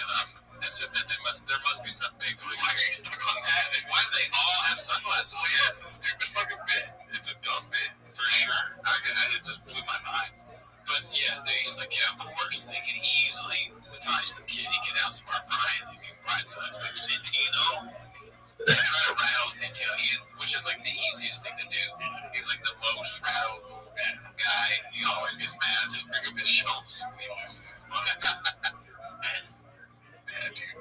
Papa's so dumb. I mean, just when you think there's any chance of like a redemption arc, he's just telling you flat out it's not going to happen. You know what I mean? Why not just go on the talk show? It would be so good. It would be good, but it's same thing. Why not do stand-up again? You have like the biggest stand-up ever, and you're just going to not do it ever again. That's crazy. Everybody it's a huge thing. The Grill Pub was huge. You're never going to do stand. Yeah, Matan is a big podcast. You don't want to go on it. Why not? If you're 40, what does that mean? But Cal, you always say he's like 78. He went on Matan. And apparently that humanized him for some people. So, what are we doing here? 2 stars, Papa. Let's see. This is posted by Arson Wanger. Or, Arson Wanger probably. But Johannesburg is 7,000 miles from Sydney. Did he say that? Let's see what else he has. The truth about cats ending. King of the Sting. Haphazard host of this. Oh shit. Celeb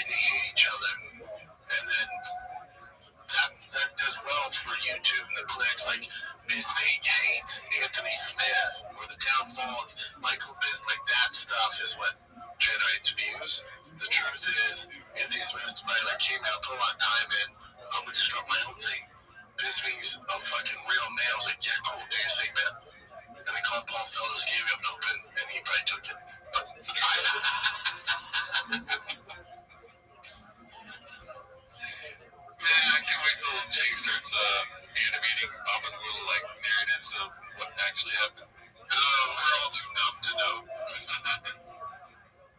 That's hilarious. Yeah, Paul Butler at the same time coincidentally was like, hey, I got something going on here too. Oh, St. Louis family, yeah. I quit a show because I'm working too much, but let me work more now. It's like King of the Sting.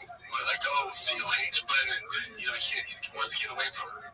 Yeah, no, dumbasses. The truth is, he moved to Nashville. It was fun. He moved to Nashville, and then I wanted to be like, we gotta move on and either stop the show or fill your replacement. He's like, no, I can Zoom in. But I'm in LA all the time too, so I can't Zoom. I'll be in studio. We did that for about a month and a half. And I even told him, like, dude, it's a lot. And then after a month and a half, he was like, dude, it's too much. Like, I just can't. And I'm dying. Like, just stop talking, dude. That's the truth. I got to deal all the time. Well, he also said he'll come back and he never has. Yeah, and so what's his explanation for, like, him saying that dude just had to work on some shit? What's that part of when he was dying? He was dying. That's what he said. I mean, but that's not really an explanation. That's just saying that he's like, he can't, can't do it because it's too much work. Like zooming in and going to LA from Nashville was like too much. That sounds more realistic than to what actually may have happened. But he said he made it sound like Theo was in trouble and had an issue that he had to work on. But nobody watches the show, so it's not even doesn't hurt Theo at all, really. I wonder what Theo thinks about that. If he's ever come, Brendan was telling people that you have an issue, you have a problem, He's like, I have many views about my show. If that's a problem, then sign me up, man. And the other thing too is the podcast thing happened afterwards. The money podcast one, whatever. Oh yeah. So there's definitely bad blood, dude. Yeah. You apparently lost $1 million and somehow Theo lost less than you did, which doesn't make sense. Yeah. You know what I mean? Because it doesn't make sense because they have the same show. Theo's new show was on that too. That's where he lost money. Yeah, but that's a huge show. This how Brendan lose more. Yeah, it is. My read on it is that I don't know though, but I feel like Brendan probably introduced him to the guy. Oh, because Brendan's the fucking marketing genius, dude. Yeah, well, I mean, look at his track record of a fucking business manager scamming him with billing things in his house. Yeah, my business manager said that I had to buy the magic beans, or else the tree wouldn't grow. Yeah, but I mean, if you let Brendan shop and find you on what advertiser to go with, you dug your own grave. I don't feel bad for you. And after 3 weeks, the tree didn't grow. I had already bought a tree house. The only reasonable explanation if that's what happened is that Joe Rogan was like, hey, you should do that. You probably listen to Joe, maybe. Because Joe or Brendan says Joe said that podcast one is whatever is the way to go. You're like, all right, but I would get double verification on that. And Brendan Schaub, I'm not listening to anything. It's just like, guys, as podcast fans, we don't look. Also, why are you calling everyone dumbasses? You're trying to explain something that was very ambiguous to begin with. Listen, dumbass, listen, you dumb fucks. He does do that a lot, yeah. Because I was in the inside of it. Alright, so what are we gonna do? We talked about this before, but what are we gonna do with this bad boy right here, dude? Who is it? Instead of Kimbo Slice, that's a good, we have to make that one too. And I've never really noticed that he's looking, wait a minute, no, it's a reflection. Okay, it's just his face looking down, it's not as I concern you. I'm very shy on this episode, and that's it for the show. But, damn, it really looks like he's looking at the Mac. Maybe we should put him back and put him back and we can just take this picture and make it. Because that's so inside baseball. If the Mac is in there, that's maybe even too inside baseball for me, honestly. Yeah. Okay, so that's a rejected idea. But instead of Kimbo Slice, maybe Jeff Dye, I go with it. Jeff Dye, we could do Sean McCorkle, but that might be condition Sean. We could do BGL. With the beard though. Oh,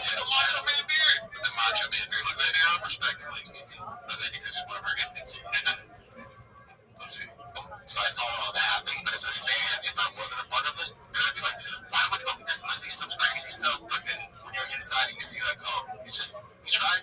What is business? Yeah. When you move to a different state, or it just becomes a lot, you think you can do it. I know how he did something a lot. He did. And then we also had fill-ins all the time. And eventually it's exhausting for both parties. Like me trying to hunt for co-hosts, him, let me the day before, I can't make it back. And you're just like, ooh, Theo's fucking let them know the day before, huh?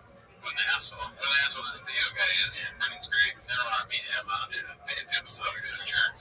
Man, what are we doing? And it's no one to know that. It's like, dude, this has become such an asshole.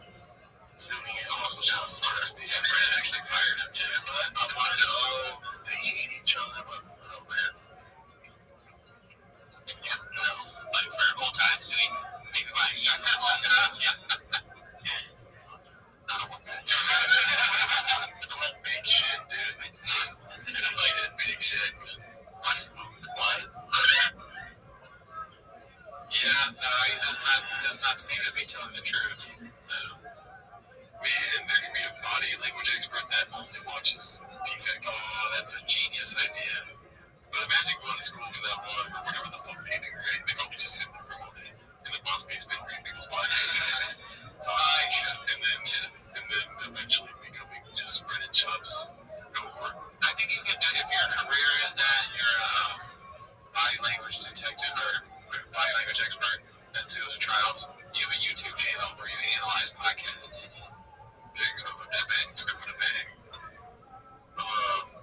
This is posted by Dimorphous Display. If it's in a word or it's in a look, you can't get rid of the Babadook.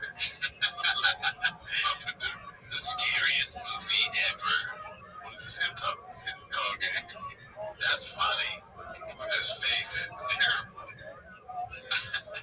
You don't look at the Australian. Neither Australian. Australian or New Zealand, I forget which one. Wow. Alrighty, well, let's see here. Almost Cavalier has posted this shop does not have the resources to learn Spanish. How are you? So it's like asking me to speak Spanish. It's not in my arsenal. Yo. It's not fucking happening, dude. I'm 41. Yo, big dog. How old are you?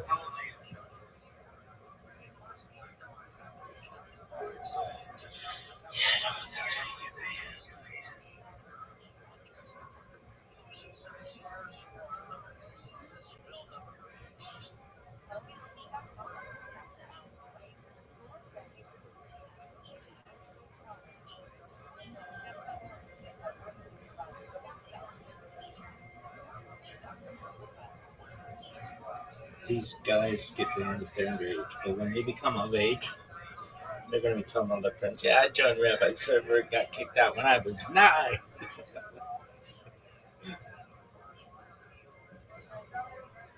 They'll be the coolest fucking kids. Oh, what is this? Bull.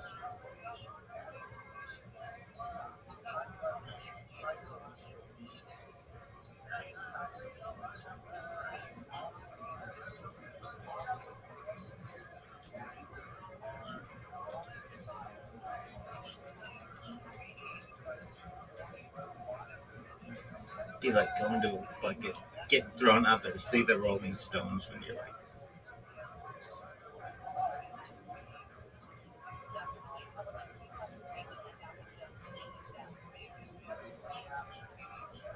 music.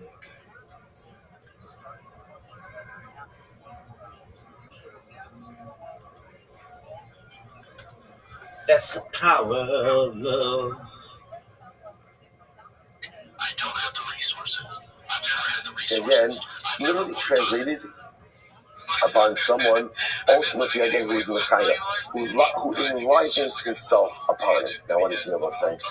Torah is not found in people whose primary occupation is the pursuit of personal comfort.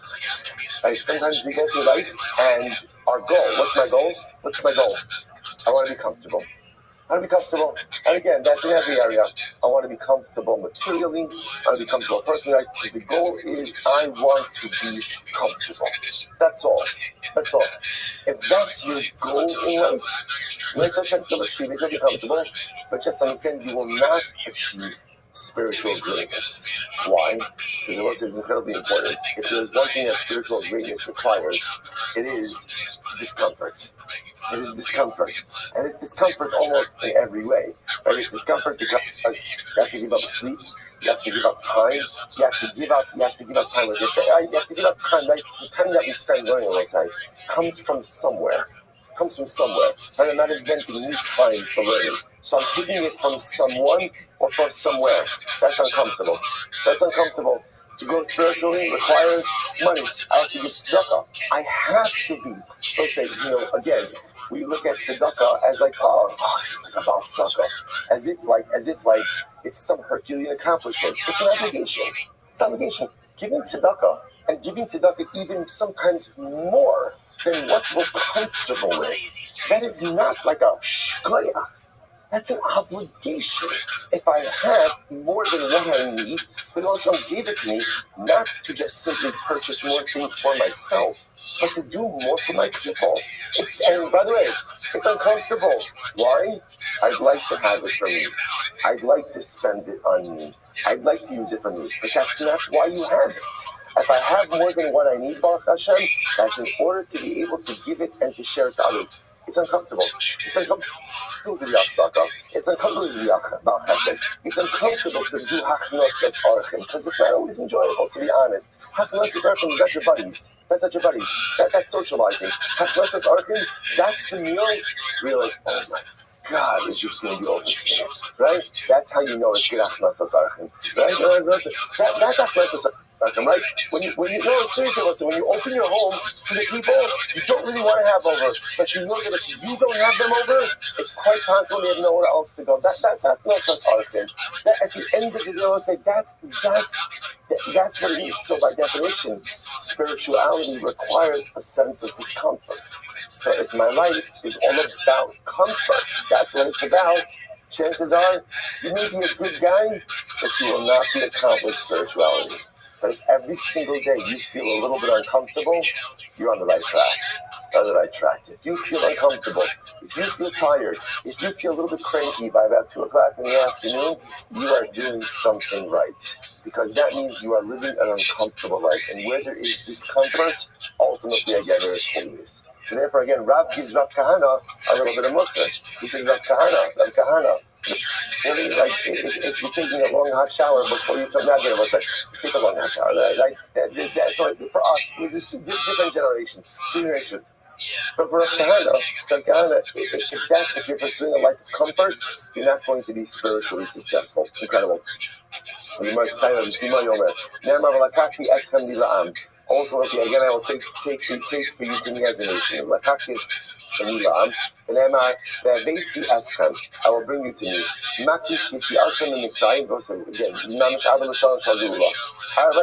we'll say Abakosos. I will take for you to me as a nation.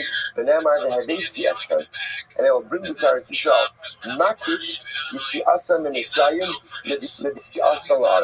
It compares Exodus to ultimately, again, entering Eretz Yisrael. What's the comparison? I will say, just remember who came into Eretz Yisrael? 2 people, 2 men out of 600,000. Now remember again, it was Kalev and Yoshua. Kalev and Yoshua were the only originals, right? The only originals who come into our, obviously the people below 20, but remember again, the people below 20 didn't leave Egypt. And so the only people, this is incredible to think about, the only people who left Egypt, who actually entered into Eretz Yisrael, were Kalev and Yeshua, and Yoshua.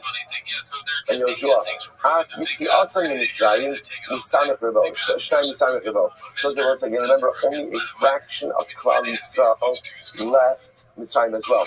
Right? Rashi points out that Chamushim, only 1/5 of Klal Yisrael left Mitzrayim. 4/5 died during the month of Choshech.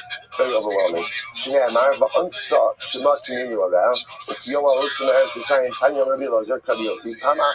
Was a very profound Gemara. And he says his son, so one time I went to Alexandria of Egypt. And I found an old man. So again, Rabbi Yossi is going into Alexandria. I found an old man. This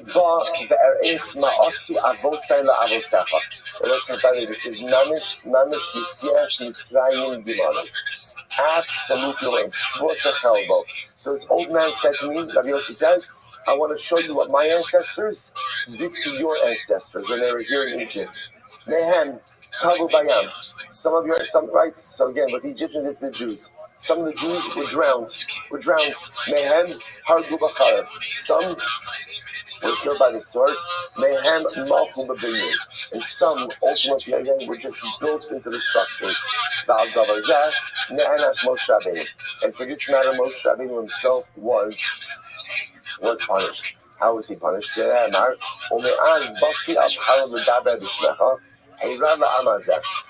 now listen to this. This is incredible Gemara. Remember again, this is the end of Parsha Shmos. Remember again, Moshe Rabbeinu comes. This was his first interaction with Paro.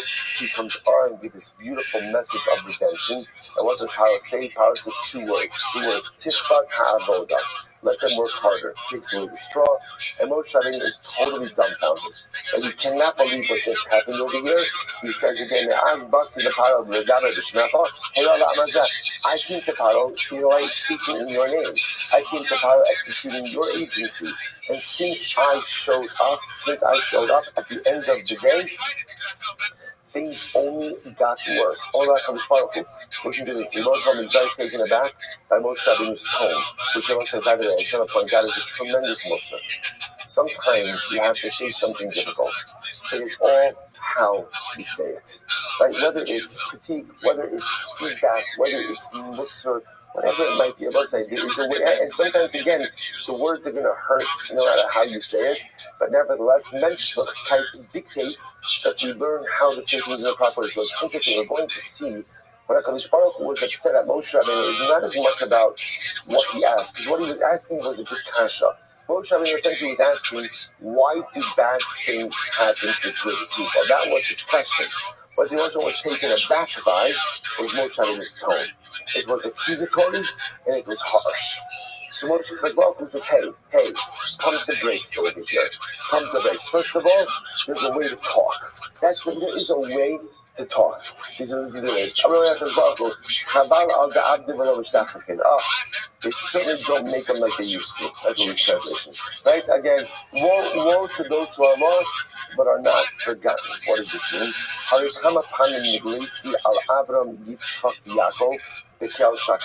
Right? Many times I appear to Aaron, Yitzchak, and Yaakov, Bekel Shakai. Just ultimately, again, right now, Kel Shakai means that name, right? Means Kel, as well, who Shakai Shaddai, who again always provides enough.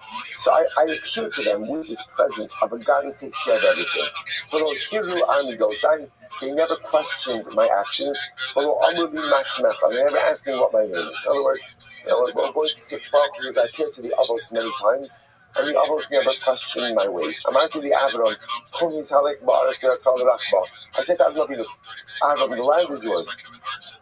Walk the land and the width of the land, because it's yours. So again, it's all Avinu, Eretz Yisrael is yours. And yet, when Sarah died,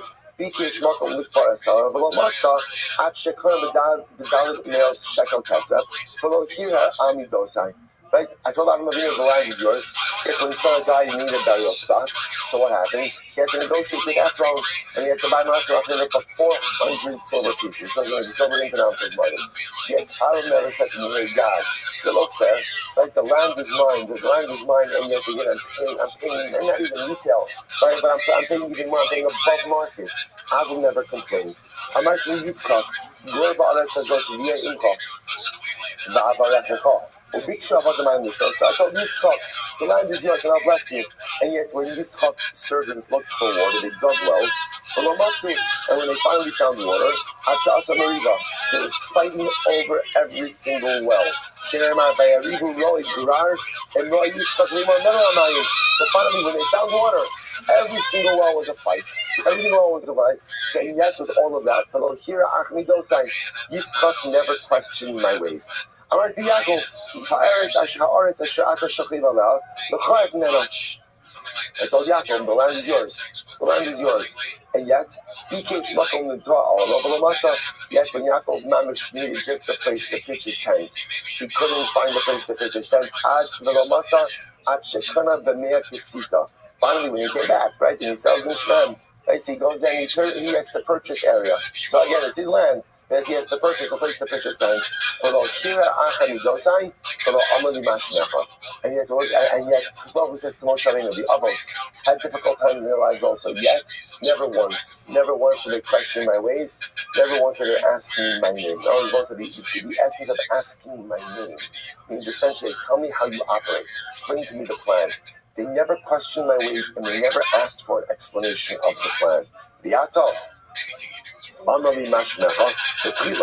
first of all, already by the snap, right, by the burning bush, Moshe, you already asked me what my name was. So right out of the gate, right, you already asked me to identify myself. What is my name? Furthermore, again, now you kind of wag an accusatory finger heavenward, right? And now you accuse me of not saving my nation. So first you ask me my name. Now you make accusations that I'm not doing my job. So Moshe, therefore, you will see what I will do to Paro.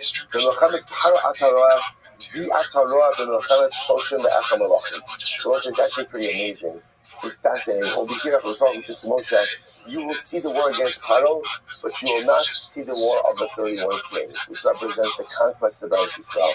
So you have this motif in Chazal that almost as if from the beginning, Moshe Rabbeinu was never going to go into Eretz Yisrael. Like this was before the Meraglim already, right? Before the Meraglim, before any of that, right? Before the stone, right? Before any of that. And yet again, you see the Moshe Rabbeinu, you'll see what will happen to Paro. You won't see the war of the 31 kings. Now what happens? I will say after this exchange by Moshe. Now again, it's not exactly chronological, but the Gemara is linking all of this here. So Moshe Rabbeinu saw Moshe Rabbeinu quickly bow down. So the Gemara says, Moshe, what did Moshe see that made him bow down so quickly? He saw the Ribono Shel Olam's tremendous patience. Right? Erech HaPayim means slow to anger. He saw how HaKadosh Baruch Hu has every right to exact immediate punishment, yet is slow to anger. Moshe saw this need of Hashem and he was overwhelmed. The Rabbanan say, MS Ra. He saw the MS of Hashem. Let's say, what's MS?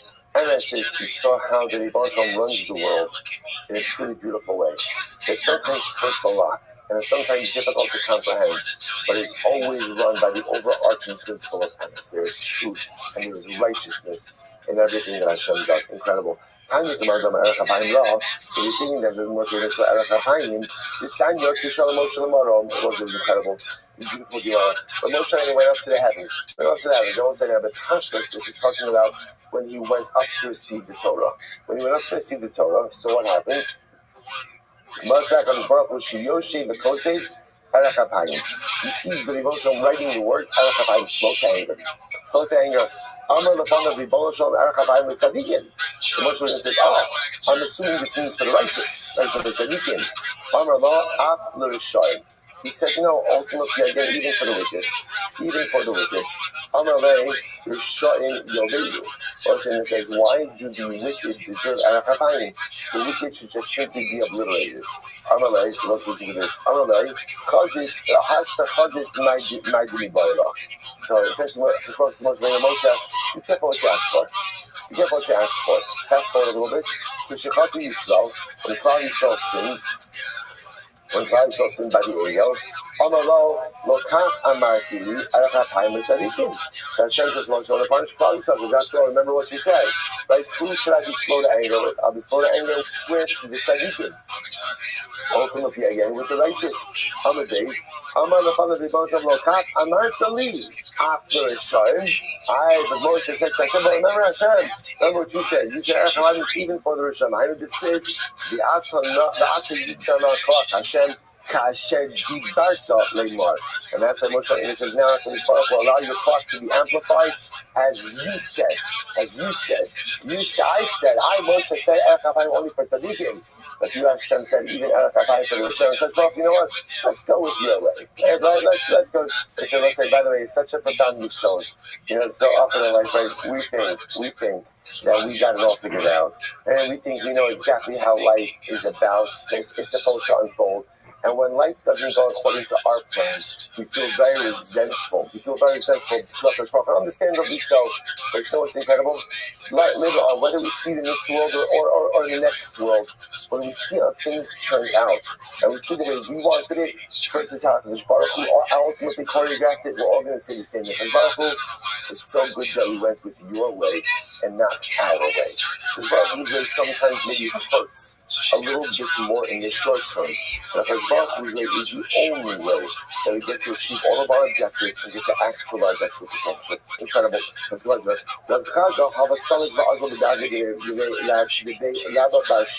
So Chag was walking up the steps.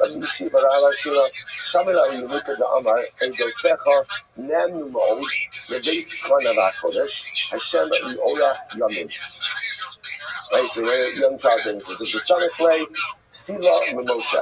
And afterwards, here's the part of Tefillah Mimosha. Amar, Shmamina Erech HaChaim. So again, you understood, ultimately, again, because it says, there is now Hashem Orech Yamim, Arichos Yamim, and then it said Tefillas Moshe. And so the juxtaposition to me, that it must have been that the thing that Moshe being so overwhelmed with more than anything was Erech HaChaim and Hashem spoke to him. All those are the Chayidah. It's just beautiful. In the future, Hashem is going to be a crown on the head of every single tzaddik. Shneimar Bayomahu. Hashem tzedakos ba'aperes tzvi u'letzifilas tifera l'shaer amo. My la'aperes tzvi u'letzifilas tiferes la'osim l'tzono u'le'mitzapim Yeshuaso. For whom will Hashem be the crown? Hashem will be the crown ultimately again for those who fulfill His will and mitzapim Yeshuaso and await His salvation. So I understand the first part of Osim Mitzono, right? Those who fulfill the will of Hashem. What does it mean? Mitzapim Yeshuaso. What does that mean? So let's say, so here's what it doesn't mean. It doesn't mean people who just sit and wait. Israel doesn't want us to sit and wait for anything. What it means is also these are to be read together. Osim Mitzono. This refers to people who spend their lives engaged in dynamic activity and recognizing I'm going to do my part and I'm not going to wait for HaKadosh Baruch Hu to do his part. But I know that if I do my part, the Moshe will do his. So they operate concurrently. Osim Mitzono u'mitzapim Yeshuaso. I engage in dynamic activity in this work, as well as all too often in life. We wait for other things in order to be successful. I wait for other people to do their part. They forgot to do this part. Don't wait. There's no time to wait. Whatever you need to accomplish, do not wait for anyone to do their part in life. You do what you need to do and wait for no one. But while you're doing what you're supposed to do, just know that Baruch was doing his thing alongside you. So if I live my life without understanding, constantly pushing on the gas, doing whatever I have to do, that always similar sort of following the word of Hashem, and knowing that while I'm doing my thing, Hashem is doing his thing by my side. That's beautiful. So I almost have to stop over here a little bit in the middle. We'll pick up on this website. Beautiful Gemara tomorrow. Shkayach, everyone.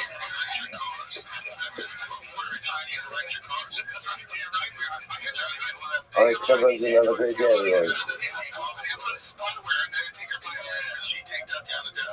The spyware helps you because they give you recommendations for things to buy at the top. Because you're 31, do off these injuries, you had to shut the time and maybe close to the mall, and you spend most of the fun on your back. Which is how I would be surprised. I would be surprised if she retires. Well, who knows? I mean, she might have a real hard idea. Well, she can do it right. There's no game plan. Yeah, that's a big gap. And you're 31. So who wants for her? Who wants this engine? She retires and does stand-up better than Brennan. Yeah, that'd be great. I mean, just the long clip, but they didn't even get the best part. The best part is when he's hitting him. Is that who he said he could beat up? He said that around that time. Oh, yeah. Post this one when your toddler asks if you like their drawing, if you like your makeup. All right, Joel, say good morning. Good.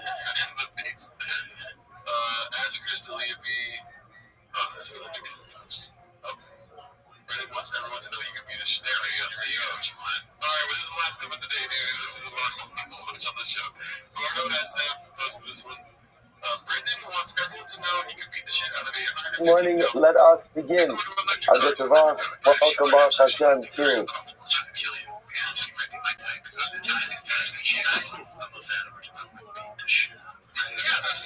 and last week as we wrap up in the Sefas Sanhedrin.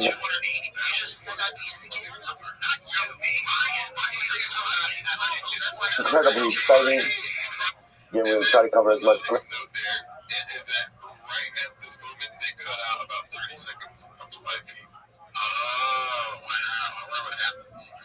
He's just like a Neanderthal. As today as we can, we'll be finding Meretz Hashem. Again, also Mashiach's comments immediately after. We're going to try to do our Meretz for 8:50 and try to end a little bit around there. So we're going to go right from here. We're going to do Mashiach's comments right in the classroom across. So feel free to follow the migration Meretz Hashem across the hall. Beginning by thanking all of our sponsors for this morning's share. To thank our annual Talmud Torah sponsor, the Vilsa Mishpacha, for dedicating all the Shemay Roshos this year as is a Christian. Yeah, and it's so funny that Brendan just inserted himself like, guys. Just so it's double shot on Mizrach. Talmud Torah sponsors for the month of Nisan, Paul Pollack, in celebration of the Nisan birthdays of his wife Kathy and granddaughter Tikva Esther. Anonymous sponsorship in the schools. Simchos for all of our children.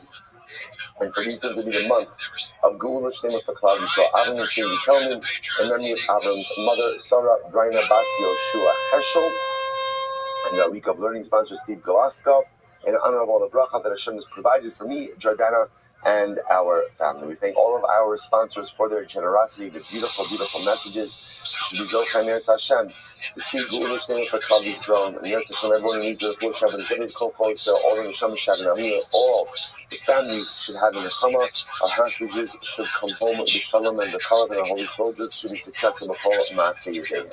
As with that, let us begin. Today's daf is Kuf Yud 110. We are picking up in Meretz Hashem on Kuf Tes Amud Beis. Kuf Tes Amud Beis, and we are up to Eliezer Aved Avram. So again, remember, Eliezer Aved Avram. Excellent. Eliezer Aved Avram. So let's say, so we are, it's 2, 4, 5, 6 lines up before the lines get wide. On Kuf Tes 109b. A lot to do. Eliezer Aved Avram. So let's say, remember again, we're talking over here about the, and if you, and by the way, and if on Shabbos went to a different year, and you're ahead of where we are, shame on you. And shame on you. And that means whoever your Maggid Shir is not doing justice to the way these dafim are supposed to be learned. If you are on schedule, then at the end of the day, you're doing something wrong. Anyway, you know what it says as follows. Eliezer, I'm just kidding. I'm just trying to come on my own tracks over here. So it says as follows. Eliezer Aved Avram. It's Rabbi Hassan. So let's remember again, we're in the middle of talking about the topic of Stone's, corrupted legislative legal system, and how essentially, again, it wasn't just, we thought this you said yesterday, that in life, we all do things wrong. And we all do things wrong on a daily basis.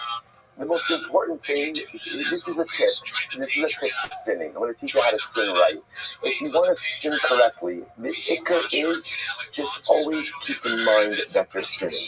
The most important is, if I'm going to do things wrong, and I'm going to do things wrong, just own it.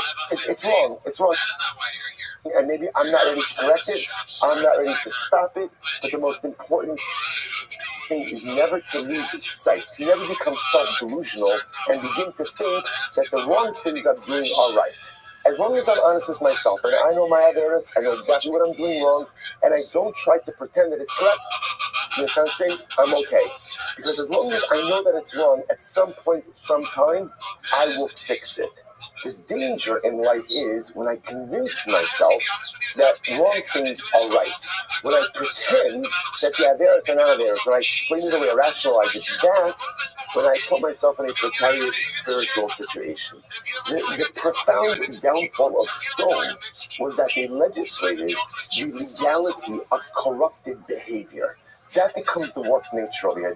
And when a society goes ahead and says that certain things that are clearly immoral, certain things that are clearly illegal, certain things that are clearly wrong, then become not only okay, but an encouraged part of the legal system, that's the undermining of the entire fabric of society. So that's the Gemara's question over here. So It's Rabbi awesome. So Eliezer went to stone. Pagul. So what happened? They injured him. Let's remember again what happened in stone when someone injured you, right? You brought the assailant to Beis Din. What did Beis Din normally do? They made you, the victim, pay for the service of bloodletting. Right? Remember again, so that the aggressor hit you, you got a service, you have to pay for the service. I was looking to this. I was going to come in Dina, so Eliezer comes to Beis Din. Eliezer, I understand you're injured, but you owe the assailant money because he provided for you the service of bloodletting. So what did Eliezer do? So what did Eliezer do? He took a clod of earth and he hit the dayan. He hit the judge. Amar my high. The judge said, what are you doing? Amalei. I said, no problem. Judge, now you owe me money, right? Because I performed the service of bloodletting for you. So you owe me money. So let's check through this. Right? You owe me money. I owe my assailant money. Right? So let's check through this. You pay my assailant and we'll call it even. Right? I'll keep my money, we'll call it even. So right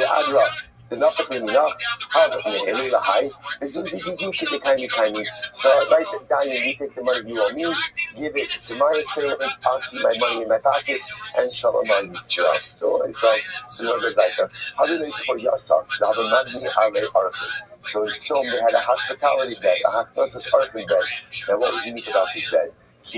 Guys, now this bed had to be one size fits all. So if you were tall, you were very tall, and your legs dangled over the bed, it would cut off your legs. If you were short, it would stretch you out. Eliezer comes to Sodom.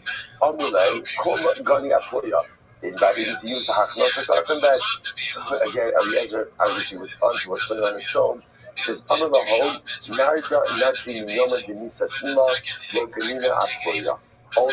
again, he said,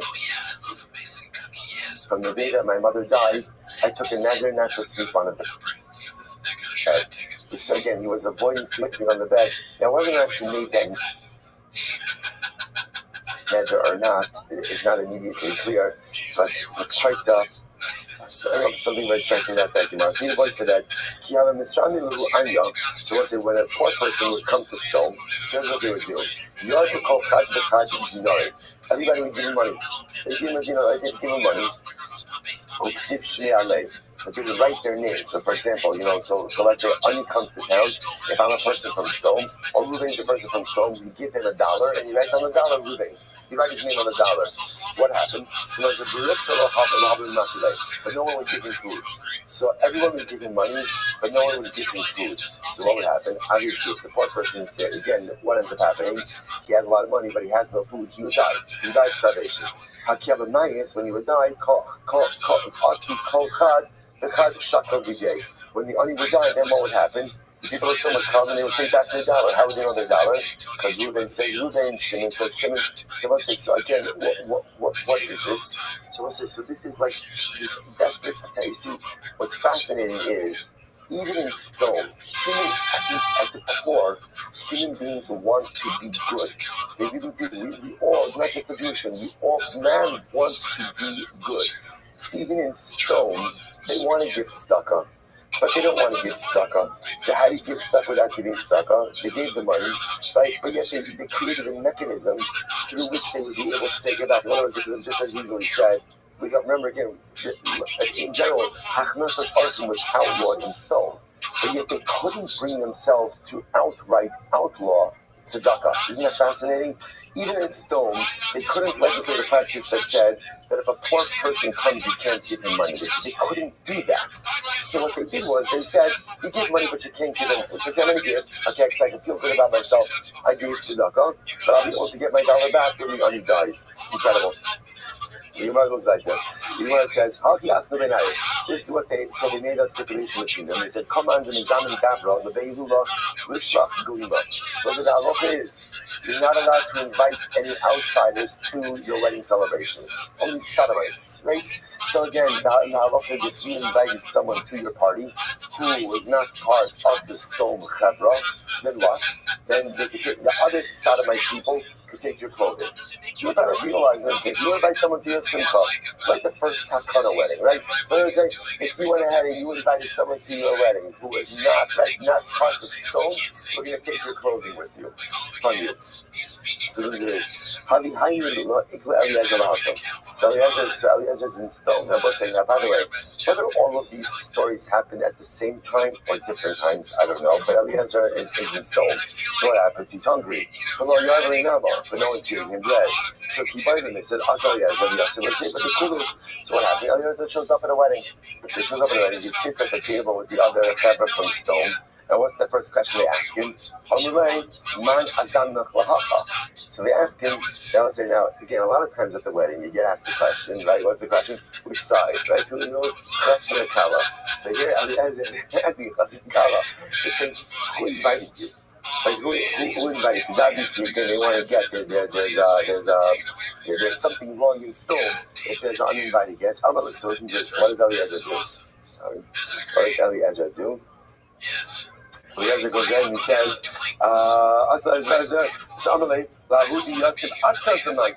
he turns to the guy next to him. He said, this guy invited me. Now I'll say, that guy didn't invite me, right? Eliezer, remember again, Eliezer was crashing the wedding, right? But you understand the story over here. So now he turns to the guy next to him. He says, this guy invited me. So nice of him. So now the guy, the sodomite guy, sitting next to Eliezer says, so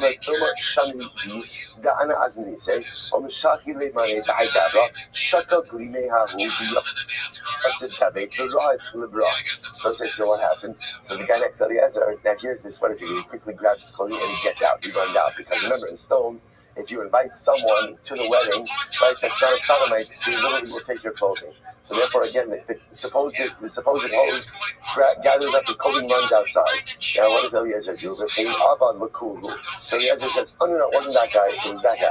So then that guy ran away. The next guy, he started doing this to every single person in the feast. Until pretty much Eliezer cleared the hall. Right, he cleared the hall, and Baruch Hashem, it became an all-you-can-eat buffet, right? So Mamash Eliezer gets his meal and then some. But it tells a tragic story. There was a young girl. She would go ahead and give bread to the poor in her jug. Now, this young girl understood the laws of stone. Laws of stone was you were not allowed to give her, what could you give to the poor? What could you give to the poor? Money with your name on it, right? But no food. This young girl, again, so this is what I'm saying. Like, we all start out good, and we all start out holy, and we all start out pure. It's just that over the course of life, we tend to lose our way. So this young woman sees a poor person, she wants to give them bread, but she has to give the bread surreptitiously. How did she give the bread? She gives it from the jug. She puts the bread in the jug, she gives it. What happened? They found out about it. They found out what she did. They smeared her with honey, and they put her. They attached her to the top of the wall of the city. Essentially, she was stung to death.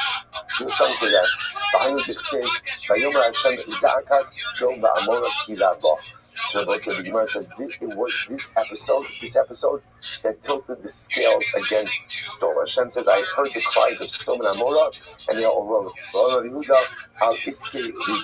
was because of what happened to this girl. As we'll say, it's so interesting because what was happening in Sodom and Amorah was going on for a while, and for whatever the reason, HaKadosh Baruch Hu just kind of not allowed it, but it was contained.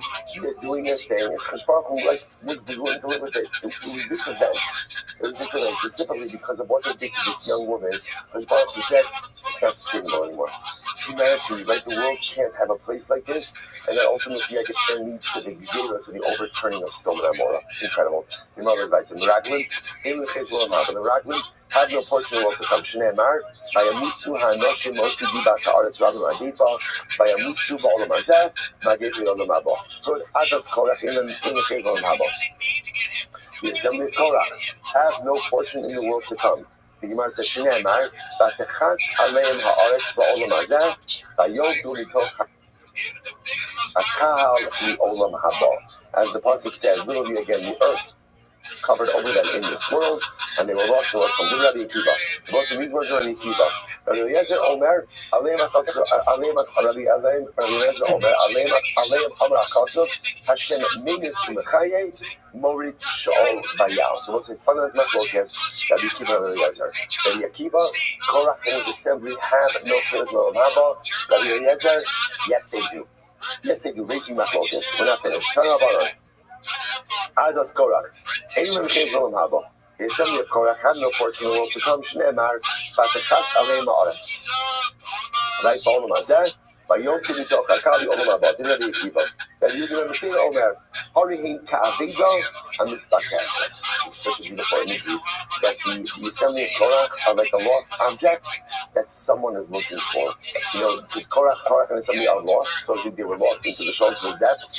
But when you lose something that's near and dear to you, you look for it. You look for it.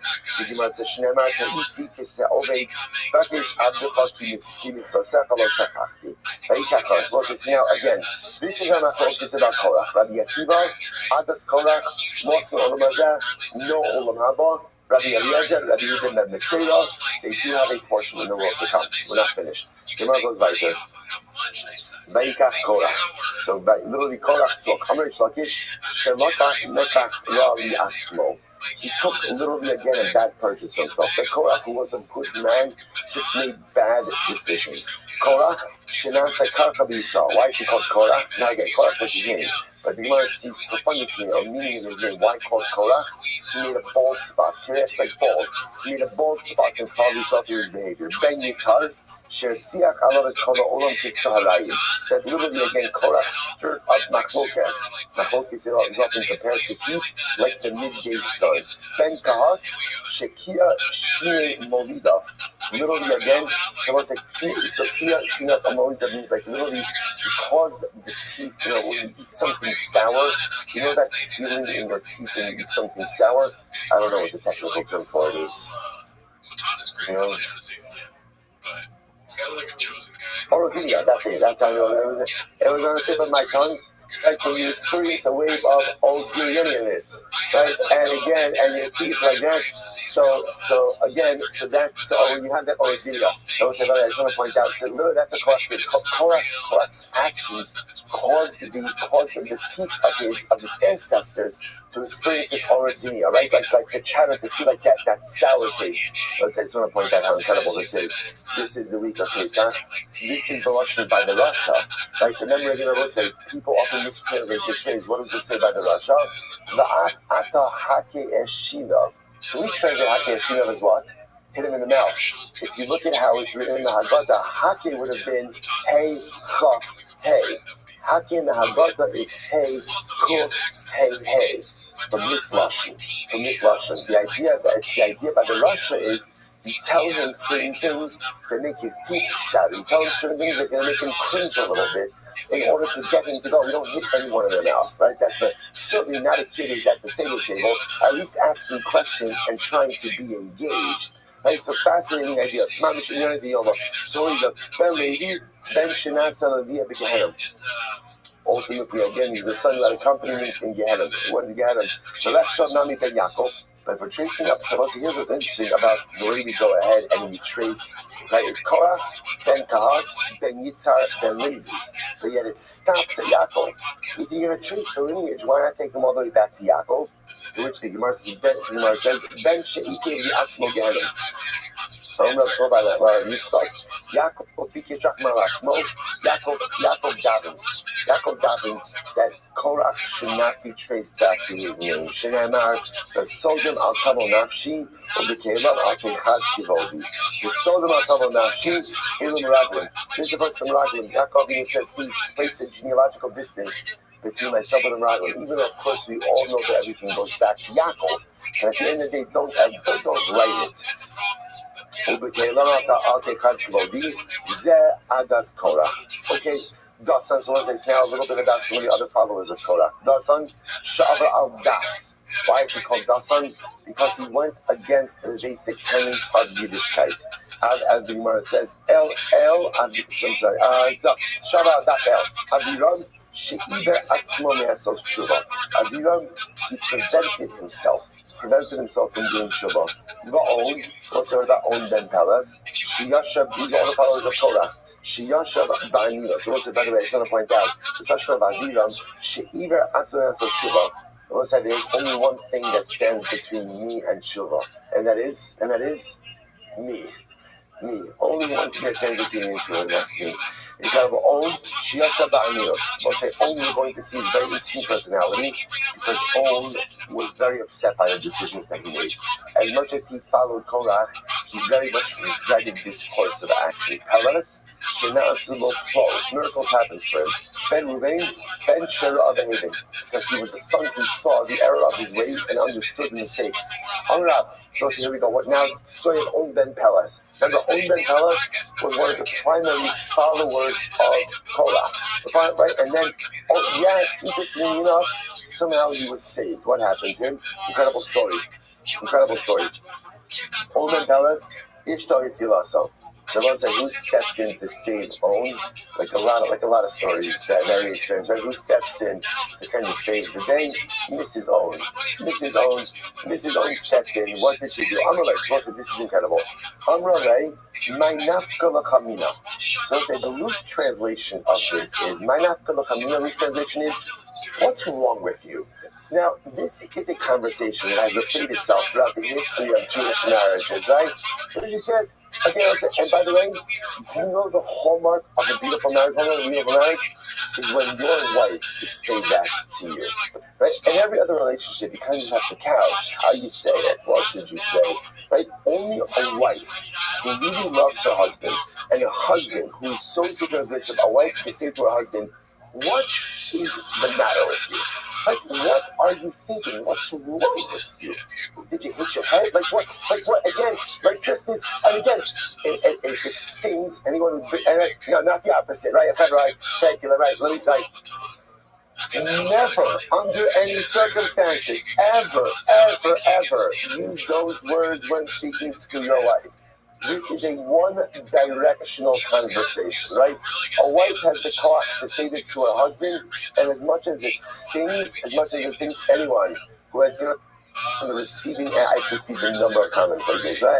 Anyone who's ever been on the receiving end of this, it hurts a little bit, and then you are filled with an overwhelming sense of gratitude that there is someone in your life who loves you and cares about you enough to tell you exactly how it is, and not to sugarcoat it, and not to figure out how to say it, but just literally, again, to lay it at your doorstep. Incredible.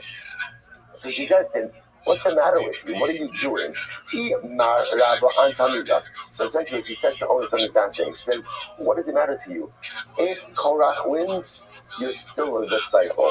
And if Moshe wins, you're still a disciple. In other words, Owen, to be very honest, you gain nothing in this power struggle. You're a pawn. Because either way, you're a great guy, you're not the top dog, right? You're not the top guy. It's not like you're rising up the ladder over here. You're a great man, but you are who you are. So what are you doing? Why are you getting involved in this machlokas? So he says to his incredible, he says to his wife, you're right, but I'm stuck. I don't know what to do. So this is such a profound marriage conversation. I'm stuck and I don't know what to do. I pledged my allegiance to Korach. I swore to him that I'm with him in this to the end, and I don't know what to do. So the Gemara says, she says, Amalei, this is incredible. Amalei, Yadama to Kulukinishka Kadish Dadinu. She said, this is really incredible. So Mrs. Owen Ben Talas tries to have a look, but let's figure this out. Here's what I do know. Korach and his followers are holy people, which I want to say is so incredibly profound. She says everybody here is very firm. And by the way, this is exactly what made Korach and his followers so dangerous. The most dangerous wars are holy wars.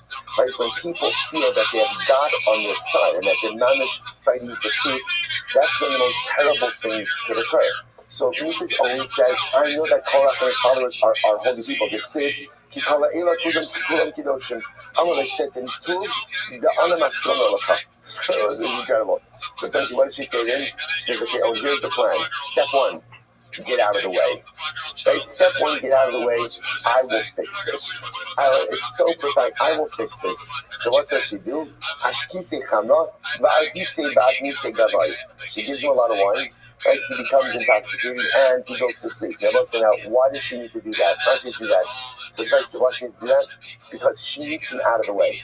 She needs him out of the way because she is concerned that if he is present and if he's awake and if he's here, he again always feels very conflicted because he pledged his allegiance to Korach. The problem is he understands that Korach is a sinking ship. So she's scared that if he's present, right, and conscious, he is going to mess this up. So essentially what she says to him is get out of the way. But fascinatingly enough, she doesn't trust him to stay out of the way. So what does she do? She gives him a lot of wine, he goes to sleep, fine, he's out of the way. So she sits at the entrance of the tent and she uncovered her hair. She uncovered her hair. Called the Asa Chazi Hadar. So when I called the Asa Chazi Hadar. Anyone who saw Mrs. Owen sitting at the entrance of the tent with uncovered hair turned away. So in other words, even the followers of Korach who came to get Owen, they came to get Owen. Come on, guys, the showdown is now when they saw her sitting by the tent. Ultimately, again, she did not go ahead. She did not go ahead. So they went the other side. They went the other way. And now while all of this is happening, so again, while Owen is asleep, what happens? The entire showdown occurs. Korach and his followers are swallowed up by the earth, and the story's over, and Owen is saved. I will say it's also very profound. You know, that, again, all kidding aside, there are a lot of narrative dynamics in this particular story. What's also really incredible, I will say, is you have to understand, for the wife of Owen to sit with her hair uncovered by the entrance of her tent was also a certain sense of degradation for her. It was a compromising of her own space. And just see something so incredibly beautiful. How much, in order to sustain a meaningful marriage, if everyone is mocked on their covered, marriage doesn't work. Marriage only works when you're covered, when your ego takes a back seat, ultimately, again, to the good of the relationship. But if it's all about the ego, if it's all about what I need, what I want, my covered, marriage implodes. So it's incredible that Mrs. Owen Ben Pelas was willing to compromise her own dignity in order to save her husband. We'll say that marriage, when each party in the marriage is willing to put their ego on the side for the good of the relationship, that's ultimately, again, where there's shalom. Incredible. This is the Korach. Conversely, there's another story. The wife of Korach, Amrulay, Chazi Maikav Moshe. So I'll say, this is incredible. So apparently, now Mrs. Korach was very much at the forefront, was an instigator for the rebellion. She says to her husband, look what Moshe did to you. Moshe is a king. Moshe was a melech, right? His brother, Aaron, Kohen Gadol. His nephews, Kohanim. So look at this. Is a Truma, and so if there's Truma goes to the Kohanim. Amr takes to the Kohen. You're a lady. You're a lady. But even as a lady, Asamaiso, the Shaklino Ason, Amar Hav Chad and Yud Lakoin. Even from the Maiso that you Korach, that you a lady get, what do you have to do? You have to give a tenth, you have to give Truma Smaisa to the Kohen. Right? So again, Mrs. Korach is instigating her husband. Behold, the guy is later Mazaifu, Kufta. Furthermore, she says to Korach, look what Moshe did to you. Rabbi saying, now, interestingly enough, when the Levium were inducted into the Levitic service, what do they have to do? They had to have a full body shaving. And listen, now, full body shaving means literally, again, it's not a metaphor, right? It's literally full body shaving. So Mrs. Korach said to her husband, look at you, right? Look at you. You look like a piece of dung, is what she said to him, right? She made you look like you look like a fool. You look like a fool. Look what Moshe Rabbeinu did to you. Clearly, again, now literally it means he set his eyes upon your hair, right? Which means what? Which means that look what he's doing to you. He's debasing you in order to go ahead and make himself look better. So Korach sticks up for Moshe and he says, and Moshe was also a lady, which means that Moshe Rabbeinu also had to go through his whole body shaving, right? He had to go through this whole thing also. So Korach says back to his wife, Not like Moshe is just doing it to us and not doing it to himself. He also has it done. So let's say the expression we had just a couple of days ago. The expression of Tamos Nafshi and Plishtim means a person who's willing to engage in self-destructive behavior because he's more bent on punishing you than he is on himself. So remember again, Shimshon pushed back from the columns of the Philistine Colosseum, even though knowing full well that's what? He would die along with it. So it's true. Most of is going to look foolish also. But the fact that he made everyone else look foolish, that was more important to him. Well, the common look, ability to kelta. Look at this emotion, right? He introduced this mitzvah of chelas. And he tells you that on one strand of your tzitzis you have to put chelas. Well, she says, if chelas is so important, and again,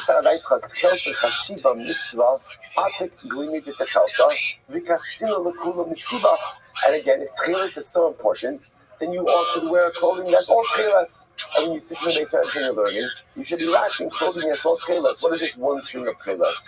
How do you say? So is what it says. When the pasuk says in Mishnah, the wisdom of women has built a home. Zu ishto shel om ben palas. That is the wife of On Ben Palas. The Danas Piyada Tarsena, but the foolishness of women to destroy a home, Zu ishto shel Korach. Ultimately, again, this is the life of Korach. I will say, so it is very interesting. It is very interesting to see how Chazal understood that the wives played a pivotal role in these narratives. Now, again, just to be clear, Korach was his own man and Korach made his own decisions, right? So it's not fair to blame his wife for what happened. But at the end of the day, it's interesting to see how Chazal finds out that certain elements of the rebellion were absolutely, again, kind of like they festered at home. Only when Paras was saved by his wife, unfortunately, Korach lacked the partner who talked him out of his foolishness. So it says 250 men joined the rebellion of Korach. The Gemara says, just understand, the followers of Korah were not regular guys. They were some of the best of Klal Yisrael. I will say, by the way, this is how Mrs. On Ben Palas knew that again they were not going to come next to the tent if at the end of the day her hair was uncovered. She knew this about that, which speaks to the spiritual quality of these men. She understood it. These are people who knew how to intercalate the months. Establish new months, which again, quite the year, sorry. Establish new months. That is a whole skill. That's so ta'ibah, the secret of the intercalation. These are people who are known universally. These are great men. So which is really incredible because what it says is just understand. You know, we typically have like this vision that like the Chevra of Korach is like the riffraff, right? The hoi polloi, right? The people like to get involved. There's always, there's always a Chevra. Whenever there's a fight, they're always there, right? They're always there. That's not this Chevra. That's not this Chevra. These were good men. These were holy men. But again, Korach himself was a good and holy man, which is why these people were willing to follow him. This is the tragedy of it. In other words, like, if it was just a group of riffraff, okay, it happens all the time. There's always a segment that wants to fight. The tragedy of Korach was that, again, it was the elite, it was the holy Chevra.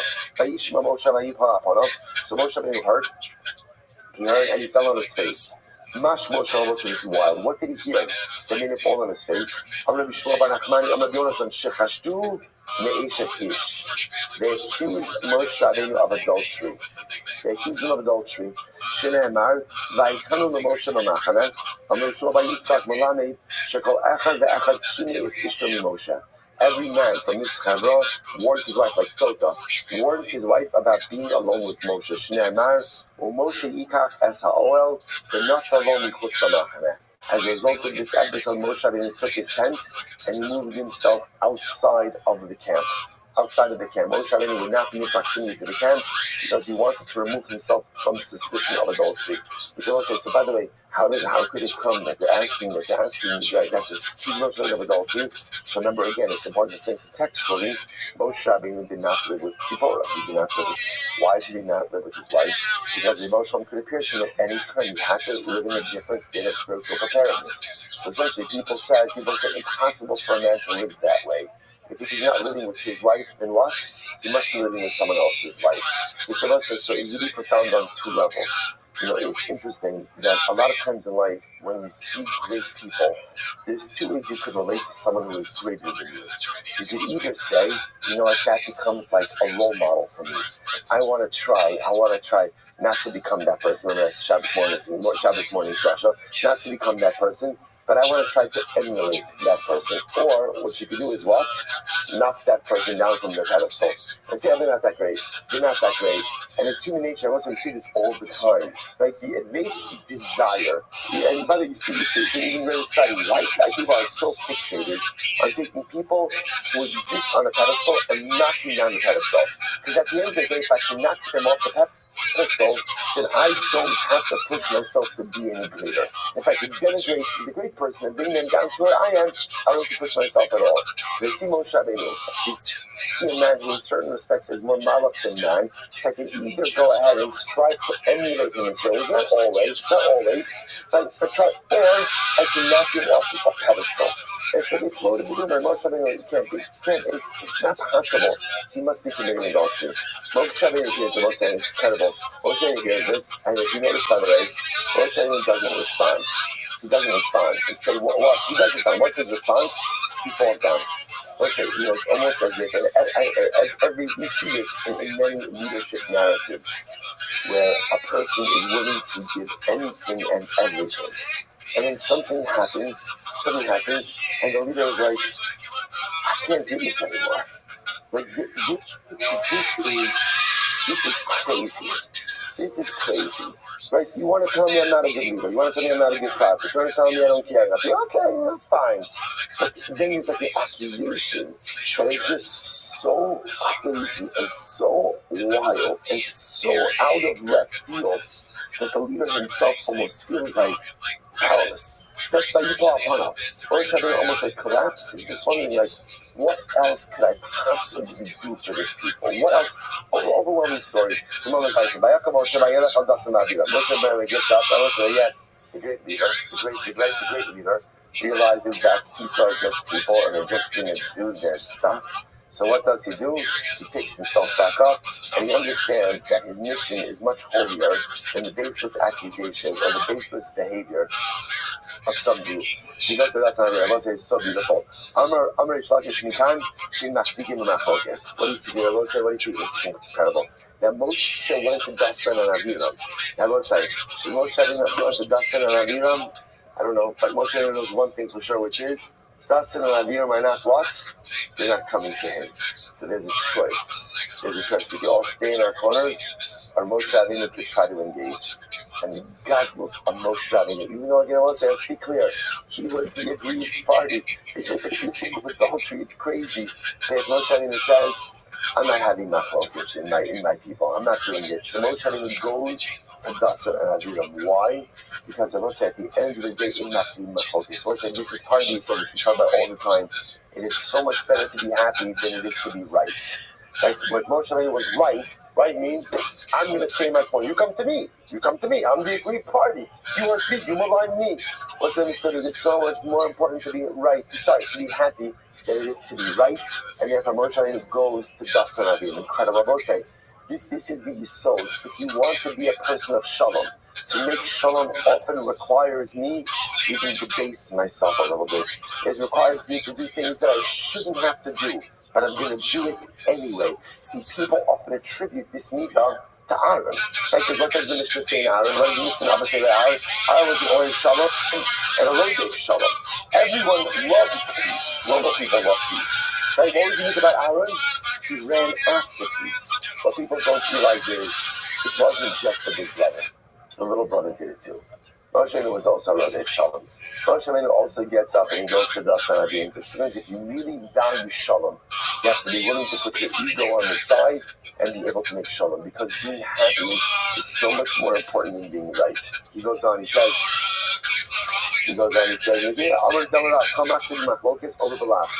goes ahead and stings machlokes is over the left.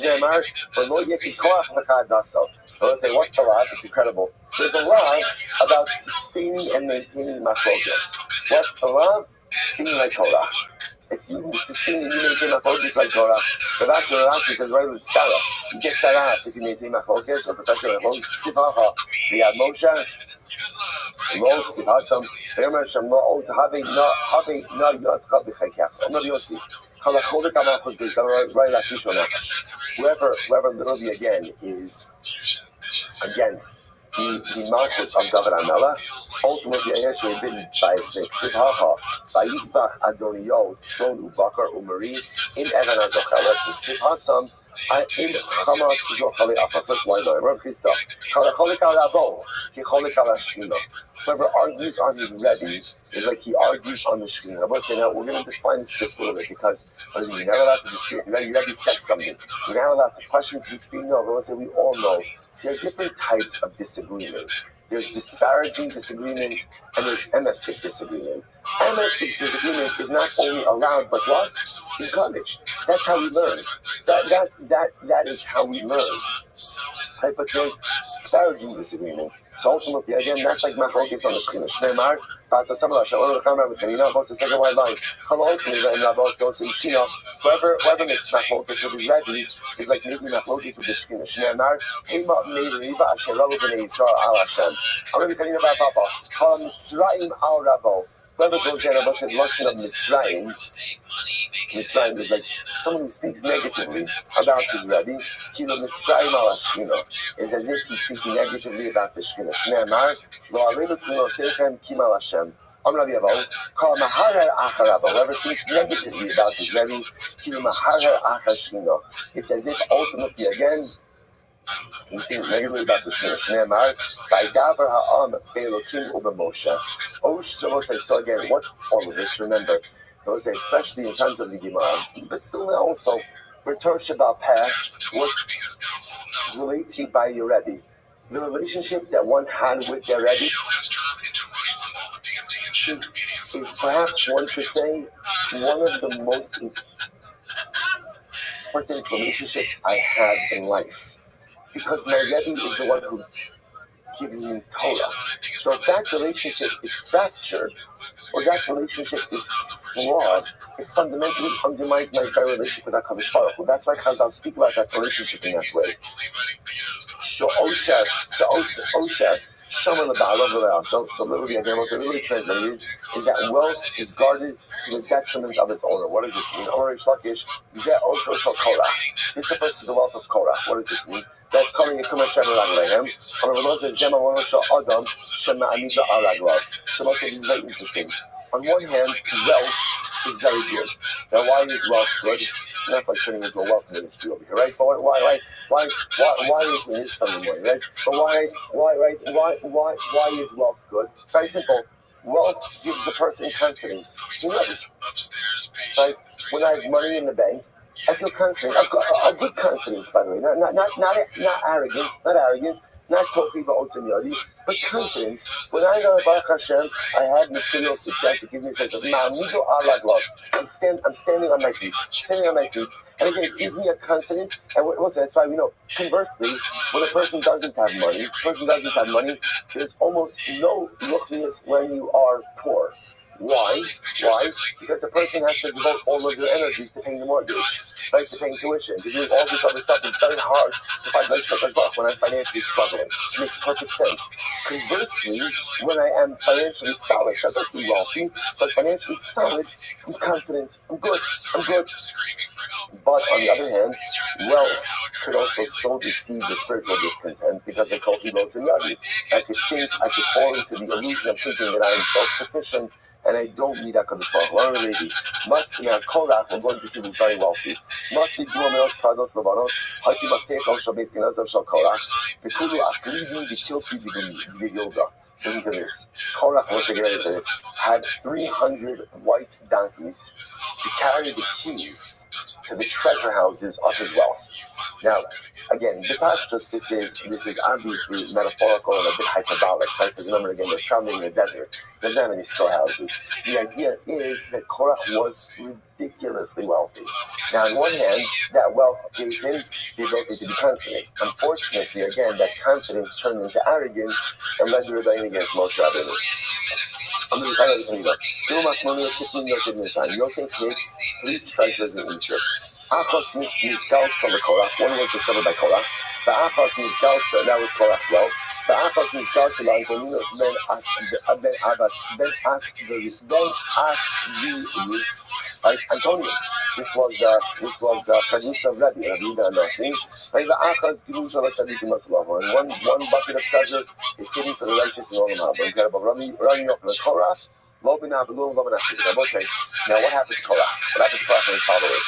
So the Gemara says Korach was not swallowed up, nor was he burned by the fire of the Torah. Sounds like his followers were swallowed up by that Korach himself. Another version says Korach, other things says no. Korach was both swallowed up and burned.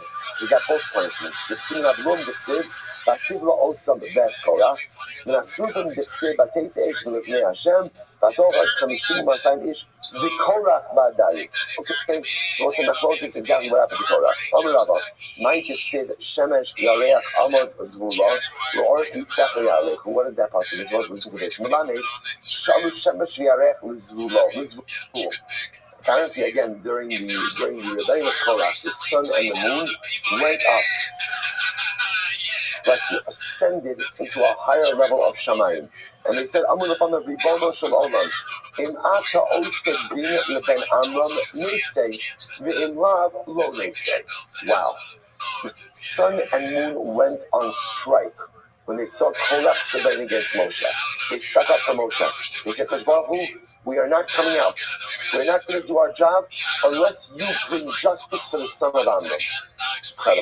Incredible. So what happened? So Kiviyachal Hashem fired arrows at the sun and the moon. So Kadosh Baruch Hu was a little upset. He says, every single day people worship you guys, right? People use that Avodah Zarah, and that's an affront to me. So from my cupboard, you don't come out.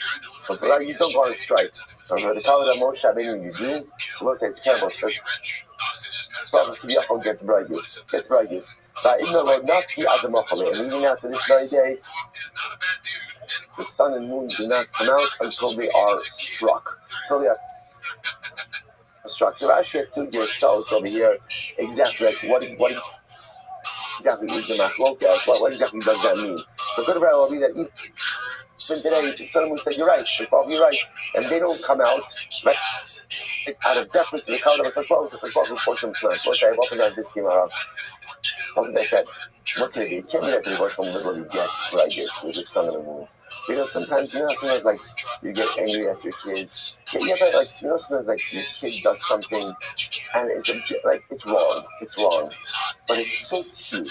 Right? It's so cute. So that like there's that moment where I have to discipline them, but I can't do it like with a straight face. Right? So I always thought like that's what this Gemara is.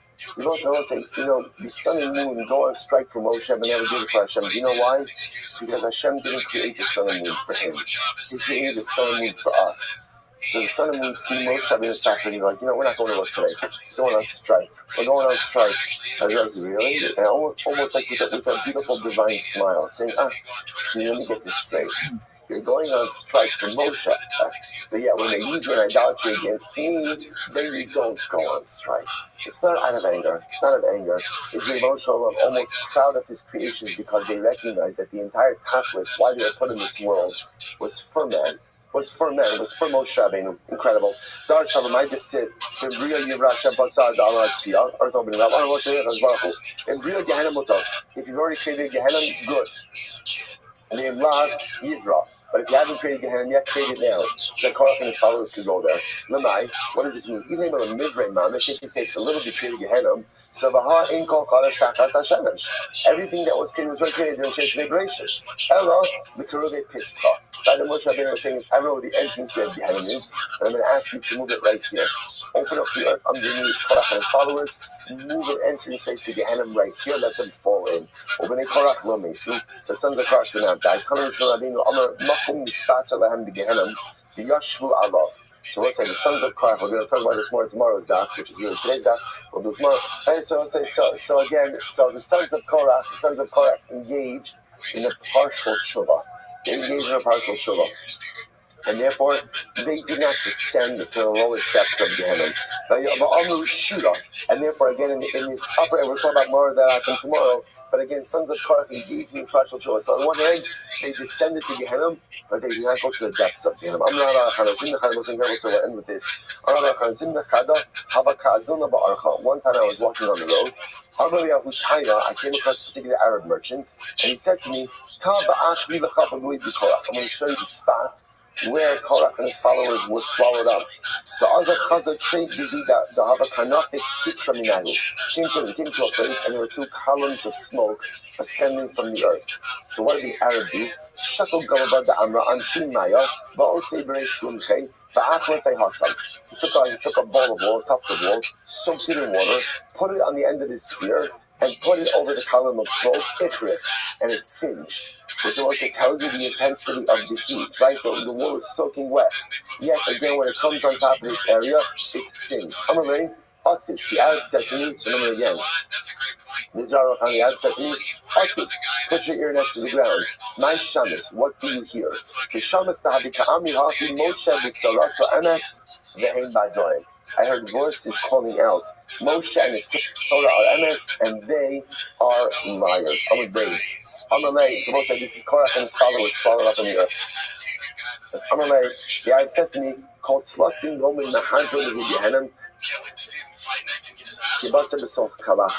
So apparently what happens is Gehenna goes through a rotation, right? And it rotates every 3 days, like meat that is being stirred in a pot. Like meat that's being stirred in a pot. And ultimately, as you come to this place every 30 days, you can hear them saying the same thing, Moshe and his Torah emes, and we are liars. So ultimately, again, also, so Dra Midbar doesn't have a portion of the world to come. But the Midbar has a Yitamu B'Sham Yamusu. You tell the Olam Hazeh, they'll be left in this world, B'Sham Yamusu Ba'olam Haba. Ba'omer Hashem Yishvaki B'Yachi, Im Yiba'un El Menufasi, Divrei Rabbi Akiva. So we'll say this is again Rabbi Akiva, but ultimately again, Dra Midbar doesn't have a portion of the world to come. Elazar says, not true. Dra Midbar has a portion in the world to come. Shnei Amar, Isfili Chasidi Karse Bisi Alai Zerach, Elamani Makayim, Hashem Nishvati B'Yapi, B'Yapi Nishvati. Originally, Hashem swore that Dra Midbar would not go into the would not have Olam Haba, and I changed my mind. So let's say, by the way, I just want to point out something absolutely amazing. If the Ribono Shel Olam could change his mind, so can we. So often in life, we get stuck in a particular derech, right? This is who I am. This is what I do. This is how I live. This is how I conduct myself. And we become so entrenched in our behaviors. And we become so entrenched in our approaches. And even so entrenched in our hashkafas. And we assume that that's just because I've been this way for the last 20, 30, 40, 60 years. This is who I have to be. If the Ribono Shel Olam, who never needs to change, can change when he needs to, Alachas Kama Bakama, I could change my approaches to life as well. So Bishua Ben Kafka Omer, but Lumnam, our pasuk say Aleph Neged Doros Habar. So we'll say Bishua Ben Kafka says, no, this pasuk is not referring to Dra Midbar, it's referring to future generations. What does it refer to? It's fully Chasidi Elit Sadikim, Shebachal Dar Badar. That refers to the righteous generation. Kars say Yisi, those who uphold or conquer my covenant, Evu Chanan Mishav Azariah, Shemasu Nashal Sol Kivshana Eish. We learn this story. When you give themselves into the fiery furnace, Alai Zerach, who offer themselves to me, Elu, Rabbi Akiva, the Chavera, Shemasu Nafsham, Yishchita Al Divei Torah. This refers to Rabbi Akiva, the Sailor, the Chavera, who are to give themselves over, literally again, to give themselves over to death for words of Torah. We're going to end with this. The Rav says the Dra Midbar ultimately again absolutely goes to Olam Haba. The absolute Rabbi said again, understand Dra Midbar, Cheta Egal and Cheta Meragli. Right? So again, nevertheless, Rabbi Shimon says they come to Olam Haba. How do I know this? How do I know this? Hashem Yeshuvun Uva'u Sion Verina. Well, say, how do I know this? How do I know this? Because the Pasuk says, Hashem, those who are redeemed by Hashem from captivity will come to Sion in song. And Rashi says, Hashem, who are the ones who are redeemed? Elu Dar HaMidbar Sheniftu Mitzrayim. Who is Kediyah Hashem? Those are the Jews who were redeemed from captivity in Egypt. And the Pasuk ultimately says that what? Yeshuvun Ashrei Kediyah Hashem, Yeshuvun, they will come back and they will come to Tzimri. Let's say I just want to point out something absolutely amazing. Right? This is the Pasuk. This is the Pasuk that we quote every single time that we say the Mishabach for the Shvuim. And as we put in right on the next on Shabbos, since October 7th, was to recite the names of every single one of the captives. Sometimes, as we say these names, and as we dive in for our brothers and sisters in captivity, it's normal and it's natural sometimes to lose hope. And especially again as so many tragedies have unfolded, right? You think about how all of us, we're diving so hard, for the Bibas family, for the Bibas children, how much we're so convinced that those two precious children would come back to their families and resume their childhood. Or heartbroken and shattered, but it's important for us to never lose hope. Hashem Hashem took us out of captivity. He took millions of Jews out of captivity from Mitzrayim and brought us to Mitzrayim. He brought us, and again, even Dar Midbar, once again from Olam Haba, there will come a time where Baruch will redeem all of our captives. We hope that it's so much sooner than later, but whatever it is, we can never lose hope. Hashem Yeshuvon Uvo Sion Verina. It's happened before, and we have to to see it happen again. I'm going to stop over here for today. I know right by the Mishnah, we're out of time. So let's say, I just want to point out, by the way, we'll see Yetz Hashem. This is very generous. Just want to leave you up. There's a fundamental focus that Yehiva holds that Dar HaMidbar does not have Olam Haba. What we see is there are other opinions who hold that they do have Olam Haba. The resolution of that focus and each of the Shida Rabbi Kiri works on tomorrow's daf. Rosai Shloya. Mechiras Chametz actually going to take place in the classroom right now, right across the hall. We'll get started there, Meretz Hashem. 9 o'clock meeting is in the.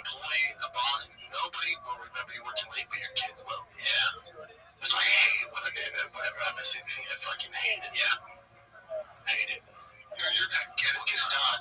Yeah, we'll get it done. We have a squad. We'll get it done. That's all that. It's just anxiety. I gotta drive it home. But it's a 3-hour drive over there. It's a brand new truck. If something goes wrong, I'm still on the side of the road. Yeah, there's no wipers. It's raining. There's no wipers. That's all I have. No wipers. Why would you drive a truck? Oh, I'm going to say good morning. Good morning. Put windshield wipers on. That's not even a hard thing to do.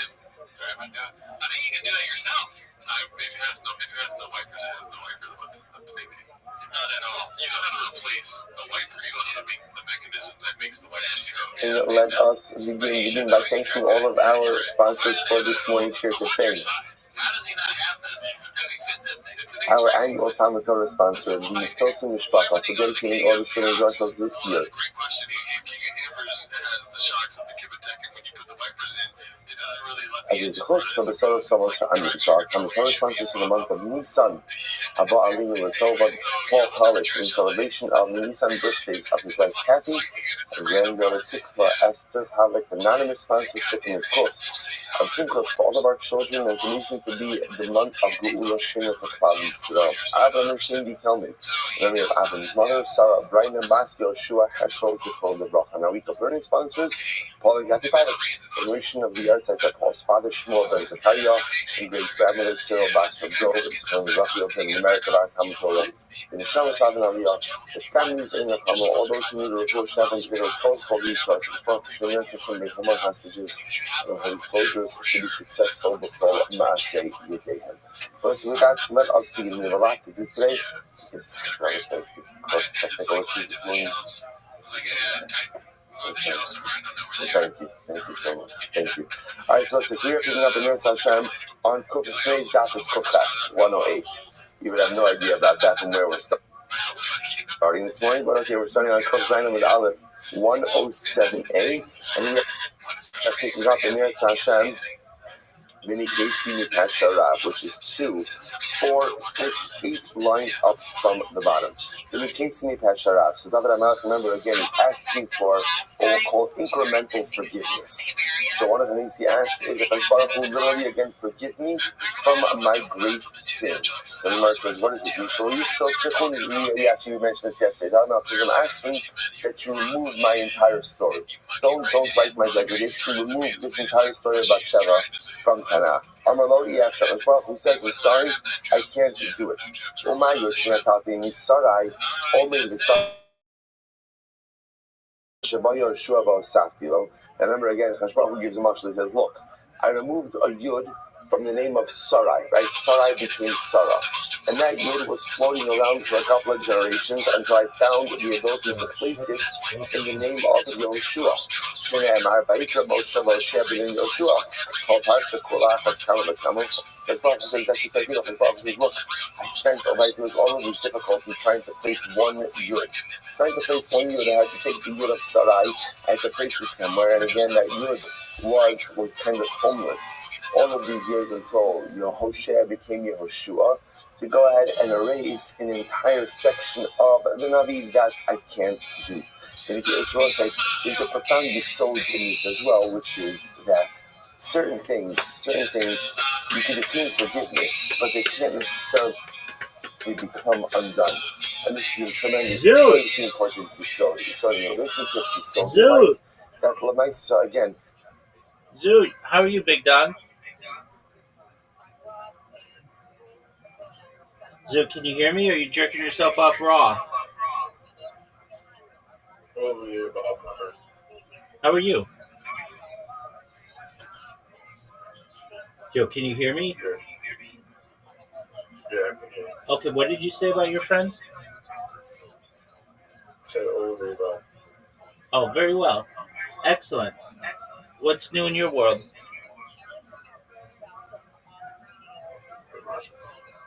All right. Very well. You still have your appointment on Monday? Yeah, so Excellent. Good job, Zoo. What were you going to say?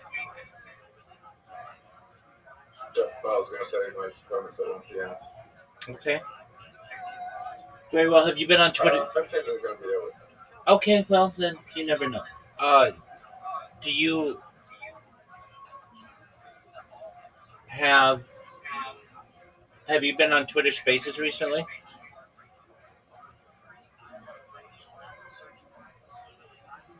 no, Why not? not great. I logged out of my Twitter. All right, so log back in. I can't remember this is possible. Oh, that sucks. So that's why you haven't been on Twitter, right? Yeah. I've wondered, because you would be on Twitter pretty often, and you'd be in Spaces often, and then I hadn't seen you. I shorted gold. Okay, that wasn't a good move. Are you kidding me? Dog, it's up 600% in, not 600, it's up 60% in the last year. It went down 5% 2 days ago when I shorted it. Oh, okay, so you shorted it just recently. Yeah, I didn't short. I short when it went to like the top of like 4,700. All right. What are your thoughts on Bitcoin, son?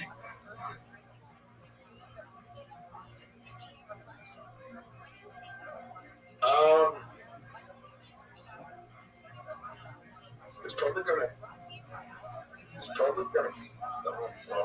probably gonna get close to all-time high and down. All right. I think for the year, I think Bitcoin's done for the year. I think it's done for the year. I think it's gonna go back up, but I don't think it's all-time high. All right. Are you ready to lose? Yeah. Okay, just one moment.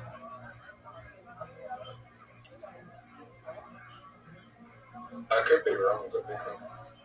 Bitcoin's going to go to million regardless somehow, right? Short term. All right, that's a cool story. You know what else is a cool story? The fact that whenever we play Glitterati, you leave halfway through. That sucks.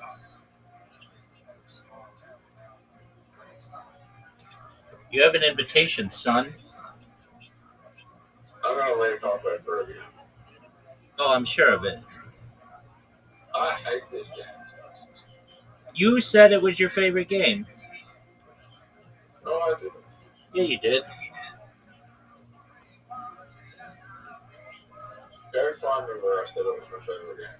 What day? Duh.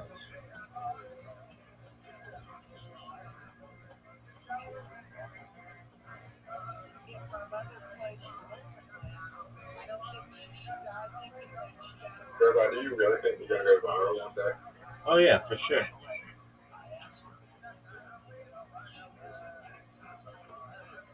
Think people will, how long do you think it will take before people care about who will make awesome things you have? Immediately, people think it's interesting as fuck. You know, like, how long will it take for people to start going through old conversations? Immediately, people would start digging through it. There'd be people who are unemployed, who have nothing better to do, who are think it's the coolest fucking thing they've ever seen, and they'll dig through it in teams. And there'll be people who'll be like, okay, we'll watch this camera, you watch this camera. We're gonna take these days, and we're gonna put them into ChatGPT, all the links, and it'll give us summaries of everything that's said, and then we'll dig into those conversations.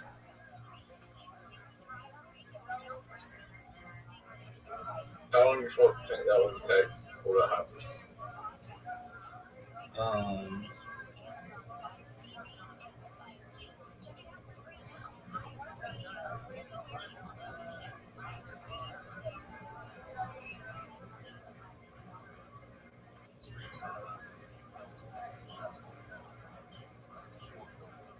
Rabbi, you don't know my real name, do you?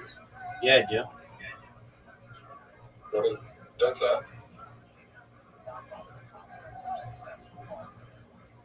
Oh, fuck, you don't know my real name.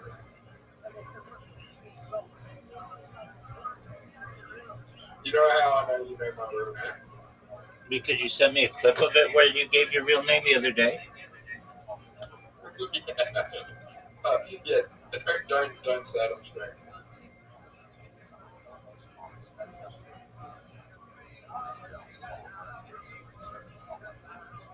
Yeah, I knew it before then, though. You told it to me. Did I? Yeah. I didn't tell you my last name. No.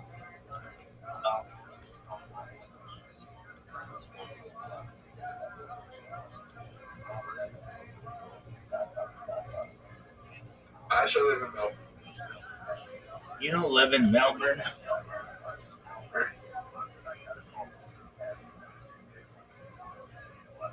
Zoot, that was a really good play.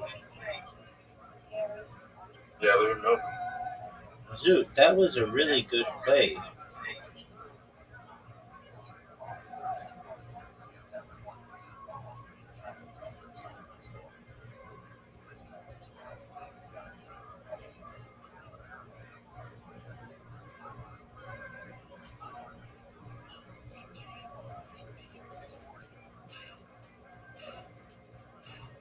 Zoot, you're dominating.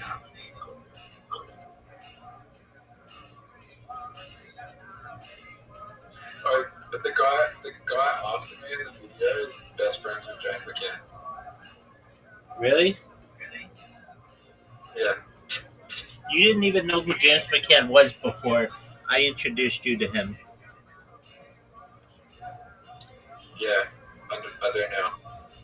Good. Do you realize that he's a popular comedian in the United States?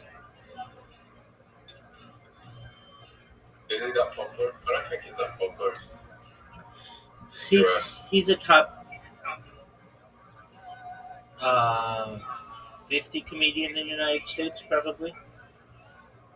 Top 50. No way. As of this moment, yeah. He's been on Kill Tony a bunch this year, and that's pretty big. And Joe Rogan. Yeah.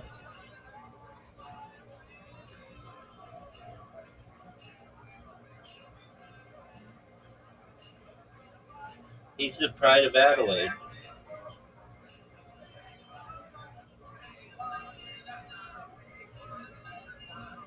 So,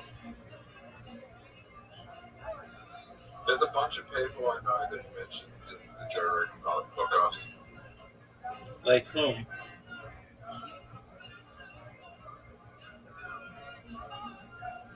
My cousin. He mentioned your cousin? Yeah. Well, why didn't you say so?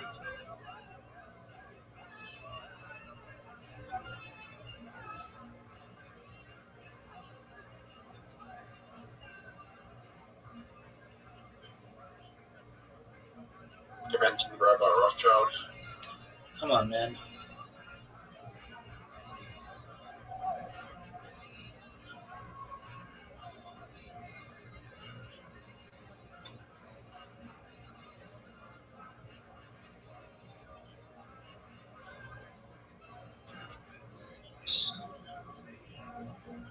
If you could give a rough estimate of when you're going to blow up, when do you think it is?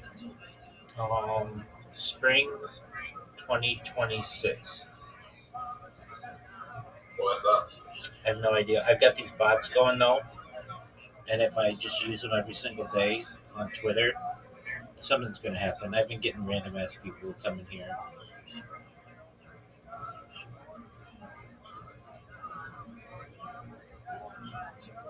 Do you think it'll be easy to go viral in the future? No, it'll be really difficult. Way more than it is now. What do you think that is? We'll have like digital IDs, and everything will be very curated. So you just like won't necessarily be able to create a bunch of accounts or get around the system. So, what Andrew Tate did would be impossible. Perhaps. Because what you're doing is very similar to what Andrew Tate did.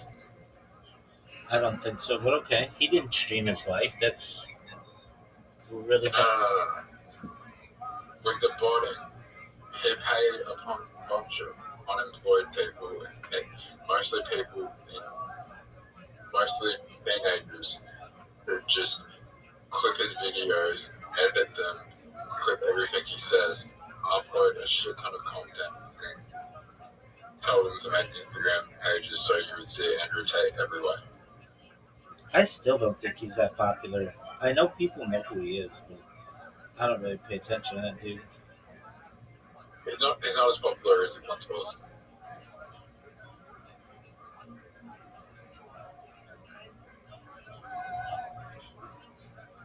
He's definitely not as popular as he once was, but he was very popular in 2022.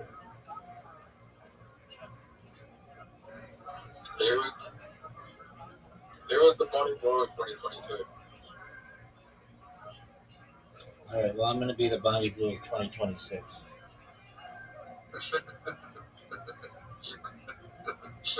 I wanted to be the Hawk 2 of 2025. You know, that's a funny joke. I wanted to be the Hawk 2 of 2025, but it looks like I'm going to have to be the Bonnie Blue of 2026. That's a funny fucking joke. So you should use that in your stand-up, just as a throwaway line. That's a fucking funny joke. It's not hard to remember. You just say, I wanted to be the Hawk 2 of 2025, but it looks like I'm going to be the Bonnie Blue of 2026. Oh, that's fucking funny, dude. You should say that.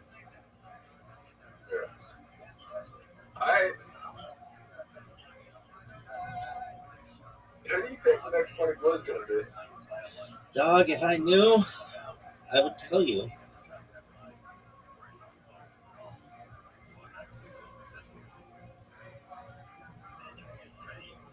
I think I know. Okay, Dude, will you please do that joke a week from Monday? I remember. Excellent. I'm gonna make you do it. I'm gonna keep reminding you of it. All right, Dude, tell me that joke. I wanted to be like for 2024. No, stop. You fucked it up. I wanted to be the Hawk Tuah of 2025, but it's looking like I'm going to be the Bonnie Blue of 2026. Yeah, I want to be the male version of Bonnie Blue. Okay, that's cool. Zoot, tell me the joke. I wanted to be the Hawk Tuah of 2025, but looks like Bonnie Blue of 2026. That's hilarious, dog. That is fucking funny. I love it. Yeah, it's not going to age well, though. That's why you just have to say it within the next, few weeks that you're there. But it fucking makes sense now.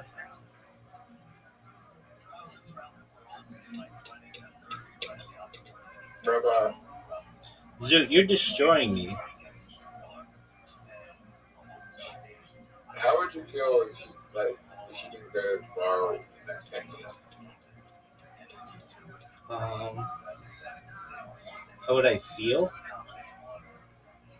I'd be fine with it. I wouldn't see my life as a waste. I've learned a lot. I've loved what I've done. I've had a lot of fun. And But is there any point in your life, if it doesn't work out, you're going to be like, I'm going to give up? no, I think you'd have to kill me. I mean, I don't think people understand how much I enjoy this. I get people from all over the world who I get to meet. It's like, it's in a lot of ways a dream. I mean, under any other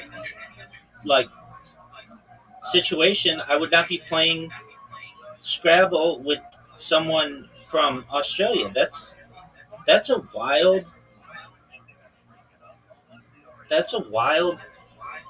reality.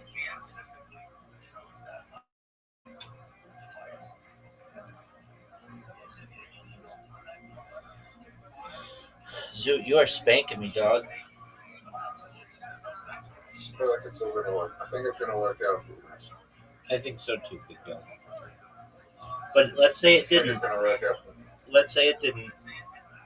I would not see this as a waste. I very much enjoyed my streams and what I do. I do genuinely like streaming.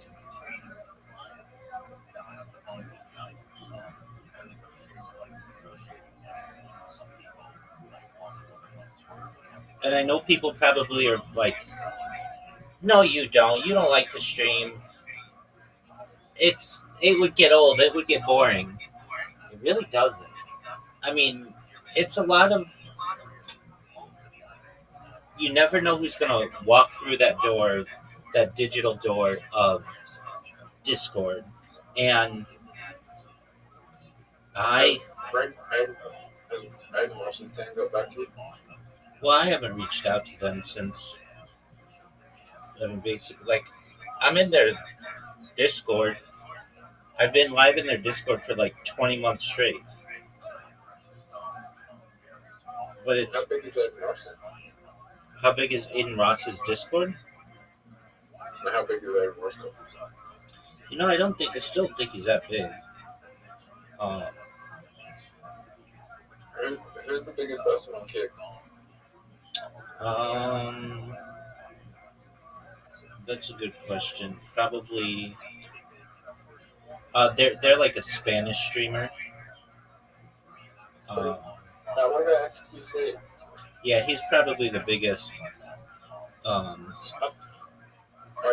feel like the $100 million deal for XQVC, he got it at the best time, and now his career is kind of just gone down. Yeah. When he got his career's kind of downhill. All these guys No are one just really cares. all these guys just bought themselves. So I don't know. Neon bots himself. I think, Aiden Ross bots himself. I mean, they all bought themselves. So, um, you know what I find weird? Maybe it's just because it's my interest right now, but I do feel like it's gone. They're gone from like the gaming influences to like the stand-up comedian. Like, people are getting way more into stand-up. Like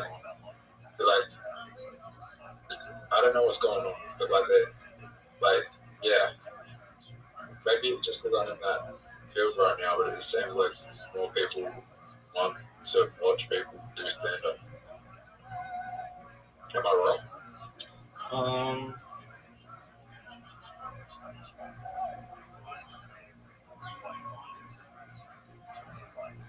no. Stand up is something. No, stand up is something that you could. You don't need cameras. You don't need a phone. You don't need equipment. You literally just have to go to a bar or a facility that hosts stand up and make people laugh. And if you can, somebody's going to come up to you afterward and say, "That was really funny. How would you like to open for me?" Or how would you like to be on such and such show? It's an opportunity that you have to change your entire life. And you don't need social media. You don't need a single social media account. You don't need any of that. With streaming, you need some stuff. That was a really good move, Zoo. I'm gonna win. I mean, you do need social media to gain an audience, so no one's gonna know who fucking either. Yeah, no, that's true.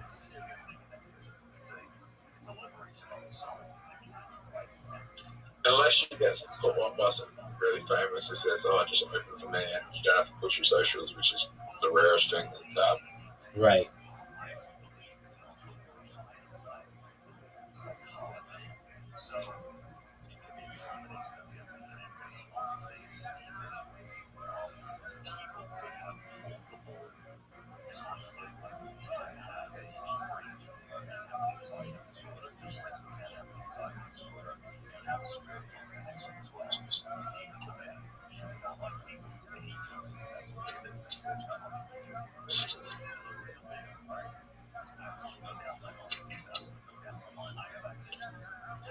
Pooley? What the fuck is Pooley? A word worth 9 points. Hey, Rabbi, What up, baby? who's someone that you believe can't change? Do you believe everyone can change?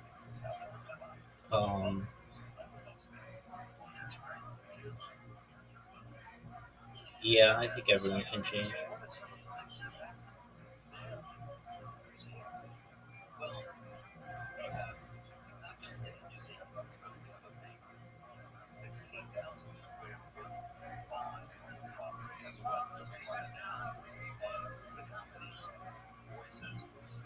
Zoot, are you gonna win?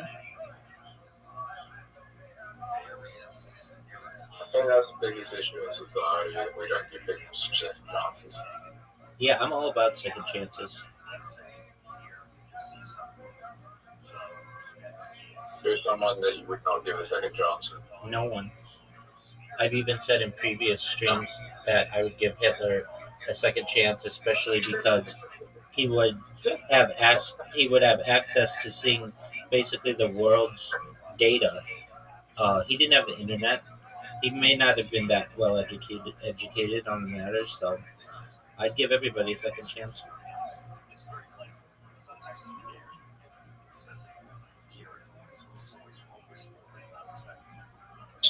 If there are second chance. For sure.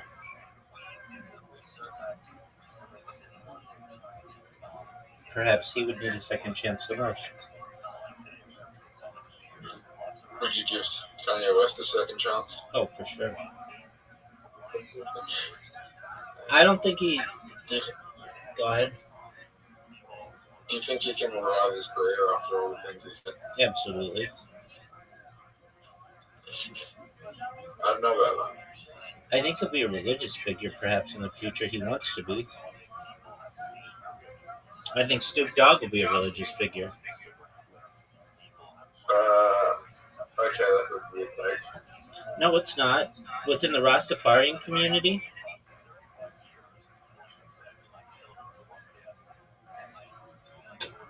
Is Bob Marley a religious figure? yeah. Within the Rastafarian community, Who's the most religious figure? Rabbi Rothschild be a religious figure? 100%. I'm the most religious figure that there is on earth. I daven multiple times a day. I say blessings on all my food. I light candles on Shabbat. I don't work on Shabbat. I don't drive on Shabbat. I don tefillin daily. The first words out of my mouth when I awake are the Moda Ani. The last words out of my mouth before I sleep are Shema. That's as religious as you get without being actively in a community. And that's what I was doing right before I was live streaming my life. I was very active in the community. What's something you do that would be against Jewish tradition? Well, we don't have just one tradition.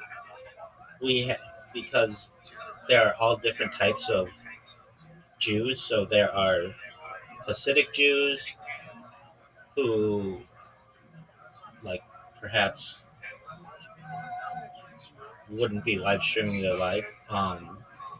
That would probably be seen as the biggest issue. Is just opening yourself up as much as I am, because that's not a traditional Jewish act. But that doesn't mean it can't be. There's nothing that says in Torah or Talmud or anywhere else that you can't live stream your life. There's nothing that says that. It's just not traditionally done. So that's probably the most controversial thing. Yeah, because there was no such thing as live streams on the Torah.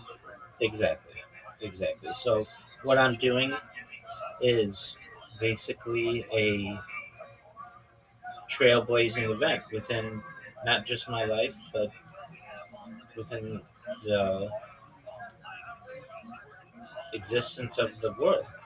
I think I've said it multiple times on the stream, but I said the issue of Christianity in the Bible is they're all edited by me. So they keep on getting edited by man and changing the words to print.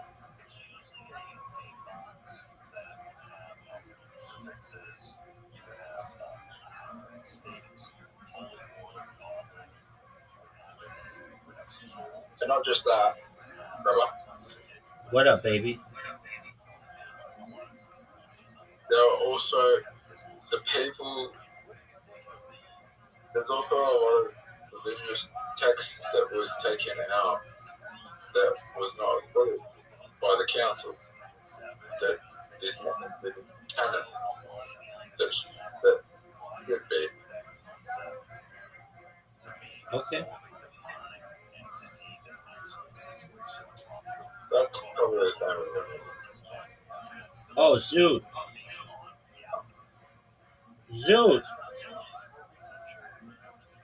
Are you gonna win? I could win.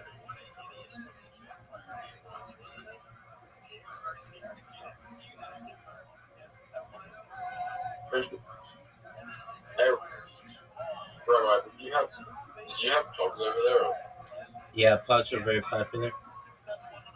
did you get them out of chip packets? No. So we had something called Tarzos over here, and guess how you got them? How did you get them, Zoot? You'd buy chip packets, and then you'd buy Smith chips or like something like that, and they would have a sticker on them saying Tarzos, and you'd get Tarzos, and they're like pogs. Very cool. Did you have slammers? What are they? They were like pieces of metal that were shaped like pogs, and you would use those to hit the other pogs.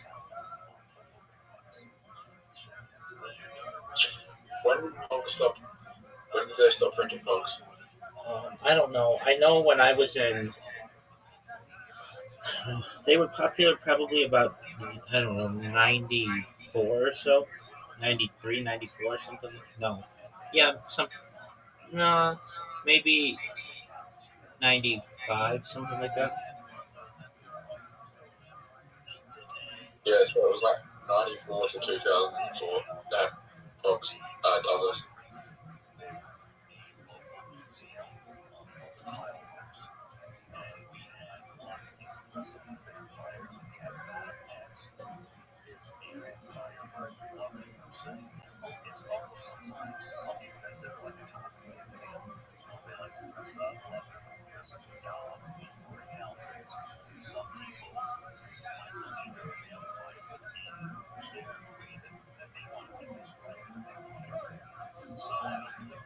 Zoot, you might win. Hey, Robert, What up, baby? why does no one everyone reminisces about like the 2000s and the 90s, but why does no one reminisce about the 2010s as much? But it was more written. Yeah, people will. It just takes time.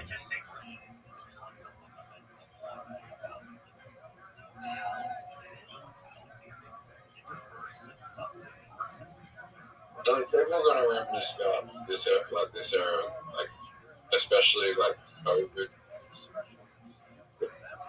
You know, the 20s. It's all going to be like, oh shit, it's done COVID, and then you know, a lot of what has happened this decade. That's correct. I think this decade in the future will probably be seen as one of the most historical decades in history. All right. Are you going to beat me?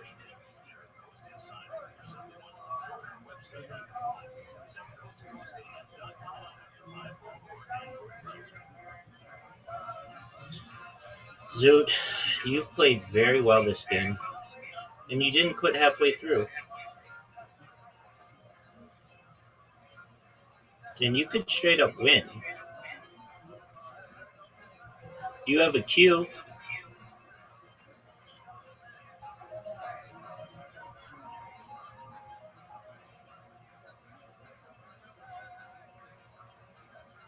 I think I will. Yeah, I'm almost there. I think I. You have a cue, though. Where do I put it? That's a good question. No. It's over, baby. Why couldn't I win? Oh, you had a U as well? Let's see where you could have put it. Yeah, what?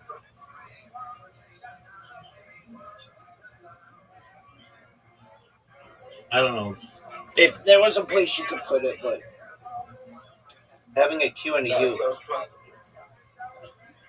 That's the place I could put it at the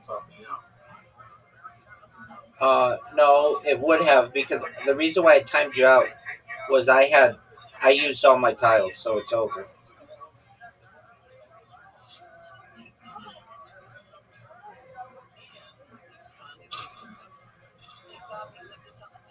Next spell's gone down. What'd you say? What did you say? Backing of gold went down. What are you talking about? Backing of the price of gold has gone down. Oh, his gold has gone down. Okay. I need gold to go to zero. All right, big dog. That's not gonna happen. Well, gold goes to zero on which. Yeah, that's not gonna happen.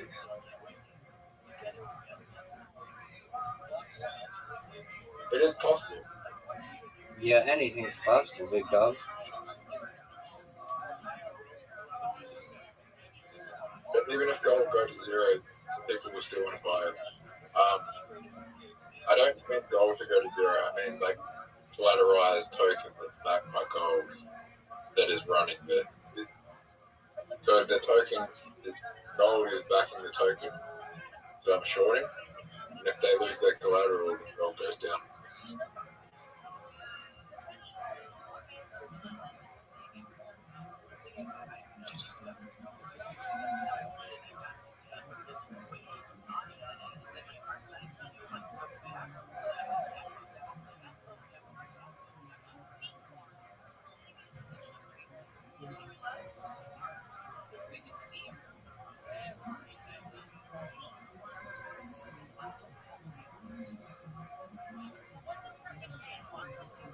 Do you have any big plans for your weekend, big dog?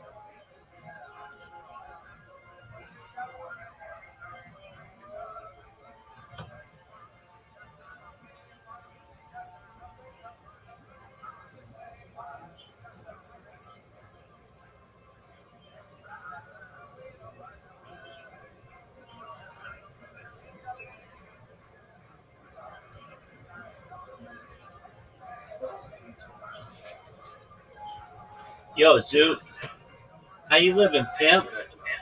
All right, Disconnect. all right, what's good? Did you know that gold is still worth something? Did you know that we only have 7 days before Halloween? When you go goes away, we play it now before it does. I'm down, baby.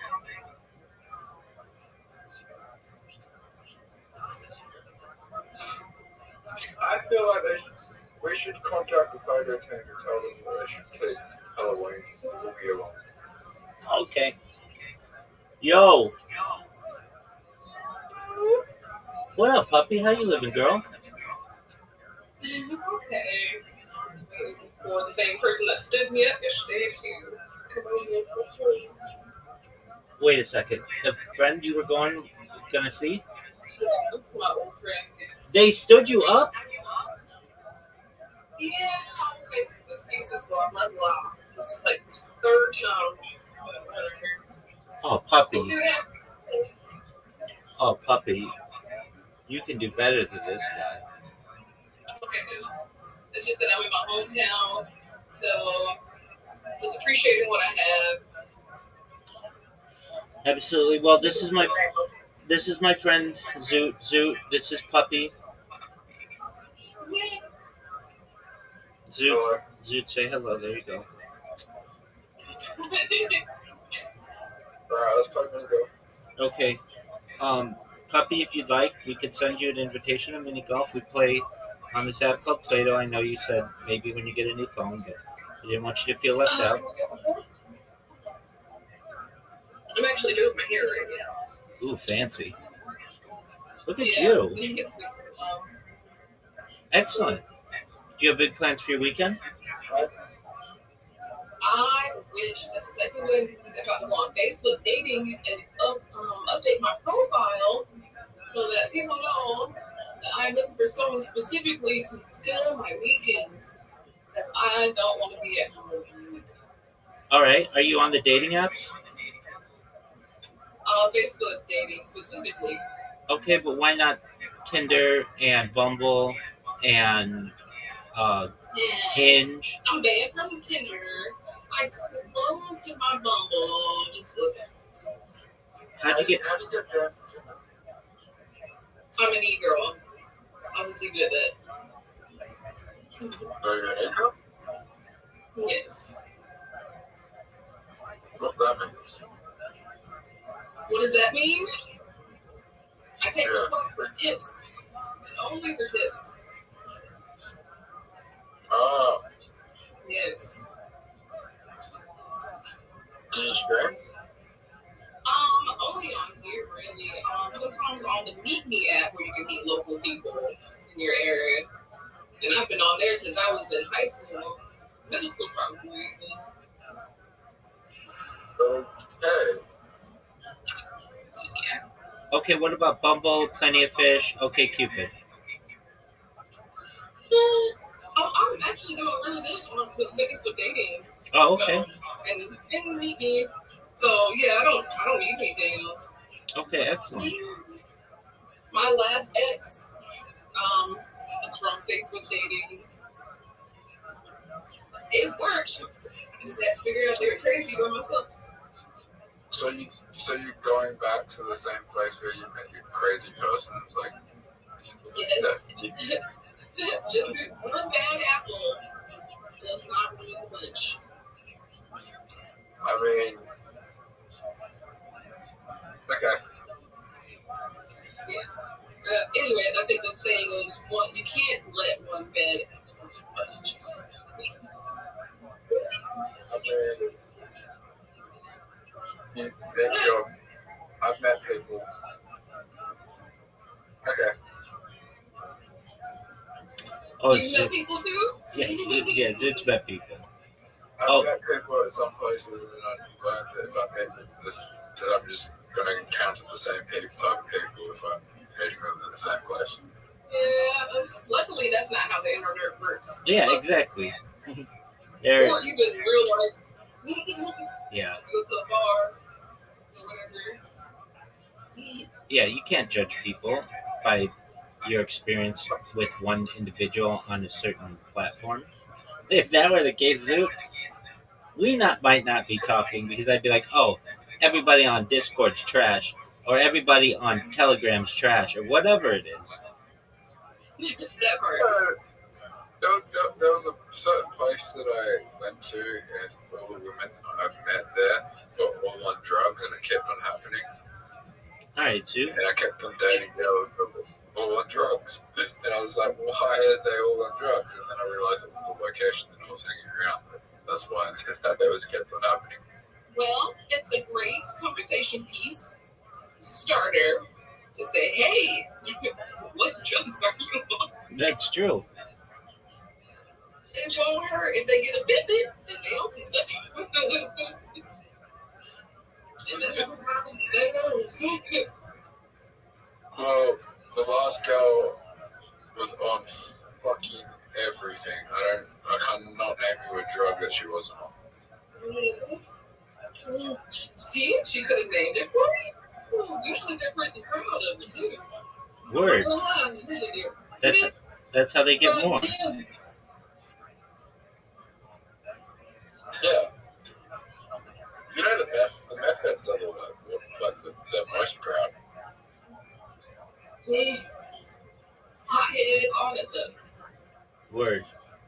Dude, that was an amazing shot.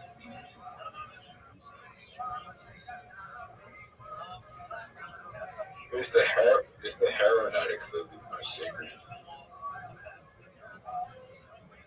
Oh, maybe. I don't know. I've never met someone who proudly told me that they were a heroin addict. I had to figure that shit out for myself. But meth addicts, I've met so many proud meth addicts.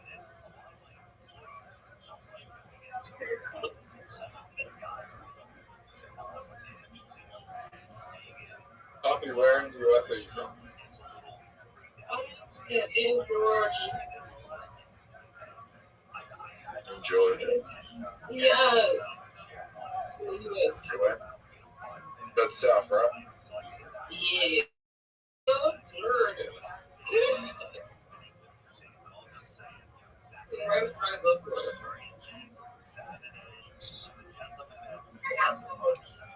Are you a Bulldogs fan? Yeah, sure, why not? If someone invited me to a game, I wouldn't say no.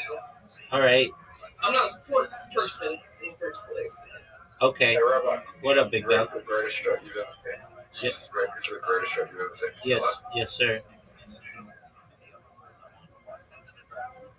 Are you proud of that shot, Zoot? I'll give it a 6. Zoot, I've got the lead on you, and I can't lose, barring a disconnect or me quitting. You already won. I know. You already won. I know. I'm quite proud of it. Hey, Rabbi, Wicked 3 comes out next month. Oh, big dog, you saw Wicked 1 November of 2024.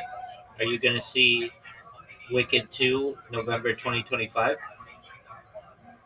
Oh, yeah. I wonder if the girl I took to see Wicked is still thinking about me when Wicked 2 comes out. Who knows, Zoot? Zoot, I'd say probably. Zoot, do you remember the joke that we talked about earlier? Yeah. All right, say it. Say it. Come on, I want to see if you remember it. I remember it. Then say it. Then say it. It's a shit joke. Dude, it's funny. Is it a literal poop joke? No, it's not. It's a funny joke. It's what's funny enough to share. Yeah, Zoot, come on, or maybe man. it's too funny. It was too funny. It's hilarious. Give up the ghost. Doesn't want to give up the ghost. I'll say it. Oh I'll say it, Zoot. So Zoot's starting a stand-up comedian career, and so every night he comes in here and he talks about jokes and things like that. And he's been doing stand-up every other Monday for the last month or so, and so sometimes we try to think of jokes, and a joke was I thought that I was going to be the Hawk Tua of 2025, but it's of 2026. Body blue. I wish I understood that. I guess I'm not up to date. There you go. Yeah. So she's the lady who made headlines. She's got a documentary out. She's like a very popular OnlyFans person. Oh. She's popular because she's controversial because she fucked 1,000 men in a day. Ew. And I don't slut shame. So that is saying something because that is risky. Risky. Actually, it's probably safer than they were all tested. Oh, you hope. I would say it would be probably safer than most women you go out and eat at a bar. Fingers crossed. Would you agree, Rabbi? Well, I mean, if they all had negative tests and they all wore protection, then the chances of contracting anything are about probably as high as having an incorrect sexual transmitted disease test. So, You might want to have them take multiple of those. But if people came back with the all clear, it's probably Yeah, I get you. I absolutely understand. I'm sorry I laughed, but I agree with you. Yeah, it's probably not that risky. One more condom. Ooh. Ooh. Yes. If only. Puppy, how old are you? 32. Okay. Mm-hmm. We're close in age. Oh, okay. Oh, my hair's so wet. Shower head. I'm 29, so we're close in age. Okay, I told my friend about you, Puppy, Miss Aquarius. I think you guys are on 2 different schedules, but I'm excited for you guys to meet someday. But you found this stream, Puppy. I found it strange. No. How did you find the stream? Oh, do I have fun streaming? No, that's not what he said either. How did you find my stream?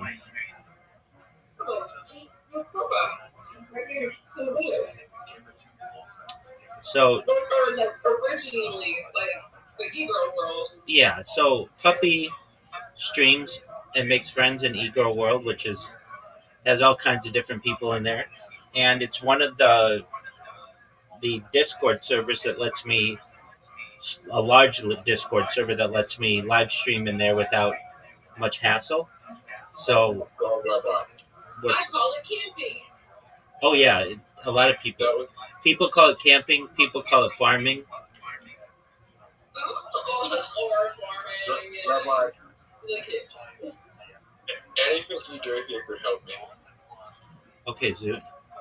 But I don't camp or farm for.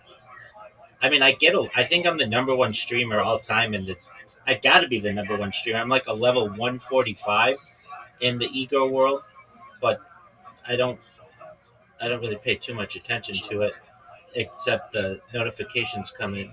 Yeah, that pop up every once in a while. I get you.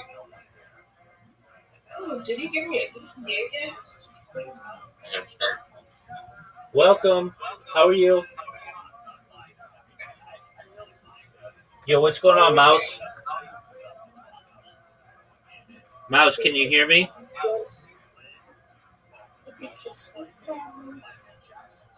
Mouse, can you hear me? Yo, Mouse, can you hear me? Are you talking to me? No, Mouse, the person who just joined. Mouse, can you hear me? Mouse, how's your day going?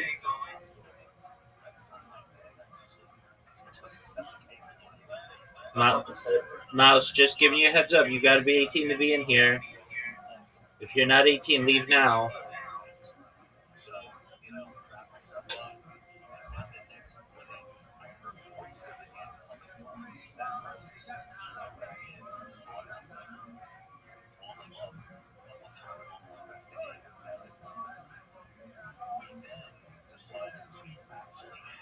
I can't hear. All of a sudden, I can't speak.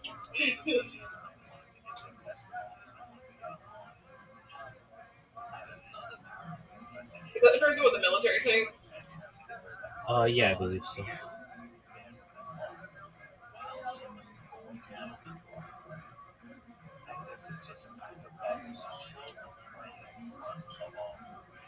They definitely speak English. It's on their bio. English is in their terms.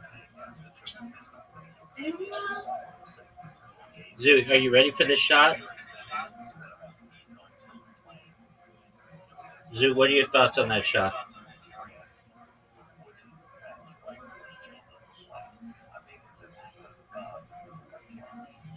What's up?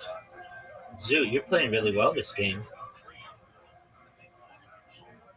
And I've got to say, you played Scrabble like better than you've ever played it. Basically, you played so well. I'm really proud of you.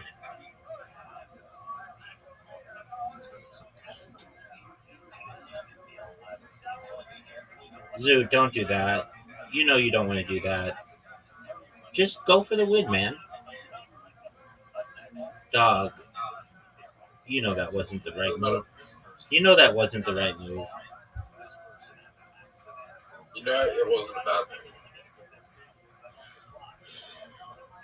It could be better. So, It could be. Rabbi, you look terrible. That's scam. Zoot. I know you're seeing somebody on Monday about this. This is what I'm talking about. You are terrible with this game. Dude, I just spanked you in the previous iteration of it. We are in the same. We ended up the same. There's an argument to be made. You're in a better position. No, because you can knock my ball.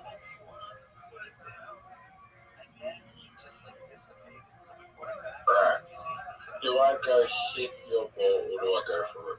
You go for it, son. I'm gonna go for it. That was the best decision I've ever made. Agree or disagree? It was good, big dog. I like it. Zoot. Monday. Quit with your things.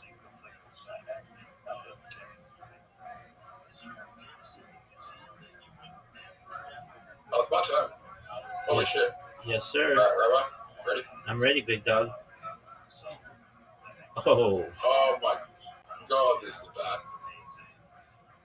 I have to make this shot, Zoot. Actually, it's in my Why bed. would you get rid of the trade if it's only gonna help me? Right, I'm just gonna. I don't know why you would do a draw like that, because I can still make it. Let's see it. Let's see you make it, Zoot. I have a feeling this might work. No way. There's like a 1% chance this works. That was not what I wanted to do. I wanted to bounce off the other one and bounce off the Hogwarts. I know what you wanted to do. Oh, back to this hole. Zoot, this is a interesting hole. Rabbi, I'm actually going to help you. Don't touch my ball. How about that? That would help me. That's why I'm going to help you. Hey, Zoot, you know how in all the other games you can make that emoji on the side, but you can't on this one? Oh, no. Why did you do that? I can't see very well. It's like brown on dark green. And Yep. You have your glasses on. I know, but still, like, it just doesn't show up really well on my screen. Rabbi. Oh, no, Zoot. I'm not good at this hole. Zoot, you have a chance to win.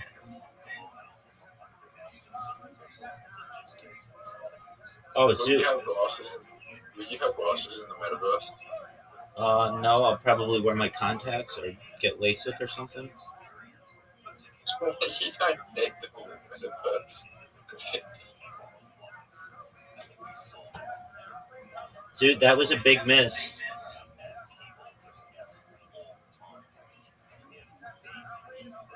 But you could still win. How big do you think the metaverse is going to be? As big as your dreams can make it, Zoot.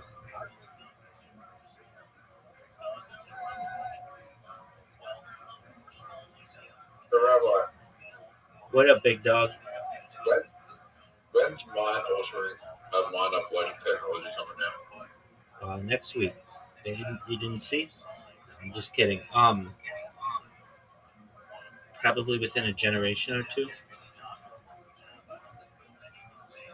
Zoot, I just find that scary. No, Zoot, focus on the shot. You could have won. You're still gonna. You're gonna. Yeah, exactly. We're gonna tie, which is really good.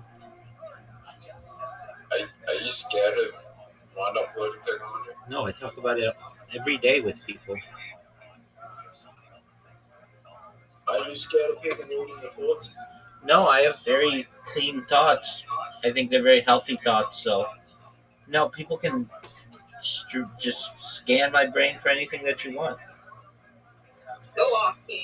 There you go, girl. I guarantee you have had weird thoughts where you're like, oh, I don't want people to hear that. Yeah, but I don't think they're necessarily unhealthy. I think they're things that everybody has, but they just maybe are. I guarantee you thought about killing someone before and you're just walking around public and you'd be like, I don't want people to read my mind. I think everybody who's age 13 and played Grand Theft Auto has those kinds of thoughts. That doesn't mean that they're not healthy. I mean, I do make the jokes like people being speed bumps and stuff if they're in the way. There you go. So yeah, there you that doesn't go. mean they have to die. That just means they didn't quit. Exactly. But these are normal, healthy thoughts that people think. I don't plot things. I don't want to hurt people. I'm a pacifist. I don't want to hurt people, but there's like sometimes when someone's like walking in front of me and they're walking really slowly, I'll be like, I want to push this person in front of a bus right now, but I never do it. Yeah, I don't have those thoughts. If anything, I would just be like, I hope these people move more quickly, but I don't want to hurt them. No, I don't think like I'm actually gonna do it. Like, I don't think, oh shit, I'm actually gonna do it, right? I never said that. Yeah, I know. That's just a little too aggressive. What is it called? Those thoughts that you're supposed to like not go against because they're obviously bad. What is it called? Don't give into them. Their urges. Intrusive. Intrusive thoughts. There we go. Lots of people have intrusive thoughts. It's healthy not give into them. Exactly. Yeah. Everyone has intrusive thoughts. It has intrusive thoughts. Unfortunately, there's some people that are very impulsive who act on those thoughts. Ooh, okay, so here's the thing. So we're going to get to a little fun subject here. There are people that do not have a conscience. They are real. They are about equal to people who do have one. It's called inner monologue and outer monologue. My own mother does not have a conscience. I do. And I'm thinking, my mother does not. Why do you say that? I asked her. I gave her the little test that you do for people to figure out. Okay, here's a question. Are you ready? What's your name? Are you ready? Can you look in the mirror and talk to yourself without opening your mouth?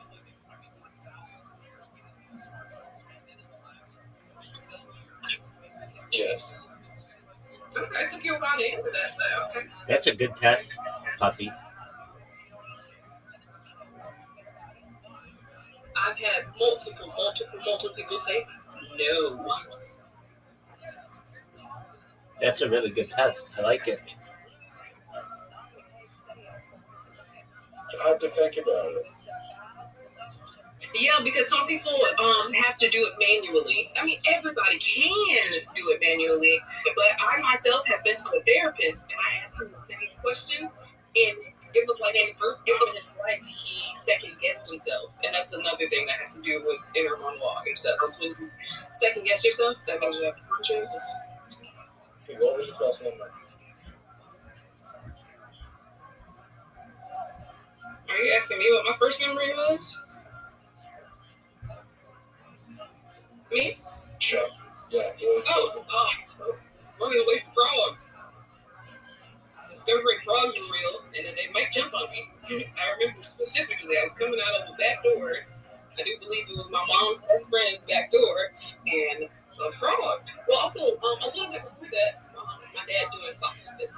So, yeah, I remember that. I remember being on a bed with my dad doing, her and the frog voices and stuff with something like this, and it was the coolest thing, and I still like that. Probably wrong for Have you kissed a little frogs to find your friends?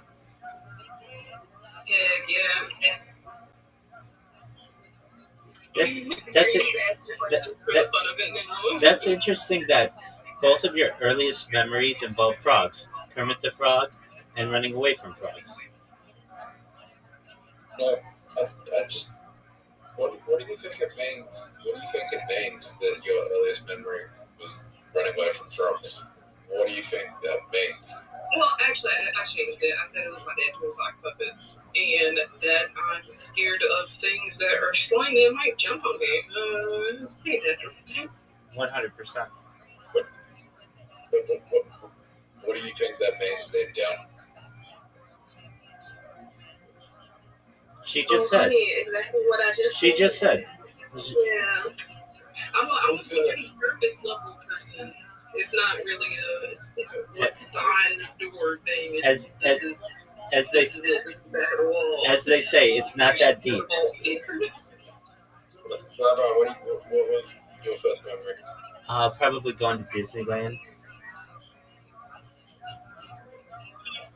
Yeah. I went to Disneyland. We used to go to Disney when I was a kid, and my cousins and my grandparents and my aunts and uncles and stuff. We went to Disneyland, and I remember getting like Mickey Mouse ears, and my cousins got they got, let's see here, Donald and Daffy Duck like hats, and I was really and then my older cousin, she got Minnie Mouse and Daisy Duck, and I really wanted two hats as well, and so I eventually got Goofy, and I had Mickey and Goofy, and my cousins, they got Mickey and Minnie and Daisy and Donald. And I remember that. Okay. Go ahead. I hate to interrupt you. Go ahead. But I remember now, it wasn't Kermit the Frog, it was actually Donald Duck voice that do perfectly. Oh, okay. There you go. So Donald Duck. I'm gonna go and just see it. Take care, Zoo. There you go. So, Puppy, you are you a Falcon? I know you don't do sports a lot, but do you like the Falcons, the Hawks, or no, not at all? I think I make that person brain hurt. No. You did not. You did not. I should let you know. They're pretty public about this, but they have some issues, and especially I'll just say they have some social interaction issues, and sometimes they say things in their head that they either don't mean or that can be hurtful. And I've explained to them, and it's something that through which we're working. He actually has an appointment on Monday to get this discussed because, frankly, I'm sick of new people coming in here and he says things that are offensive to them, and I don't like that. And I like him as my friend, but I've explained to him, I've known him for like a year, more than that, that if people don't know you, they're going to get offended by some of the things that you say. So, listen, I promise you. So, with my sign being Sagittarius, me like a light worker and all that stuff, I promise you, what I asked him is manifesting something within him, because he does not have like inner monologue. He had to manually have inner monologue. He said he admitted to it. Yeah, he's got some psychiatric issues. Not. And everybody's on the spectrum. Yeah, and basically, social interactions with him are difficult. We'll get people in here who are new, and I'll be like, "Say hi, Zoot." Oh, hi! Like these are normal things that you should know how to do. But yeah, I get what you're saying. I think that's a really good test, the mirror test. I know it is, because I've studied it, and I also wanted to go to college for it and all that stuff. But yeah, that is literally the main question. One of the main questions. If you look it up, the study of thinking inner monologue, we'll see. I mean, it's so good. It's so juicy. It's my jam. I'm all about it. Excellent. When you joined, I read people pretty well. Excellent. When you joined my Discord, I knew you a little bit because I knew your name in my YouTube. So I didn't give you my introductory spiel, did I? What do you mean? I say something to every person who comes in here if they're new. But I didn't you. So do you mind if I give it to you so you're in the part of the club?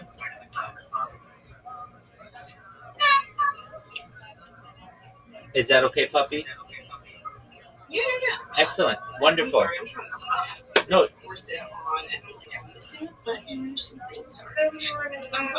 Hey, good morning, Miss Aquarius. I was telling you about my friend Puppy. Puppy, this is Miss Aquarius. Miss Aquarius, Puppy. Yellow. Miss Aquarius just awoke. Miss Aquarius, how did you sleep? I slept good. Excellent. Are you ready to take care of Papa? Yeah, I have to wake him up to another 30 minutes. Thank you, Lord. Oh, okay. So you get to stay in bed a little bit longer? A little bit, yeah. Okay, excellent. Did you have any amazing dreams? Yeah. I'm on top of a castle. You're on top of a what? Castle. A castle. Oh, very nice. Were you the queen? Very Aquarius of you. No, I was on top of a castle. Right. She's saying that is in line with being an Aquarius. Okay, so you were on top of a castle. What happened in the dream? I don't know. So I was on top because I woke up. Okay, that's all right. We'll let you get your bearings. No problem. I like the name Puppy Puppy. Oh, thank you. Look. I'm a method actor. I like a picture. Thank you. That's me. Actually, look like my picture. Hold on. Oh,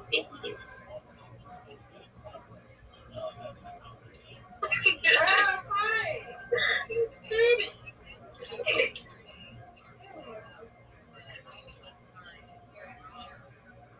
You drew that? I use a doll maker, so it's where someone else draws the parts and I put it together. And then I went in and I doodled on top of it to make corrections and stuff that I liked. So yeah, pretty much it was a collab. It was a collaboration art piece, yes. That's cool. I like that. I love art. Do you like Jurassic Park? Yes, I'm pretty sure I've seen all the movies. Okay, the reason why I asked, it looks like you've got like a Jurassic Park Tyrannosaurus Rex. It was a free quest thingy. Oh, okay, that's what it was. Okay, so you're not like a super Jurassic Park fan. Okay, I got you. I love hearing people. I love dinosaurs. I love hearing them talk about dinosaurs. It's so cute. Excellent. Very well. And plus, I'm a furry, so I get to hear type of stuff like that. Yeah. Do people do? I'm sure they do. Are dinosaurs popular in that community? Surprisingly, not as popular as you would think. There are very few dinosaurs, just like there are very few unicorns. I'm a unicorn in the fandom. Like my main persona is a unicorn, but my disguise is a puppy. I'm a unicorn disguised as a puppy. All right. Yeah, I bet it. Yeah, it's magical. She can shapeshift and all that stuff, so it works out. There you go. Wow, you have a whole lore. Oh yeah, a lot of people do. A lot of furries. They have background, everything. Some of them some furries are based off of objects like planes and trains, and there's one guy. He's literally just a lamp. His name is Lamp. Okay, so in that community, you don't have to be a living being. You don't have to. No. You could be a mythical creature or objects with personality. Is there? But it's all considered furry because it's all anthropomorphic. Okay, is there anything you can't be? No. Someone drew a pencil as like a creature yesterday, and I pinned it to the top of the chat for everybody to see. Very cool. What is a furry?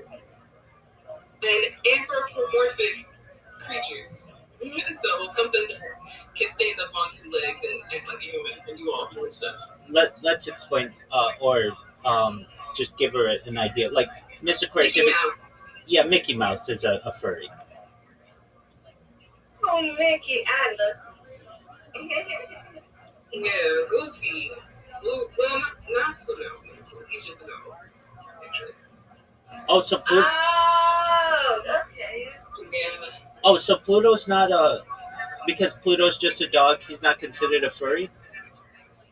Well, no, because I mean, unless he is given characteristics where he can stand up on two legs and start talking, then he's furry. But otherwise, he's just a dog. Okay. He's a cartoon dog. Okay, like at Disneyland, he's on two legs. Courage the Cowardly Dog is a furry. He's anthropomorphic. Okay, at least at Disneyland, Pluto stands on two legs, but he doesn't talk. So would that make him a furry? That would, yeah. Okay. All right, that aspect of him. The fursuiter, if we're listening. Yeah. Okay, very well. That is the fursuit version. There's different versions. For Pluto, as a dog, he would be considered feral.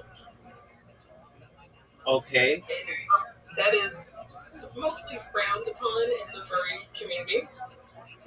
Is feral art. Yeah, it's not furry. It's feral. So it's just like animals. You draw animals, basically. It's supposed to just be an animal. Okay, so when you... you like dress up as like an animal or something? I adopted a bunny boy. Yeah, I'll show him off again at some point. I did when I first came in here. I gotta get dressed because my person's gonna be pulling up literally any second if he's not already outside. So. All right, well, enjoy your day, puppy. I'm not gonna leave yet. Okay, very well. You do you.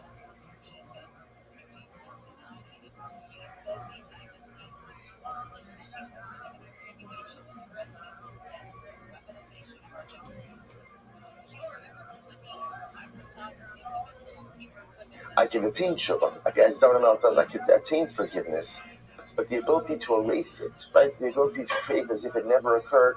Sometimes that is not truly possible. You can have in the case of Beshrav, Amar Lefanav, Ribono Shel Olam, Amachol Yav Osa Avan Kulo. David says, Hashem, please forgive me for the episode of Batsheva in totality. Forgive me in totality. Amar Kvar Asid Shlomo Bin Shalomar Bechachmaso. Hashem says, here's the problem.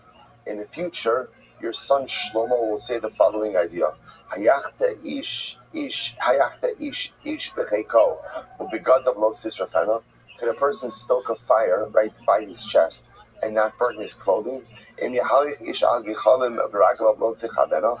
Could a person walk on coals and his feet are not going to be burnt? Kin haba al ishes re'ehu lo yinakya.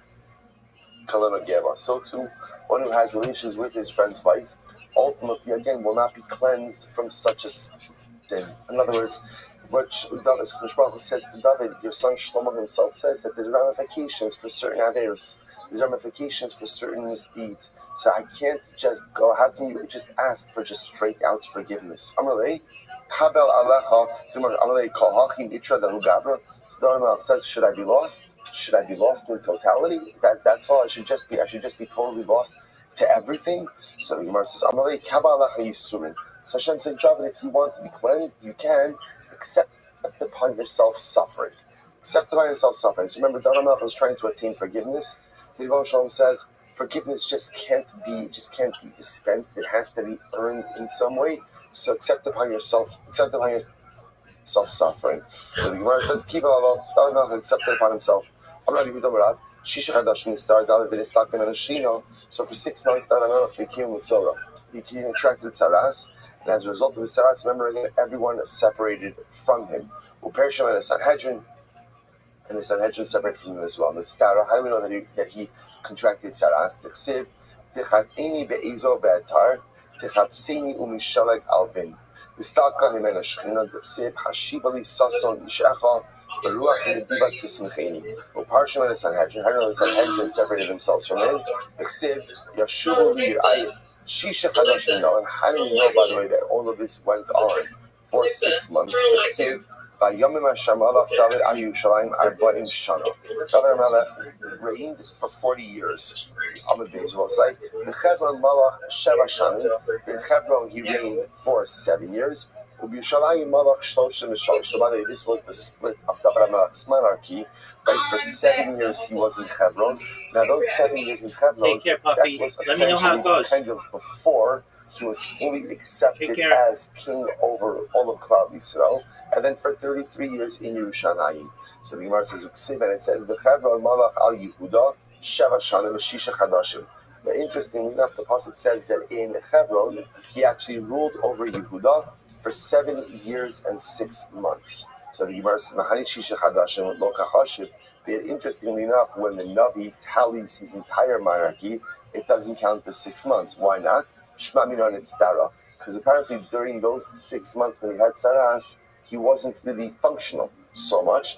So because he wasn't functional, therefore Allah, so they were not counted towards the totality of his reign. We'll see a very beautiful Gemara ahead of us right now. So once again, David HaMelech is yearning for one simple thing. He wants forgiveness. Forgive me for my sin.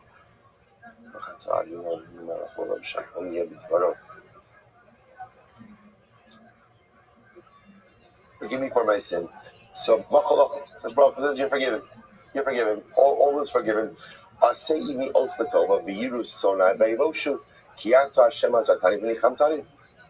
remember, Yabosai, one of the things that we keep seeing is that David HaMelech again was so badly mistreated by everyone around him because of this particular Aveira.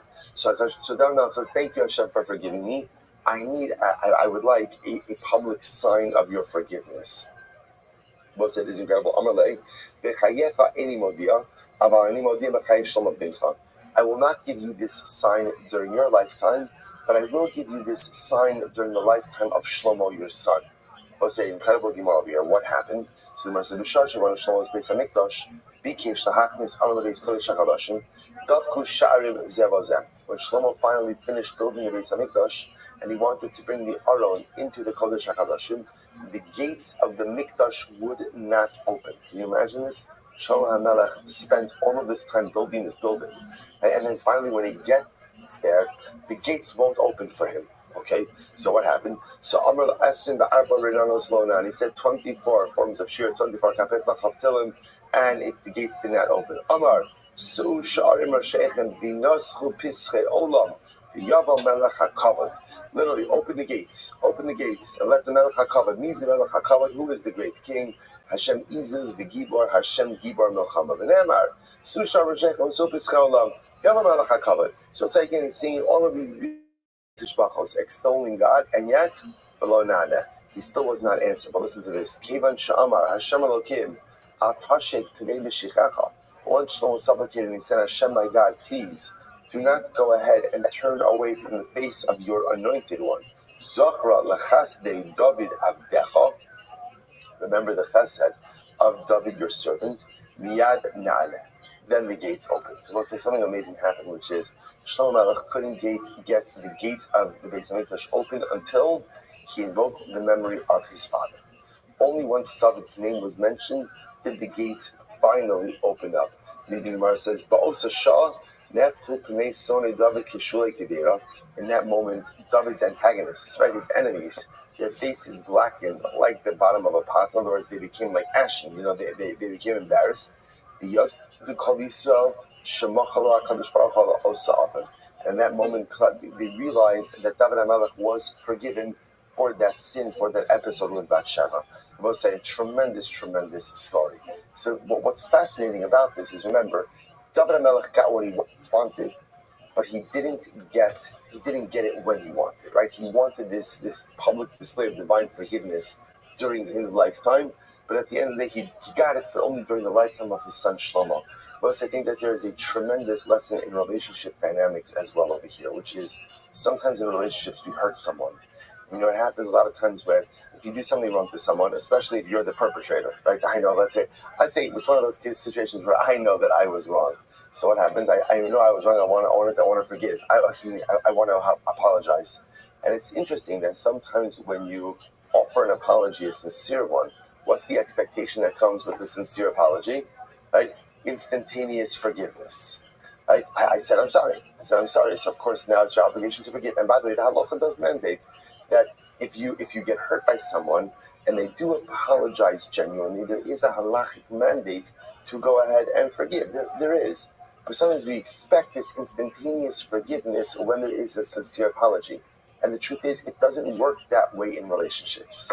When you hurt someone just because you feel bad and now you want to make it right, that's very beautiful. It doesn't mean you can undo the damage on the timeline that you want. And it doesn't mean that you can put things back to the way that you want. And it doesn't mean that you can wipe the slate clean just because now I am moved by tremendous remorse. David HaMelech hurt Kiviyachol Ribono Shalom. He did something wrong. He wants forgiveness. And Kadosh Baruch Hu almost models for him, you're going to get forgiveness. Because forgiveness is always attainable for those who genuinely possess remorse. But forgiveness doesn't come on the timeline of the perpetrator. Forgiveness sometimes comes on the timeline of the aggrieved party. I'll give you forgiveness, Kadosh Baruch Hu says, but not now. An incredible model for our human relationships as well. The Gemara goes right there. Gechazi dichsiv. What happened with Gechazi? This is fascinating. Dichsiv. Vayelech Elisha Damasek lehechal. Lehechal also. So Elisha went to Damasek. Where did he go? Rabbi Yochanan shalach lahachzir Gechazi b'tshuva v'lo chazar. So Elisha went to bring back Gechazi to become about tshuva, but Gechazi would not return. Remember again, we'll say Gechazi is the Gabbai, right? He's the attendant of Elisha. What happened? Amrlo chazir b'chol. So Elisha comes to Gechazi, says, Gechazi, you got to do tshuva. So Gechazi says, Elisha, Rabbi, I learned from you that if someone goes ahead and commits an avera and causes others to commit averas, he can't do tshuva. So my aved, what did Gechazi do that's so bad? It's